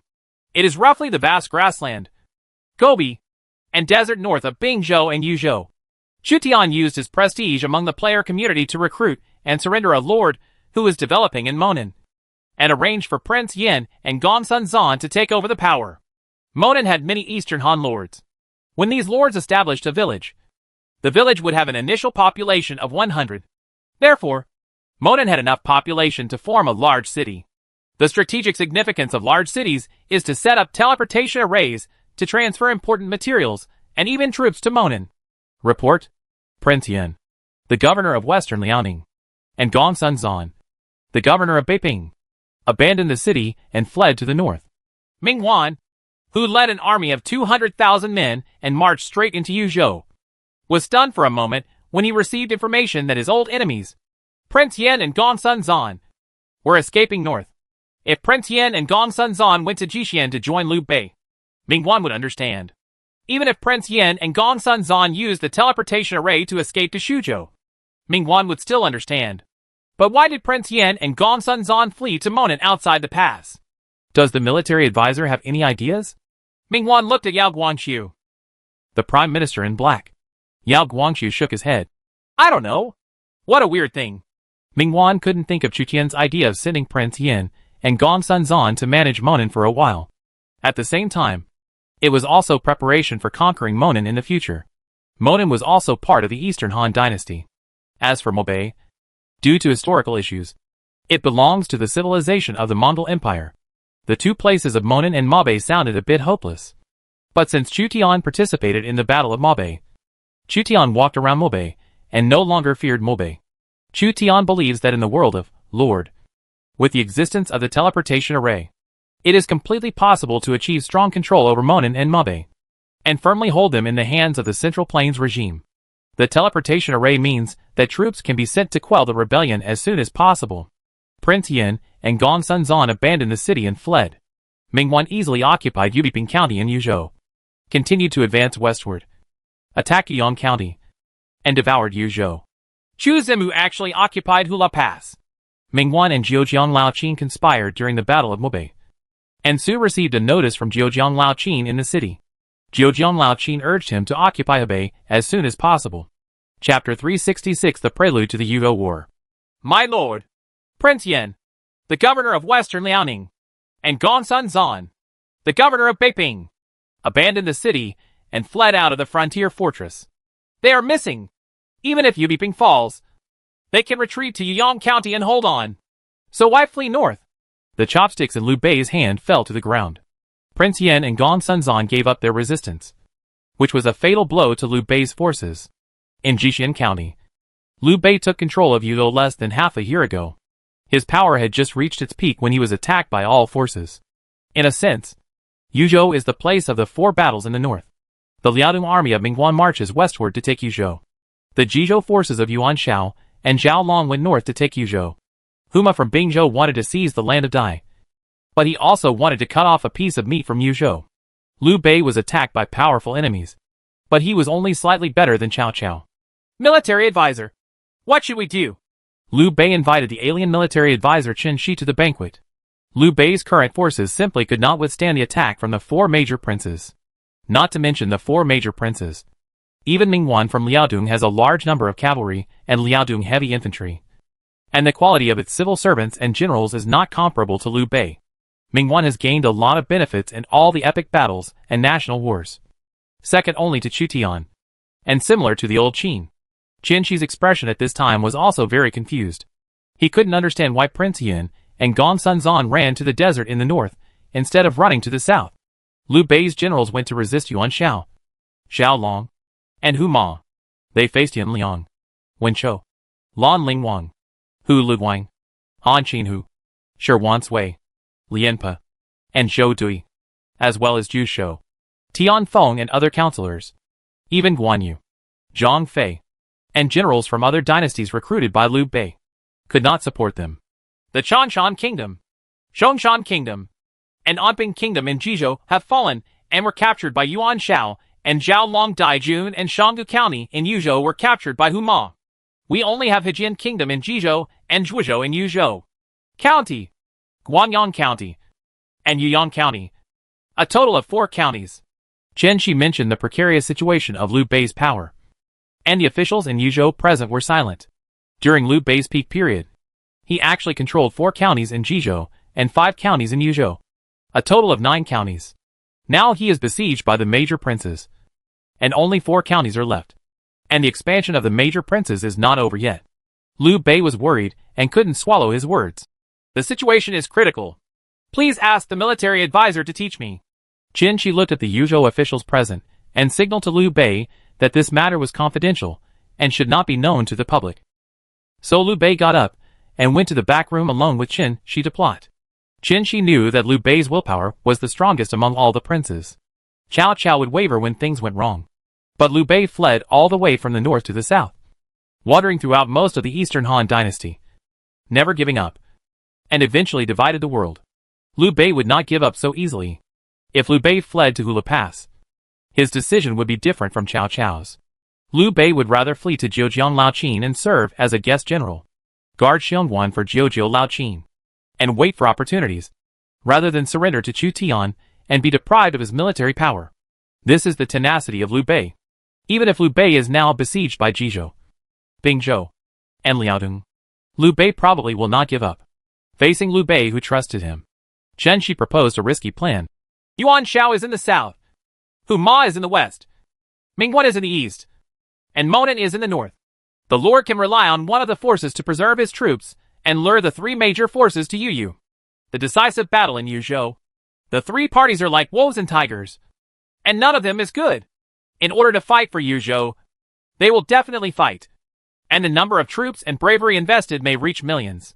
Once the 3 parties suffer heavy losses, the Lord can seize the opportunity and regain control of Yuzhou. This plan is very risky, but it is actually a gamble. If one of the 3 parties still has strength after the war, it will be difficult for us to succeed. To Qin Shi's surprise, Liu Bei quickly agreed. Who do you think the military advisor should seek refuge with? You can surrender to Yuan Shao and make the territories of Yuan Shao, Huma, and Mingguan border each other to promote a war between the 3 armies. And Yuan Shao can tolerate the existence of Zhao Long. Since it has set a precedent, he can naturally tolerate the Lord as a guest general. Okay, I will send you as an envoy to Yuan Shao's military camp to discuss with Yuan Shao the surrender of 4 counties. But please allow us to have troops and horses stationed in my hometown Zhujian. I am willing to give up Ji County, the seat of Yuzhou. Liu Bei made up his mind and sent military advisor Qin Shi to Yuan Shao's camp. Qin Shi agreed. Yuan Shao's 50,000 soldiers and horses were wiped out by Chu Tian's cavalry in Henan. In anger, he vented all his anger on Liu Bei and massively captured the Jizhou counties controlled by Liu Bei. He almost owned 9 counties in Jizhou and became the largest prince in Hebei. Yuan Shao's rise is inseparable from the support of the alien Lord Zhao Long. Zhao Long controls a guild composed of free players and is responsible for exploring and infiltrating Jizhou. He also owns fiefdoms such as Zhao Kingdom and Chanshan Kingdom, and has military generals such as Shirwan Sui and Han Qinhu, and a large number of soldiers and horses. Although Yuan Shao was also on guard against Zhao Long, on the surface Zhao Long was still attached to Yuan Shao, and Zhao Long was too big to lose. So Yuan Shao did not dare to touch Zhao Long. Zhao Long infiltrates Yuan Shao's forces. If Yuan Shao wants to harm him, he can get the news immediately. An internal conflagration in Jizhou will only benefit other princes. Yuan Shao knew this. Yuan Shao's power seems to be getting stronger and stronger. But there are various factions inside that are fighting against each other. Now, there is another force. Liu Bei, the shepherd of Yuzhou, secretly sent an envoy to request to be attached to Yuan Shao. He was willing to offer 4 counties to Yuan Shao, but he also asked to keep one of the counties, Liu Bei's hometown Zhujian, as a fiefdom, and allowed Liu Bei to garrison troops there, Zhujian, assisting Yuan Shao in monitoring the north. When Yuan Shao heard the news, he couldn't help but be overjoyed. If he accepts Liu Bei, Yuan Shao can not only own the 9 counties of Jizhou, but also the 3 counties of Yuzhou. Getting Liu Bei is equivalent to getting Liu Bei's civil servants and generals. Tian Feng knew that Liu Bei had sent people to lobby Yuan Shao, looked at the map, and poured cold water on Yuan Shao. My lord, no. If Liu Bei offers the city, it will actually divert disaster to the east. Qin Shi, the alien strategist who was sent as an envoy to Yuan Shao's forces, was shocked. Sure enough, such a plan could not be hidden from Yuan Shao's counselors Tian Feng and Zhu Su. The counselors present, Su Yu, Shen Pei, Feng Ji, Sun Shen, Xian Pai and others all looked at Tian Feng and Chen Shi, who was standing in the middle of the lobby. Yuan Shao was puzzled. Lu Xuanda came to surrender with the land of 4 counties and guarded the north for me. I can devote all my strength to the south. So why divert the disaster to the east? Lu Xuanda was unwilling to be subordinated, and it was only a temporary measure to seek refuge with the Lord. Once the Lord takes over Jixian, he will definitely be hated by Huma and Mingwan. When the Bingzhou and Liaodong armies gather in Jixian, there will definitely be a shocking battle. The sun and the moon will know glory. If you lose the battle, not only will all the land you gain be lost, but even if you win, you will definitely suffer heavy losses and be taken advantage of by villains. Tian Feng made an impassioned speech, completely seeing through Liu Bei's alien strategist Chen Shi's plan, and looked at Chen Shi to let Chen Shi know that he had failed. At the same time, Tian Feng criticized Sang and Huai, and demoted Liu Bei and Chen Shi to villains. Yuan Shao's counselors whispered in private that they had the ability to stand here and were not mediocre. After Tian Feng's reminder, they saw the clues. Chen Shi squinted his eyes. Tian Feng was very smart and good, but he might not lose to Tian Feng. Tian Feng has a fatal weakness. That is, he is too upright. Chen Shi's eyes glanced over Guitu. Guitu stood up and said, My lord, why should I be afraid of Huma and Mingwan? If my lord wants to unify Hebei and compete in the Central Plains, Bingzhou and Liaodong must be eliminated. Now Lu Xuanda offers Yulo and leads Guan Yu, Zhang Fei, and other fierce generals to my lord. Effectively, this is a good opportunity to eliminate Huma and Mingguan, occupy Bingzhou and Liaodong, and dominate Hebei. God has given my lord such a good opportunity. How can he give up Yuzhou because of fear of war? Tian Feng suddenly became anxious and accused Guitu. Our army is not fully prepared yet. Bingzhou's wolf cavalry is like a wolf, and Liaodong's cavalry is like a tiger. The battle in Yuzhou will most likely be defeated. How can we rush north to Jixian to compete with Bingzhou and Liaodong? It's better than Su Shu to then secretly accumulate strength, sit back and watch Bingzhou and Liaodong lose, and then seize Yuzhou in one fell swoop. Zhu Shou stood up and stood in the same camp as Tian Feng. If Lu Xuanda sincerely surrenders to the Lord, he should hand over all his troops. The Lord will occupy Zhujian and give up Jixian to Bingzhou and Liaodong forces to compete for the opportunity. Guitu was furious. Tian Feng and Jushu are as timid as mice and cannot be reused. Following their suggestions will only cause the Lord to miss the opportunity and lose the opportunity to compete in the Central Plains. Shen Pei stood on Guitu's side. My lord is sitting in the 9 counties of Jizhou. He has strong soldiers and horses. It is time to fight quickly and sweep across Yuzhou, Bingzhou, and Liaodong.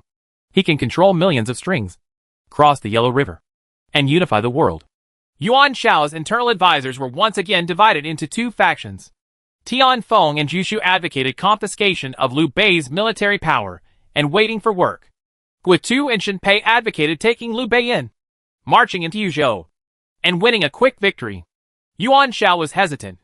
Every time he encountered a major decision, Yuan Shao would be divided into 2 factions and argue endlessly. Chen Shi added, Now Chu Zi in Hunan is planning to attack Yinzhou, annex Cao Cao, and gobble it up. It will take at least a year to digest Yinzhou and establish a ruling system. Once Chu Zi seeks to unify the 4 states in Hunan, it will be difficult for Duke Yuan to compete with him. Please ask Yuan using our lord as a pawn. The Duke defeated the soldiers and horses of Bingzhou and Liaodong, swept across Hebei, and went south to seek a decisive battle with Chu Zi. This is the opportunity given by God to Duke Yuan to unify the world. So don't think twice. Chen Shi's words touched Yuan Shao's fear of Shuzhou Mu Chu Zimu. Yuan Shao looked at Zhao Long, the alien lord who had supported him from a long time ago. Zhao Long remained silent. What do you think, Brother Xian? Zhao Long seemed to be asleep. After being asked by Yuan Shao, he stood up and said, I think what Chen Shi said is true. If we don't control Hebei as soon as possible and let Chu Zimu dominate the Central Plains, I'm afraid it will be difficult for the Lord to do anything. Zhao Long's status in Yuan Shao's mind is higher than that of other counselors, because Zhao Long is generals, soldiers and horses, and helped Yuan Shao defeat Liu Bei in the Battle of Julu. Since my dear brother has said so, I have made up my mind. Liu Bei will move to Zhui County, and Yin Liang and Wen Chou will send troops to occupy Jixian County. With Tian Feng and Feng Ji as military advisors and Liu Bei as his minions, I will resist powerful enemies from all directions. I will personally lead the army and fight with dear brother. Go north. Yuan Shao had Zhao Long and Liu Bei as eagle dogs, and thought he could defeat Hu Ma and Ming Guan. Liu Bei's alien military advisor Chen, she looked at Zhao Long intentionally or unintentionally, with some confusion in his eyes. He tried to bribe Guo and lobby for the review, but he never approached Zhao Long. Could it be that Zhao Long couldn't see that Liu Bei intended to lure Yuan Shao north to fight with the soldiers and horses of Bing Zhou and Liaodu? Zhao Long's eyes were wandering, and he was absent-minded.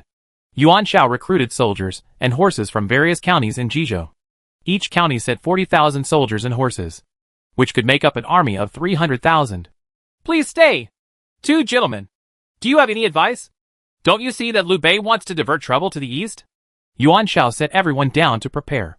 Tian Feng and Just Ho stopped Zhao Long. They didn't understand why Zhao Long suddenly supported Guo and Shen Pei. Zhao Long has always been on good terms with all parties in Yuan Shao's influence, especially with Tian Feng and Just Ho. Tian Feng and Just Ho knew Zhao Long's abilities, and did not believe that Zhao Long could not see through Chen Qi's scheme. Zhao Long said, Of course I can see it. Then why? Chu Zimi can unify the Central Plains within 1 or 2 years. The next step is Hebei. If we don't defeat Huma and Mingguan as soon as possible, how can we fight Chu Zimu? If we have a battle with Chu Zimu in the future, please ask gentlemen. Help me. I will return to Handan to prepare for the war and prepare to go north. Zhao Long had a good relationship with Tian Feng and Zhu Shou, so he spoke briefly and directly. Zhao Long was accompanied by Shi Wan Sui and a general who even Tian Feng and Zhu Shou didn't recognize. Just Ho looked at Zhao Long's leaving figure. He has something to hide from us. Tian Feng paid more attention to the general following Zhao Long. That person is very popular. Not an ordinary person. It seems that he is a General Zhao Long recruited after returning from Hebei. After all, Tian Feng and Zhu Su were single and weak, and it was already difficult to counter Guo and Shen Pei. With the support of Zhao Long, Yuan Shao ultimately did not follow the suggestions of Tian Feng and Zhu Su. Dark clouds gathered over Yuzhou. Liu Bei declared his attachment to Yuan Shao, moved to Zhuo County, and gave Yuzhou to Yuan Shao, the shepherd of Jizhou. In order to fight for Yuzhou, Huma and Mingguan indeed gathered troops and marched towards Jixian. Interesting. In Puyang City, Chu Tian returned to the army and learned that the princes of Hebei were fighting for Yuzhou. Liu Bei seemed to have withdrawn from the fight for Yuzhou and relied on Yuan Shao. But Liu Bei still had troops in his hands. The battle in Yuzhou may result in hundreds of thousands of casualties, and casualties on all sides, with corpses littering the fields. Prince Yin and Gong Sunzan have already followed Chu Tian's request and went to Monan to manage the horse-producing land for Chu Tian. In Puyang City, Chaoren, Manchong, Xiahou Dun and others were captured and imprisoned in cells. When Chaoren saw Cao Cao, he couldn't help crying. After Cao Cao asked carefully, he heard that Manchong persuaded Cao Ran to surrender, and he couldn't help but sigh. Man Boating knows me. Because of Cao Cao's appearance. Xiahou Dun, Chaoren, Manchong and others all pledged their allegiance to Chu Tian after meeting Cao Cao. Ding! The king-level General Xiahou Dun, according to the novel, pledges his allegiance to you. Ding! King-level General Chaoren pledges his allegiance to you. Ding! The Diamond-level Commander Manchong pledges his allegiance to you. Ding! Platinum-level Commander Cao An pledges his allegiance to you. Ding! Platinum-level Civil Servant Shui Ti, a nobleman from Yenzhou, pledges allegiance to you. Ding! The Gold-level General Cao Anming pledges his allegiance to you. Another group of civil servants and generals pledged their allegiance to Chu Tian, many of whom were members of Cao Cao's clan, as well as Cao Cao's eldest son Chaoang. Now Cao Cao's whole family is captured by Chu Tian, as well as Cao Cao's main wife Ding and his side wife Pian. Chu Tian returned Cao Cao's wife and children to Cao Cao, ordered them to move to Xia City, and monitored them to ensure Cao Cao's loyalty. Although Cao Cao liked other people's wives, Chu Tian didn't think that Cao Cao would like his own wife being snatched away. It will take some time for Chu Tian to digest the many civil servants and generals in Yenzhou. Chu Tian plans to take Cao Cao to fight a national war. During the national war, there is no need to worry about Cao Cao's rebellion, because Cao Cao is unlikely to surrender to foreigners. A war may break out in Yuzhou, but I just want to farm well in Henan. Chapter 367 Cao Cao moved to Xia City. General, the enemy has retreated. In the Beihai Kingdom, Zhou Yafu, who was attacked by Mr. Zhao, insisted on holding on and forcefully delayed Mr. Zhao in Guizhou County. Beihai. Prince Zhao learned that Cao Cao had been annexed and knew that the situation was over. So he ordered a retreat. In Taishan County, Li Guang, Yang Yi, and Du Ruhui defended the city and repelled the invading Tianji and Tiandan, seeing the Qinzhou governor Tianji's army withdrawing. The Taishan County defenders breathed a sigh of relief. There were almost no enemy troops in Chutian's sphere of influence, and the surrounding princes reduced their forces. Chutian dispatched Du Ruhui to Puyang to govern Yinzhou, and at the same time appointed a group of Yinzhou nobles, such as Chengyu, Manchong, Xueti and others, to ensure the interests of the Yinzhou family. As a non-native family, Du Ruhui is not prone to bias when managing the Yinzhou family. If a Xuzhou family is parachuted in, there will probably be another fight between Yinzhou and Xuzhou. Yinzhou has a total of 10 counties: Dongjun, Chunlu, Jin, Shanong, Rencheng State, Dongping State, Lu State, Taishan County, and Jibei State. Half of Chunlu County was occupied by the Tang dynasty. That is to say, the lord has acquired 9.5 counties. Rencheng State, Dongping State, Lu State, Jibei State, and other counties are not large in area. Yinzhou is said to have 10 counties, and its area is almost the same as the 5 counties of Xuzhou. In addition, Yinzhou has been in war for many years. I am afraid that the population not as good as Xuzhou. The population of Dongjun and Qinlu is only more than 4 million. Chengyu, on behalf of Yinzhou officials, explained the situation in Yinzhou to Chutian and submitted the population account books of Dongjun and Qinlu. It is obvious that Cao Cao conducted household registration statistics at the suggestion of a stranger. Years of war in Yinzhou have caused a sharp decline in the population of Dongjun and Qinlu counties, and many people have even fled to Xuzhou. A large number of people from Qinzhou, Yenzhou, and Yuzhou poured into Xuzhou. Therefore, Cheng Yu's belief that the population of Xuzhou was greater than that of Yinzhou was not unfounded. Xu Tian looked through the 2 account books. There should be a lot of people hiding in Wubao mountains and manors due to the war. Order the county magistrates from various places to include these refugees in the account books. Chu Tian suspected that hundreds of thousands or millions of people were hidden. This is also very common. For example, the Su Chu family's Wubao has tens of thousands of homeless households, and they do not pay taxes. For the hidden population, Chu Tian must try to bring them into the jurisdiction of the government. Cheng Yu said, "Take the order." Cheng Yu is one of Cao Cao's most important advisors, and has made many contributions to Cao Cao. Name: Cheng Yu. Commander, 74, Force, 49, Intelligence, 95, Politics, 84, Charm, 56. Character: rough and violent. Characteristic 1, knowing military strategies, S-level trait. When joining the army, the probability of providing military proposals is increased, and the probability of success of inciting and suspicious tactics is increased. Characteristic 2, brave over Ben Yu, S-level trait. When joining the army, unit morale plus 20% in the time of war. The number of bonuses is related to your own commander, and does not conflict with the characteristics of the main general.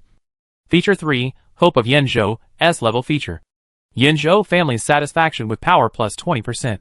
When using Yinzhou family disciples as officials, administrative efficiency will be improved. People's hearts in Yinzhou counties will not decline easily. Cheng Yu was inconspicuous in the romance of the 3 kingdoms, but he was actually a counselor who made great contributions to Cao Cao's power. Without Cheng Yu to guard Yinzhou, Cao Cao's Yinzhou would have been completely occupied by Lu Bu, and there would be no future Emperor Wu of Wei. At present, Xu Tian's counselors include Fang Xianling, Du Ruhui, Sun Yu, Guo Jia, Cheng Yu, Lu Su, Chao Jiyui and others. Such a lineup is quite impressive. Du Ruhui will come to Dongjun from Mount Tai, and you will assist him in governing Yinzhou. Chu Tian saw that Cheng Yu had the characteristic of wish of Yinzhou, which could be used to appease the people of Yinzhou. To the Yinzhou gentry, Du Ruhui was an outsider. Chu Tian appointed Wei Qing as governor of Yinzhou's military affairs. Du Ruhui as Chansher. Cheng Yu as prefect of Dongjun. Man Chong as prefect of Qinlu, and Gong Ziwen as prefect of Jin, to jointly defend Yuzhou in the Tang dynasty. At the same time, Wei Qing Jilin Corps occupied Xingyang and Hulao, and Pang Wan's Wushu Corps occupied Fengqiu, defending together with Man Chong. The military soldier legion is the main legion, while Man Chong is the ordinary defensive legion. Cao Cao's troops were disrupted by Chu Tian and organized into various main legions to prevent Yanzhou's soldiers from mutiny. This attack on Yanzhou resulted in too many good generals. Chu Tian needed to spend time reorganizing his army. Each county has a defensive corps. In fact, many counties no longer need to set up a defensive corps. For example, Pengcheng State is surrounded by Chu Tian's territory. It can completely lay off the local defensive legions and use the saved military pay to increase the number of soldiers in the main legion. Regarding the matter of reorganizing the legion, Chu Tian had to return to the Lord's mansion to consider it in detail. He needs to know the annual fiscal revenue from Shuzhou, Yanzhou, Qingzhou, Yuzhou, Yangzhou and other places, as well as the inventory of war horses and equipment. In order to replan the legion, there are about 60,000 to 70,000 soldiers who surrendered in Dongjun and Qinlu areas. With these people, 1 or 2 legions can be expanded. After leaving some people to defend Yanzhou, Chu Tian took Cao Cao and many generals back to Xiaqing and placed their families in Xiaqing for surveillance. If the Chao and Xiahou clans rebel, all the Chao and Xiahou clans in Qiao County will be killed. Cao Song had a happy life in Shuzhou, although he also knew that he was being monitored by Shuzhou Mu. Cao Song had no restrictions except that he could not leave Xia City. In addition, there has been no war in Langya country for a long time. The people are peaceful. Cao Song has brought a lot of gold and silver treasures, and life is prosperous. So Cao Song has no complaints. Recently, Cao Song has become obsessed with land speculation. Xia City is about to be upgraded to a large city, and land prices are getting higher and higher. If you buy a private house in advance, you can make a lot of money. The control of land by the Lord's mansion has also caused the price of land in Xia City to skyrocket. Using real estate to obtain additional financial income and support Chu Tian in launching a war is what Xiao Liang has been doing. Although raising land prices in various counties is immoral for ordinary people, it can indeed bring in a lot of fiscal revenue. When Cao Song and Cao De, Cao Cao's younger brother, saw Cao Cao, they were shocked, and then complained about their family shortcomings, which made them all sigh. I have already said, don't raise an army. Don't raise an army. What are you capable of? Can your achievements be higher than your father, who is a captain? This is good. You and your father are both prisoners. The Chao family is unfortunate, and the Xiahou family is unfortunate. When Cao Song saw Cao Cao, he immediately acted like an elder and blamed Cao Cao. Cao Song fled to Shuzhou not only because of the chaos in Qiao County, but also because he was worried that his son Cao Cao would fail to raise an army and become a prisoner. Cao Cao smiled bitterly. Father, what you are saying is that if you had known that you were an unfilial son, you would not be able to fight. In the end, you will still be used as clothes for others. Your father and I have eaten more salt than you have eaten. Don't mess around next time. Cao Song was relieved to see Cao Cao admit his mistake. He did not realize that without Chu Tian's efforts to suppress Cao Cao, Cao Cao's territory would not be so small, let alone be defeated so easily. Cao De said, Brother, Shuzhou Mu governs Shuzhou well. The country is peaceful and the people are safe. Chickens and dogs hear each other, and people don't pick up things on the road. Why can't you think of making an enemy of Shuzhou Mu? Shuzhou Mu is attacking you as a man of benevolence and righteousness. How can you not be defeated? If you do too much injustice, you will surely die. Cao Song answered, What your brother said is very true. Those who do unrighteousness will be punished by death. Mingda, this time you come to Xia City, you must do more good deeds and stop fighting and killing. You see, you are in this place. Material? Dot. Cao Cao was speechless. It is a normal struggle for hegemony among princes. In the end, only one force can survive. How come Cao Cao became the unjust party? It seems that Cao Song and Cao De have integrated into the Langya kingdom and regard themselves as spiritual Shuzhou people. I originally thought that Cao Song would be a prisoner in Xiaqing, but Cao Cao was completely wrong. Cao Song became a wealthy businessman in Langya country because of his participation in speculating on land prices. Cao De helped Cao Song manage his business. In terms of influence in Xiaqing, Cao Cao is not as good as his younger brother Cao De. Cao Cao, Ding, Bian, Cao Ong and others received support from Cao Song and Cao De and lived in Xiaqing. Cao Cao heard that a group of great scholars such as Lu Xi, Zheng Xian, and Kai Yong lived in Xiaqing, so he came to visit him. In front of Lu Xi and others, Cao Cao was still a junior. Shuzhou Mu has the ambition to calm the world. How many years can we old men live? In the future, We will have to rely on you to calm down the troubled times. Lu Ji saw Cao Cao and told Cao Cao. But Cao Cao obeyed. The other party's reputation was too high. So Cao Cao served as the governor of Yanzhou in name only for another year. Compared with Lu Ji and others, he was far behind. The aristocratic families, wealthy households, and wealthy businessmen in Xuzhou knew that Cao Cao and a group of military generals lived in Xiaoqing. They waited to see the attitude of the Lord's mansion and did not dare to come to interact with Cao Cao in person. Otherwise, they might implicate various aristocratic families. Various generals from the Cao family and Xiaohu family also temporarily resided in Xiaoqing, waiting for appointment. Every move of Cao Cao and others was monitored. Chu Tian returned to the Lord's mansion and considered reorganizing the army. The current Xuzhou forces have 3 guards corps, the 5th school of the Northern Army, the detachment of women, the Scout Corps, and the Special Tiger Army and Servant Corps. The main legion has 3 infantry and 4 cavalry legions. The infantry corps are offensive, defensive, and martial soldiers, and the cavalry corps are Baipao, invincible, Xiliang, and Yulin. After obtaining a group of generals from Cao Cao, Chu Tian can integrate these generals into various main legions, or form new legions. The Xiliang army can be revoked because Su Rong is not a general of the Xiliang faction. Chu Tian considered canceling the establishment of the Xiliang army, or giving it a new designation. The reason why it was named Xiliang Legion in the past was because Su Rong and Hua Xiong were both generals captured by Chu Tian from Dongshui, and they also had Xiliang cavalry. Now the Xiliang army needs to be reorganized. Chu Tian originally planned to set up an army of 5 good generals and appoint Cao Cao as its commander. But he gave up thinking that Su Huang and Zhang He were not in his hands, and Cao Cao's loyalty was not high enough. What is Mr. Xian thinking? Xiao Liang came to the door to greet him with his son in his arms, feeling resentful that Chu Tian went to Yanzhou to fight on the way. Each legion needs to be reorganized, and I'm considering this. Chu Tian saw that his son no longer looked as wrinkled as when he was just born.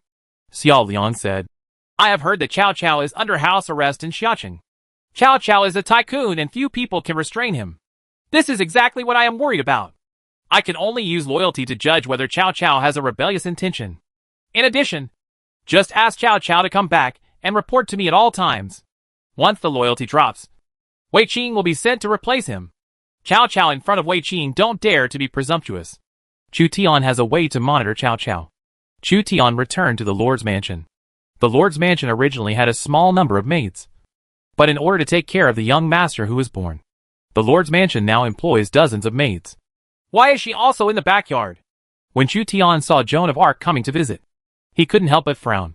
Only by making her care about her will she temporarily give up on returning to France. There is some truth in it being cold in summer. I plan to reorganize the army and march into Qingzhou. In addition to Pingyuan County to the north of the Yellow River, I will capture Jinan, Qi, and Lun to the south of the Yellow River. Then I will report to the imperial court and ask for the title of General Zhendong. And then each promotes everyone. How about you serving as Xuzhou Shepherd? Xuzhou Mu. What about you?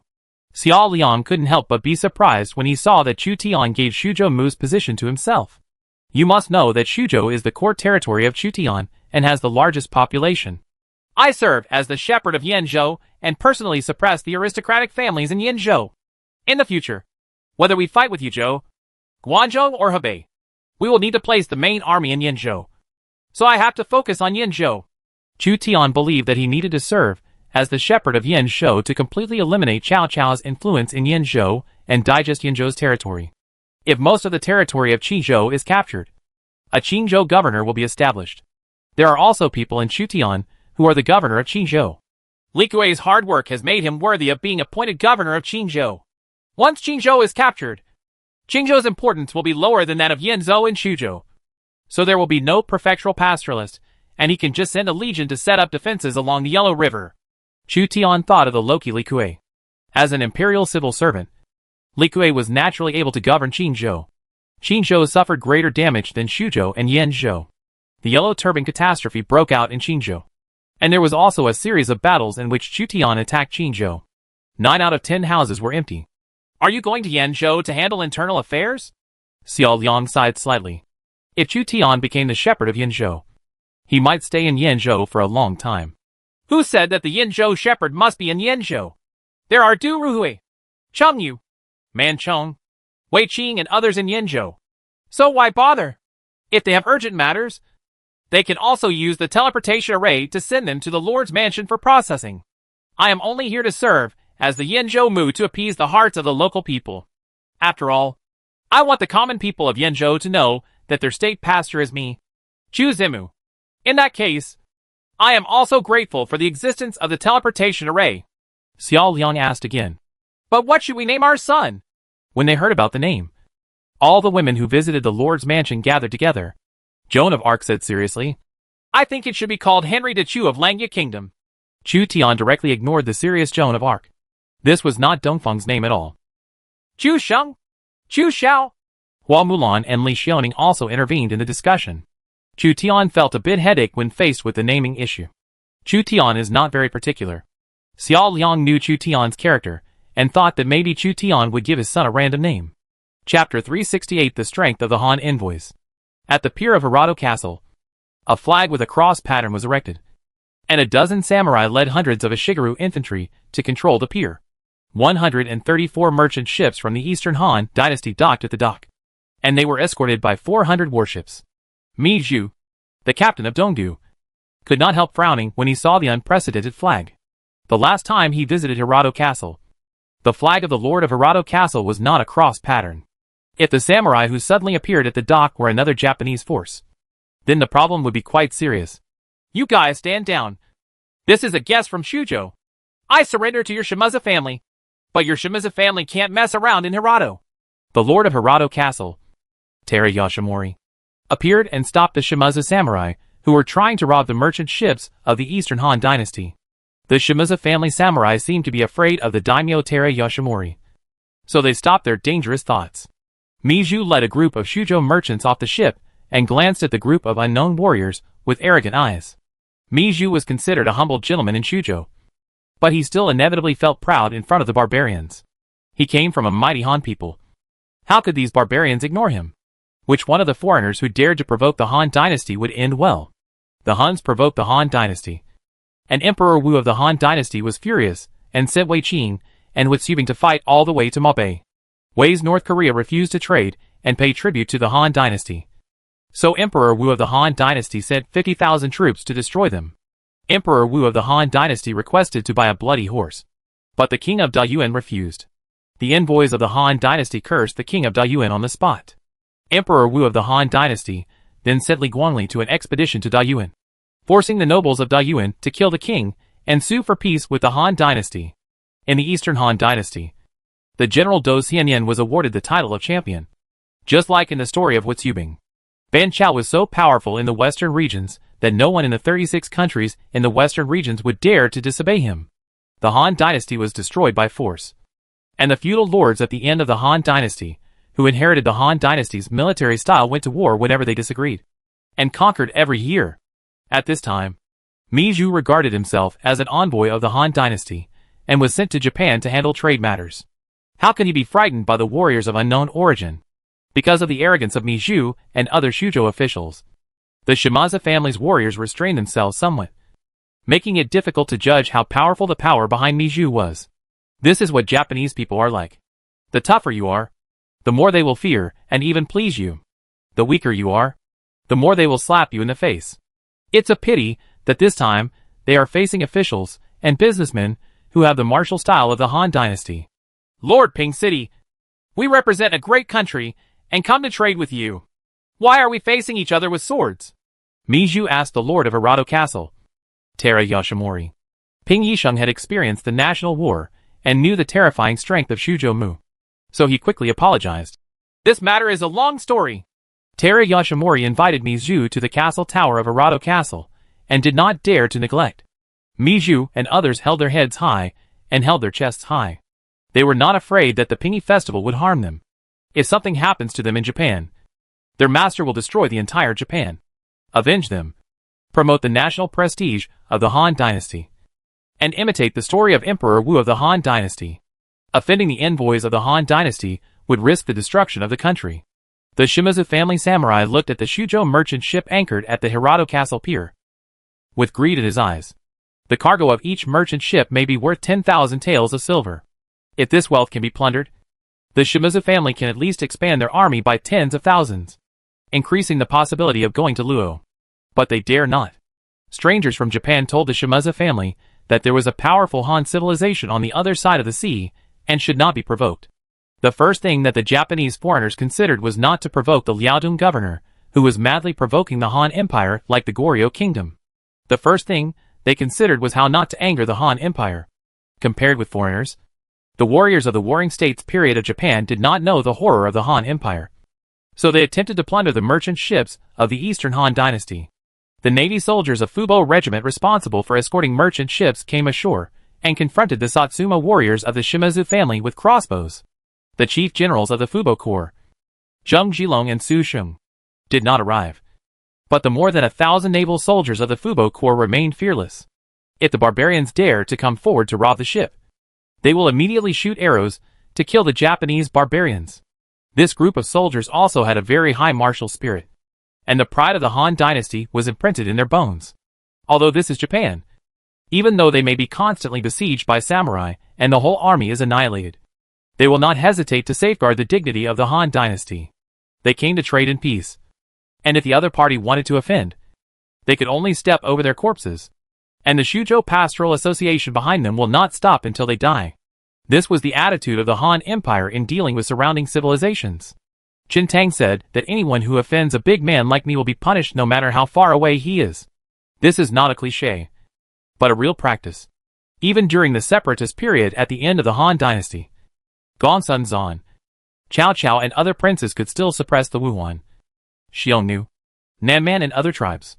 When the Satsuma warriors saw that the Navy soldiers of the Fubo Corps were at war with each other and were obviously in Japan's territory, but they were arrogant, they immediately became scared and left the dock under the leadership of the leading warrior. In the castle tower of Arado Castle, the lord of the castle, Tairagi, held a banquet to entertain businessmen from Shujo. Miju, who was usually gentle, was aggressive at this time, still holding on to what happened just now. Please, City Lord Ping, give us Shujo merchants a reasonable explanation. Otherwise, it will bring disaster to the country. Tara Yoshimori felt the strength of the Han envoys represented by Miju and signaled Miju to calm down. Last time you left Hirado Castle, I sent troops to fight the Otomo family and the Shimazu family. Unfortunately, I was defeated and was forced to surrender to the Shimazu family. The Shimazu family has declared itself a vassal. After more than 5 years of conquest, the Shimazu family's Satsuma army has now taken control of Kyushu Island and is accumulating strength to attack Shikoku Island or Honshu Island and compete with Oda Nobunaga for the world. The world I am referring to is Japan. 4 islands. Ping Yishun coughed twice and pointed it out specifically to avoid misunderstanding. Japan's imitation of Eastern Han civilization is too obvious.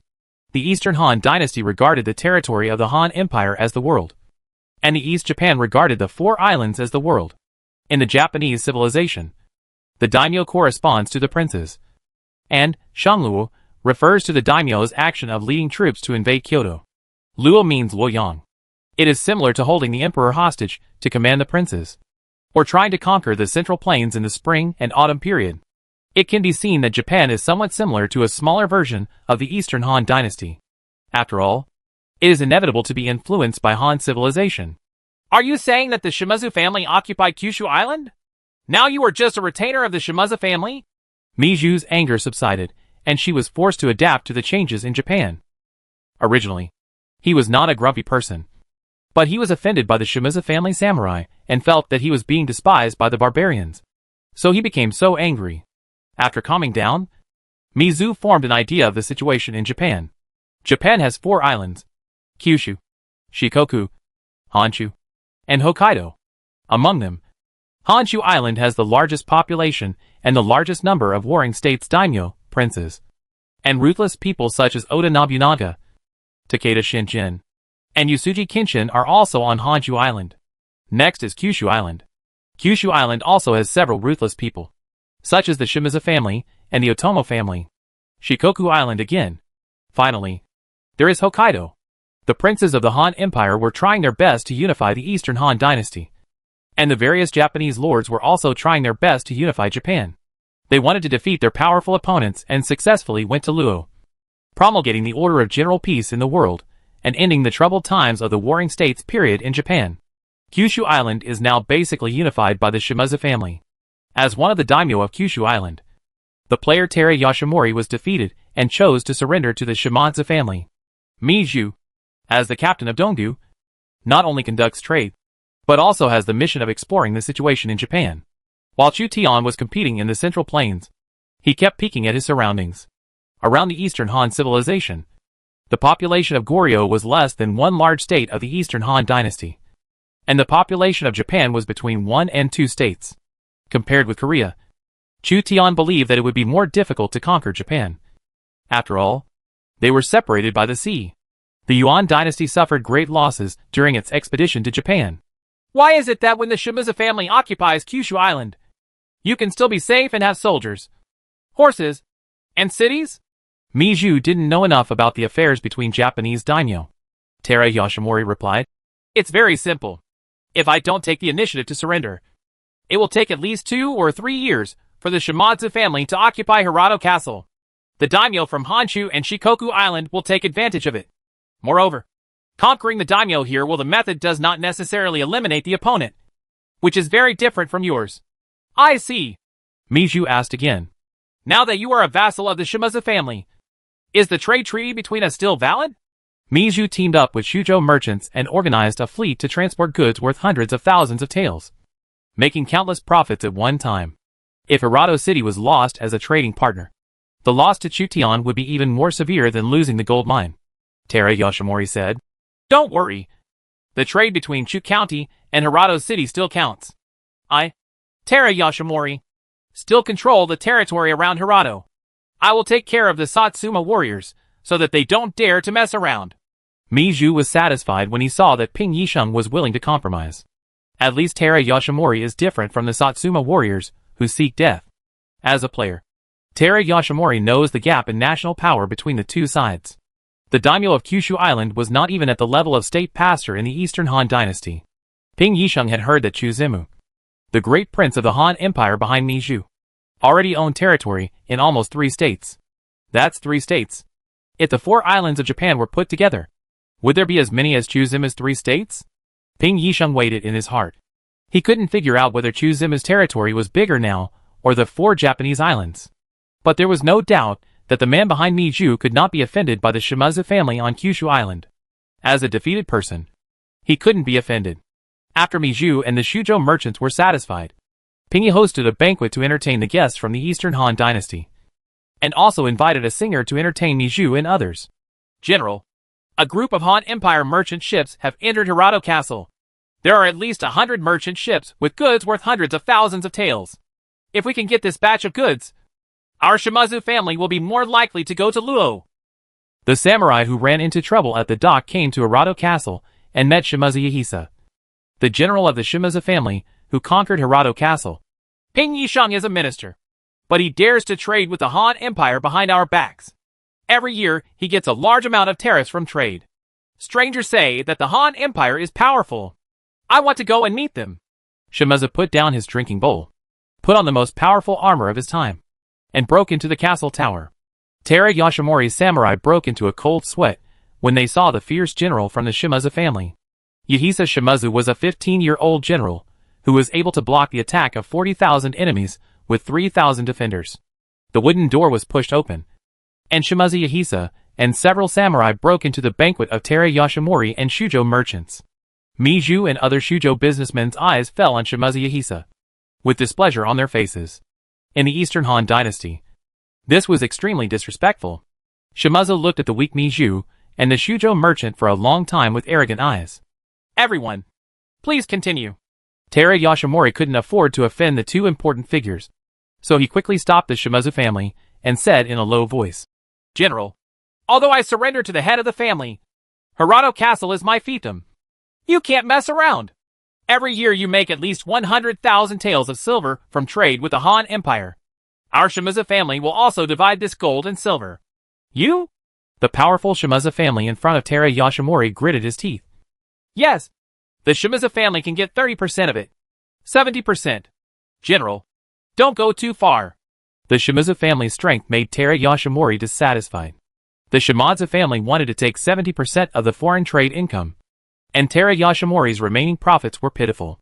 However, Tara Yoshinori did not want the Shimadzu family to provoke a war with the Eastern Han dynasty. In a dilemma, The one who tried to rob our caravan at the dock was your excellency? The Shimadzu family?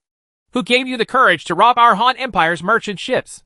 Miju took the initiative to provoke the Shimadzu family, and was almost robbed by barbarians, which made Miju very upset. If the Lord hadn't been focused on competing in the Central Plains, he would have already encouraged Chu Tian to destroy Japan. The Shuzhou businessmen's eyes were as arrogant as Shimazu's. To them, Japan's fierce generals are just like barbarians.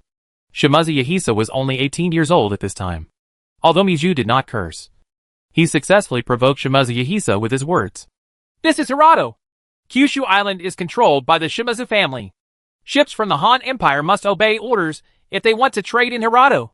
Yahisa Shimazu put his left hand on the hilt of his katana and spoke poorly. Want to make our Han envoy obey orders? The businessmen in Shuzhou are really not afraid of the threat from the Shimadzu family. Just as the Shimazu family had limited knowledge of the Eastern Han dynasty, Shuzhou merchants also regarded the Shimazu family as barbarian island owners. General, please calm down. Tara Yoshinori was extremely panicked. And he couldn't help but panic, because if he didn't handle it well, a national war would break out between the two civilizations centered on Hirado Castle. This is not the result Ping Yisheng wants. Perhaps the Shuzhou businessmen represented by Miju underestimated the strength of the Shimazu family. But the Shimazu family also underestimated the power behind Miju. Miju and others have the confidence to dare to provoke the Shimadzu family. An envoy of the Han dynasty dared to point at the king of the other party and curse. So a famous name is nothing. The proceeds from trade with Shuzhou will be divided 50-50 between me and the Shimadzu family. In order to avoid war between the two civilizations, Tara Yoshinori voluntarily gave up some of his own interests. Shimazu Yahisa was angered by the arrogant attitude of Miju and others. After getting Tara Yoshinori's promise, he pushed back the 3-inch samurai's sword. This group of barbarians dare to provoke us. They will instigate them when my lord unifies the Central Plains. No. I suggest that my lord destroy the Shimazu family and force them to lower tariffs. Miju and the Shuzhou businessmen present were whispering in private. As businessmen, they still wanted to lower tariffs and obtain more profits. Chapter 369. The main force is 300,000. The Guards Corps retains 3 major legions, and a new Huben Legion is established. The establishment of the Shiliang Legion is abolished, and the 3 major infantry legions and 3 cavalry legions are retained. In addition, the Iron Wall, Qingzhou, and Shinsu are newly established. The 4 legions of Tiger and Leopard. Chu Tian thought about it again and again, and finally decided to set up 4 guard legions, 10 main legions, and 1 servant legion. The Huben army is a heavy cavalry army, with the Huben army and Shiliang Iron Cavalry as the core, supplemented by ordinary heavy cavalry. The Huben army was led by Tai Shirtzi, who temporarily organized 1,000 cavalry. The Shiliang Iron Cavalry was led by Hua Xiong, who was allocated 1,000 cavalry, and then deployed 3,000 ordinary heavy cavalry, 4th level, for a total of 5,000 heavy cavalry. The Huben army directly eats Chu Tian's bonus, only when Chu Tian assigns troops to Taisher Ci and Hua Xiong to pursue the enemy. The bonuses of Taisher Ci and Hua Xiong are applied. Although the Huben Legion, which mainly consists of heavy cavalry, only has 5,000 men. Heavy cavalry, as a decisive battle unit, requires a huge investment. The cost of 5,000 heavy cavalry is equivalent to the cost of tens of thousands, or even 100,000 infantry. There are 5 schools of the Northern Army, each with 3,000 people, totaling 15,000. Chu Tian arranged Dian Wei to the 5th school of the Northern Army. Dian Wei has a special type of Tiger Guard. Only 500 people, all of whom are selected soldiers. In every battle, they are often the first to enter the formation. Name Dian Wei. Commander, 57, Force, 98, Intelligence, 35, Politics, 14, Charm, 58. Character, Loyalty. Characteristic 1, Ancient Evil, SS level trait. When trapped, own attack power plus 30%. Physical strength decline rate minus 30%. Surrounding enemies are afraid of Dian Wei. Characteristic 2, Arrive First, S level trait. When attacking a city or trapping a formation, the attack power of your own soldiers plus 18%. Characteristic 3, Protecting the Lord in Death Battle, S level trait. Loyalty is not easy to decline. When the Lord/Monarch/Prince is in danger, the more serious the injury, the greater the increase in ability. Special Unit, Tiger Guard, 8th level heavy infantry. Upper limit of 500. Higher quality requirements for soldiers. Dian Wei can be regarded as a very practical guard general. But Dian Wei's commanding ability is only suitable for carrying a small number of troops. 1,000 soldiers is already the limit. Dian Wei is best suited to bring hundreds of people. The Tiger Guard is the most suitable unit for Dian Wei. In addition, Chu Tian recruited great generals such as Mi Fang, Wu Anhua, and Lu Kuang to join the 5 schools of the Northern Army. The 5 schools of the Northern Army only need Chu Tian's bonus. They just need a group of divine generals to lead the charge. It would be a pity if Yang Yi and others were allowed to enter the 5th school of the Northern Army. The 5th school of the Northern Army is Chu Tian's army. Yang Yi and other fierce generals can command other troops so that they can better utilize their abilities. The Reconnaissance Legion, still headed by Hua Mulan, has 15,000 light cavalry, of which 5,000 are Iron Eagle Scouts. The Detachment of Women, headed by Li Xiaoning, recruited 10,000 detachment of women troops. There are 4 guards regiments, totaling 45,000 people. The number of guards corps is not large. Almost all are elite. The position of the guards corps is to protect Chu Tian and Xia City, and to follow Chu Tian into any battle. There are 10 main force legions, including 5 infantry legions. Offensive, defensive, Wuzong, Tibi and Qingzhou. The first offensive legion will be led by Lu Yi, with Lu Jin, who is also good at siege, as his deputy. Name, Lu Jin. Commander, 82, Force, 93, Intelligence, 68, Politics, 51, Charm, 65. Physiality, Brave. Characteristic 1, first to attack the city, S-level characteristic. When leading the team to attack the city, the unit's attack power plus 12%. Does not conflict with the characteristics of the siege leader. Characteristic 2, Invincible, S-level trait. When trapped, the attack power of your own soldiers plus 18%. Characteristic 3, Kill the general, A-level trait. When trapped, own attack power plus 25%. Special arms, none. As one of the 5 good generals, Lu Jin has good characteristics and abilities. He is a fierce general who can attack a city first.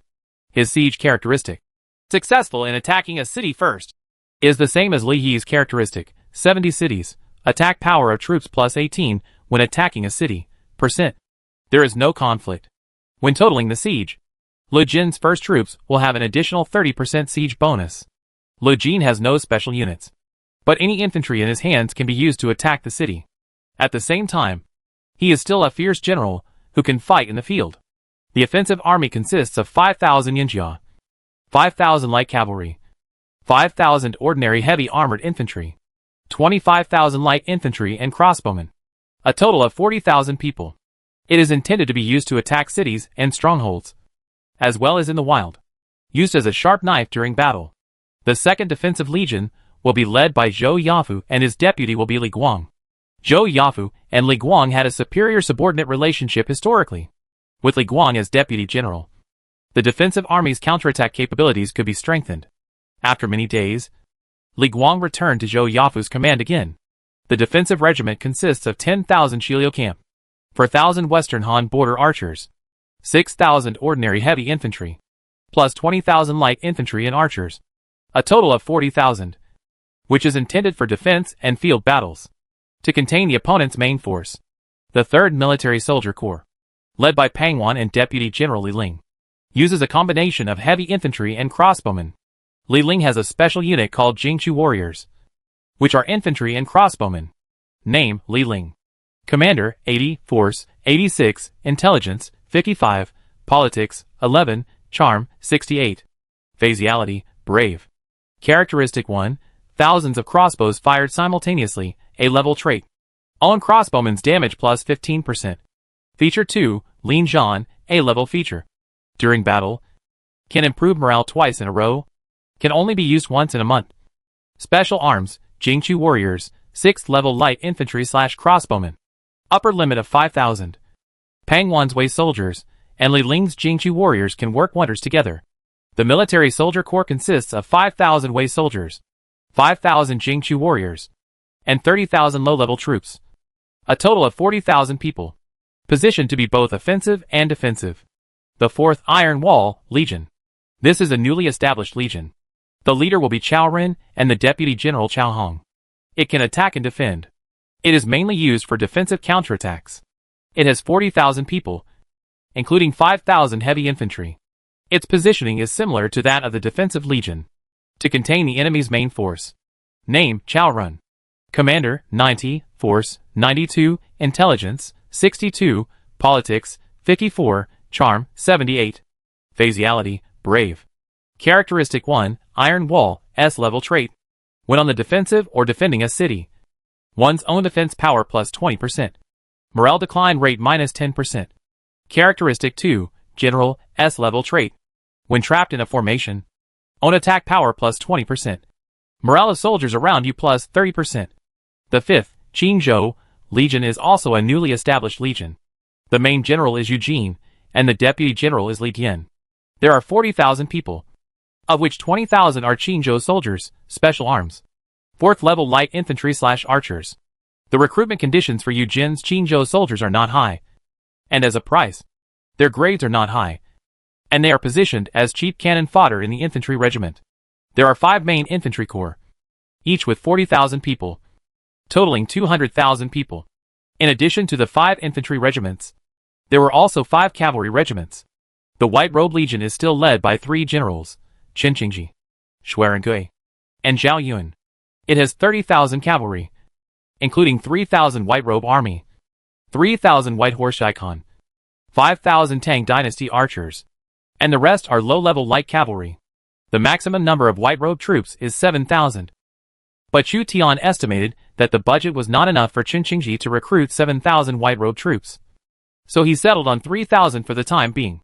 The White Robe Legion is positioned to harass, break through from both wings, or outflank. In the Yulin Legion, Wei Qing serves as the chief general and Gong Sun Ao serves as the deputy general. There are 5,000 Yulin cavalry and 20,000 light cavalry, for a total of 25,000 cavalry. Their positioning is similar to that of the White Robe Legion. In the Speed Legion, Su Rong serves as the chief general and Xia Huyuan serves as the deputy general. As a demoted general, Xia Huyuan's status was lower than that of joining Su Rong earlier. The Speedy Legion is all light cavalry, with a total of 20,000. They must be fast. Their positioning is to deprive themselves of food, sneak attacks, chase and kill, and make detours. The Invincible Legion, with Yang Yi as the chief general and Zhang Liao as the deputy general, has 5,000 Bingzhou Wolf cavalry, 5,000 heavy cavalry, and 10,000 light cavalry. A total of 20,000 cavalry. It is positioned to break the formation from the front, with a mixture of heavy cavalry and light cavalry, with a destructive power of only second to the Huban Corps, one of the 4 Guards Corps. The Tiger and Leopard Legion is a legion prepared for Cao Cao. Currently, Cao Chun serves as the commander-in-chief. It is mainly composed of Tiger and Leopard cavalry. The number is only 5,000. The Leopard cavalry of the light cavalry has 3,500 men. The heavy cavalry has a Tiger cavalry of 1,000. 500 men are Cao Chun's troops, not Cao Cao's troops.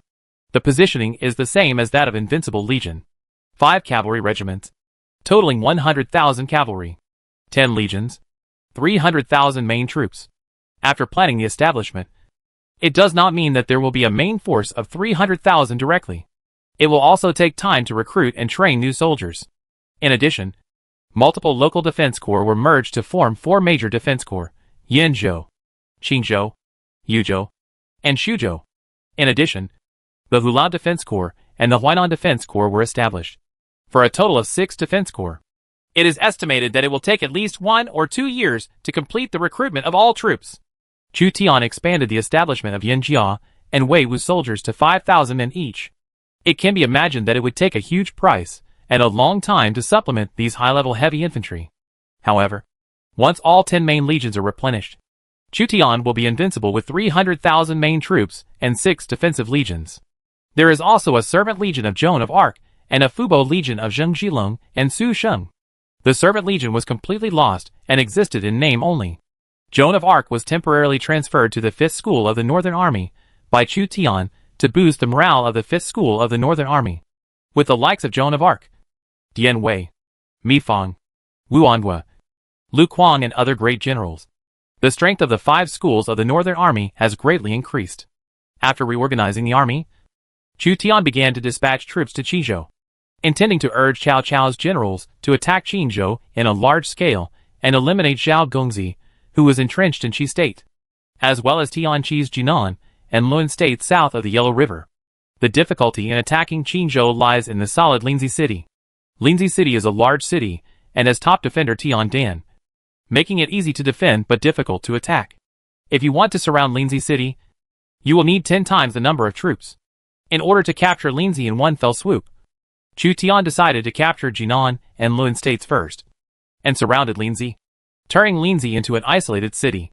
Then, 300,000 local warriors were recruited to fill up the strong city of Linzi City as soon as possible and completely capture Linzi City.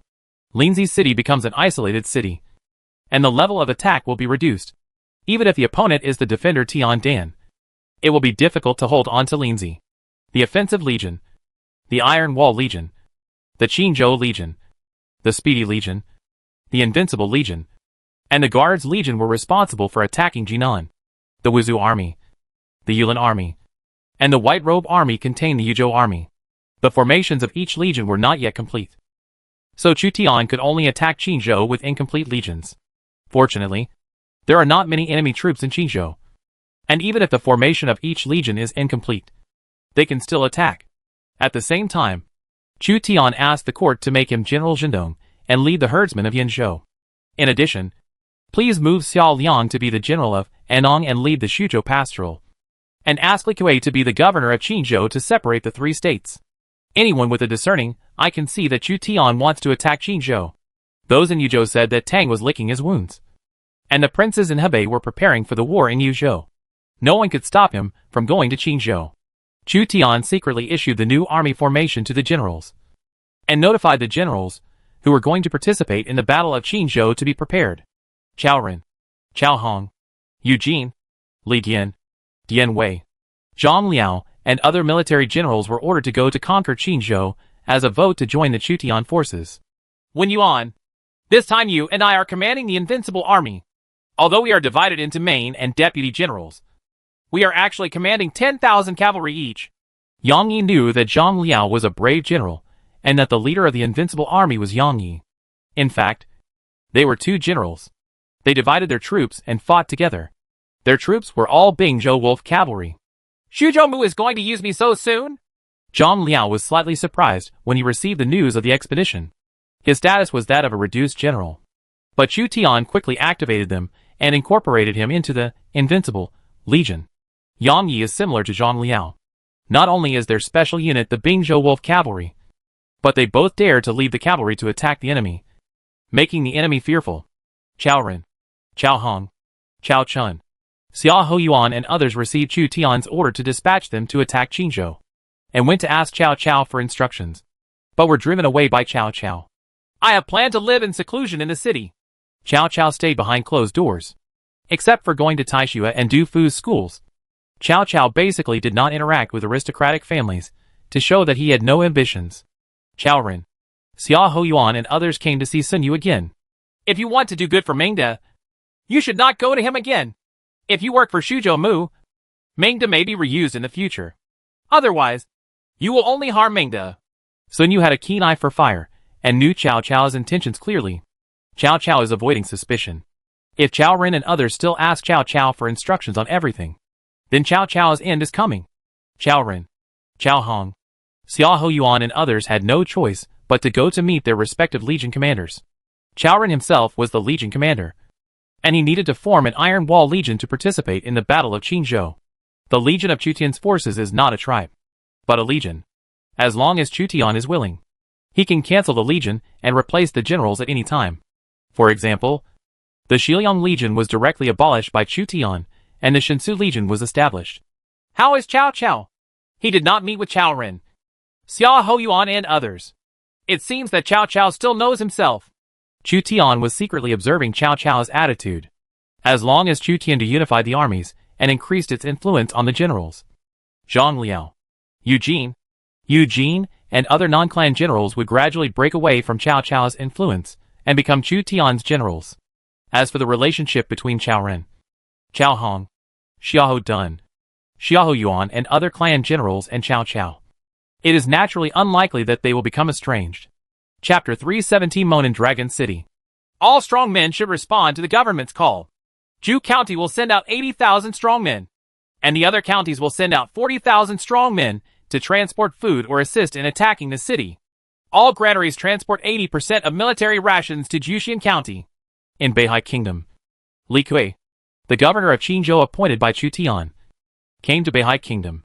According to Chu Tian's order, he mobilized the strong men of Beihai Kingdom to prepare to capture Linzi City. The Qinzhou Yellow Turban Army's human sea tactics are not useless when the numbers are large enough and commanded by famous generals. The human sea tactics can capture almost any city, depending on how many casualties the siege party intends to pay. Zhou Yafu, who has not appeared in front of Chu Tian recently, assisted Li Kui in commanding Xianyong and prepared to besiege Linzi. After a period of operation, Beihai country has slightly recovered its productivity. This time the Battle of Qizhou will squeeze the war potential of Beihai Kingdom again. In Pingyuan, Tianqi, the real governor of Qizhou, heard about the movements of Beihai Kingdom and concluded that Shuzhou Mu Chu Zimu was about to launch a large-scale attack on Qizhou. The Beihai Kingdom mobilized hundreds of thousands of local soldiers, and it was impossible to conceal the news. Taishan County, Lu State, and Jibei State also began to mobilize, and the direction of their attack was obviously Jinan State. Yuan Shao goes north.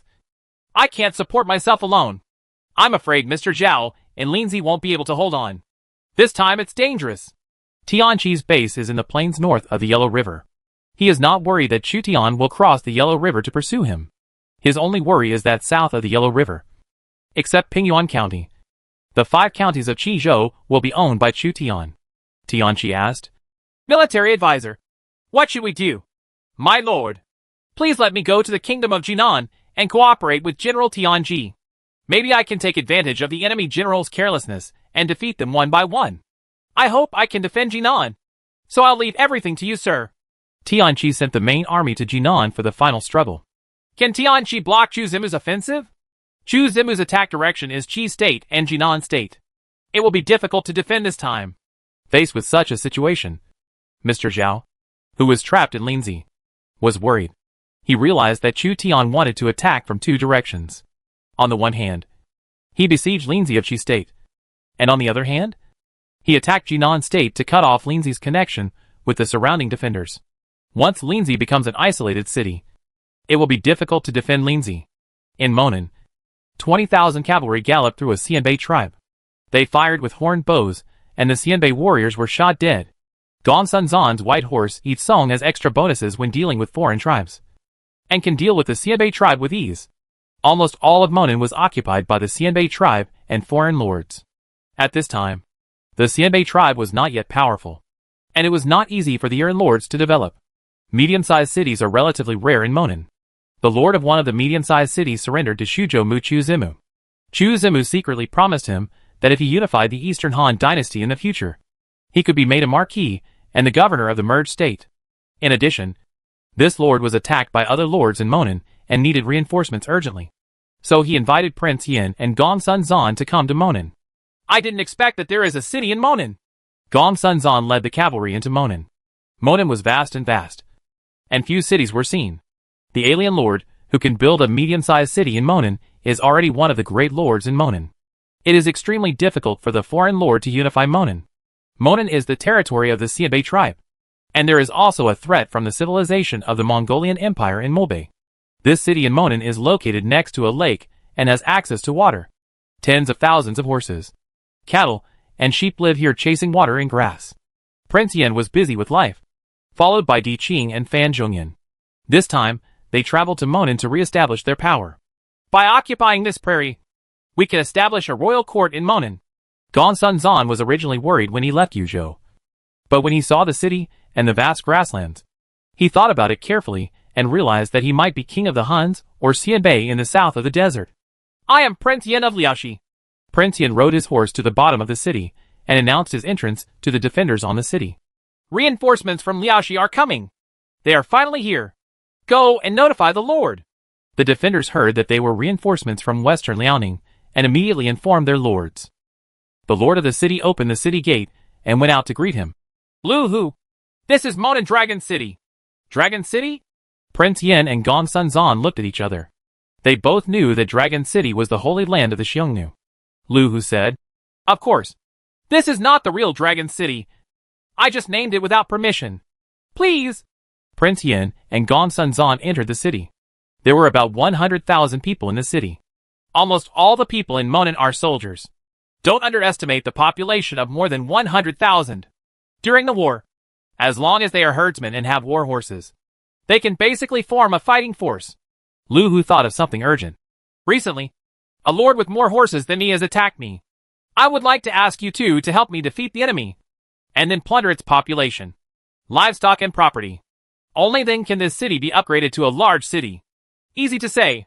Prince Yin and Gongsun Zan came to Monin Longcheng to rest for a few days and prepare for battle. Drive! A large number of cavalry were concentrated in action. As many as 100,000 people. The black cavalry swept across the grassland. Thousands of horses galloped. And the horses' hooves trampled the weeds. Destroy Monin Dragon City and capture its population, which belongs to you. Break Monin Dragon City and allow 3 days of looting. 100,000 cavalry were like locusts. Wherever they went, tribes were defeated, livestock were plundered, and free people were turned into slaves. The rules of survival in Monin are more cruel than those in the Central Plains. In the Central Plains, there were still great Confucians and aristocratic families to restrain them. But in Monin, it was a world of the jungle and the strong, and the weak could only become slaves of the strong. The enemy's cavalry is coming. The Monin Dragon City occupied by Prince Yin and Gongsun Zan was filled with panic. Their city might not be able to withstand an attack by 100,000 cavalry. Go out of the city to fight. Lu Hu received the support of Prince Yin and Gongsun Zan, as well as 20,000 elite cavalry from western Liaoning and Yubiping. So he became bolder and led the cavalry to counterattack. We must adapt to Monin's survival rules and conquer the entire Monin. Prince Yin is from western Liaoning and can quickly adapt to the rules of Monin. About 50,000 cavalry went out of the city and relied on the city to fight. Among the 50,000 cavalry, there were 20,000 elite cavalry brought by Prince Yin and Gongsun Zan, and 30,000 Monin cavalry. Among the 30,000 Monin cavalry, many were temporarily recruited herdsmen. Their combat effectiveness was much worse than that of elite cavalry, but similar to that of low-level cavalry. On the prairie, all the people are soldiers, and as long as they are men who can fight, they are all men who can control strings. At the end of the grassland, the earth was shaking, and the hoofs of the war horses caused the soil to roll. A creeping black line appeared at the end of the field of vision, from far to near. Cavalry! Lots of cavalry! Di Qing put on a ferocious mask and looked into the distance. Like King Wanling, he wore disheveled hair and a copper mask to boost morale and intimidate his enemies. The sounds are rising from all sides, thousands of miles away. The smoke is setting and the sun is setting. So the city is closed. Fan Zhongyan couldn't help but sigh when he saw the sunset. In the next few years, he may have to operate in Monin for a long time. We can end the battle before dark. Gongsun Zan was not afraid when facing Monin's cavalry. He shook out the spear in his hand, followed by a handful of white horse followers. The clatter of horse hooves became more intense, and the wriggling black threads turned into dark clouds one after another, sweeping in like a black tide. The enemy's cavalry wielded bright sabers, and many cavalry held horned bows, preparing to sack Monin Dragon City. With a clang, Prince Yin drew his sword. Kill! Prince Yin clamped the horse's belly, urged the horse to gallop, and led his cavalry to attack 100,000 enemy cavalry. When Gongsun Zan saw his sworn brother move, he immediately followed him. The princes from Liaoxi and Yubiping County are really brave. Lu Hu saw that Prince Yin and Gongsun Zan were leading by example, so he also led the cavalry to attack the enemy's cavalry. 2 teams of cavalry, with more than 100,000 people, engaged in a decisive battle on the vast prairie. Their shouts of killing shook the heavens and the earth. Bai Mai bent his bow and shot arrows at the cavalry along the way. Hundreds of Monin cavalry were hit by arrows and fell from their horses and died. Gongsun Zan held up his spear and charged into the rebel army. White horse eats song! Why are the cavalry only owned by Gongsun Zan and Zhao Yun appearing in Monin? The alien lord opposite thought he was sure of victory, but he didn't expect Gongsun Zan and Bai Mai Song to appear and kill him by surprise. Di Qing held a big sword and cut down dozens of enemy knights among thousands of knights, directly driving away the alien lord on the opposite side. Lord Iran was surrounded by hundreds of cavalry guards. He did not expect that the opponent would have strong generals, so he immediately came to besiege Di Qing. Di Qing led the Pingri cavalry in front of the northern Song dynasty palace and directly attacked the enemy's general position. The Pingri cavalry is an armored cavalry, one of the 4 armies in the early Song dynasty, and the trump card unit of Prince Yin. The armored cavalry was a devastating disaster to Monan's light cavalry, especially under the premise that the Monan cavalry did not know that Prince Yin suddenly appeared in Monan, and that there were equipped cavalry. The cavalry of both sides fought fiercely, and the unsuspecting 100,000 cavalry were overwhelmed by 50,000 cavalry. Di Qing led hundreds of mounted cavalry, killed several generals in the army, and knocked off the unsuspecting alien lord. The armored cavalry trampled past, and the alien lord died tragically. The enemy general is dead, and those who surrender will not be killed. Many of the 100,000 cavalry were just herdsmen participating in the robbery. After the leader was killed by Di Qing, the rest of the cavalry quickly collapsed and fled in all directions. Di Qing is really fierce. Lu Hu couldn't help being horrified when he saw Di Qing killing his old enemy and shocking Monan. This time he surrendered to Shuzhou Muchuzimu and invited Prince Yin and Gong Sun Zan, which was indeed correct. The herdsmen of Monan are on horseback as soldiers. This characteristic is really terrifying. Moreover, the cost of waging war for nomadic tribes is too low. If they fail to fight, they can escape to Mabe and wait for work. Prince Yin put away his sword and was moved and surprised by the fighting ability of the Monan herdsmen. If you want to develop cavalry in Monan, you can do it very quickly. Herdsmen are not professional soldiers, but they have riding and shooting skills that are comparable to professional soldiers. If the other party hadn't been ignorant of the existence of Prince Yin and Gong Sun Zan, and Prince Yin had a small group of mounted cavalry from Di Qing, they might have been destroyed by the enemy's 100,000 cavalry before they had even established a foothold in Monan. After Prince Yin and Gong Sun Zan defeated the incoming 100,000 cavalry, they captured the other party's cavalry and expanded the population of Monan Longcheng. Chu Tian has high hopes for them. They need to turn Monan Dragon City into a large city at all costs within 1 or 2 years and transport war horses to the pass. Go and annex his tribe immediately, and all the captives will be our slaves. Lu Hu couldn't wait to urge Prince Yin and Gong Sun Zan to take over the territory of the defeated lord. The large tribe of more than 300,000 people was wailing all over the land. Prince Yin and Gong Sun Zan pursued them here, captured the entire population, and dominated the Monan area. Lu Hu's cavalry burned, killed and looted wantonly in retaliation for the enemy. Prince Yin reminded Lu Hu to retain the population and upgrade Monan Dragon City into a large city. Lu Hu thought of Chuzimu, his backer, and then restrained his inner cruelty and took the surviving captives to Monan Dragon City. The status of these captives is still that of slaves. The prairie is more cruel than Guan Ini, let alone the Mongolian Empire in Mabe. Prince Yin looked to the north. The Mongol Empire in Mabe was always a sharp sword hanging over the head of the Eastern Han dynasty. I don't know why, but the Eastern Han lord's understanding of Mabe was really limited. Prince Yin shook his head. He didn't know how the Mongol Empire, which had been on an expedition to Europe and Asia, developed. Maybe the Han army needs to sweep across Mabe again. Prince Yin and Gong Sun Zan went to Monan. Does Chu Zimu need to obtain war horses from Monan? Or is it for a sneak attack on Liaodong's layout? Mingwan personally commanded more than 200,000 Liaodong troops to enter the pass. He received intelligence that a cavalry suspected of being a white horse retinue left the northern part of the Great Wall and moved in the Monan area, successively breaking through the territories of more than 10 tribes or alien lords. Mingwan saw some clues. However, he did not have time to go deep into Monan to pursue Prince Yin and Gong Sun Zan. He was bound to win this battle for Yuzhou. Mingwan mobilized hundreds of historical and ordinary generals, and more than 200,000 Liaodong army troops, who came with almost all the national strength. If the battle for Yuzhou fails, his Liaodong army will suffer heavy losses and lose the opportunity to fight for Yuzhou again.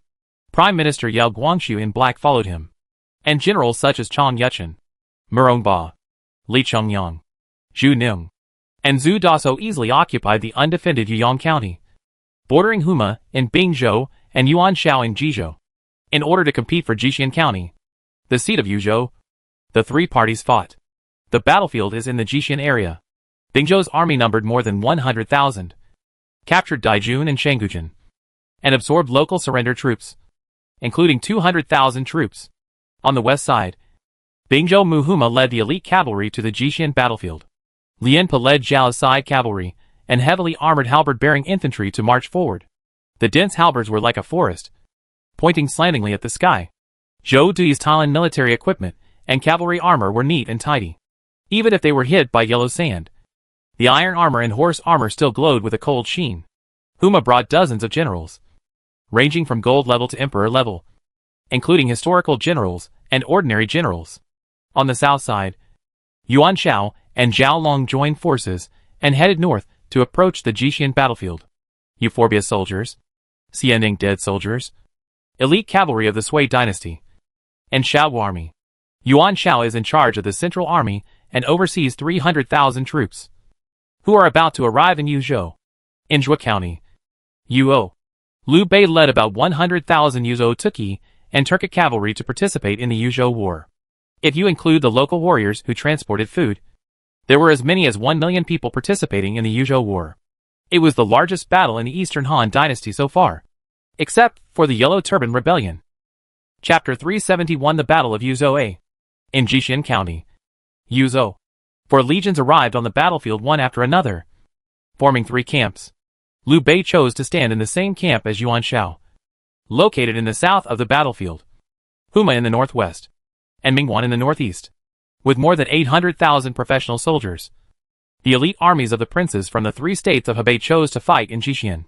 Whichever side wins, Yuzhou may become the largest prince in Hebei, and has the qualifications to cross the Yellow River and compete in the Central Plains.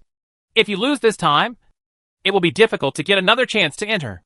Mingwan came to the front of the formation surrounded by fierce generals and observed the other armies. A large number of cavalry such as the Li Jiejun, Guanning cavalry, Mirong Xianbei Longcheng cavalry, and low-level Liaodong cavalry entered the pass. Infantry and crossbowmen such as the Tianxiong army, the Qin army in the late Ming dynasty, and the Liaodong heavy infantry were displayed. A large number of Wuhuan and Xianbei tribes were recruited by Yao Guangxiu and Family Cheng to participate in the battle for Yuzhou. My lord, please entrust me with 100,000 cavalry, so that I can completely destroy the enemy army. Chang Yuchen encountered a strong enemy and became even more courageous. He asked Mingwan for 100,000 cavalry to defeat Huma and Yuan Shao. General Chang, don't worry. Liu Bei and Yuan Shao have joined forces. We can join forces with Huma to destroy Liu Bei and Yuan Shao first. Mingwan looked to the south. All the main forces of Liu Bei and Yuan Shao in the south belonged to local princes supported by strangers, and he and Huma are completely alien forces. The north and south sides each had 400,000 troops and joined forces in Jixian. The Yin Cavalry Guild, which supports Mingwan, continuously sends intelligence from all parties to the Mingwan camp. At the same time, his fierce General Murongba uses the Mingwan cavalry camp to recruit Dragon City cavalry and dominate the south. Huma was stationed in the northwest of Jixian County. There were Generals Lianpe, Zhao Shi, Zhao Kuo, and Zhou Dui. Bingzhou Langqi, Tailingen, and Zhao Bianqi were stationed and patrolling around the camp. There were countless low-level troops. Hebei can only have one overlord, and these great princes will definitely fight to the death. Whoever can win the battle in Yuzhou can basically declare dominance in Hebei. Mingwan takes most of Yuzhou, and I take Jizhou. I will definitely win this battle. Huma was accompanied by Lianpe, one of the 4 famous generals of the Warring States period. Although Lianpe was ranked last among the 4 famous generals of the Warring States period, he was still a rare commander who made great achievements in controlling Huma and the state. The sky above the Yuzhou battlefield was silent and filled with solemn killing. The vanguards of all parties have fought each other, and hundreds of people have died. Regardless of the winner, the existence of the vanguard is only to test each other. The real battle depends on the main forces of both sides. In order to prepare for the Yuzhou War, all parties sent scouts to each other to infiltrate and explore each other's strength. Zhou Dui rode a war horse and followed Huma. He said to Huma, "The main force of our army is gathered in Yuzhou. I am afraid that the merger of the states is prone to changes. I will use Li Mu's deputy Sima Shan to guard Jingxing County, Gui Chou to guard Huguan, and Lin Xiangru to guard Taiyuan. There is no need to worry." When Huma fought for Yuzhou, he was ready to defend his homeland. During the Dongzhuo Rebellion, Yuan Shao proclaimed himself a chariot and cavalry general and also led the Jizhou Shepherd. At this time, he had great ambitions and had the ambition to conquer Liu and unify the world. Although Tian Feng and Zhu Shou did not advocate Yuan Shao going north so quickly to compete with the princes of Bingzhou and Liaodong, who had a large number of elite cavalry. Since Yuan Shao decided to go north to fight for hegemony, they could only try their best to assist Yuan Shao and win. In fact, if the opponent is Gong Sunzan, who is easy to fall into the trap, he may be able to use Jizhou's strong crossbow to drive him back. But now Yuan Shao's opponents are the surviving foreign princes, and each prince has more or less think tanks, such as Ming Dynasty. Guan's think tank, the black-clad Prime Minister Yao Guangxu, is probably even more capable of calculation than Tian Feng and Zhu Shou. In this battle, Bingzhou and Liaodong have a large number of heavy cavalry, and our chance of winning is only 30%. In Yuzhou, our army is mainly based on infantry. How can we defeat the enemy? After Tian Feng and Zhu Shou had almost complete information on both sides, they concluded that the chance of winning was only 30%. Yuan Shao's army was mainly composed of infantry and Jizhou archers and crossbowmen. Jizhou's strong crossbows and Yozhou's sudden cavalry were juxtaposed. But Mingguan and Huma both had many heavy infantry and heavy cavalry. Mingguan's Liaodong iron mine allows Mingguan to equip a large number of heavy armored troops. And Huma's Bingzhou produce coal and iron ore can also make armor and horse armor to equip heavy cavalry. Even if the nails are the same, the quality and type of the nails are different. Two gentlemen. Xiaolong put on his armor and hung his sword, and came to see Tian Feng and Zhu Shou. Tian Feng and Zhu Shou were already very familiar with Yuan Shao's #1 general, Xiaolong. This time it was Xiaolong who encouraged Yuan Shao to march to Yuzhou and participate in the battle for Yuzhou. Huma and Mingguan are approaching fiercely, with 400,000 infantry and cavalry. This battle is very dangerous. Lu Xuanda may not participate in the battle with all his strength. Why do you encourage my lord to come and participate in the battle? Tian Feng was deeply disturbed that Xiaolong was standing together with Wu Tu, Shenpei and other main war factions. He always thought that Xiaolong was a good friend of him and would stand with him, advocating recharging his strength and waiting for both Huma and Mingguan to lose before taking Yuzhou. Zhu Shou also had some criticisms. If we peek at Yuzhou in northern Hebei, Huma and Mingguan will definitely fight each other to capture Yuzhou. We can reap the benefits. Why do you advocate marching? Don't you give us a good explanation today? After all, we have severed all ties with each other. Two gentlemen, please don't doubt me. You only know what's going on inside the country, but don't know what's going on outside. Therefore, your judgment may be biased. This is not your fault. Xiaolong's words surprised Tian Feng and Zhu Shou. Xiaolong's implication was that Tian Feng and Zhu Shou's plans were both wrong. Do you have a strategy to win? Xiaolong couldn't deny it, and told Tian Feng and Zhu Shou his plan. Tian Feng and Zhu Shou were surprised. If what you say is true, the odds of victory will be much higher. My lord can dominate Hebei. Finally, Tian Feng and Zhu Shou were not so worried. However, Xiaolong had a worried look on his face. But if I perform military exploits for the lord, I am afraid that my achievements will shock the lord and make the lord afraid. If such a day comes, I would like to ask you two gentlemen to intercede for me. Tian Feng and Zhu Shou looked at each other and were in a dilemma. Yuan Shao's rise was inseparable from the support of Xiaolong and Xiaolong's Earring Guild. The greater the contribution Xiaolong made, the more Yuan Shao would be prepared to guard against him. Tian Feng and Zhu Shou didn't know how to answer Xiaolong for a moment. When the birds are gone, the good bow is hidden. Sometimes before the birds are gone, they will hide their own good bows. Yuan Shao's method of capturing Jizhou was also unethical. It would be too chilling if Xiaolong made military exploits for him, but was harmed by Yuan Shao instead. Finally Tian Feng said, "We have been friends for a long time. If the master wants to harm you, we will definitely defend you." Zhu Shou also said, "That's right. The world is not settled. So how can it harm the principle of loyal ministers? Even if the world is settled, there is no reason to eradicate the meritorious ministers. The two gentlemen have said this. Then I will assist the lord with peace of mind and achieve a great victory in the battle of Yuzhou." Xiaolong said this on the surface, but he didn't trust Yuan Shao very much in his heart. Historically, Yuan Shao was not very benevolent when he took Jizhou. And Han Fu didn't know how he really died. Zhu Yi, who had taken refuge with Yuan Shao, had his own tribe, and helped Yuan Shao defeat Gong Sunzan. Wasn't he summoned by Yuan Shao and killed? Now even if Xiaolong wins for Yuan Shao, he will probably end up similar to Zhu Yi. Xiaolong relied on the scouts stationed in Yuan Shao's forces to receive the news in advance. Tianfeng and Zhu Shou did not think that Yuan Shao would do this. 3 adults. The master has a move. Xiaolong, Tianfeng, and Zhu Shou went to Yuan Shao's army to discuss with Yuan Shao how to defeat the enemy. Liu Bei led Guan Yu, Zhang Fei, Qin Shi and others to Yuan Shao's tent and formed an alliance with Yuan Shao. Yuan Shao and Liu Bei were originally mortal enemies, but now they joined forces with each other for their own benefit. Liu Bei, Qin Shi and others looked at Xiaolong, Tianfeng, and Zhu Shou who came in, their eyes flickering.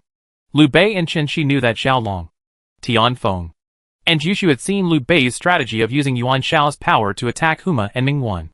Liu Bei originally faced a pincer attack from 3 forces, but now he used Yuan Shao to turn it into a decisive battle between 2 forces against 2 forces. Liu Bei's approach is somewhat similar to uniting with Sun Quan to fight against Cao Cao. Xiaolong also looked at Liu Bei and the others, knowing that Liu Bei would not be willing to be inferior to others. In this cooperation, Liu Bei has not truly surrendered, and the 2 sides have more of a cooperative relationship. Yuan Shao sat in the main seat, somewhat like a hero. Historically, Yuan Shao was able to unify Hebei, own Yuzhou, Jizhou, Bingzhou, and Qinzhou, and command the army south to Guandu. He was not completely mediocre. At least Yuan Shao's methods are much better than Yuan Shu's. Yuan Shao said, "In the decisive battle in Yuzhou, we will be the central force and ambush the powerful crossbowmen. Lu Xuanda will attack the left wing, and Zhao Long will attack the right wing. What do you think?" Many generals, including Liu Bei's generals, looked around. Yuan Shao's army is mainly infantry, while Liu Bei and Zhao Long have a lot of cavalry. As 2 wings, it seems acceptable. Zhao Long said, "Our army should camp and wait for Mingwan and Huma to attack. Why be timid? If you go out and fight, you can win." In Liu Bei's camp, Guan Yu advocated fighting the 2 armies of Bingzhou and Liaodong. The alien strategist Chun Shi stared at Zhao Long, trying to guess from Zhao Long's expression what he was planning. The northern and southern princes each had 400,000 troops and hoarded a large amount of food and grass. However, Zhao Long's suggestion was to defend. Liu Bei is not immortal. He has many generals in his hands. When he saw Zhao Long proposing a tactic of holding on, he did not believe that Zhao Long would choose such a tactic without being sure. Yuan Shao was dissatisfied with Zhao Long's tactics of retreating after arriving in Yuzhou. "Why is this so?" Zhao Long said. "Mingwan will have future troubles. A war broke out between the lords of the Koryo kingdom, and Mingwan dared to leave Liaodong and compete for Yuzhou. Unfortunately, he was delayed for a long time by Prince Yin and Gong Sunzan. According to my spies in Koryo, Keqiang, the stronghold of the southern lord of Koryo kingdom, has fallen and retreated to Jianzhu. Once Koryo kingdom is unified, Myeonwan will have endless troubles. Therefore, Myeonwan must want to win a quick victory. Our army is entrenched and Myeonwan cannot be attacked urgently. They will definitely return to Liaodong and interfere with the unification of Korea. The time left for Mingwan is less than a month or 2. If Mingwan retreats, only Huma will be left, together with the soldiers and horses of Yuzhou and Jizhou. We can win quickly." Zhao Long's words shocked everyone present, especially the local civil servants and generals. They have limited knowledge of other civilizations and rarely take the reactions of other civilizations into consideration. But Zhao Long always kept an eye on Goryeo. Goryeo was a pawn to contain Mingwan. Zhao Long bet that if Mingwan could not be captured for a long time, he would return to Liaodong and interfere with the Goryeo kingdom. Zhao Long's plan is very reasonable. The judge brought the map to him, and he also had contacts with Zhao Long, as the #1 general in Yuan Shao's power, had contacts with Yuan Shao's subordinates. Although Shenpei competes with Tianfeng and Zhu Shou from time to time, the life and death of the power is at stake at this time. After careful consideration, Shenpei believed that Zhao Long's strategy was actually very reasonable. The country of Goryeo was reunified, and a fire broke out in the backyard of Mingwan. Just wait and you will win. Zhao Long is right. Zhang He, Zhu Yi, Gao Lan and other generals were also moved. They secretly had personal relationships with Zhao Long, and Zhao Long's strategy was simple and effective. So they all agreed. So best. Liu Bei did not want his troops to participate in the Yuzhou war and suffer heavy losses. So he agreed to Zhao Long's proposal. Chun Shi, an alien military advisor, considered the threat that the unification of Koryo would pose to Liaodong, and concluded that Mingwan would have to return to deal with Koryo. just like Xiaolong. The Choi dynasty established by Choi Jae-san, the first lord of Goryeo, posed too great a threat to Mingwan. The population of Goryeo is no less than that of Liaodong. The latitude of the country is lower than that of Liaodong, and there are many grain-producing areas. Yuan Shao saw that everyone was leaning towards Xiaolong. Although Xiaolong pointed out a way to win for him, he was unhappy inside. Xiaolong has many fiefdoms within his power, and no less than 100,000 soldiers and horses. The more military exploits Xiaolong accumulates, the easier it will be for his achievements to overwhelm his master.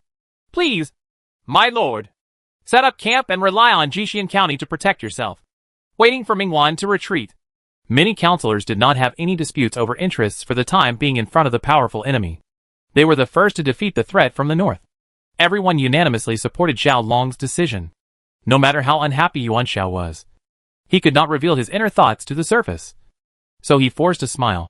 Then just follow what the prefect of Wei County said. Set up camp and support each other. And wait until the time comes. And then have a decisive battle. Take orders. All the civil servants and generals left. But Yuan Shao's mood fell to the bottom. Xiaolong's voice is getting more and more powerful. If it is not handled well, Yuan Shao will be the second Han Fu and be squeezed out of Jizhou. Military advisor. That Xiaolong is not a simple person. After Liu Bei left Yuan Shao's camp, he said to military advisor Chen Shi. Chen Shi also has some understanding of Xiaolong. Xiaolong can strengthen himself under Yuan Shao's power, and he is a hero in his own right. Don't look at Yuan Shao now owning the entire Jizhou. In fact, Zhao, Changshan, Zhongshan, and Wei Jun are all under the control of Xiaolong. If my prediction is correct, Xiaolong has the idea of replacing him. Just like the story of Yuan Shao expelling Han Fu that day. I wonder if we will have a chance then. If Xiaolong miscalculates and Jizhou's people are in turmoil, this will be a good opportunity for my lord to take his place. When Xiaolong was plotting against Yuan Shao, Chen Shi was also trying to plot against Xiaolong. No matter how Yuan Shao coordinates his relationship with Xiaolong, the accumulated conflicts within Jizhou will explode sooner or later. And when that happens, it may not be Liu Bei's time. The various forces are plotting against each other, and undercurrents are surging in Yuo and Jizhou. Chapter 372 The Battle of Yuzhou B. Kill! Infantry and crossbowmen all over the mountains and plains attacked Yuan Shao's camp like a tide. Liaodong's heavy infantry fired thousands of arrows, specializing in armor-piercing heavy arrows, to cause a lot of damage to Yuan Shao's army. The fire arrow team shot out a dazzling rain of fire, covering the wooden fence and wooden arrow tower, nailing them to the wooden planks, and burning. The black smoke is billowing and choking the mouth and nose. Even if the crossbowmen on both sides shoot aimlessly, they may still kill the enemy because there are too many troops on both sides involved in the battle. The Yuzhou battlefield has become a meat grinder. The sky is hazy. Hundreds of thousands of soldiers and horses are fighting one after another. The sky is dark and the earth is dark. For Mingwan, the governor of Liaodong, there was only one chance to capture Yuzhou in recent years. If he misses this opportunity, it may be difficult for him to take over Yuzhou again. Yuan Shao's army adopted Xiaolong's persistence tactics, relied on Jixian, set up camps, turned the field battle into a fortified battle, and delayed the clearing of the pass. The fierce General Chang Yuchen dismounted, armed with a spear and a large shield, and led the Liaodong heavy infantry to attack Yuan Shao's camp. The heavy infantry of Liaodong are well equipped and are good at using compound bows and heavy arrows, as well as carts that can block the rain of arrows. They are extremely good at attacking difficult situations. Climb the dead soldiers first, and the Euphorbia soldiers will stick to the middle camp. Zhu Yi and Zhang He followed Yuan Shao's orders and sat in the middle camp.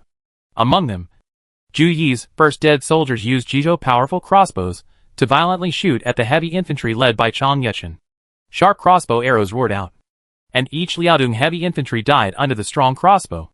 Arrows are flying and corpses are everywhere.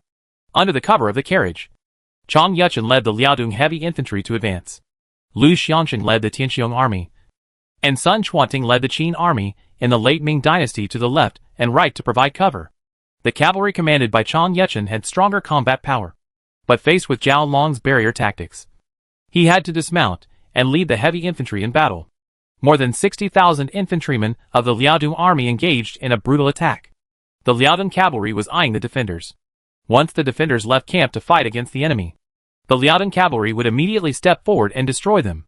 Probably knowing the ferocity of the Liaodong army, Yuan Shao's army chose to defend. The opponent's carriage is approaching quickly. Where is Team Fire Arrow? The Euphorbias are ready for battle. Yin Liang and Wen Chou are leading the heavy infantry to prepare for battle.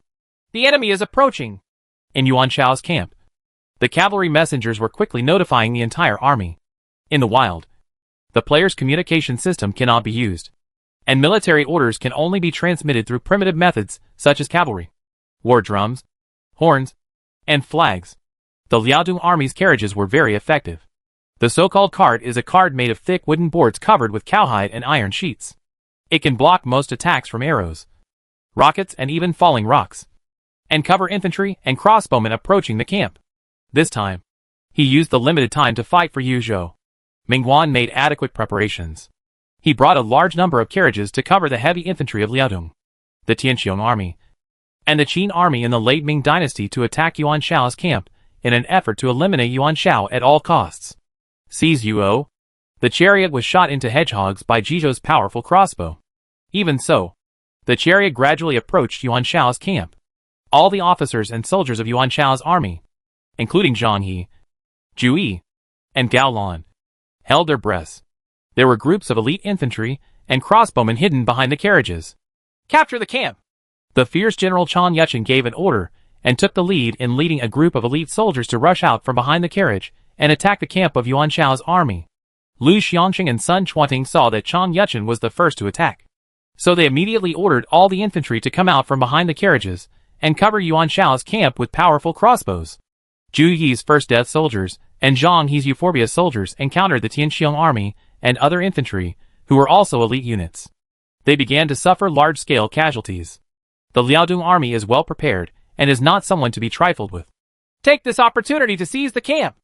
Mingguan saw that Chan Yuchen and other generals were already fighting hand-to-hand with the opponent's Euphorbia warriors, so he urged the remaining infantry and crossbowmen to swarm forward. He also kept cavalry to guard against Zhao Long. Cui Jason of Korea is about to unify Korea. I only have 1 month.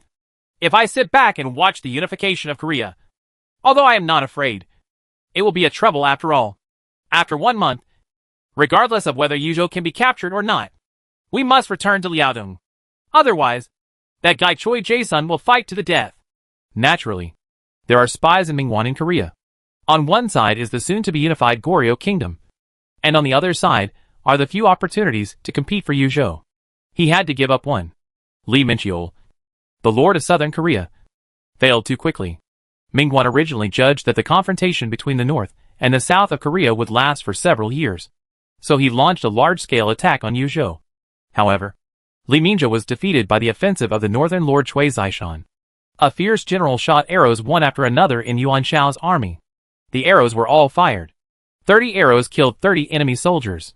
Seeing that the arrows in his quiver were exhausted, he abandoned his quiver, grabbed a soldier's quiver, and shot the Liaodong army at the front of the camp. He is so powerful that even the heavily armored Liaodong heavy infantry cannot withstand one of his arrows. Hu Lumingyu is really a good shooter. Yuan Shao nervously commanded the army from the front. When he saw the fierce general, Hu Luguang, he had obtained after returning from Hebei, he could not help praising Hu Luguang's archery skills. Hu Luguang, also known as Mingyu, was a fierce general in the northern and southern dynasties. He was well organized, brave and resourceful. He was selected as a famous general in the past dynasties. This person has been selected, and he is even better than King Wanling.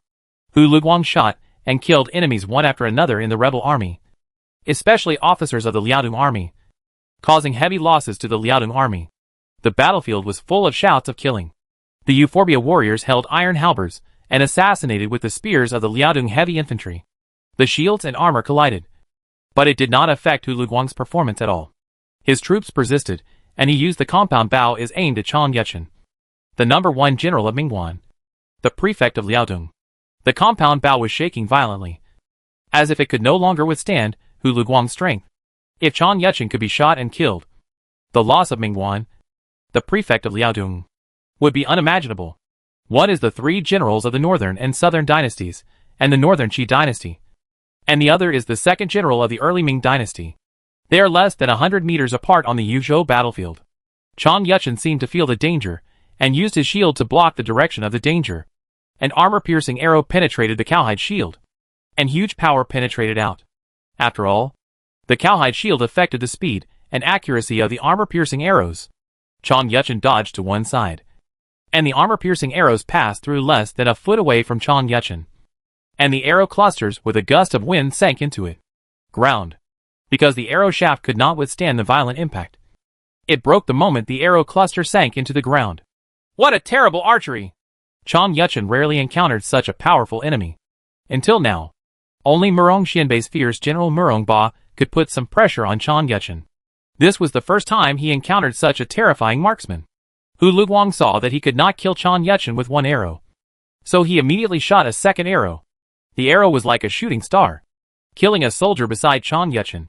Chong Yuchen is also a fierce general. When he was on guard, he was not as embarrassed as when he was sniped just now. Instead, he organized his troops to attack Hu Luguang, hoping to kill Hu Luguang. Hu Luguang wanted to kill a general of the Liaodong prefect, and Chong Yuchen wanted to kill a general of Jizhou Mu to break the current deadlock. I'm here to help you. King Lanling with disheveled hair and a copper mask came to attack Chong Yuchen with Hu Luguang. The relationship between King Lanling and Hu Luguang is close, and they can cooperate with each other to exert powerful combat effectiveness. The two sides fought fiercely, faced with such a dangerous situation. Tian Feng, Zhu Su, Su Yu, Gua Tu, Shen Pei and other counselors did not continue fighting among themselves. They rarely cooperated with each other and assisted Yuan Shao in mobilizing troops and generals to block the fierce attack of the Liaodong army. Fortunately, Yuan Shao had Hu Lu Mingyu and King Lanling, as well as the fortifications of the camp, so he was able to block Chong Yuchen's fierce attack. The remaining soldiers and generals cooperated to resist Sun Chuanting and Lu Xiangsheng. Ming Wan looked at a fierce general who originally defected to the Qingzhou Yellow Turban army, but was defeated by Cao Cao and Jinan. Oh bye! You lead a group of heavy infantry to attack and assist Chong Yuchen to break through the enemy camp. The majestic Oboy replied. Yes. Ming Wan was still investing a steady stream of other generals and troops, hoping to completely level Yuan Shao's camp. As generals such as Obai, who were good at commanding cavalry and heavy infantry, entered the battle, Yuan Shao's camp was in danger. Yuan Shao's army struggled to hold on, with black smoke everywhere and heavy casualties. All soldiers must hold on. Where is Zhao Long? He won't betray me. Right. Although Yuan Shao is worried about Zhao Long seizing his power, if he is defeated by Ming Wan now, his power is likely to collapse. It is no longer the time to worry about Zhao Long seizing power. At this time, winning is the most important thing. Tian Feng and Jushu said to Yuan Shao. He will never abandon his lord. Zhao Long's cavalry has arrived. When Yuan Shao's army was in danger, Zhao Long, who was stationed in another camp, led his cavalry and arrived in time.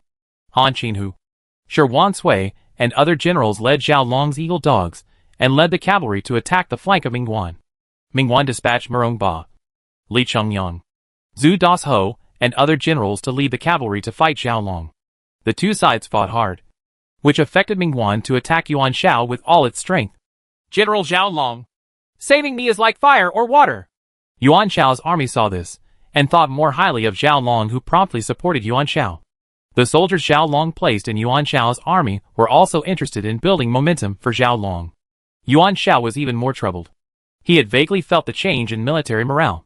On the other side, Hu Ma ordered Lian Po's army to serve as the main force and storm Liu Bei's camp, hoping to capture Liu Bei's camp as soon as possible and seize Yuzhou.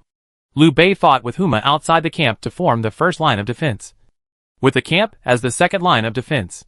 Lian Po commanded the heavy infantry to fight fiercely, but was blocked by Guan Yu and Zhang Fei. The Turkic prince Ashina Shir was competing with Zhou Dui's cavalry.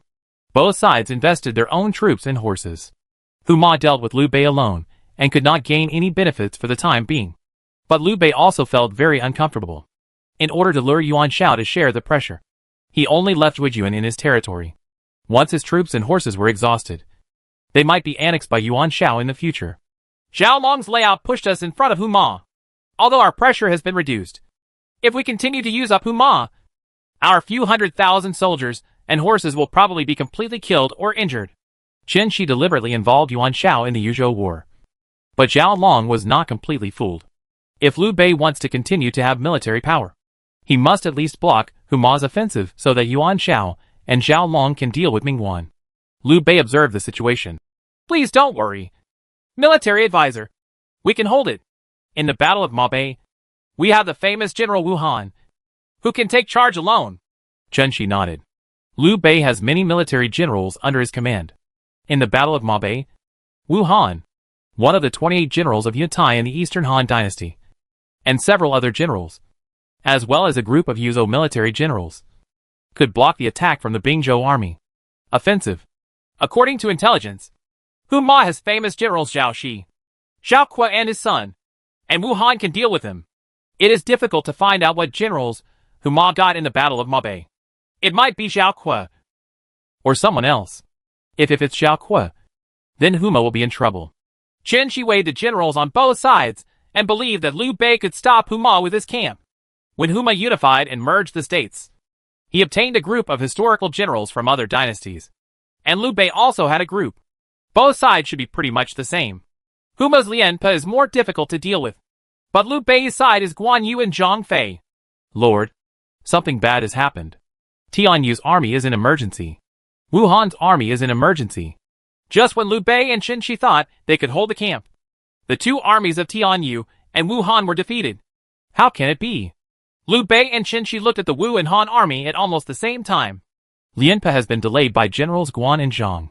Could it be that Zhao Shi's army defeated the Wu and Han army? Chen Shi did not believe that Zhao Shi, who was Zhao Kuo's father, could defeat Wu Han, one of the 28 generals of Yantai. But the scene in front of them made Liu Bei and Chen Shi believe that the Wu and Han army was being defeated. Order Wu Han and Tian Yu to return to the camp and defend it. The other party may not be able to break through our camp. The remaining generals will assist Wu Han and Tian Yu in guarding the camp.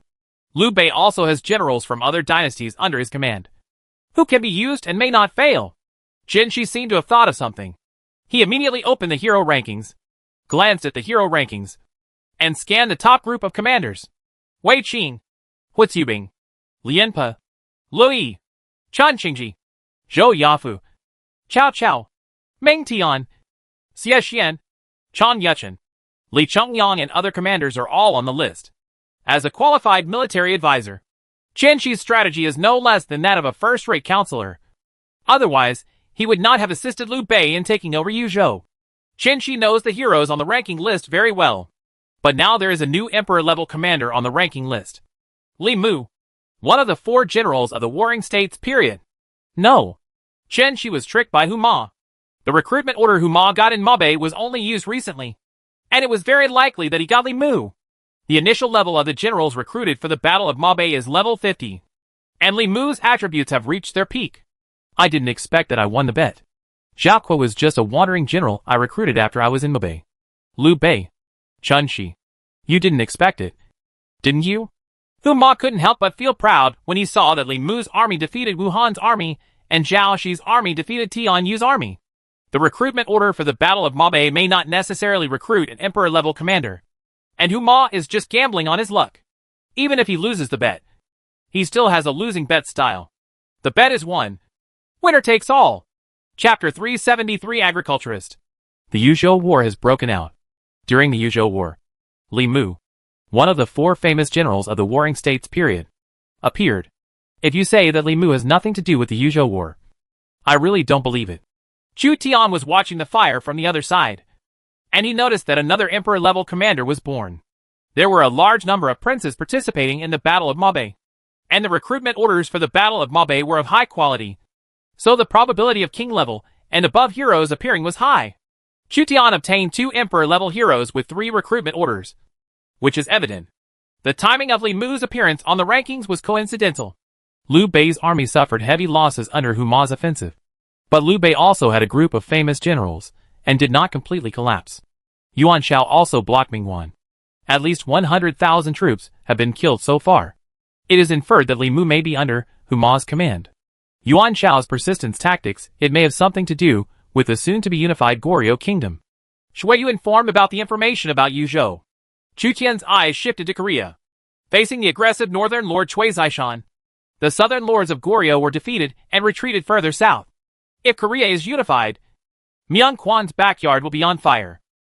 My lord, a man claimed to have seen the recruitment order and recommended himself. He claimed that the states and counties have been fighting for years. The people are in poverty, and food is becoming increasingly scarce. If he is reused to manage agriculture, he can feed more civilians. Chu Tianzheng summoned several legions to assemble in Qingzhou. But he still stayed in the Lord's mansion to handle internal affairs, and arranged for prefects and county magistrates from various counties. The recruitment order had an effect, and talents came to join him from time to time.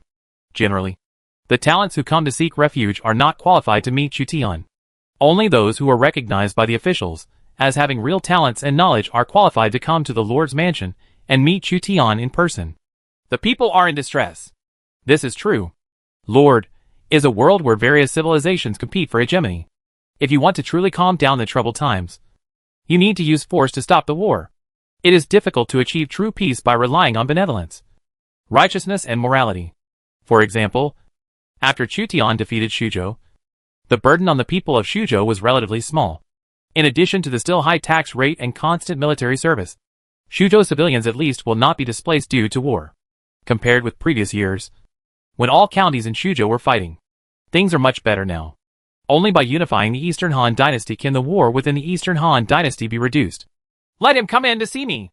If he is not an agricultural talent, I will throw him into the Yi River to feed the fish. Chu Tian heard that the other party had the ability to manage agriculture, so he recommended himself and was immediately interested. Of course, it's also possible that the other person thinks too highly of themselves. As a lord, Chu Tian could see the attributes of talents, whether they were talented or mediocre. He could tell at a glance. Soon a middle-aged man was brought in by officials from the Lord's mansion. This middle-aged man bowed to Chu Tian. His attitude was not as arrogant as Chu Tian imagined. On the contrary, he was a humble gentleman. It was probably just to attract Chu Tian's attention that he uttered such big words. Don't you know your name? Chu Tian saw that the other party should have real talent and learning, so he was humble. Chu Tian asked himself. He still respected talents very much. As long as the other party was valuable and had high-ranking officials and generous salaries, it would not be a problem. The arriving middle-aged man replied, I'm Jia Sixi Xie. Jia Sixi? Familiar name. Chu Tian was sure that he had heard or seen this name somewhere. It was definitely a historical figure. I wonder what Sir is good at. Agronomy, horticulture, afforestation, sericulture, animal husbandry, veterinary medicine, breeding, brewing, cooking, stockpiling, and famine control. That middle-aged man knew a lot about everything and was good at many fields. Is this guy a farmer? There are hundreds of schools of thought, but farmers form a unique group. Their ancestors told the story of Shenong, who encouraged them to cultivate mulberry trees to provide enough food and clothing. In the Qin and Han dynasties, farmers were one of the 9 elites. The 9 schools include Confucianism, Taoism, Yin-Yang school, legalism, farmers, famous schools, Mahists, strategists, and miscellaneous schools. The status of farmers began to decline after Confucianism was exclusively respected. However, farmers played an important role in various periods. After all, ancient society was based on agriculture, and the Shang dynasty was at the end of the period. They are real doers, different from the rotten Confucians who just talk. Jia Sixi presented a book. This book is called Essential Techniques for Elevating the People, and it contains everything I have learned throughout my life. Essential Techniques for Elevating the People. Chu Tian finally remembered this agriculturist from the Northern Wei dynasty. The reason why Chu Tian forgot about Jia Sixi was because the reputation of his work, Essentials for Qi Men, was far greater than the reputation of the author. Everyone in the world knows about Essential Techniques for Elevating the People, but they don't know about Jia Sixi. Chu Tian took over the Essential Art of Qi Men with some excitement. Essential Art of Qi Men is also a treasure. During the first epic battle, Yellow Turban Rebellion, Chu Tian obtained the dizzy scroll of a book about agriculture. The Essential Art of Taiping. The value of Essentials of Qi Men is undoubtedly much higher than the incomplete Essentials of Taiping. Name, the Essential Art of Qi Men. Grade, Imperial Treasure. Effect 1, promote the art of improving the people, and increase the output or efficiency of the following fields by 5%, planting, animal husbandry, fishery, winemaking, brewing sauce, vinegar, cheese, storage, cooking glue, and making ink. Effect 2, implement the art of improving people's health in the middle and lower reaches of the Yellow River, and the above effects will be increased by an additional 5%. It takes time to implement the art of improving people's well-being. Description: the first of the 5 major agricultural books in ancient times. The book has 92 chapters in 10 volumes. It systematically summarizes the agricultural experience in the middle and lower reaches of the Yellow River before the 6th century. Chu Tian saw the amazing results of essential art for elevating the people, and was even more excited to get essential art for elevating the people. The people of Qi are the people of the land of Qi, and the territory currently occupied by Chu Tian is probably the scope of the state of Qi during the spring and autumn period and the Warring States period. So it is most suitable for the art of Qi Min. Ding! The SSS Achievement Mission 5 Agricultural Books has been opened. Collect 5 agricultural books. The Book of Panxing. Essential Techniques for Elevating the People. Chen Fu's Agricultural Books. Wang Zhen's Agricultural Books. And The Complete Book of Agricultural Affairs. You can get special achievements. The achievement of collecting the 5 major agricultural books is actually an SSS level achievement mission. However, a copy of Essentials for Elevating the People is an Imperial level treasure, and it is normal to collect 5 agricultural books to be an SSS level achievement. In the Cold Weapon era, agriculture was extremely important. In Chu Tian's opinion, the value of the 5 great agricultural books is much higher than that of the 4 books and 5 classics. The 5 major agricultural books will bring about a real increase in agricultural output, thereby increasing the population and improving living standards. What's the use of talking about benevolence, justice and morality if you don't even have enough food? The value of the 5 major agricultural books may be greater than that of a specific talent. When the talent dies, the effects of the characteristics will disappear.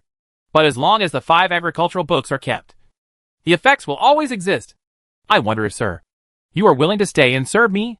Chu Tian not only wanted to keep the essential art of Qi Min, but also wanted to keep Jia Sixi to work for him.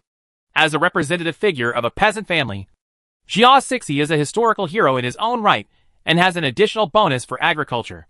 During the troubled times of the Eastern Han Dynasty, wars were fought every year. Fighting does not mean that Chu Tian is not farming. In fact, the front line is fighting, while the rear is farming and developing various counties. No matter how many agricultural talents come, Chu Tian will still accept them. Jia Sixi saw that Chu Tian wanted to reuse him. So he said, I am willing to use my talents to manage the agriculture of a county and accumulate grain and grass. Thank you, sir.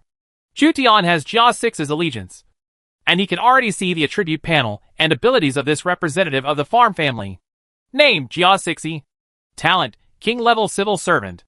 Identity, Governor of Gaoyang County in the Northern Wei Dynasty. Commander, 44, Force, 40, Intelligence, 78, Politics, 90, Charm, 80. Characteristic 1, Agriculturist, SS-level trait. Territorial agriculture. Forestry. Animal husbandry. Sideline production. And fishery output plus 5%. With other farm heroes, the effect decreases when the same traits are superimposed. Characteristic 2, Agricultural Prefect, S-level characteristic. When serving as a prefect, the agricultural, forestry, animal husbandry, sideline, and fishery output of the county will be increased by an additional 5%, and the damage caused by natural disasters will be reduced. Although Jia Sixi was a king-level civil servant, as one of the representatives of the peasant family, his characteristics were very practical. You will serve as the Lanchao of Langya Kingdom for the time being. After you become familiar with the agriculture of Langya Kingdom, you can then serve as the Prime Minister of Langya Kingdom. It was obvious that Jia Sixi was suitable for the post of governor. Langya Kingdom is currently the most prosperous county in Chutian territory. Letting Jia Sixi serve as the prefect can bring more bonuses to Langya Kingdom and make Langya Kingdom's agriculture more prosperous. Jia Sixi has not yet made any achievements, so he can start from Tian Chao of Langya Kingdom and then be promoted to the Prime Minister of Langya Kingdom. After Jia Sixi took refuge in Chutian, he went to the Yamen of Langya Kingdom to report. The Yamen and Lord's Mansion of Langya Kingdom have been separated.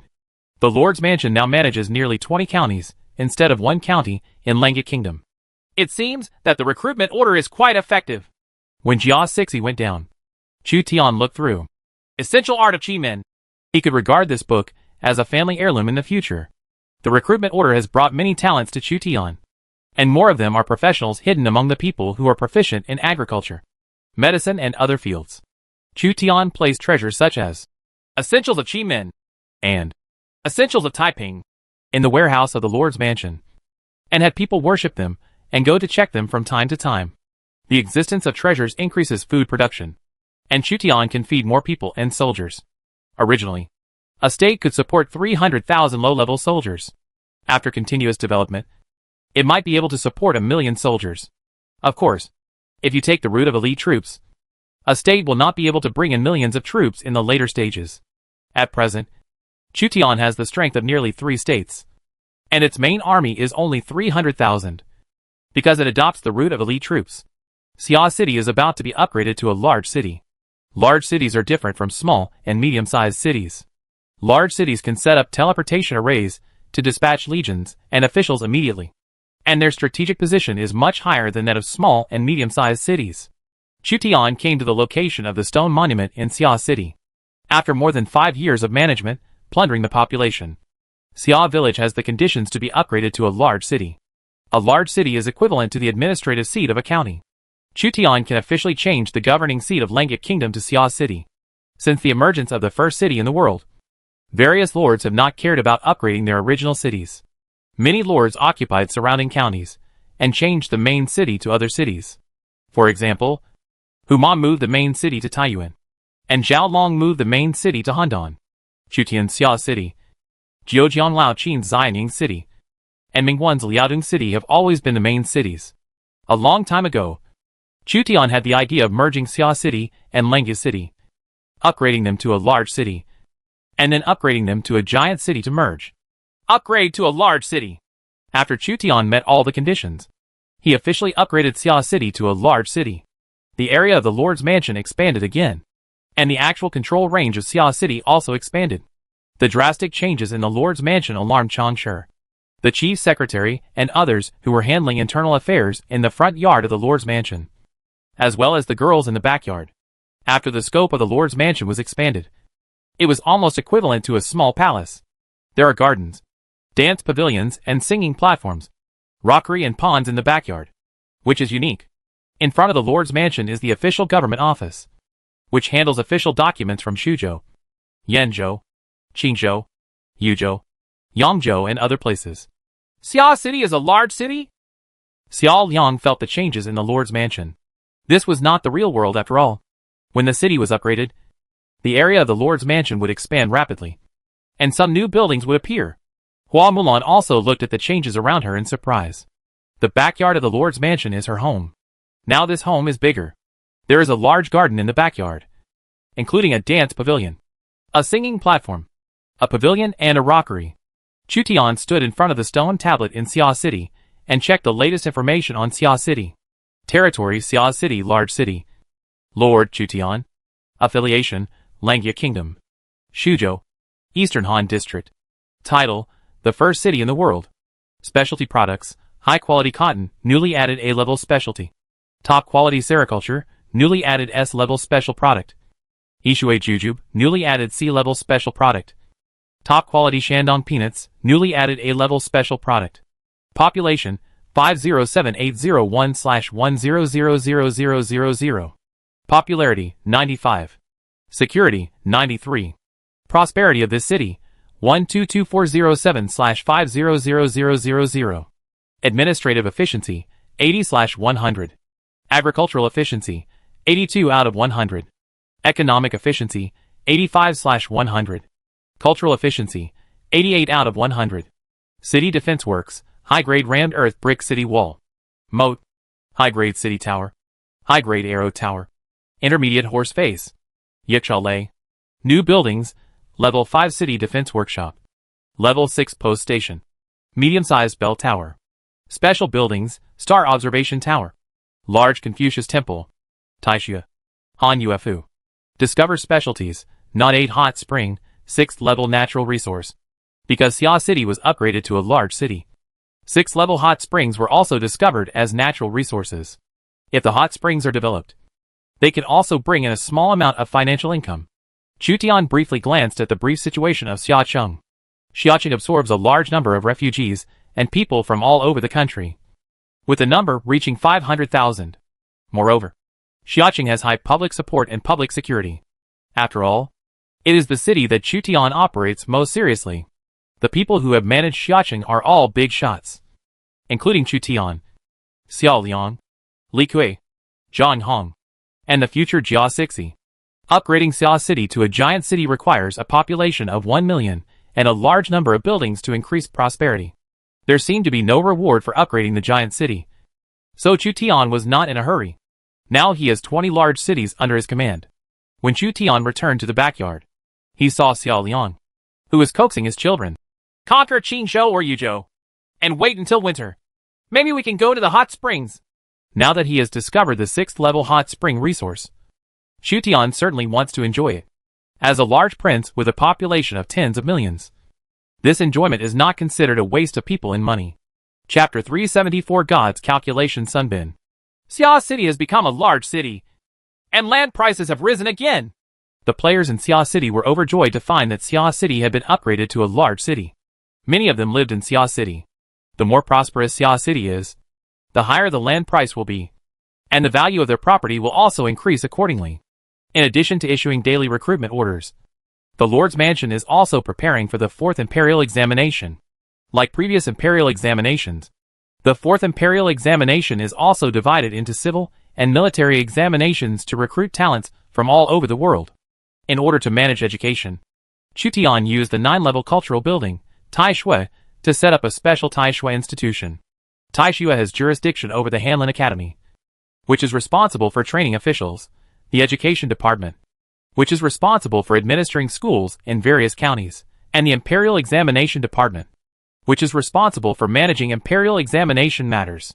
The Imperial Examination Department started preparing for this Imperial Examination very early, because the scope of the 4th Imperial Examination covers nearly 20 counties, and there are many talents. There may be more than 100,000, or even hundreds of thousands, or millions of people participating in the Imperial Examination. Most of them are trying their luck, increasing the burden on the Imperial Examination Department. The Imperial Examination Department posted notices in every county announcing that the Imperial Examination would continue as usual in June this year. The recruitment order may miss special talents. After all, civilians who think they are talents come to the Lord's Mansion every day to try their luck. Martial arts competition? In the country of Pei, a woman saw the notice of a martial arts exam and was a little eager to try it.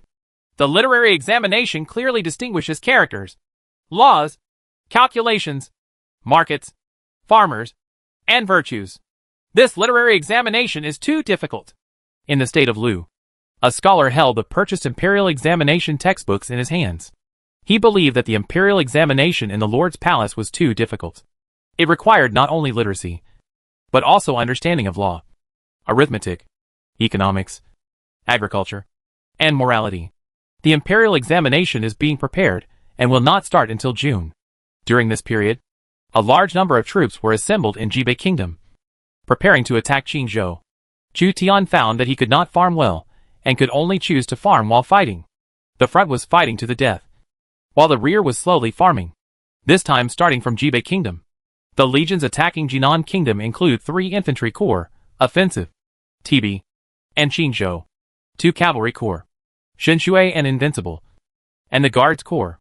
Yu Jin and Li Dian led the Qingzhou army as the vanguard and led into Jinan Kingdom to test. Chu Tian deployed the Qingzhou army as cannon fodder as the vanguard force to attack Jinan. Chu Tian learned that Tian Qi had recently hired a counselor. There are many counselors and civil servants who have emerged recently, such as Sun Bin, Chen Ping, Fan Wencheng, Li Si, etc.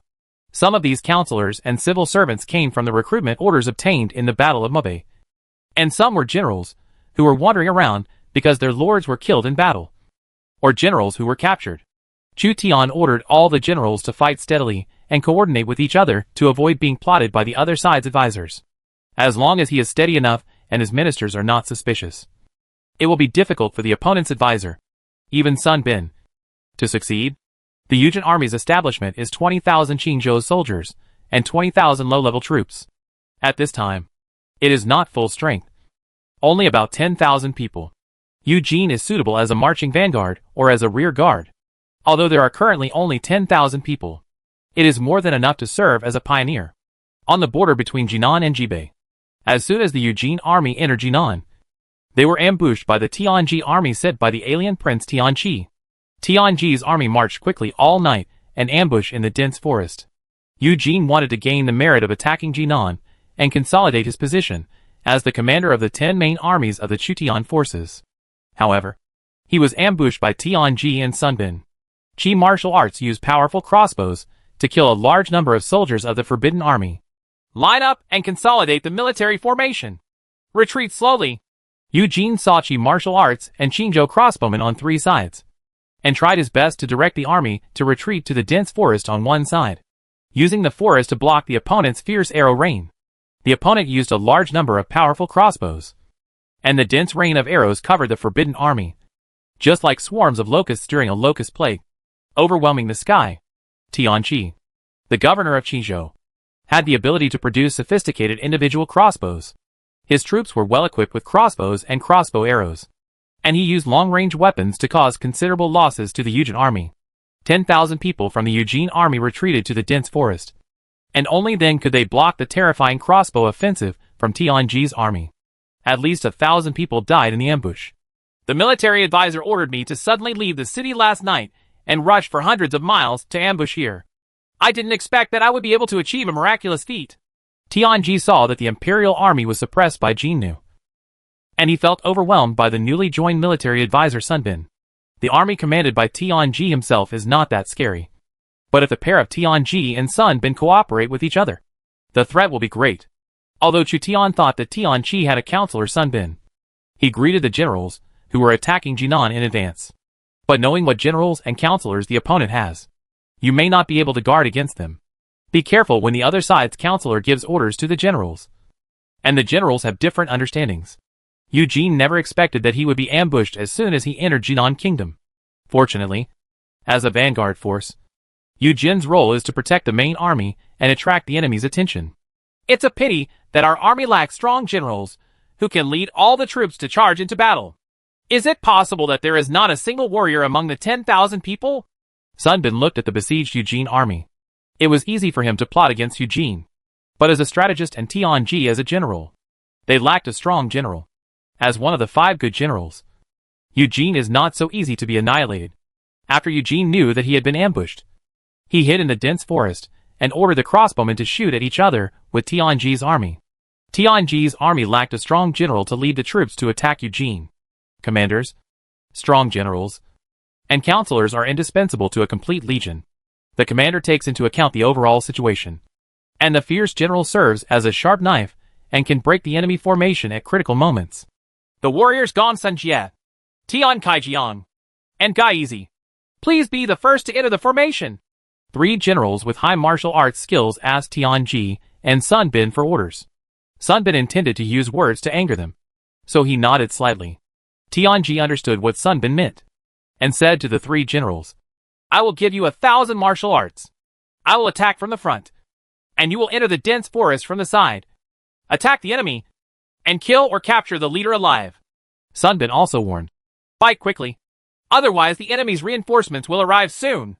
The 3 warriors responded, yes. These 3 people are all martial arts reckless men, but they are best suited to lead Qi Wushu in a surprise attack. Qi martial arts is a military branch composed of civilians and rangers in the 5 capitals of Qi. Qi Guishang Ranger and Qi martial arts have superb individual combat skills. If they fight alone, they can burst into powerful combat capabilities. Not only that, Qi martial arts can also play a huge role when used in special military operations, such as this time. Qi martial arts marched quickly in the dense forest under the leadership of 3 warriors.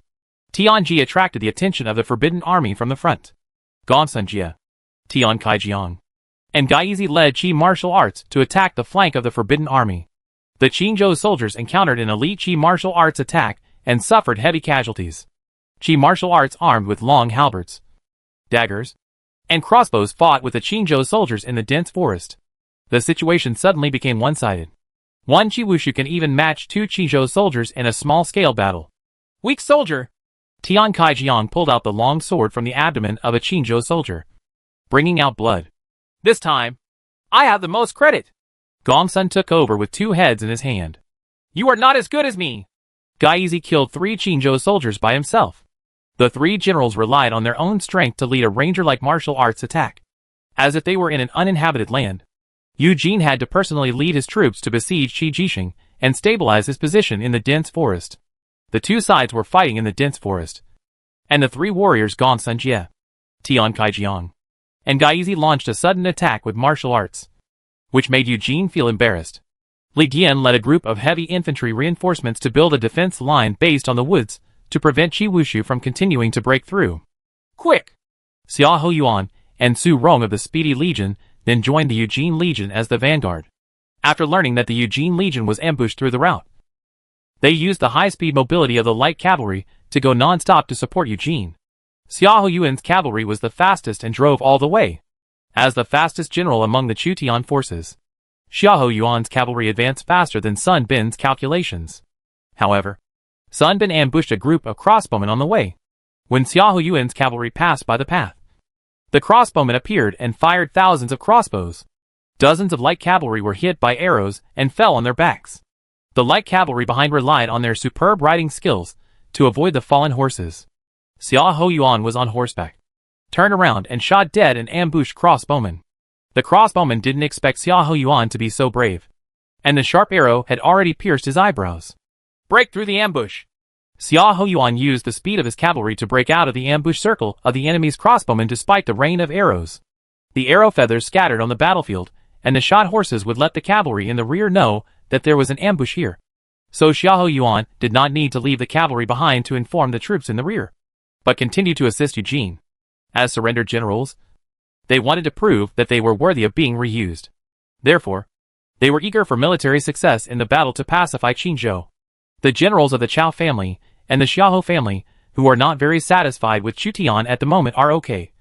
But the non-clan generals such as Eugene, Lu Jin, and Zhang Liao are more eager for military exploits. Eugene wanted to gain military merit through a great victory, and show that he had the ability to serve as a legion commander. But what he encountered was a perverted combination like Tianji and Sun Bin. Sun Bin also suggested that Tianji ambush a group of crossbowmen to block the enemy's reinforcements. So Xia Hoyuan was ambushed. Report. Enemy cavalry found. Enemy cavalry is approaching. Tianji and Sun Bin sent 3 warriors, Gong Sunjie, Tian Kaijiang, and Gaizi, to launch a surprise attack. They had a chance to completely wipe out Eugene's army and capture Eugene's troops. However, Xia Hoyuan's cavalry was very fast, and regardless of the opponent's ambush, they relied on their speed to break through the ambush circle set by Tianji's troops, and quickly approached Tianji and Sun Bin's location. Xuzhou Mu's arrangement is quite smart. He is followed by such a fast cavalry behind the vanguard. If we continue to stay here, we will be attacked by a steady stream of cavalry from behind and defeated. We should retreat temporarily at the moment. Sun Bin assessed the situation and was not swayed by the temptation of annihilating the Eugene army, which killed 10,000 people. When it's time to retreat, never hesitate. God won't help me. If you give us 2 more sticks of incense, we can capture the opponent's general alive. Tianji was very obedient to Sun Bin's suggestion, so he offered gold to withdraw his troops. Gong Sunjie, Tian Kaijiang, and Gaizi were already furious. Together, the 3 of them could kill hundreds of Qinzhou's soldiers. Coupled with the fact that Qi's martial arts inflicted a lot of damage on the Forbidden Army, there was a chance to completely annihilate the Forbidden Army in this dense forest. I will definitely capture your general alive next time. Tian Kaijiang gained the upper hand, but before retreating, he still did not forget to provoke Eugene and Li Dian. Tianji's army quickly withdrew, and Eugene wanted to pursue it, but was stopped by Li Dian. My lord has said that the other side is very likely to have a counselor Sun Bin. This person's plan is superior to that of most people. The reason why he cannot annihilate us quickly is because he has limited troops and not many options to choose from. If we pursue him at this time, we will definitely be defeated by him. Eugene was a little anxious. We have been defeated. If we have not made any military exploits, if the Battle of Jinan ends like this, we will definitely be despised by the generals. I will personally lead a small group of Qinzhou's soldiers to pursue, and you will lead the army to support me in the rear. In this way, even if I lose the battle, it won't be a disastrous defeat. If I can achieve some results, I might as well send a mission to the Lord. Eugene led 1,000 Qinzhou soldiers to follow the rapidly retreating Tianji army. Tianji's remaining rear troops were attacked by Eugene and quickly collapsed. Excited, Eugene increased his attack intensity. Tianji's army fled, when Yu Jin's troops entered the firing range of the strong crossbows. Sun Bin's crossbowmen who stayed behind to ambush fired fiercely, causing Yu Jin to be defeated. In 2 consecutive confrontations, Yu Jin suffered heavy losses at the hands of Sun Bin. A group of cavalry rushed out and wanted to capture Yu Jin, but Li Dian, who followed, fought back and rescued Yu Jin. Yu Jin's face was pale. Since he became famous, he has encountered a group of perverted opponents. In the Battle of Chutian's capture of Taishan County, Yu Jin's army was attacked by cavalry units such as Joan of Arc, Hua Mulan, and Xuerengui in Taishan County. Yu Jin's army was defeated and fled. Xiao Lian ordered the generals to raid Yanzhou Jibei Kingdom for a battle. Yu Jin was attacked by Lo Yi, Li Xiaoning, Li Guang, Du Ruhui and other tribesmen, and was defeated and captured. Now Yu Jin is still reused, but he encountered the combination of Tianji and Sun Bin in Jinan Kingdom and lost troops again. Xiahou Yuan's cavalry arrived. Yu Jin and Li Dian's troops were no longer in danger. They counted their losses and found 3,000 casualties. We wait for the main force to come, and the forward should not stray too far away from the main force. Yu Jin was defeated many times by opponents far more powerful than himself. Probably because he had been defeated too many times. He did not collapse, but gritted his teeth and continued to fight. Order all armies to reduce their marching distance. Chu Tian learned that Yu Jin's Qinzhou Legion had 3,000 casualties and had been tricked by the opponent many times. It was probably certain that Tianqi's advisor was Sun Bin. But it's not a big problem. As the vanguard cannon fodder, Yu Jin's purpose is to draw out the opponent's trump card. Chu Tian planned to personally go to the Jibei Kingdom to govern the 6th Army and bring Fang Xianling, Sun Yu, and Chao Jiyui with him. He believed that Fang Xianling and Sun Yu could see through Sun Bin's plan by cooperating with him. Although Sun Bin was powerful, Tianqi only had 3 counties, and he did not have enough capital to squander it for Sun Bin. Chapter 375. Be the first to advance. Gongda, I need your help this time. Chu Tian recruited Sun Yu, and this was the first time he cooperated with Sun Yu. Sun Yu was Cao Cao's schemer, and Fang Xianling was Li Shimon's schemer. In order to deal with the divine fortune teller Sun Bin, Chu Tian needed to use 2 mastermind-level figures to go to the battlefield in Jinan. Chu Tian also had a disciple of Gui Guzi, Pang Wan. It's just that compared to Pang Wan and Sun Bin, they are far apart, which shows the importance of talent. Pang Wan's army of military soldiers was on guard against the Yuzhou army. But Chu Tian did not transfer Pang Wan to attack Qinzhou. He always felt that something would happen if Pang Wan met Sun Bin. After all, Pang Wan died under Sun Bin's scheme. Sun Yu was also interested in competing with Sun Bin, so he readily agreed. Name Sun Yu. Talent, Counselor. Loyalty, 81. Commander, 70. Force, 36. Intelligence, 97. Politics, 88. Charm, 86. Phaseality, calm. Favorability, 53. Characteristic 1. Schemer, SS level trait. When accompanying the army in battle, there is a high probability of proactively proposing proposals, and a high probability of increasing the success rate of the strategy. Characteristic 2.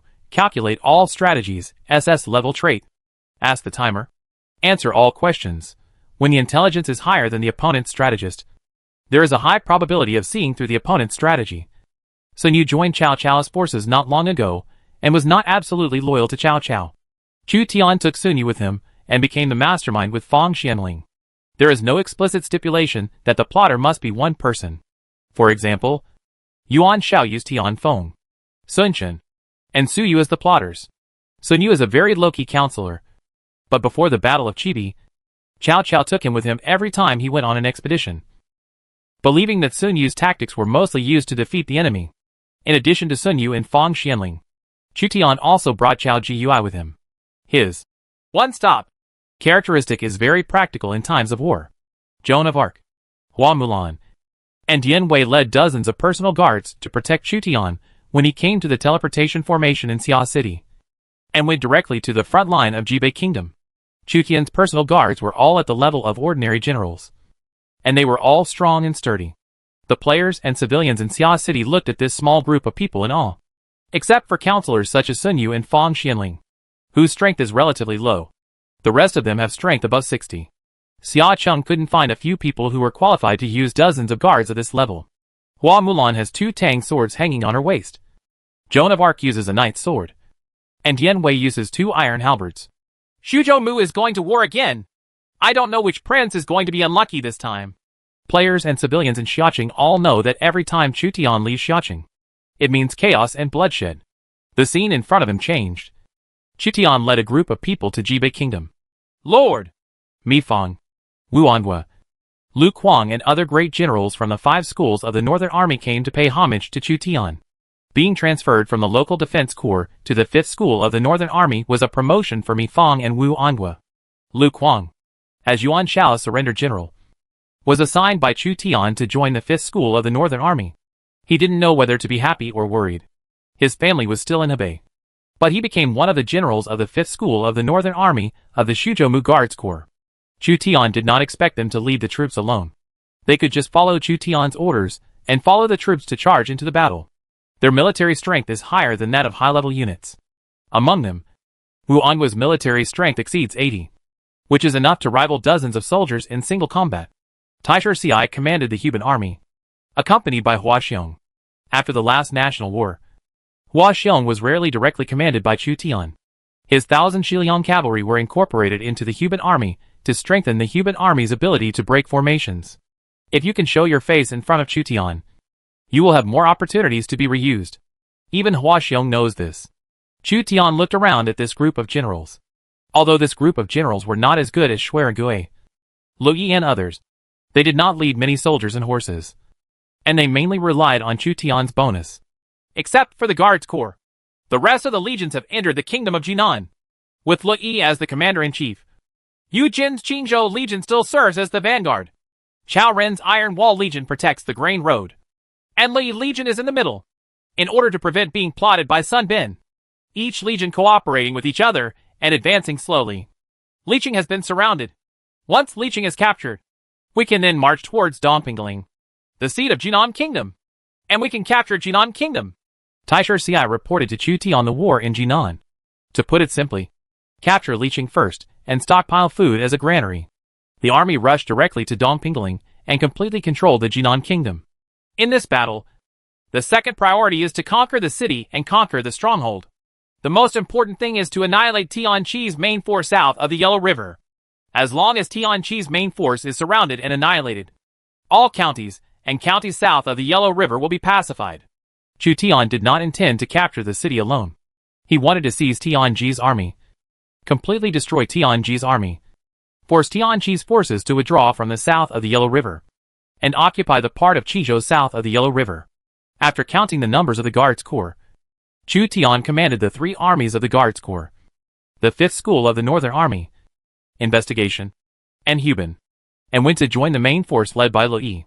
In the wild, where messages travel extremely slowly, that's when you're most likely to be tricked. At this time, Hua Mulan's reconnaissance corps becomes extremely important. A large number of Iron Eagle scouts were dispatched to conduct reconnaissance around them to reduce the possibility of encountering an ambush. Liqing, as the bridgehead of Jinan Kingdom, was surrounded by Li Corps.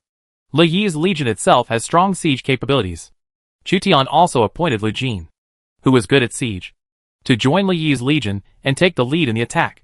As a result, Li Yi's offensive legion was invincible wherever it went. In order to quickly seize Jinan and test Lu Jin's ability, Lu Yi immediately ordered an attack on Liqing after surrounding it. He gave up 500 Yinjia to Lu Jin to lead as a siege blade. According to his usual tactics, Lu Yi attacked the city from all sides, putting pressure on the Liqing defenders and interfering with the defenders' judgment, making it impossible for the defenders to determine from which direction the advanced Yinjia advanced team would launch an attack. Lu Jin is wearing a strong sword, and in front of him are 500 Yinjia.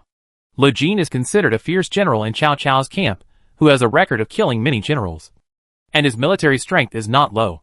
Yinjia is Li Yi's elite soldier, and also has strong combat power. The battle must be won.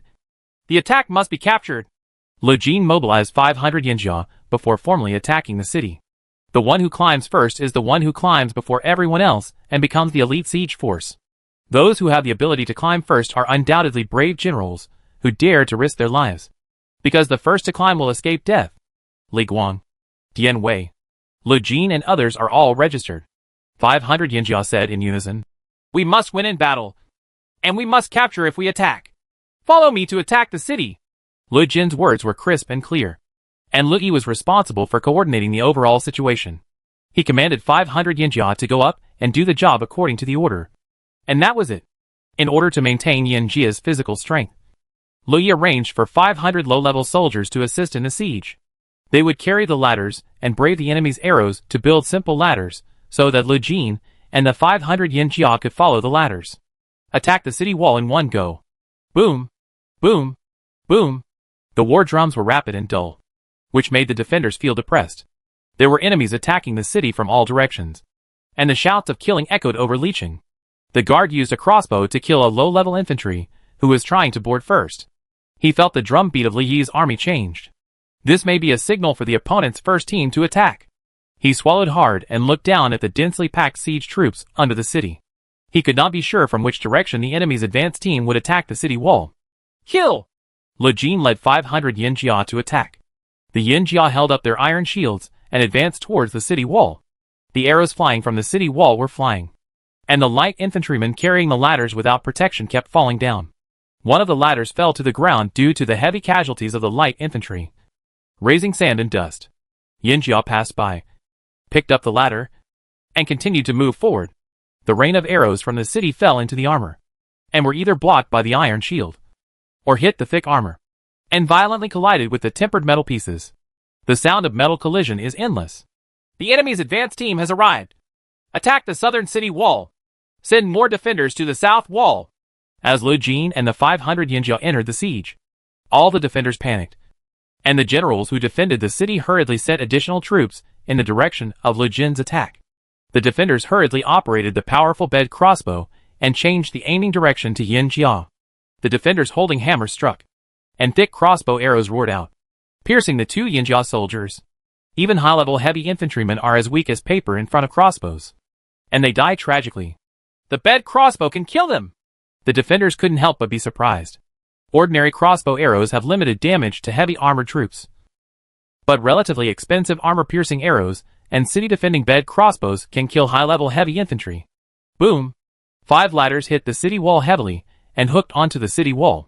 Push away the ladder! The defenders tried their best to knock the ladder away. It was too late. Lu Jin led 500 Yinjia and started sprinting up the ladder. Rolling stones or rain of arrows kept coming, and Lu Jin could hear the sound of arrows hitting armor or shields. He became more courageous and braved the danger to climb onto the wall. The defender's spear came, but Lu Jin knocked it away with his shield. Lu Jin rushed into the defender. Blood spattered 5 steps away. Yinjia from the rear arrived soon after, formed a moon formation, and fought with the defenders. Lu Jin was short in stature, but he was extremely brave in combat. He slashed several people with his Huansho Dao. The defenders were all afraid and only dared to shoot Lu Jin with crossbows. Lu Jin led Yinjia to fight hand-to-hand with the defenders on the city wall. Yinjia, who had Li Yi's bonus and Li's city attack bonus, exploded with more powerful combat power, and the city wall turned into a one-sided killing. The iron halberds were like harvesting straw, and the defenders were all panicked and retreated one after another. Lu Jin is really a powerful siege general. Lu Yi, who commanded the army to attack Licheng, was not very powerful. When he saw Lu Jin's heroic performance during the siege, he couldn't help but praise him. Lu Jin's siege bonus is also effective against Yinjia. In addition, Lu Jin's force is not low, so he is perfect for serving as the general of the advance team. Lu Yi understood why Chu Tian transferred Lu Jin to him as deputy general. He and Lu Jin join forces, unless he encounters a special defender. There are not many cities that can stop his offensive army. Offensive legions exist to cope with difficult siege battles. On the offensive, you will win if you fight, and you will capture if you attack. Lu Jin led 500 Yinjia to climb the city wall first and seize part of it. A steady stream of low-level soldiers from behind swarmed up. Lu Jin killed 3 generals of the opponent and killed thousands of defenders with 500 Yinjia. It was like being in a deserted land on the city wall. Wherever Yinjia arrives, corpses are everywhere. The defenders who died in the battle blocked the city wall and were thrown directly from the city wall by Yinjia. It was extremely cruel.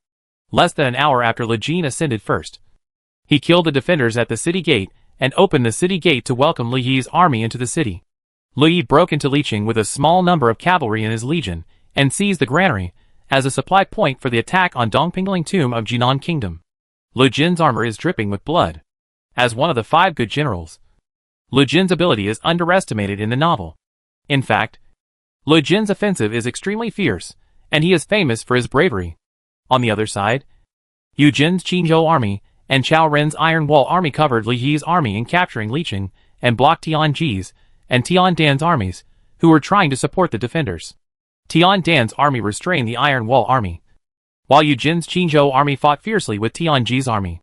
Sun Bin deployed powerful crossbows on both wings and fired fiercely at the Qinzhou army, causing the Qinzhou army to be defeated on both wings. Yu Jin tried his best to consolidate the military formation and prevent the Chinese army from collapsing. He was defeated by Sun Bin again and gritted his teeth unwillingly.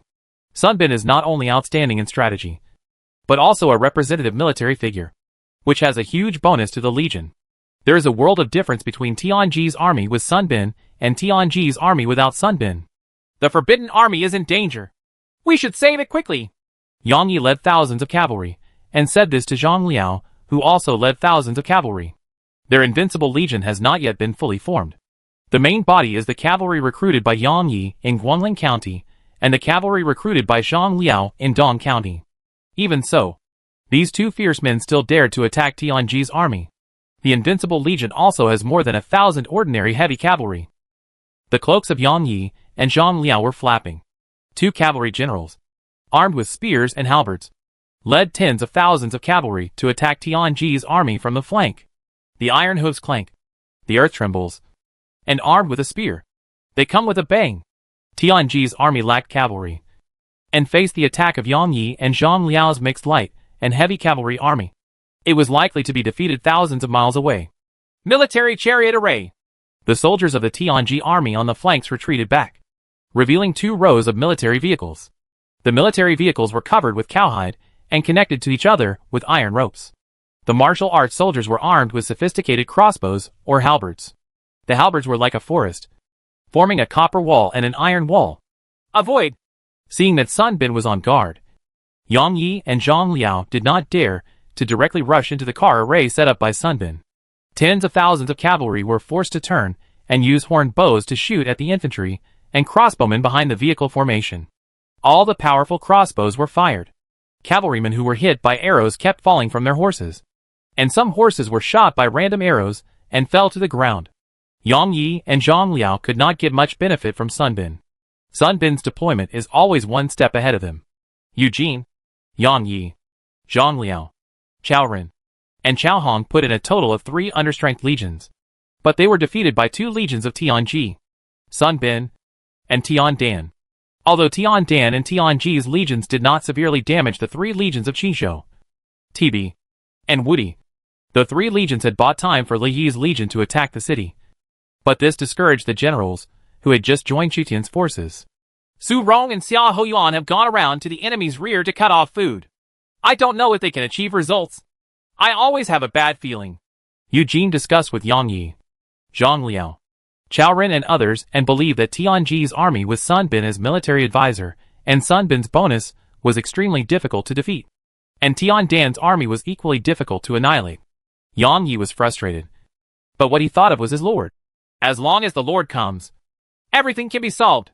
Yu Jin, Zhang Liao, Chao Ren, Chao Hong and other generals looked at each other, and it seemed that their lord would have to take action in person. My talents are far inferior to those of my lord. Yu Jin, who had been defeated repeatedly, sighed with emotion. Military advisor. Liqing has been lost. When Sun Bin heard the news, his expression changed slightly. He assisted Tian Ji and Tian Dan to defeat a group of surrendered generals. But he still made a miscalculation. Lu Yi and Le entered the city too fast. Chapter 376 The Lord is Coming. Su Rong and Xia Hoyuan fell in ambush and lost more than 1,000 cavalry. After Li Yi's army captured Liqing, they rested in Liqing. Yu Jin's generals were defeated by Sun Bin and joined Li Yi. The Shinsu Legion, which went to cut off the food routes of Tian Ji's army, was ambushed by Sun Bin and returned in frustration. Lu Yi and Lu attacked Bali City and won a complete victory. Yu Jin and others wanted to make military exploits, but they were taught a lesson by Sun Bin. They suffered thousands of casualties and were disgraced. The generals thought that attacking the Jinan kingdom was a good opportunity to make military exploits and make a name for themselves. They should have destroyed the country. But they did not expect that the battle to pacify the Jinan kingdom would suddenly increase the difficulty. Wait for the Lord to arrive before attacking Dongpingling. Lui was the head coach of the attack on Jinan. Considering that Sun Bin was in an active position, and the morale of the soldiers had declined, Lui decided to wait for Chu Tian to attack in person. The Lord personally takes command, which is conducive to improving morale.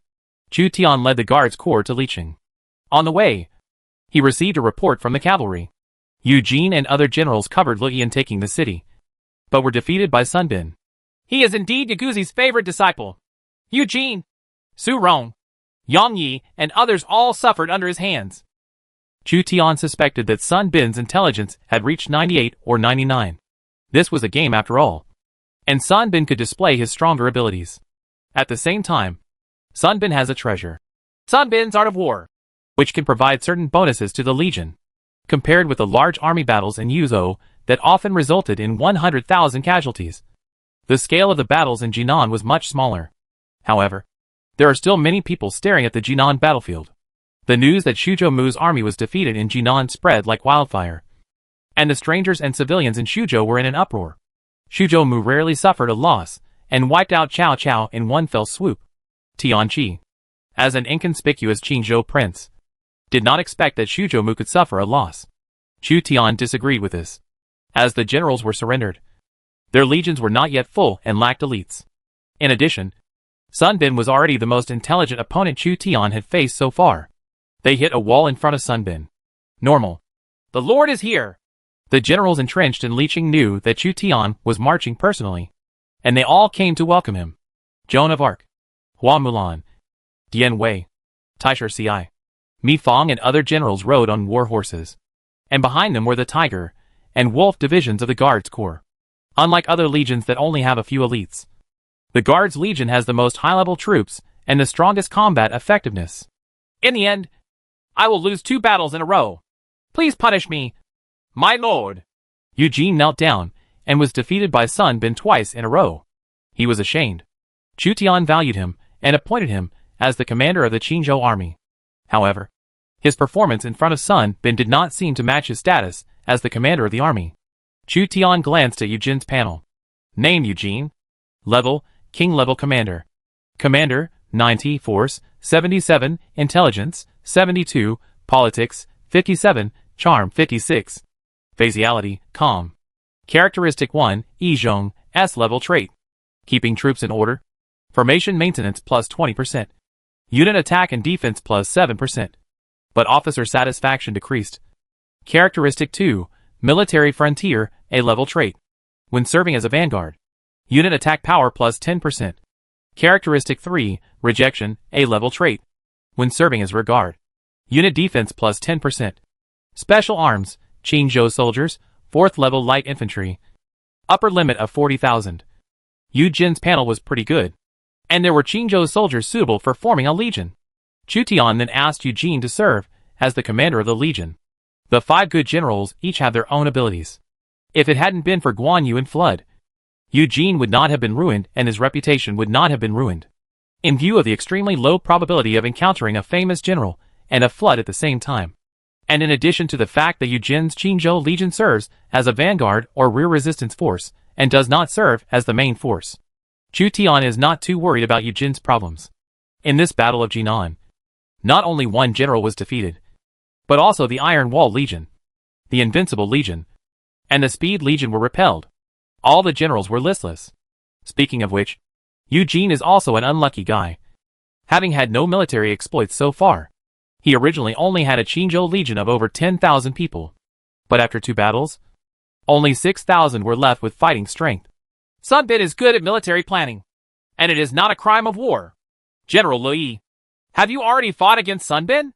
Chu Tian believes that if Lui plays, Sun Bin will not take advantage. Lui shook his head. We haven't fought yet. Then we can fight. Eugene, you continue to be the vanguard. Last general?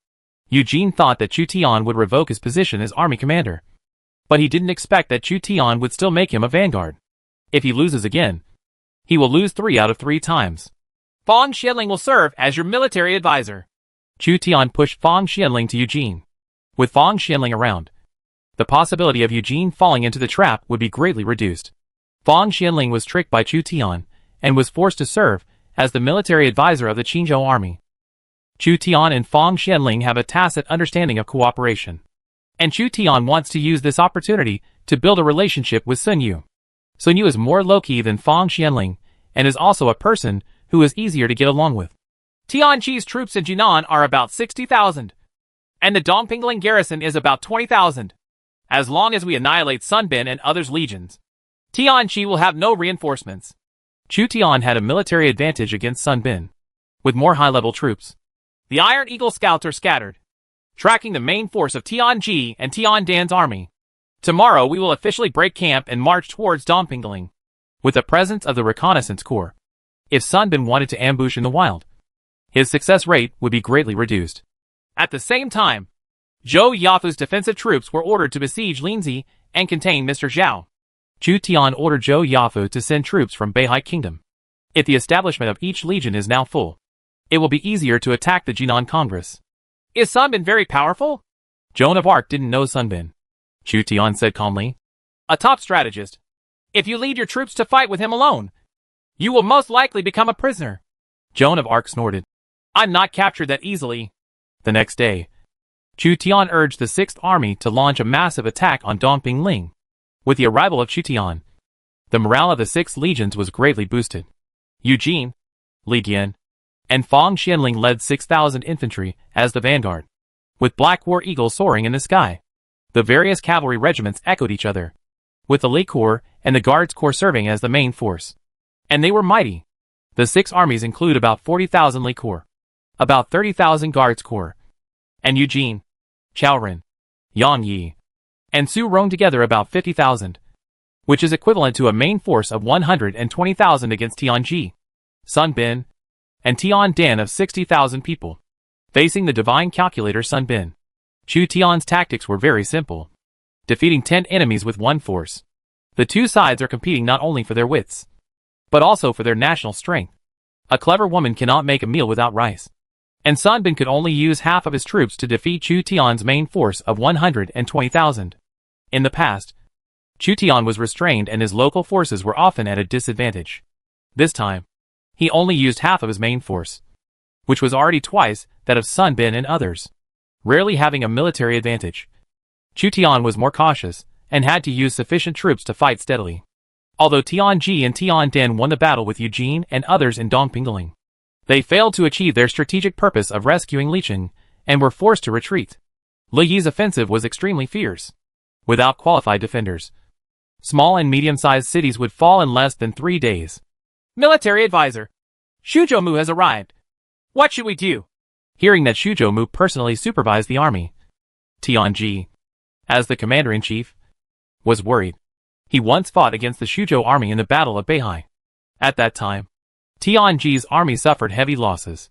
When he heard about Shuzhou's personal expedition, he was already a little afraid. He couldn't wait to ask Sun Bin for help. Tiandan left Linzi and came to Jinan to join Tianji and Sun Bin. Although he was also a famous general, he was unable to deal with the terrifying Shuzhou army. Dongpingling has been operating for many years and has experienced the Qingzhou Yellow Turban Rebellion. There are still many things in the warehouse. Defensive equipment. I will defend the fortified city, even if the opponent's army of 100,000 attacks. It can be defended for at least 3 months. You can attack Liqing, surround Wei and rescue Zhao, or attack its grain roads to force them to retreat. Tianji believed that Tiandan's tactics were feasible. This is the only plan for today. Sun Bin did not support it. No. A living city can be defended, but a dead city cannot be defended. General Tianji and I are less than 20% sure of repelling the Shuzhou army. If we are defeated, the Lord will have no reinforcements, and everything south of the Yellow River will be lost. Tian, what's the point of having General Shan defend an isolated city any longer? It's better to prepare ships at the crossing of the Yellow River and lead the soldiers northward if the battle goes unfavorably, so that we can still preserve some of our strength. Less than 20% sure? Maybe less. Tianji and Tiandan looked at each other. It was obvious that even Sun Bin lacked confidence in himself when his troops were only half the opponent's and the number of high-level troops was far less than the opponent's. Unless he can win the decisive battle cleverly, Sun Bin alone cannot change the balance of strength. Let alone Chu Tian also has a group of counselors and a large number of generals under his command. Sun Bin had already left a backup force behind, and after calculating his defeat, he fled to the north of the Yellow River. What follows is just a matter of taking the plunge. In the Beihai Kingdom, Linzi, among the feudal lords, Mr. Zhao only had one remaining county, the Qi Kingdom. The Qi state in the late Eastern Han Dynasty, and the Qi state in the spring and autumn period and the Warring States period are two different concepts. In fact, Mr. Zhao's territory may only have a population of 2 to 3 million. With this small population, it is probably unrealistic to fight Zhujimu, which has a population of tens of millions. Currently, there are only 2 generals left under Mr. Zhao, Dorgan and Xue Wanche. Taisher Ci was captured by Chu Tian and became the general of Chu Tian's Huban army. Wu Sangui and Guan Hai were killed. Dorgan, who served as Zhao Gongzi's general, realized that the crisis was coming. He cannot fall into the hands of Xuzhou Mu, because Zhao Yun, the general under Xuzhou Mu, has a grudge against him. If captured by Xuzhou Mu, he would escape death. Therefore, Dorgan is looking for a way out for himself. In the Eastern Han Dynasty, Dorgan did not know anyone except Mr. Zhao. When the government suppressed the Yellow Turban Army in Qingzhou, Dorgan commanded the Yellow Turban Army in Beihai Kingdom and sent Obai to Jinan Kingdom to attack Cao Cao. After Obai was defeated, he fled to the north of the Yellow River and took refuge in Ningguan. While Dorgan was besieged by Chu Tian and Zhao Gongzi in Jima, Dorgan and Wu Sangui were forced to surrender to Mr. Zhao. Now Mingguan realized that Mr. Zhao could no longer hold on in Qingzhou. So he sent Minister of the Interior Fan Wencheng with Obai's letter to try to recruit Dorgan to surrender and persuade Dorgan to go north. Master Zhao only has one county, and everything south of the Yellow River will be owned by Chu Zimu. The general has enmity with Chu Zimu. It is unlikely that he will let the general go. Please make up your mind as soon as possible and surrender to the Ming dynasty. I heard that the Liaodong governor is still fighting in Yuzhou. I don't know what to do. To be honest, the governor has been unable to attack Yuan Shao for a long time, and his troops are out of food. I'm afraid he will have to withdraw his troops soon. The governor of Liaodong cannot take over Yuzhou. So what's the benefit of me joining the governor of Liaodong? The prefect plans to return to Liaodong in order to pacify the Koryo kingdom and some nomadic, fishing and hunting tribes in the north, and then invade Yuzhou. Once the Koryo kingdom is annexed, the lord's population will be larger. By then, the future troubles will be cleared, and then the invasion of Yuzhou will be unstoppable. My lord does not lack cavalry, but only talents like generals. General, please don't doubt my lord's sincerity. The south of the Yellow River has been occupied by Chu Zi. Apart from going north, where else can the general go? Albai was Dorgan's subordinate when he was in Qingzhou Yellow Turban Army. Fan Wencheng mentioned the friendship between Albai and Dorgan and persuaded Dorgan to leave Qingzhou and go to Liaodong. Master Zhao treats me well. Dorgan couldn't help but be moved. The only thing that made him take action was Master Zhao's kindness to him. The general's life is about to be in danger. Why should he care about his past kindness? I can persuade Mr. Zhao to go to Liaodong together and join the Liaodong prefect. No need. The prefect has sent people to lobby Mr. Zhao many times. But Mr. Zhao has no intention of going north and seems to be inclined to surrender to Chu Zimu. If you continue to follow Mr. Zhao, you will only die. Master Zhao wants to surrender to Chu Zimu? Fan Wencheng moved Dorgan with his words. Dorgan had a grudge against Zhao Yun and could not seek refuge with Chu Tian. In order to appease Zhao Yun, Chu Tian was still in a very dangerous situation even if he did not kill him. If this is really the case, Dorgan will consider seeking refuge with other princes in order to save his own life. Mingguan is considered a promising hero. Anyway, my relationship with Mr. Zhao ends here. I led hundreds of 8 banners cavalry and used the teleportation array in Linzi City to go to Xianfeng City in Liaodong. I hope that the conditions he promised me will be fulfilled. It can be fulfilled one by one. Dorgan knew that he could only survive as much as possible by seeking refuge with a prince who was on an equal footing with Chu Zimu. Mingguan was one of the few princes who could challenge Chu Zimu. After deciding to leave Zhao Gongzi's forces, Dorgan, as a general, easily controlled the teleportation array and left the dangerous Linzi City with hundreds of 8 banners cavalry. Dorgan's departure without saying goodbye caused panic among the defenders of Linzi City. Zhou Yafu's army may attack from the direction of Beihai at any time.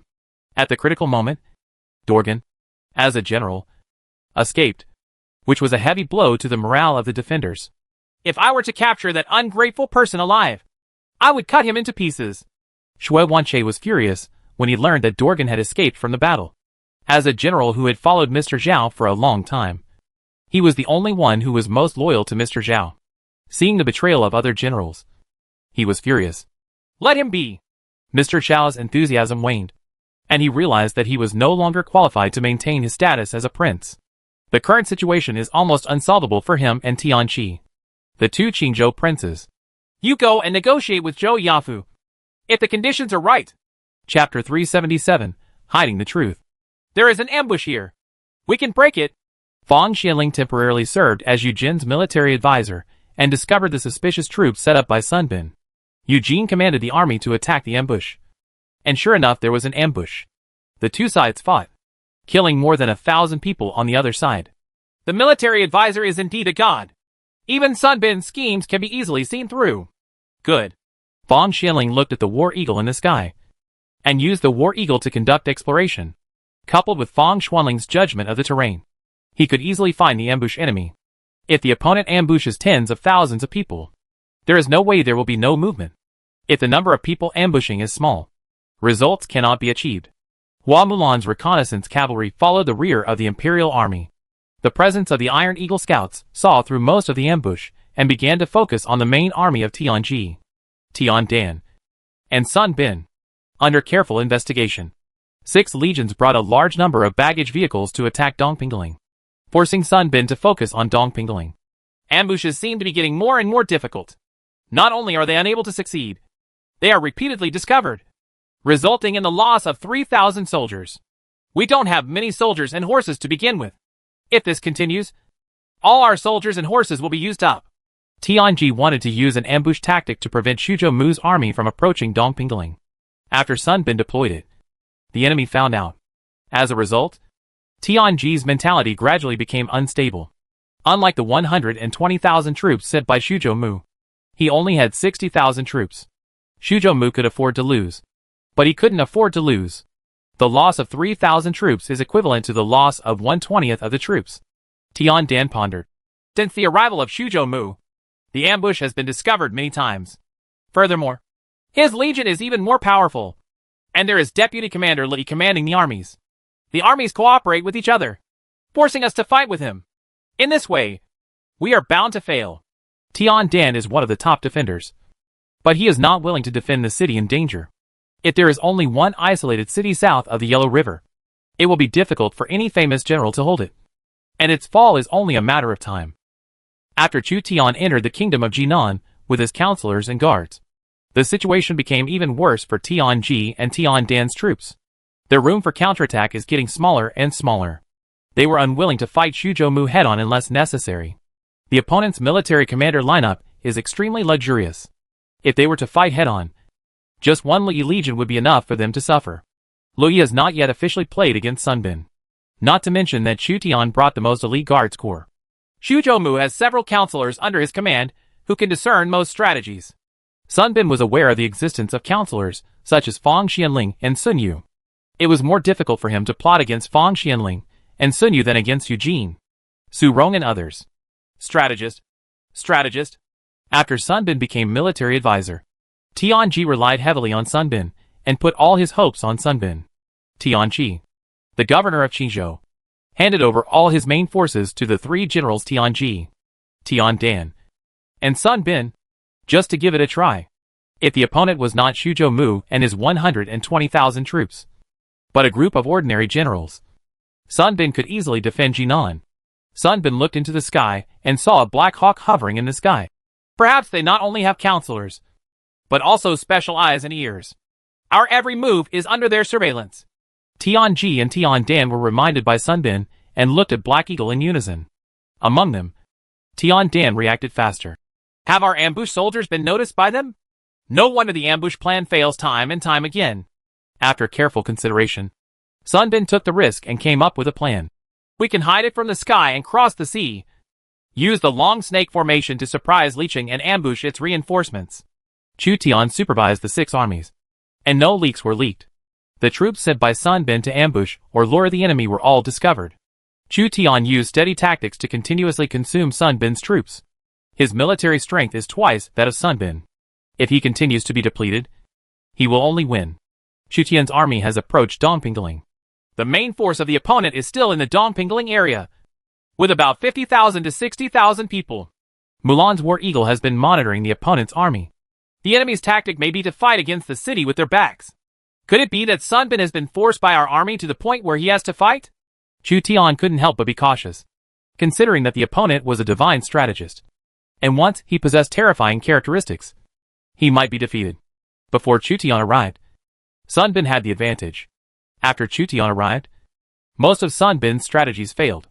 However, Sun Bin's threat had not been completely eliminated, and Sun Bin was trying to make a comeback with a small number of troops. Intensify investigation efforts to prevent sneak attacks on Sun Bin. With the War Eagle and Iron Eagle Scout cavalry investigating, Chu Tian was still uneasy. So he asked Hua Mulan to send more scout cavalry. Sun Yu said, "The farther you go into the enemy's territory, the more food and grass you need to consume. It is very important to protect the food road. Please send the Iron Wall and Invincible troops to follow up." Can! Since Sun Yu took the initiative to put forward the proposal, he might have had a premonition of something. And Chu Tian always obeyed. Chao Ren's Iron Wall army, Yang Yi and Zhang Liao's Invincible army guarded the rear with baggage vehicles. Yu Jin's legion was always at the forefront.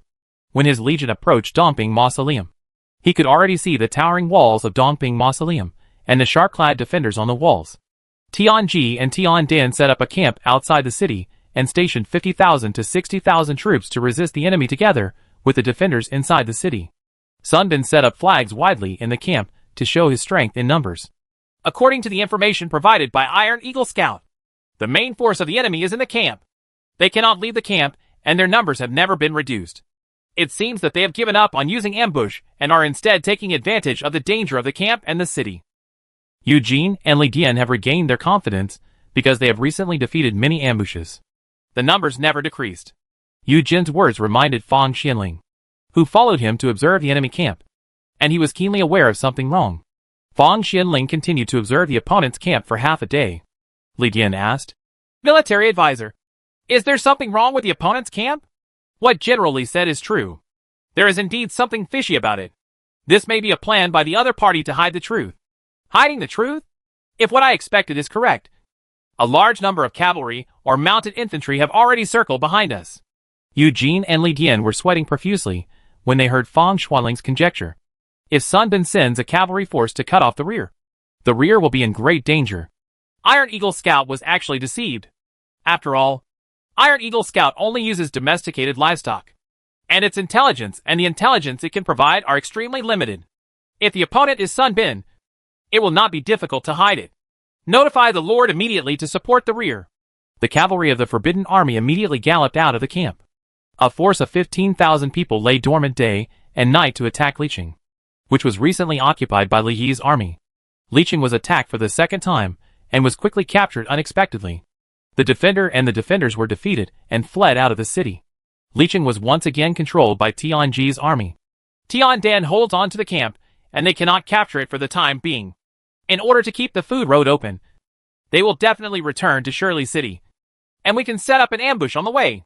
Sun Bin used the long snake formation to drive long and conquered Liqing, and then used the technique of ambush to wait for Chu Tian to return. Liqing was captured, and the defeated troops brought the news to the ears of Chu Tian, who arrived at Dongpingling. Didn't Iron Eagle Scout report that the main force of Tianji, Tiandan and others is in Dongpingling? Chu Tian summoned Hua Mulan to reconfirm the accuracy of the intelligence. There are indeed 20,000 defenders in Dongpingling, and there are about 60,000 in the camp. Hua Mulan thought of other possibilities and changed her color slightly.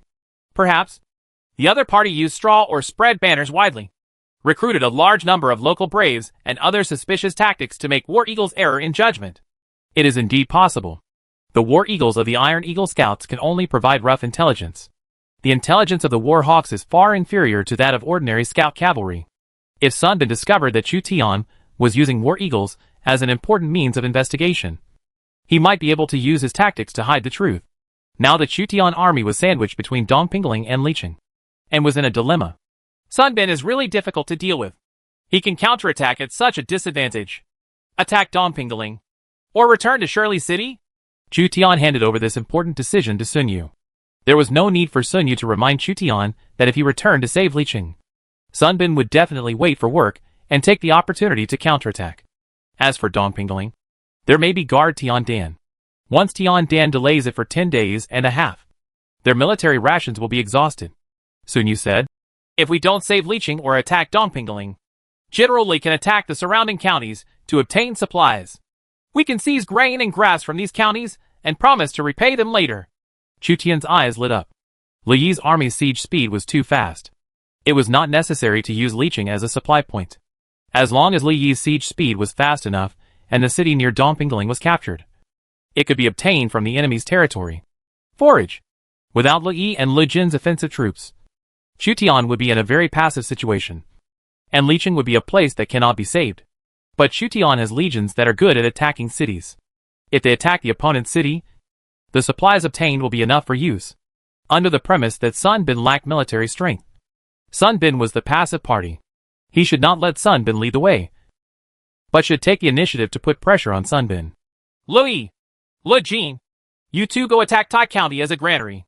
Chu Tian immediately sent an offensive army to a county near Dongpingling, confiscated grain and grass, and promised to repay it later. Li Yi's army arrived at Tai County and fell within 3 days.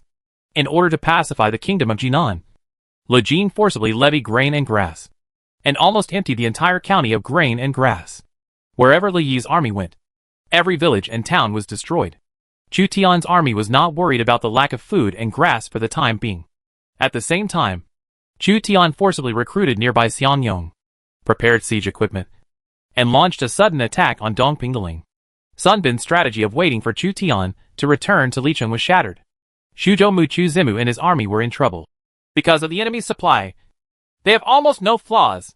Sun Bin was passive, while Li Yi's army had extremely strong siege capabilities, and could easily break through a county without worrying about lack of food. The powerful siege ability of the combination of Li Yi and Li Jin was beyond Sun Bin's expectation. Now it seems that the two key cities of Dongpingling and Liqing are in the hands of Tianji, Tian Dan, Sun Bin and others. But this still cannot change the fate of Dongpingling's imminent fall. Tianji asked Sun Bin, Commander, what should we do now? Going is the best strategy. Walk? After hearing what Sun Bin said, Tianji actually wanted to withdraw his troops this time. From the beginning to the end, they did not dare to fight Xuzhou Mu head-on. A clever woman can't make a meal without rice. And without enough troops, fighting Xuzhou Mu head-on is asking for death. Cross the Yellow River north and head for Pingyuan. If our entire army is wiped out, we won't even be able to defend Pingyuan County north of the Yellow River. Sun Bin assessed the situation and finally believed that Jinan could not defend itself. So he notified Tian Dan to withdraw from Jinan. How can the fluorescent light of the rotten grass compare to the bright moon in the heart of heaven? Tian Dan received Sun Bin's order to abandon Jinan. So he deployed suspicious troops and led his army to cross the Yellow River north. Sun Bin had already prepared a retreat for Jinan's defenders. Tian Dan retreated overnight. The next day Dongpingling was already an empty city, and the camp outside Dongpingling also became an empty camp. Report: the defenders of Dongpingling are fleeing in large numbers. Chu Tian thought that this personal expedition to Jinan would be a tough battle. Unexpectedly, Sun Bin saw that the situation was not good, and in order to preserve his strength, he withdrew from the south of the Yellow River. In this way, although Jinan and Lung were within easy reach, the opportunity to eliminate Tianqi's main force was missed. Sun Bin led tens of thousands of veterans to the north, and could go south at any time. He would be a threat in the future. The three armies of speed, invincibility, and reconnaissance. Go and hunt down the enemy. Chu Tian could not allow the defenders of Dongpingling to cross the Yellow River easily, so he immediately sent light cavalry to pursue them. As you command? 3 cavalry regiments pursued Tian Dan, who led the Dongpingling garrison to retreat. The dark cavalry were like hounds, marching all the way north. Lord, please let the 3 generals of our 5th School of the Northern Army lead the Yueqi Battalion and Changshui Battalion to pursue the enemy. Mi Fang, Wu Anhua, and Lu Kuang formed a combination of 3 generals from the 5 schools of the Northern Army and requested 2 battalions of light cavalry to participate in the pursuit. Chu Tian glanced at the map. Gene Arc, follow them and pursue them from another direction. There seems to be a ferry there. Joan of Arc has become accustomed to accepting whatever comes her way. Yes. Mi Fang, Wu Anhua, and Lu Kuang are eager to try. They are leading the elite Yueqi Battalion and Changshui Battalion cavalry. Sun Bin prepared the boat at the ferry of the Yellow River. Dongpingling was still some distance away from the Yellow River. In the north of Jinan is Jishui, and to the north of Jishui is the Yellow River. Sun Bin had already ordered a pontoon bridge to be built at Jishui. Tian Dan led his army across Jishui and ordered the pontoon bridge to be burned. The pontoon was burning, and Tian Dan was in a complicated mood. He was a famous general, but he had to flee without a fight and even burn the pontoon bridge to stop the pursuers. Once the pontoon bridge was destroyed, Xuzhou Mu's cavalry could not catch up. Chu Tian's army entered Dongpingling, and Eugene and Chao Ren admired Chu Tian even more. Chu Tian personally conquered the kingdom of Jinan, but God calculated that Sun Bin fled in the face of the wind and did not dare to challenge. Chu Tian didn't feel that he had taken any advantage, because he found that Sun Bin had moved half of the population of Dongpingling in advance by taking one step and planning 3 steps. Chu Tian was checking the details of Dongping Mausoleum when he suddenly received a system notification. Ding! The third National War event will start in August of the 6th year of the Lord calendar. Please check the event preview content. This national war covers all civilizations and princes with a population of more than 1 million in each civilization, including NPC princes. Will you can participate? Chapter 378 The War Ends. To the south of the Yellow River, Tian Dan led the Dongpingling garrison to flee here, and used the boats Sun Bin had prepared for them to cross the Yellow River north. Tens of thousands of soldiers and horses gathered along the Yellow River. If Dongpingling had not been surrounded by Chu Tian's soldiers and horses, Tian Dan would have directly used a teleportation array to escape to Pingyuan County. The pontoon bridge was burned down, and Xuzhou Mu's cavalry was blocking Jishui. It should be too late to pursue them. Tian Dan calmly directed his troops to cross the river in batches, thinking that the cavalry in the rear had been thrown away. The ground was shaking, and there were still 20,000 soldiers who had not crossed the river. They looked uneasily at the source of the sound of horse hooves. Tian Dan, located in Hunan, can't help but look around. This is the movement caused by a large-scale cavalry force. The defenders of Dongpingling scrambled to fight for the ships and avoid being killed by the cavalry. Now Tian Dan's army was halfway across the country and was attacked by the cavalry. The consequences can be imagined. General, get aboard quickly! Tian Dan's soldiers plundered a wooden ship and hurriedly called Tian Dan to board the ship. Tian Dan looked a little desperate, but he didn't expect that there was still a cavalry chasing him. Intercept them! Mi Fang pulled out a straight blade and howled excitedly. Yuqing and Chang Shuang took another route and were not affected by the burning of the pontoon bridge. Wu Anhua brandished a hammer and came at full speed. The heavy hammer came down, easily killing an infantryman. Lu Kuang rode his horse into the chaotic enemy army. The horse knocked down the soldiers along the way and slashed them with swords. He used the speed brought by the horse to easily kill the enemy soldiers. Thousands of high-ranking cavalry drove the 20,000 soldiers who had not yet crossed the river toward the Yellow River. Many soldiers drowned and were swept away by the river. Surrender without killing! Joan of Arc skillfully recruited and surrendered the soldiers who were besieged by the Yellow River. In Dongpingling, Chu Tian received a report from Zhou Yafu that Prince Zhao of Qi chose to surrender. Allow him to surrender. Chu Tian once worked with Mr. Zhao to suppress the Yellow Turbans in Qingzhou. Mr. Zhao once sent the fierce General Shui Wanche to support when the Langya kingdom was in trouble. Therefore, Chu Tian could accept Mr. Zhao's surrender and gain a strong general. The cavalry who went to pursue Tian Dan returned one after another, and many of the cavalry returned without success. The fastest Shinyu Legion was unable to catch up with Tian Dan because its pontoon was burned down. It seems that Sun Bin has left a way out. It will be uncomfortable to win against such a person. Chu Tian estimated that in the battle against Jinan, thousands of people were beheaded and thousands more were lost. Sun Bin took away tens of thousands of soldiers and moved hundreds of thousands of people in advance, preserving part of the strength for his lord Tian Qi. However, Chu Tian was not without gains. Xia Hoyuan, Zhang Liao, Eugene and others became more loyal and feared Chu Tian. They were defeated by Sun Bin. But after Chu Tian personally supervised the army, Sun Bin did not gain much benefit and chose to abandon the land south of the Yellow River. Chu Tian's prestige was even greater.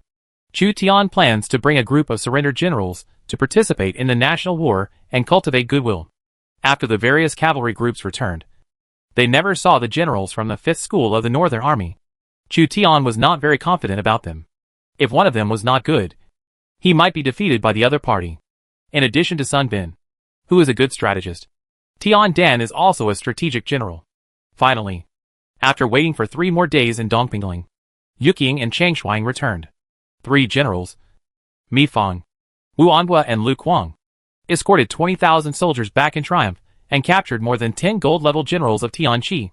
When all the cavalry generals returned without success, their performance was so conspicuous that even generals such as Su Rong, Xia Hoyuan, and Zhang Liao were ashamed of themselves. Eugene sighed. As expected of the 3 generals of the Northern Army, it seems that I still need more experience. Li Dian echoed. How can he be mediocre if he is qualified to serve as a general in the 5 schools of the Northern Army? The general will fulfill his mission. The 3 gods Mi Fang, Wu Anhua, and Lu Kuang will come back to claim credit from Chu Tian. Chu Tian arranged for them to take another route to pursue Tian Dan. But unexpectedly, they actually made a meritorious service. Joan of Arc held her helmet, but did not dare to claim credit. Every time she asked for credit, Chu Tian deducted her credit and extended the time limit for her to return to France. I will let people remember your merits.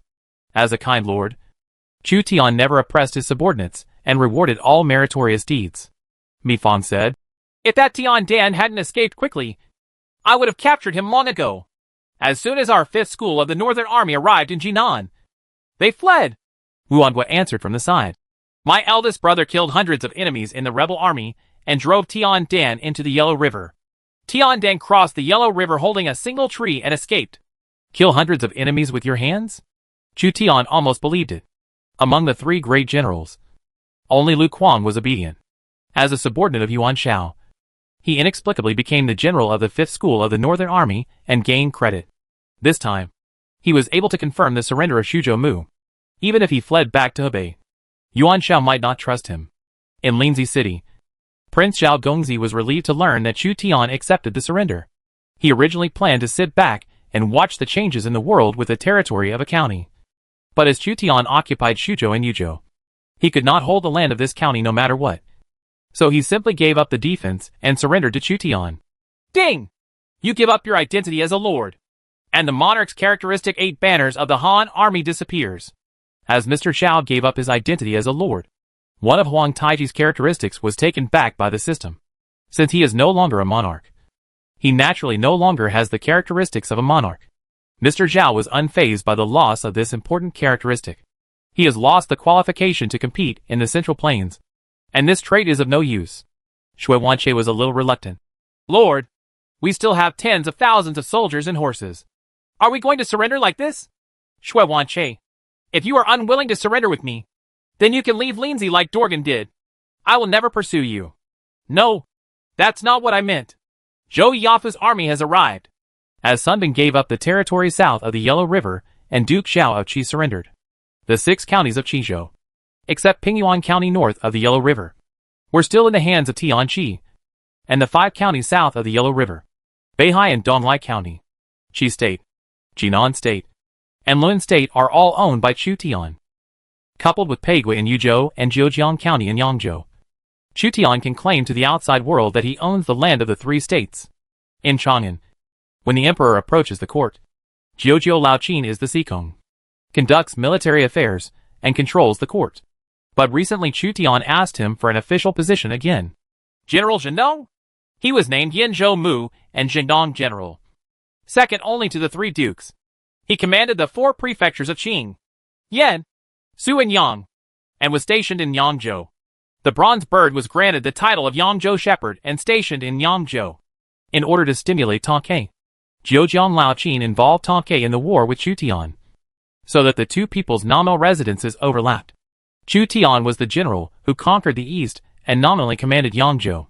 However, when Tongke, the prefect of Lujiang, became the shepherd of Yangzhou, he would be controlled by Chu Tian, and he would definitely be dissatisfied with this. Chu Zimu's expansion is too fast, and only the princes of Hebei can control him. In the Battle of Yuzhou, whoever can win will be supported. Zhejiang Laoqin faced Chu Tian, who owned 3 states, and tried his best to unite other princes to contain Chu Tian. The 200,000 soldiers and horses of the Guanzhong army were ready to go. The old Qin dynasty appointed Meng Tian as the general to conquer the west, Lu Bu as the former general, Li Xian as the middle general, Zhou Bo as the left general, and Li Ju as the right general. They mobilized their troops, rushed to attack Liangzhou. The Yuzhou War lasted for 30 days. The 4 major Hebei princes fought fiercely. The battlefield was littered with corpses. 800,000 main troops were invested, and millions of local soldiers were employed to transport grain. The commanders who participated in the Yuzhou War included Chang Yechen, Murong Ba, Li Chengyang, Li Mu, Lian Pe, Zhou Dui, Hu Lumingyu, Han Qinhu and others.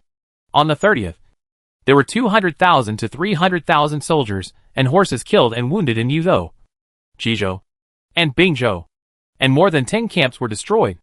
Liaodong Army. The camp was full of injured soldiers. Accompanied by Chang Yechen, Mingguan inspected the camp, frowning. The 2 princes, Yuan Shao and Zhao Long, are not easy to mess with. If there was only one prince named Yuan Shao, Mingguan could defeat him. But with the addition of Zhao Long, he was on the defensive and defended Jixian. Mingguan could not attack for a long time, and he gradually became irritated. The Kingdom of Korea is about to be unified. He and Cui Zishan, the Prince of Korea, are enemies, and the 2 sides have clashed more than once. Once his Liaodong army suffered heavy losses, and Cui Zishan used all the victorious troops of Koryo to invade Liaodong northward. Liaodong would be in danger. I have 200,000 elites, and now I only have more than 100,000 left. Zhao Long is entrenched, and the superiority of the cavalry cannot be used. If the consumption continues like this, I will lack elite troops to defend Liaodong. The Wuhuan and Xianbei tribes saw that our army suffered heavy losses, and maybe there will be 2 minds. Military advisor. I plan to return to Liaodong, occupy Goryeo, and completely pacify the Xianbei and Wuhuan tribes. What do you think? Seeing that Mingguan could not be attacked for a long time, he wanted to retreat. Yao Guangxia thought deeply. Perhaps this is not a good opportunity to occupy Yuzhou. Wait for the rear area to be pacified, and then wait for an opportunity to enter the pass. Yuyang County and Yubiping County are already owned by us. The Lord has stationed troops in Yubiping and can take a peek at Yuzhou at any time. The strategy has been completed if you achieve half of it. It's not a loss. That's it. We will withdraw our troops in 3 days. I must destroy the Koryo Kingdom and send all the strong men of the Koryo Kingdom into the army to fight against Yuo again.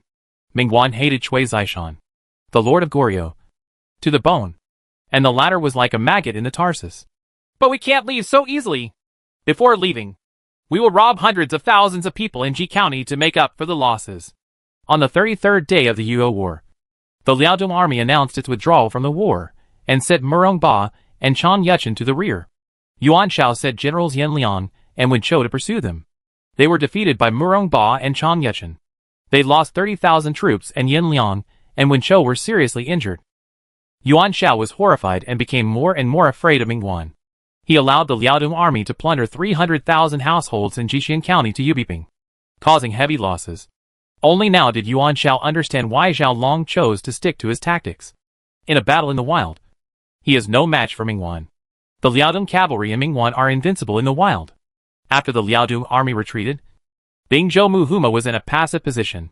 He had to deal with the joint attack of Liu Bei, Yuan Shao, and Zhao Long alone. Koryo threatens Mingguan, but he can't just walk away like this. For me, it will be a fatal blow. Huma had Lian Pe and Li Mu and could barely hold off the counterattack of the Jizhou and Yuzhou armies. The situation was still not good for him. Urgent report. Zhao Long sent a surprise force to attack the well, and surrounded it with an elite team. He defeated the defending General Sima Shang, occupied the well, and headed towards Taiyuan. Urgent report. The Xiongnu tribe is rebelling in the Heshu area.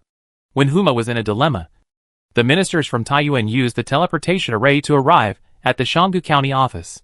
They rushed 800 miles away and came to Huma's army to seek help from Huma. That guy Zhao Long, he plotted against me.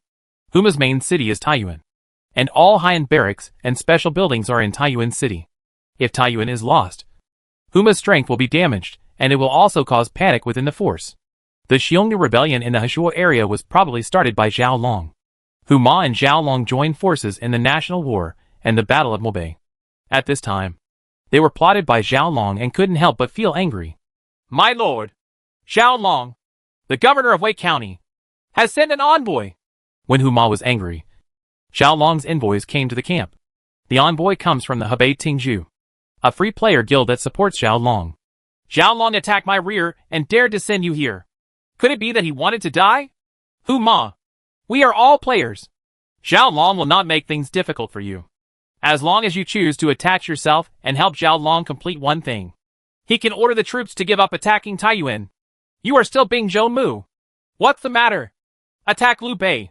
On the 35th day of the Yuzhou battle, the Bingzhou army, which was retreating hastily from Shangdu County, suddenly counterattacked the pursuing Liu Bei army. The Liu Bei army was attacked by Li Mu, Lianpe, Zhou Dui and others, and suffered heavy losses. Zhao Long's army stood aside and watched as Liu Bei's army was severely damaged again by the Bingzhou army. Liu Bei gathered the remaining troops, and even Guan Yu and Zhang Fei were shot by stray arrows during the battle, which shows how tragic the battle was. After the Bingzhou army counterattacked in accordance with Zhao Long's request, they continued to retreat to Shangdu County. Zhao Long fulfilled his agreement and did not pursue the Bingzhou army. His goal was achieved. Liu Bei's army was defeated by two famous generals of the Warring States period, and Zhou County was occupied by Zhao Long. The Yuzhou War ended with a dramatic result. Mingguan and Huma successively withdrew from the fight for Yuzhou, while Liu Bei was severely damaged by Huma, and the only Zhujian that stood up was occupied by Zhao Long and Yuan Shao. Liu Bei now has less than 70,000 troops left.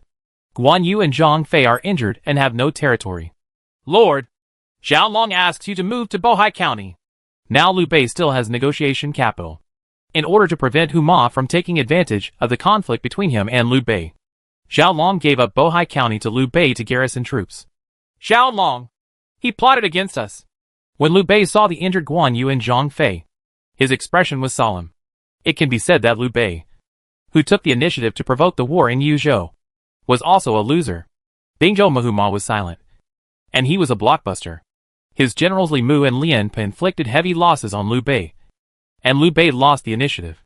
If he opposes Yuan Shao and Zhao Long, he will be destroyed by Yuan Shao and Zhao Long. Please bear with me for now. My lord, Bohai County is no worse than Zhou County. It is obvious that Zhao Long is afraid of my lord and does not dare to do anything too extreme. Moreover, he needs my lord.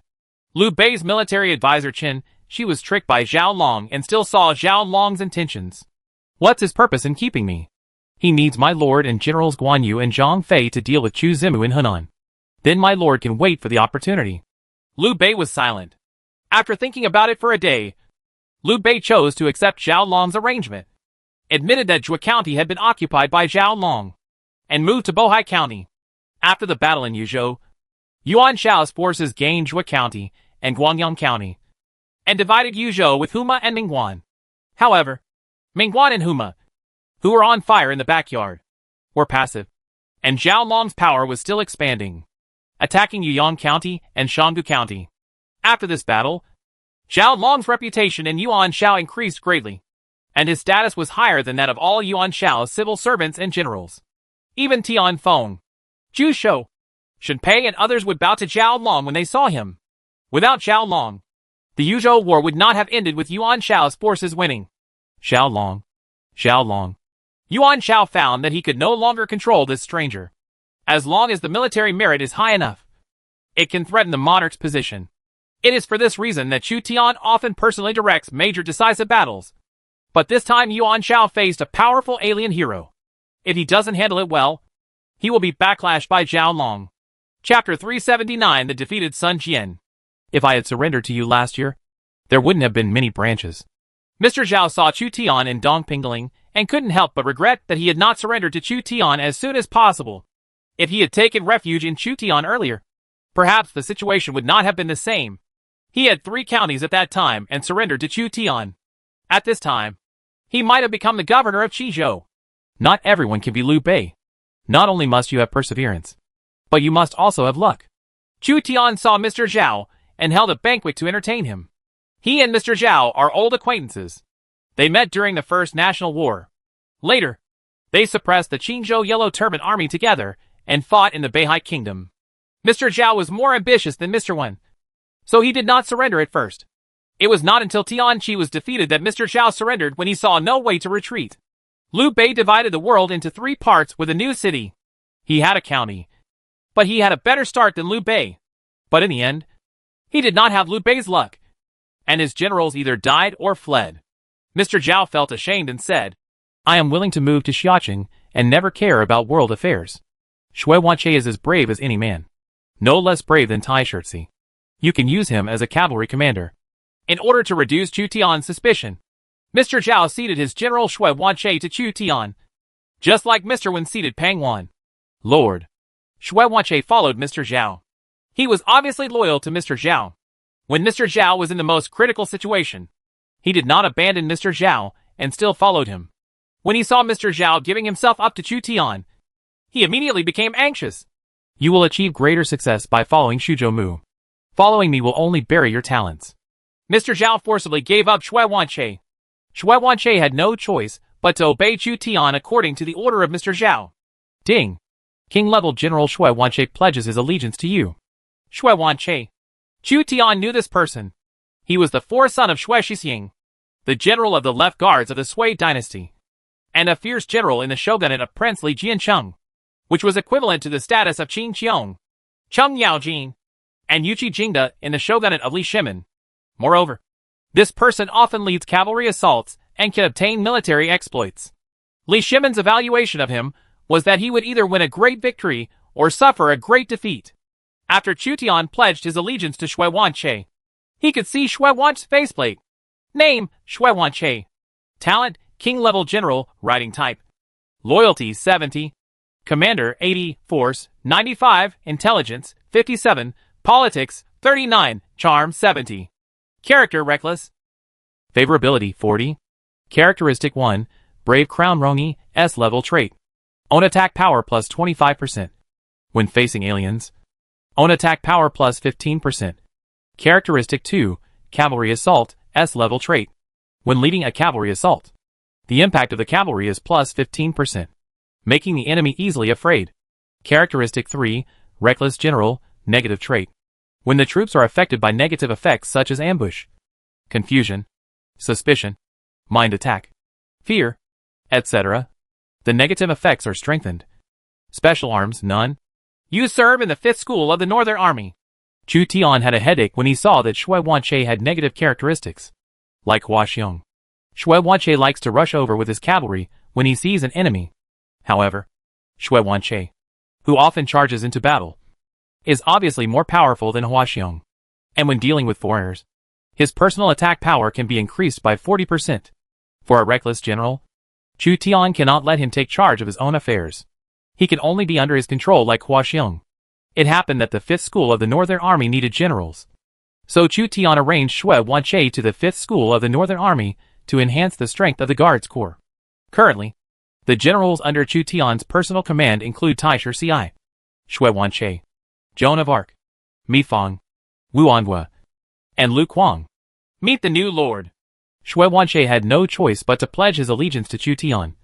And with Mr. Zhao beside him, he couldn't help but feel awkward. Tai Shirzi, who was once a general of Mr. Zhao, was also present. He apologized to Mr. Zhao. Mr. Zhao did not blame him, but was a little bit sad. Mi Fang, Wu Anhua, and Lu Kuang discussed privately. I heard that we have another general from the 5th School of the Northern Army, and he seems to be called Shui Wanqi. Wu Anhua said to Mi Fang. That Shui Wanqi only has a false reputation. The eldest brother is still the #1 general in the 5 schools of the Northern Army.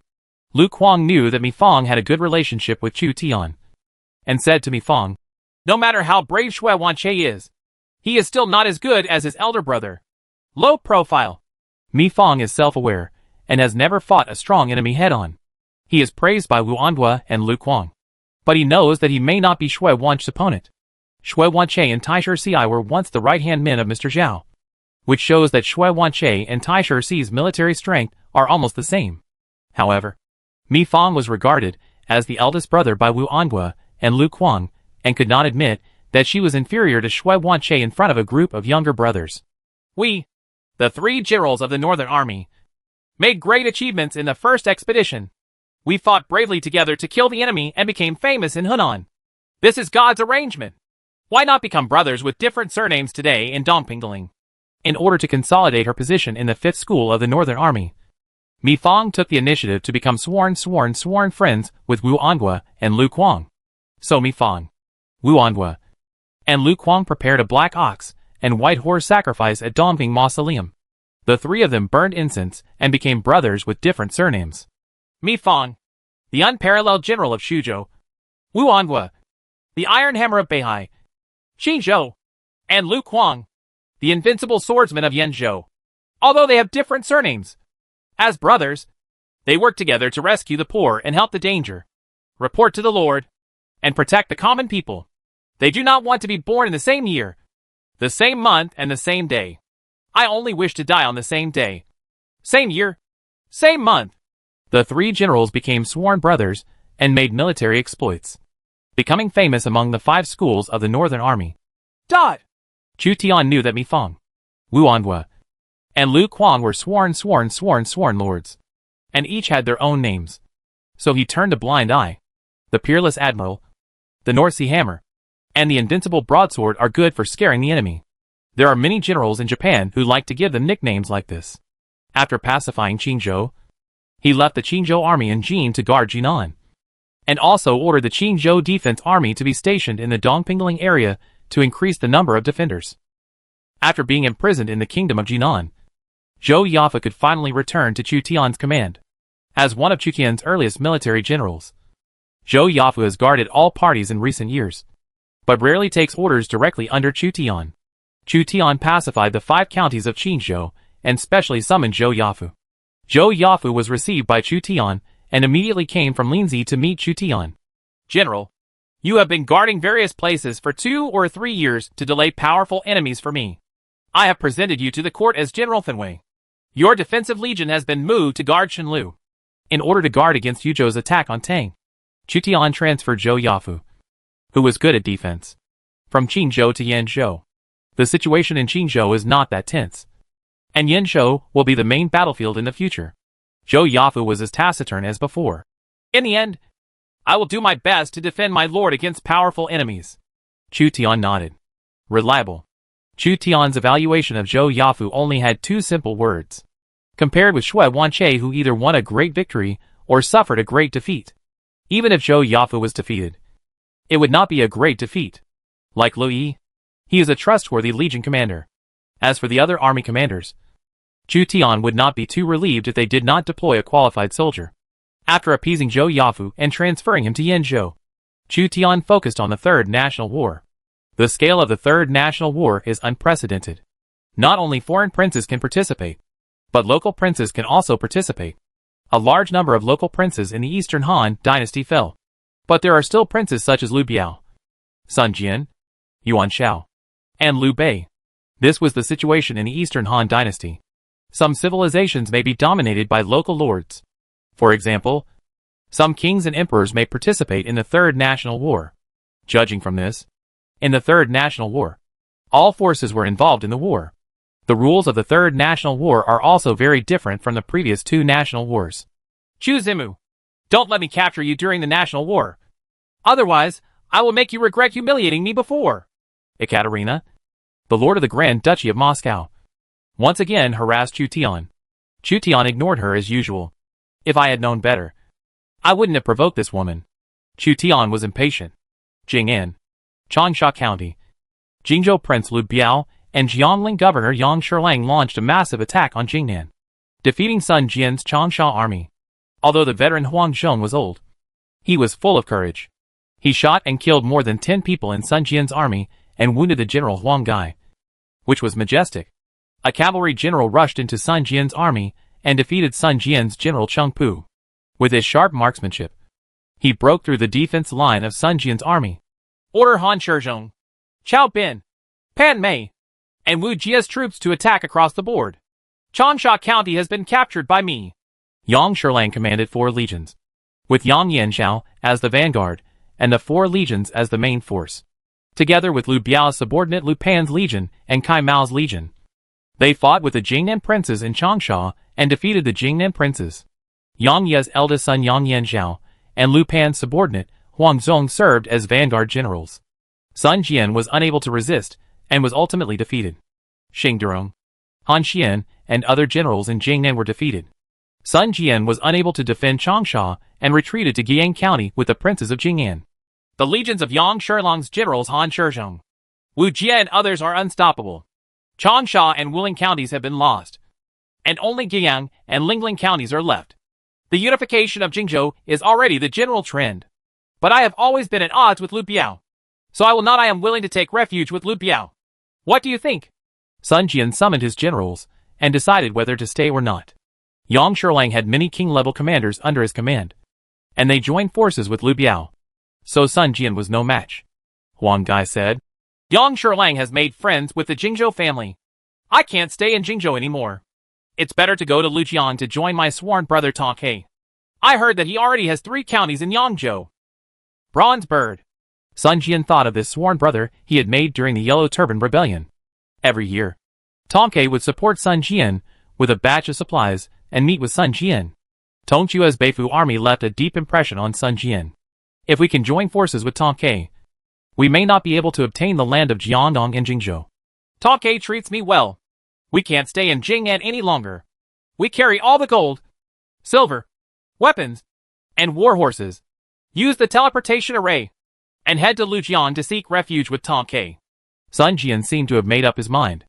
Instead of relying on Lu Biao, the mortal enemy of Jingzhou, it is better to rely on Ta Ke, the sworn brother of Yangzhou. After all, Ta Ke is also his sworn brother, and he might even be able to form a family with his children in the future. Please let me go out into battle and kill Yang Zhulong and Lu Pan. A young military commander, who was only 15 years old, requested to fight. Sarah has the style of Jiangdong Tiger, but on the battlefield, not force can decide everything. We were defeated in the Battle of Jing'an.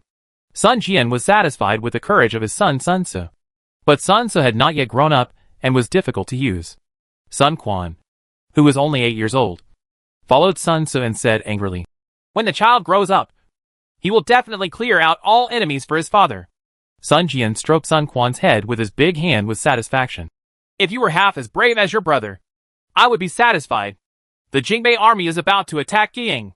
Please prepare as soon as possible. My lord, search all the gold and silver in Guiyang County and go to Lujiang to join my sworn brother. It seems that my sworn brother is attacking Kuaiji County, so I want to go to Wu County in person. Sun Jian made up his mind and went to Wu County. Yangzhou Mutake was overjoyed when he learned that his sworn brother Sun Jian had come to seek refuge with him. He befriended Sun Jian in advance just to wait for this day. If Sun Jian can grow into a great prince, he can depend on Sun Jian. Similarly, if Sun Jian failed in his bid for hegemony, Sun Jian would come to depend on him. No matter what, Take will not suffer any loss. Xie Xian, you and Lu Laoji continue to besiege Yuyao. I will return to Wu County for the time being. Take arranged for generals to besiege the county seat of Kuaiji County, and then immediately went to Wu County, where he met Sun Jian and his son. Sun Jian couldn't help but feel ashamed when he came to seek refuge with Take because of his defeat. Take ordered a banquet to be held in honor of Sun Jian and his son. In order to show his sincerity, Sun Jian brought his family to Wu County as hostages. Sun Ce had a heroic look on his face, while Sun Quan looked relatively weak. You don't have to be like this, my sworn brother. I also asked my sworn brother to guard Chaisang and help me with Huanwen to conquer Nanchang, Yuzhong County. I trust my sworn brother. In order to win over Sun Jian's civil servants and generals, Take assigned part of Yuzhong County to Sun Jian to garrison troops, allowing Sun Jian to capture Yuzhong and prepare for the future attack on Jingzhou. Sun Wutai will definitely remember this kindness when he gets help from his adopted brother, and he will obtain Yuzhong County for his adopted brother within half a year. Sun Jian cheered up a little and made a promise. Don't worry. You and I will go together to participate in this national war. Sun Bofu should also be able to go and practice. Take looked at Sun Ce. He put Zhou Yu in Lujiang, and Sun Jian brought Sun Ce. If Zhou Yu and Sun Ce grow up, they will become important generals of Take, no less than the Beifu army. Sun Jian was a little worried about whether Sun Ce could take on the important task. A dog cannot become a man. Newborn calves are not afraid of tigers. Take thought in his heart. If even Sun Ce is a dog, what about Lu Chan, Chao Fang and others? Sun Ce took Jiangdong with a small amount of his old troops left by Sun Jian. Sun Jian actually fled to Lujiang and Wu Commandery. Yang Shirlang conquered Guiyang County and captured a group of Jingnan officials alive.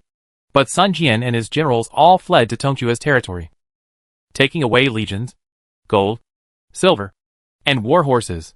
Although Jingnan was captured, Yang Shirlang was very unhappy in his heart. Without Sun Jian's civil servants and generals, the results of this battle will be greatly compromised. Brother-in-law, we have occupied Changsha, Guiyang, and Wuling. Only Lingling is left in Jingnan. Jingzhou will soon be unified. Why are you so depressed? Kai Mao asked Yang Shirlang in a low voice at the celebration banquet. Yang Shirlang replied, Jingnan must be controlled by us, and Liu Biao cannot be allowed to interfere. Yang Shirlang was also a ruthless man. In order to get the support of the Jingzhou family, he took a step ahead of Liu Biao and married Kai from the Jingzhou family. Chapter 380, the Third National War. The only ally of the Eastern Han Dynasty, Chu Tian returned to Xia City and finally had time to prepare for the Third National War. The rules of the Third National War are very different from the first two national wars. First, all large lords of civilization, with a population of no less than 1 million, including player lords and NPC lords, must sign up to participate in the war. Otherwise, the popularity of their influence will drop by 100%. And each lord can only bring up to 30,000 people. For lords who participated in the war, their territories were protected by the system. Second, this national war is based on civilization. The lords of the same civilization are born in similar places and are in an alliance. They are not allowed to attack each other. Otherwise, the power and popularity will be reduced by 100%. Each lord has an initial city and earns points by destroying other civilized armies and capturing the city. Third, the national war battlefield is an independent continent. In addition to the initial city, there are 5 main cities. The main cities are defended by NPC troops.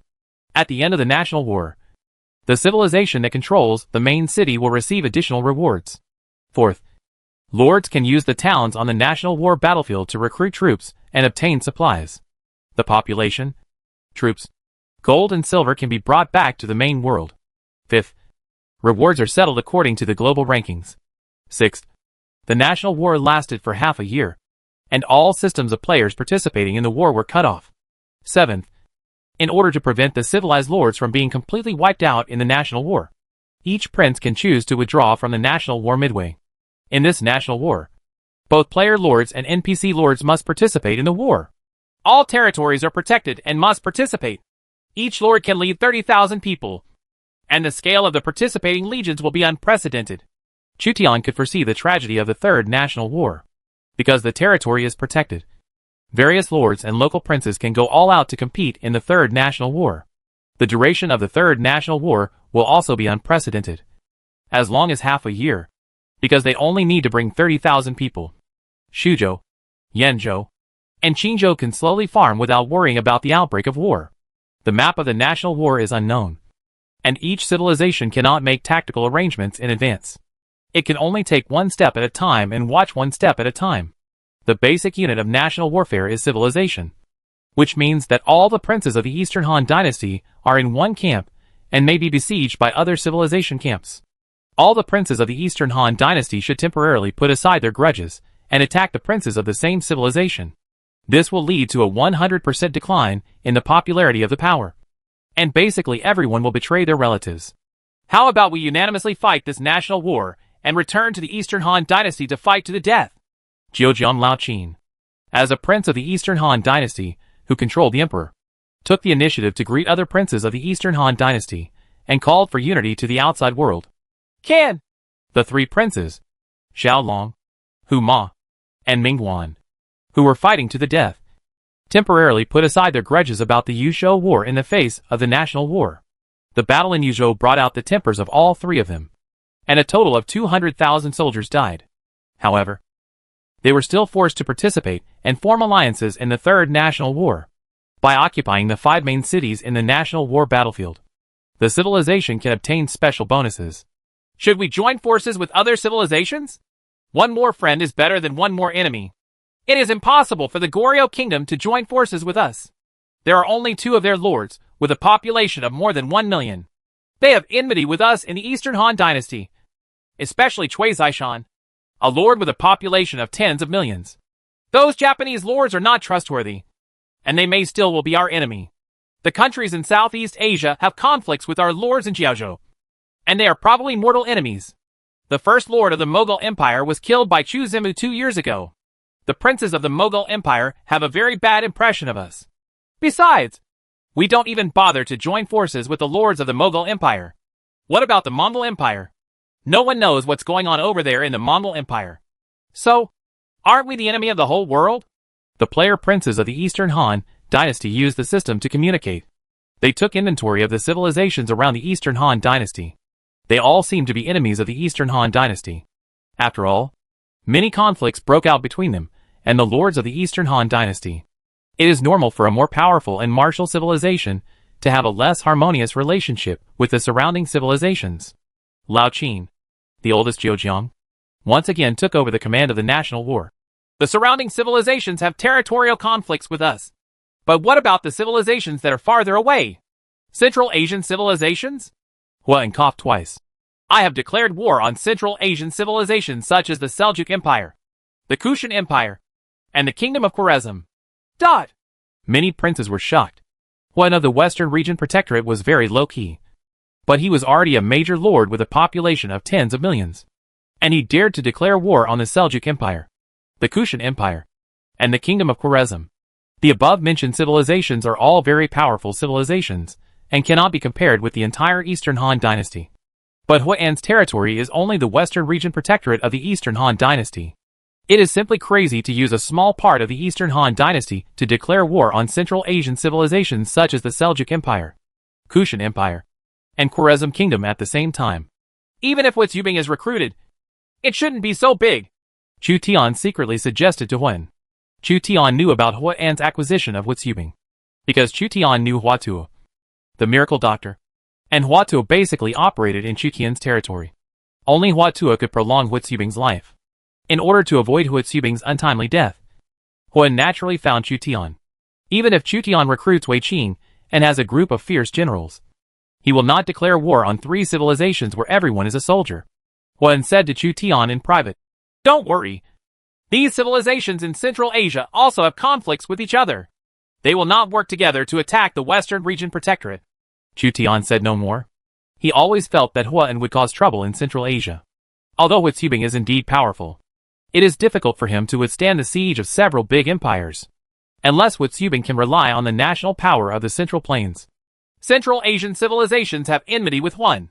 Does anyone know the local lords of the Ottoman Empire, Arab Empire, and Persian Empire in Western Asia? No. Africa and America? They may not be reliable. We have too little interaction. Europe? There are many civilizations in Europe, and some of them are relatively strong. In the last national war, Chuzi tried to capture Joan of Arc alive, and we in the Eastern Han Dynasty formed a rift with France. This national war is probably not about fighting to the death with France. Not only that, but powerful civilizations such as Germany, England, and Rome, etc., were not involved in the last national war. They all have grievances. Many princes summed it up and came to the conclusion, because the princes in the Eastern Han Dynasty were too strong. They were really enemies of the whole world, and did not have many friends. The main reason was that the princes of the Eastern Han Dynasty were too capable of causing trouble. Huan, a guardian of the Western regions, provoked the Seljuk Empire, Kushan Empire, and Khwarezm Kingdom in Central Asia. Chu Tian snatched away France's legendary hero Joan of Arc and took on a deadly feud with France. That Lord of France never surrender. How is his development? After Chu Tian took away Joan of Arc, he no longer cared about France's situation, because whether France could survive the powerful enemies around it was a question. Rome viewed France as Gaul and attempted to conquer Gaul. Germany and France have a lot of grievances, and England and France also have a lot of grievances. Huan, who is expanding to the west, is obviously more concerned about Western civilization than other lords. After losing Joan of Arc, he became a sinner in France and lost the support of the player community. Now the man who is about to unify France is a lord named Louis. It is said that he obtained the characteristics of the French King Louis XIV, the Sun King. After the National War 2 years ago, the Destiny War broke out in France between the king and the player nobles. The player nobles were supported by free players and overthrew the king's rule. Another civil war broke out among the players' nobles, and the original First Lord Never Surrender has surrendered to Louis. More and more. Chu Tian was still worried day and night that Joan of Arc would escape back to her original lord. But that unlucky lord had already declined. The original lord of Joan of Arc had really bad luck. Not only was the hero robbed, but he was also defeated and surrendered in the French Civil War.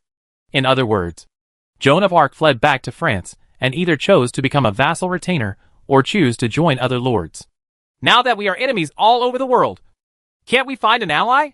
Many princes of the Eastern Han dynasty were depressed. They finally talked calmly and wanted to win 1 or 2 allies during the national war. However, the Eastern Han dynasty did offend many civilizations. Xiao Long mentioned one person. How about Ekaterina of the Grand Duchy of Moscow? Although she was defeated by her, I heard that she and Chu Zimu are concubines. Ahem. This is nonsense. Chu Tian had to clarify the matter. The relationship between him and Ekaterina was just between a victor and a prisoner. And there was absolutely no improper relationship between a man and a woman. It might be a good thing if the Grand Duchy of Muscovy can be brought into our camp. The Grand Duchy of Muscovy has a population of at least tens of millions. And there should be many lords participating in the war this time. A lord can have an initial city, and the Grand Duchy of Muscovy may have 7 or 8 a city. It is better to have one more friend and one less enemy than to have all enemies in the world. Other princes of the Eastern Han dynasty encouraged Chu Tian to bring down the Grand Duchy of Moscow. The population of the Eastern Han dynasty only accounted for 1/5 of the lords. So it seemed not a good idea to be enemies of 4/5 of the lords. She won't necessarily pay attention to me. Chu Tian had no choice but to send a message to Ekaterina, stating that the two civilizations would temporarily form an alliance during the national war. Every time Yekaterina shamelessly approached him, Chu Tian ignored her, and even captured and humiliated Yekaterina. She wanted to defeat Chu Tian, so she probably wouldn't consider forming an alliance. Sure enough, Yekaterina quickly replied, Alliance with the Eastern Han dynasty? Are you kidding me?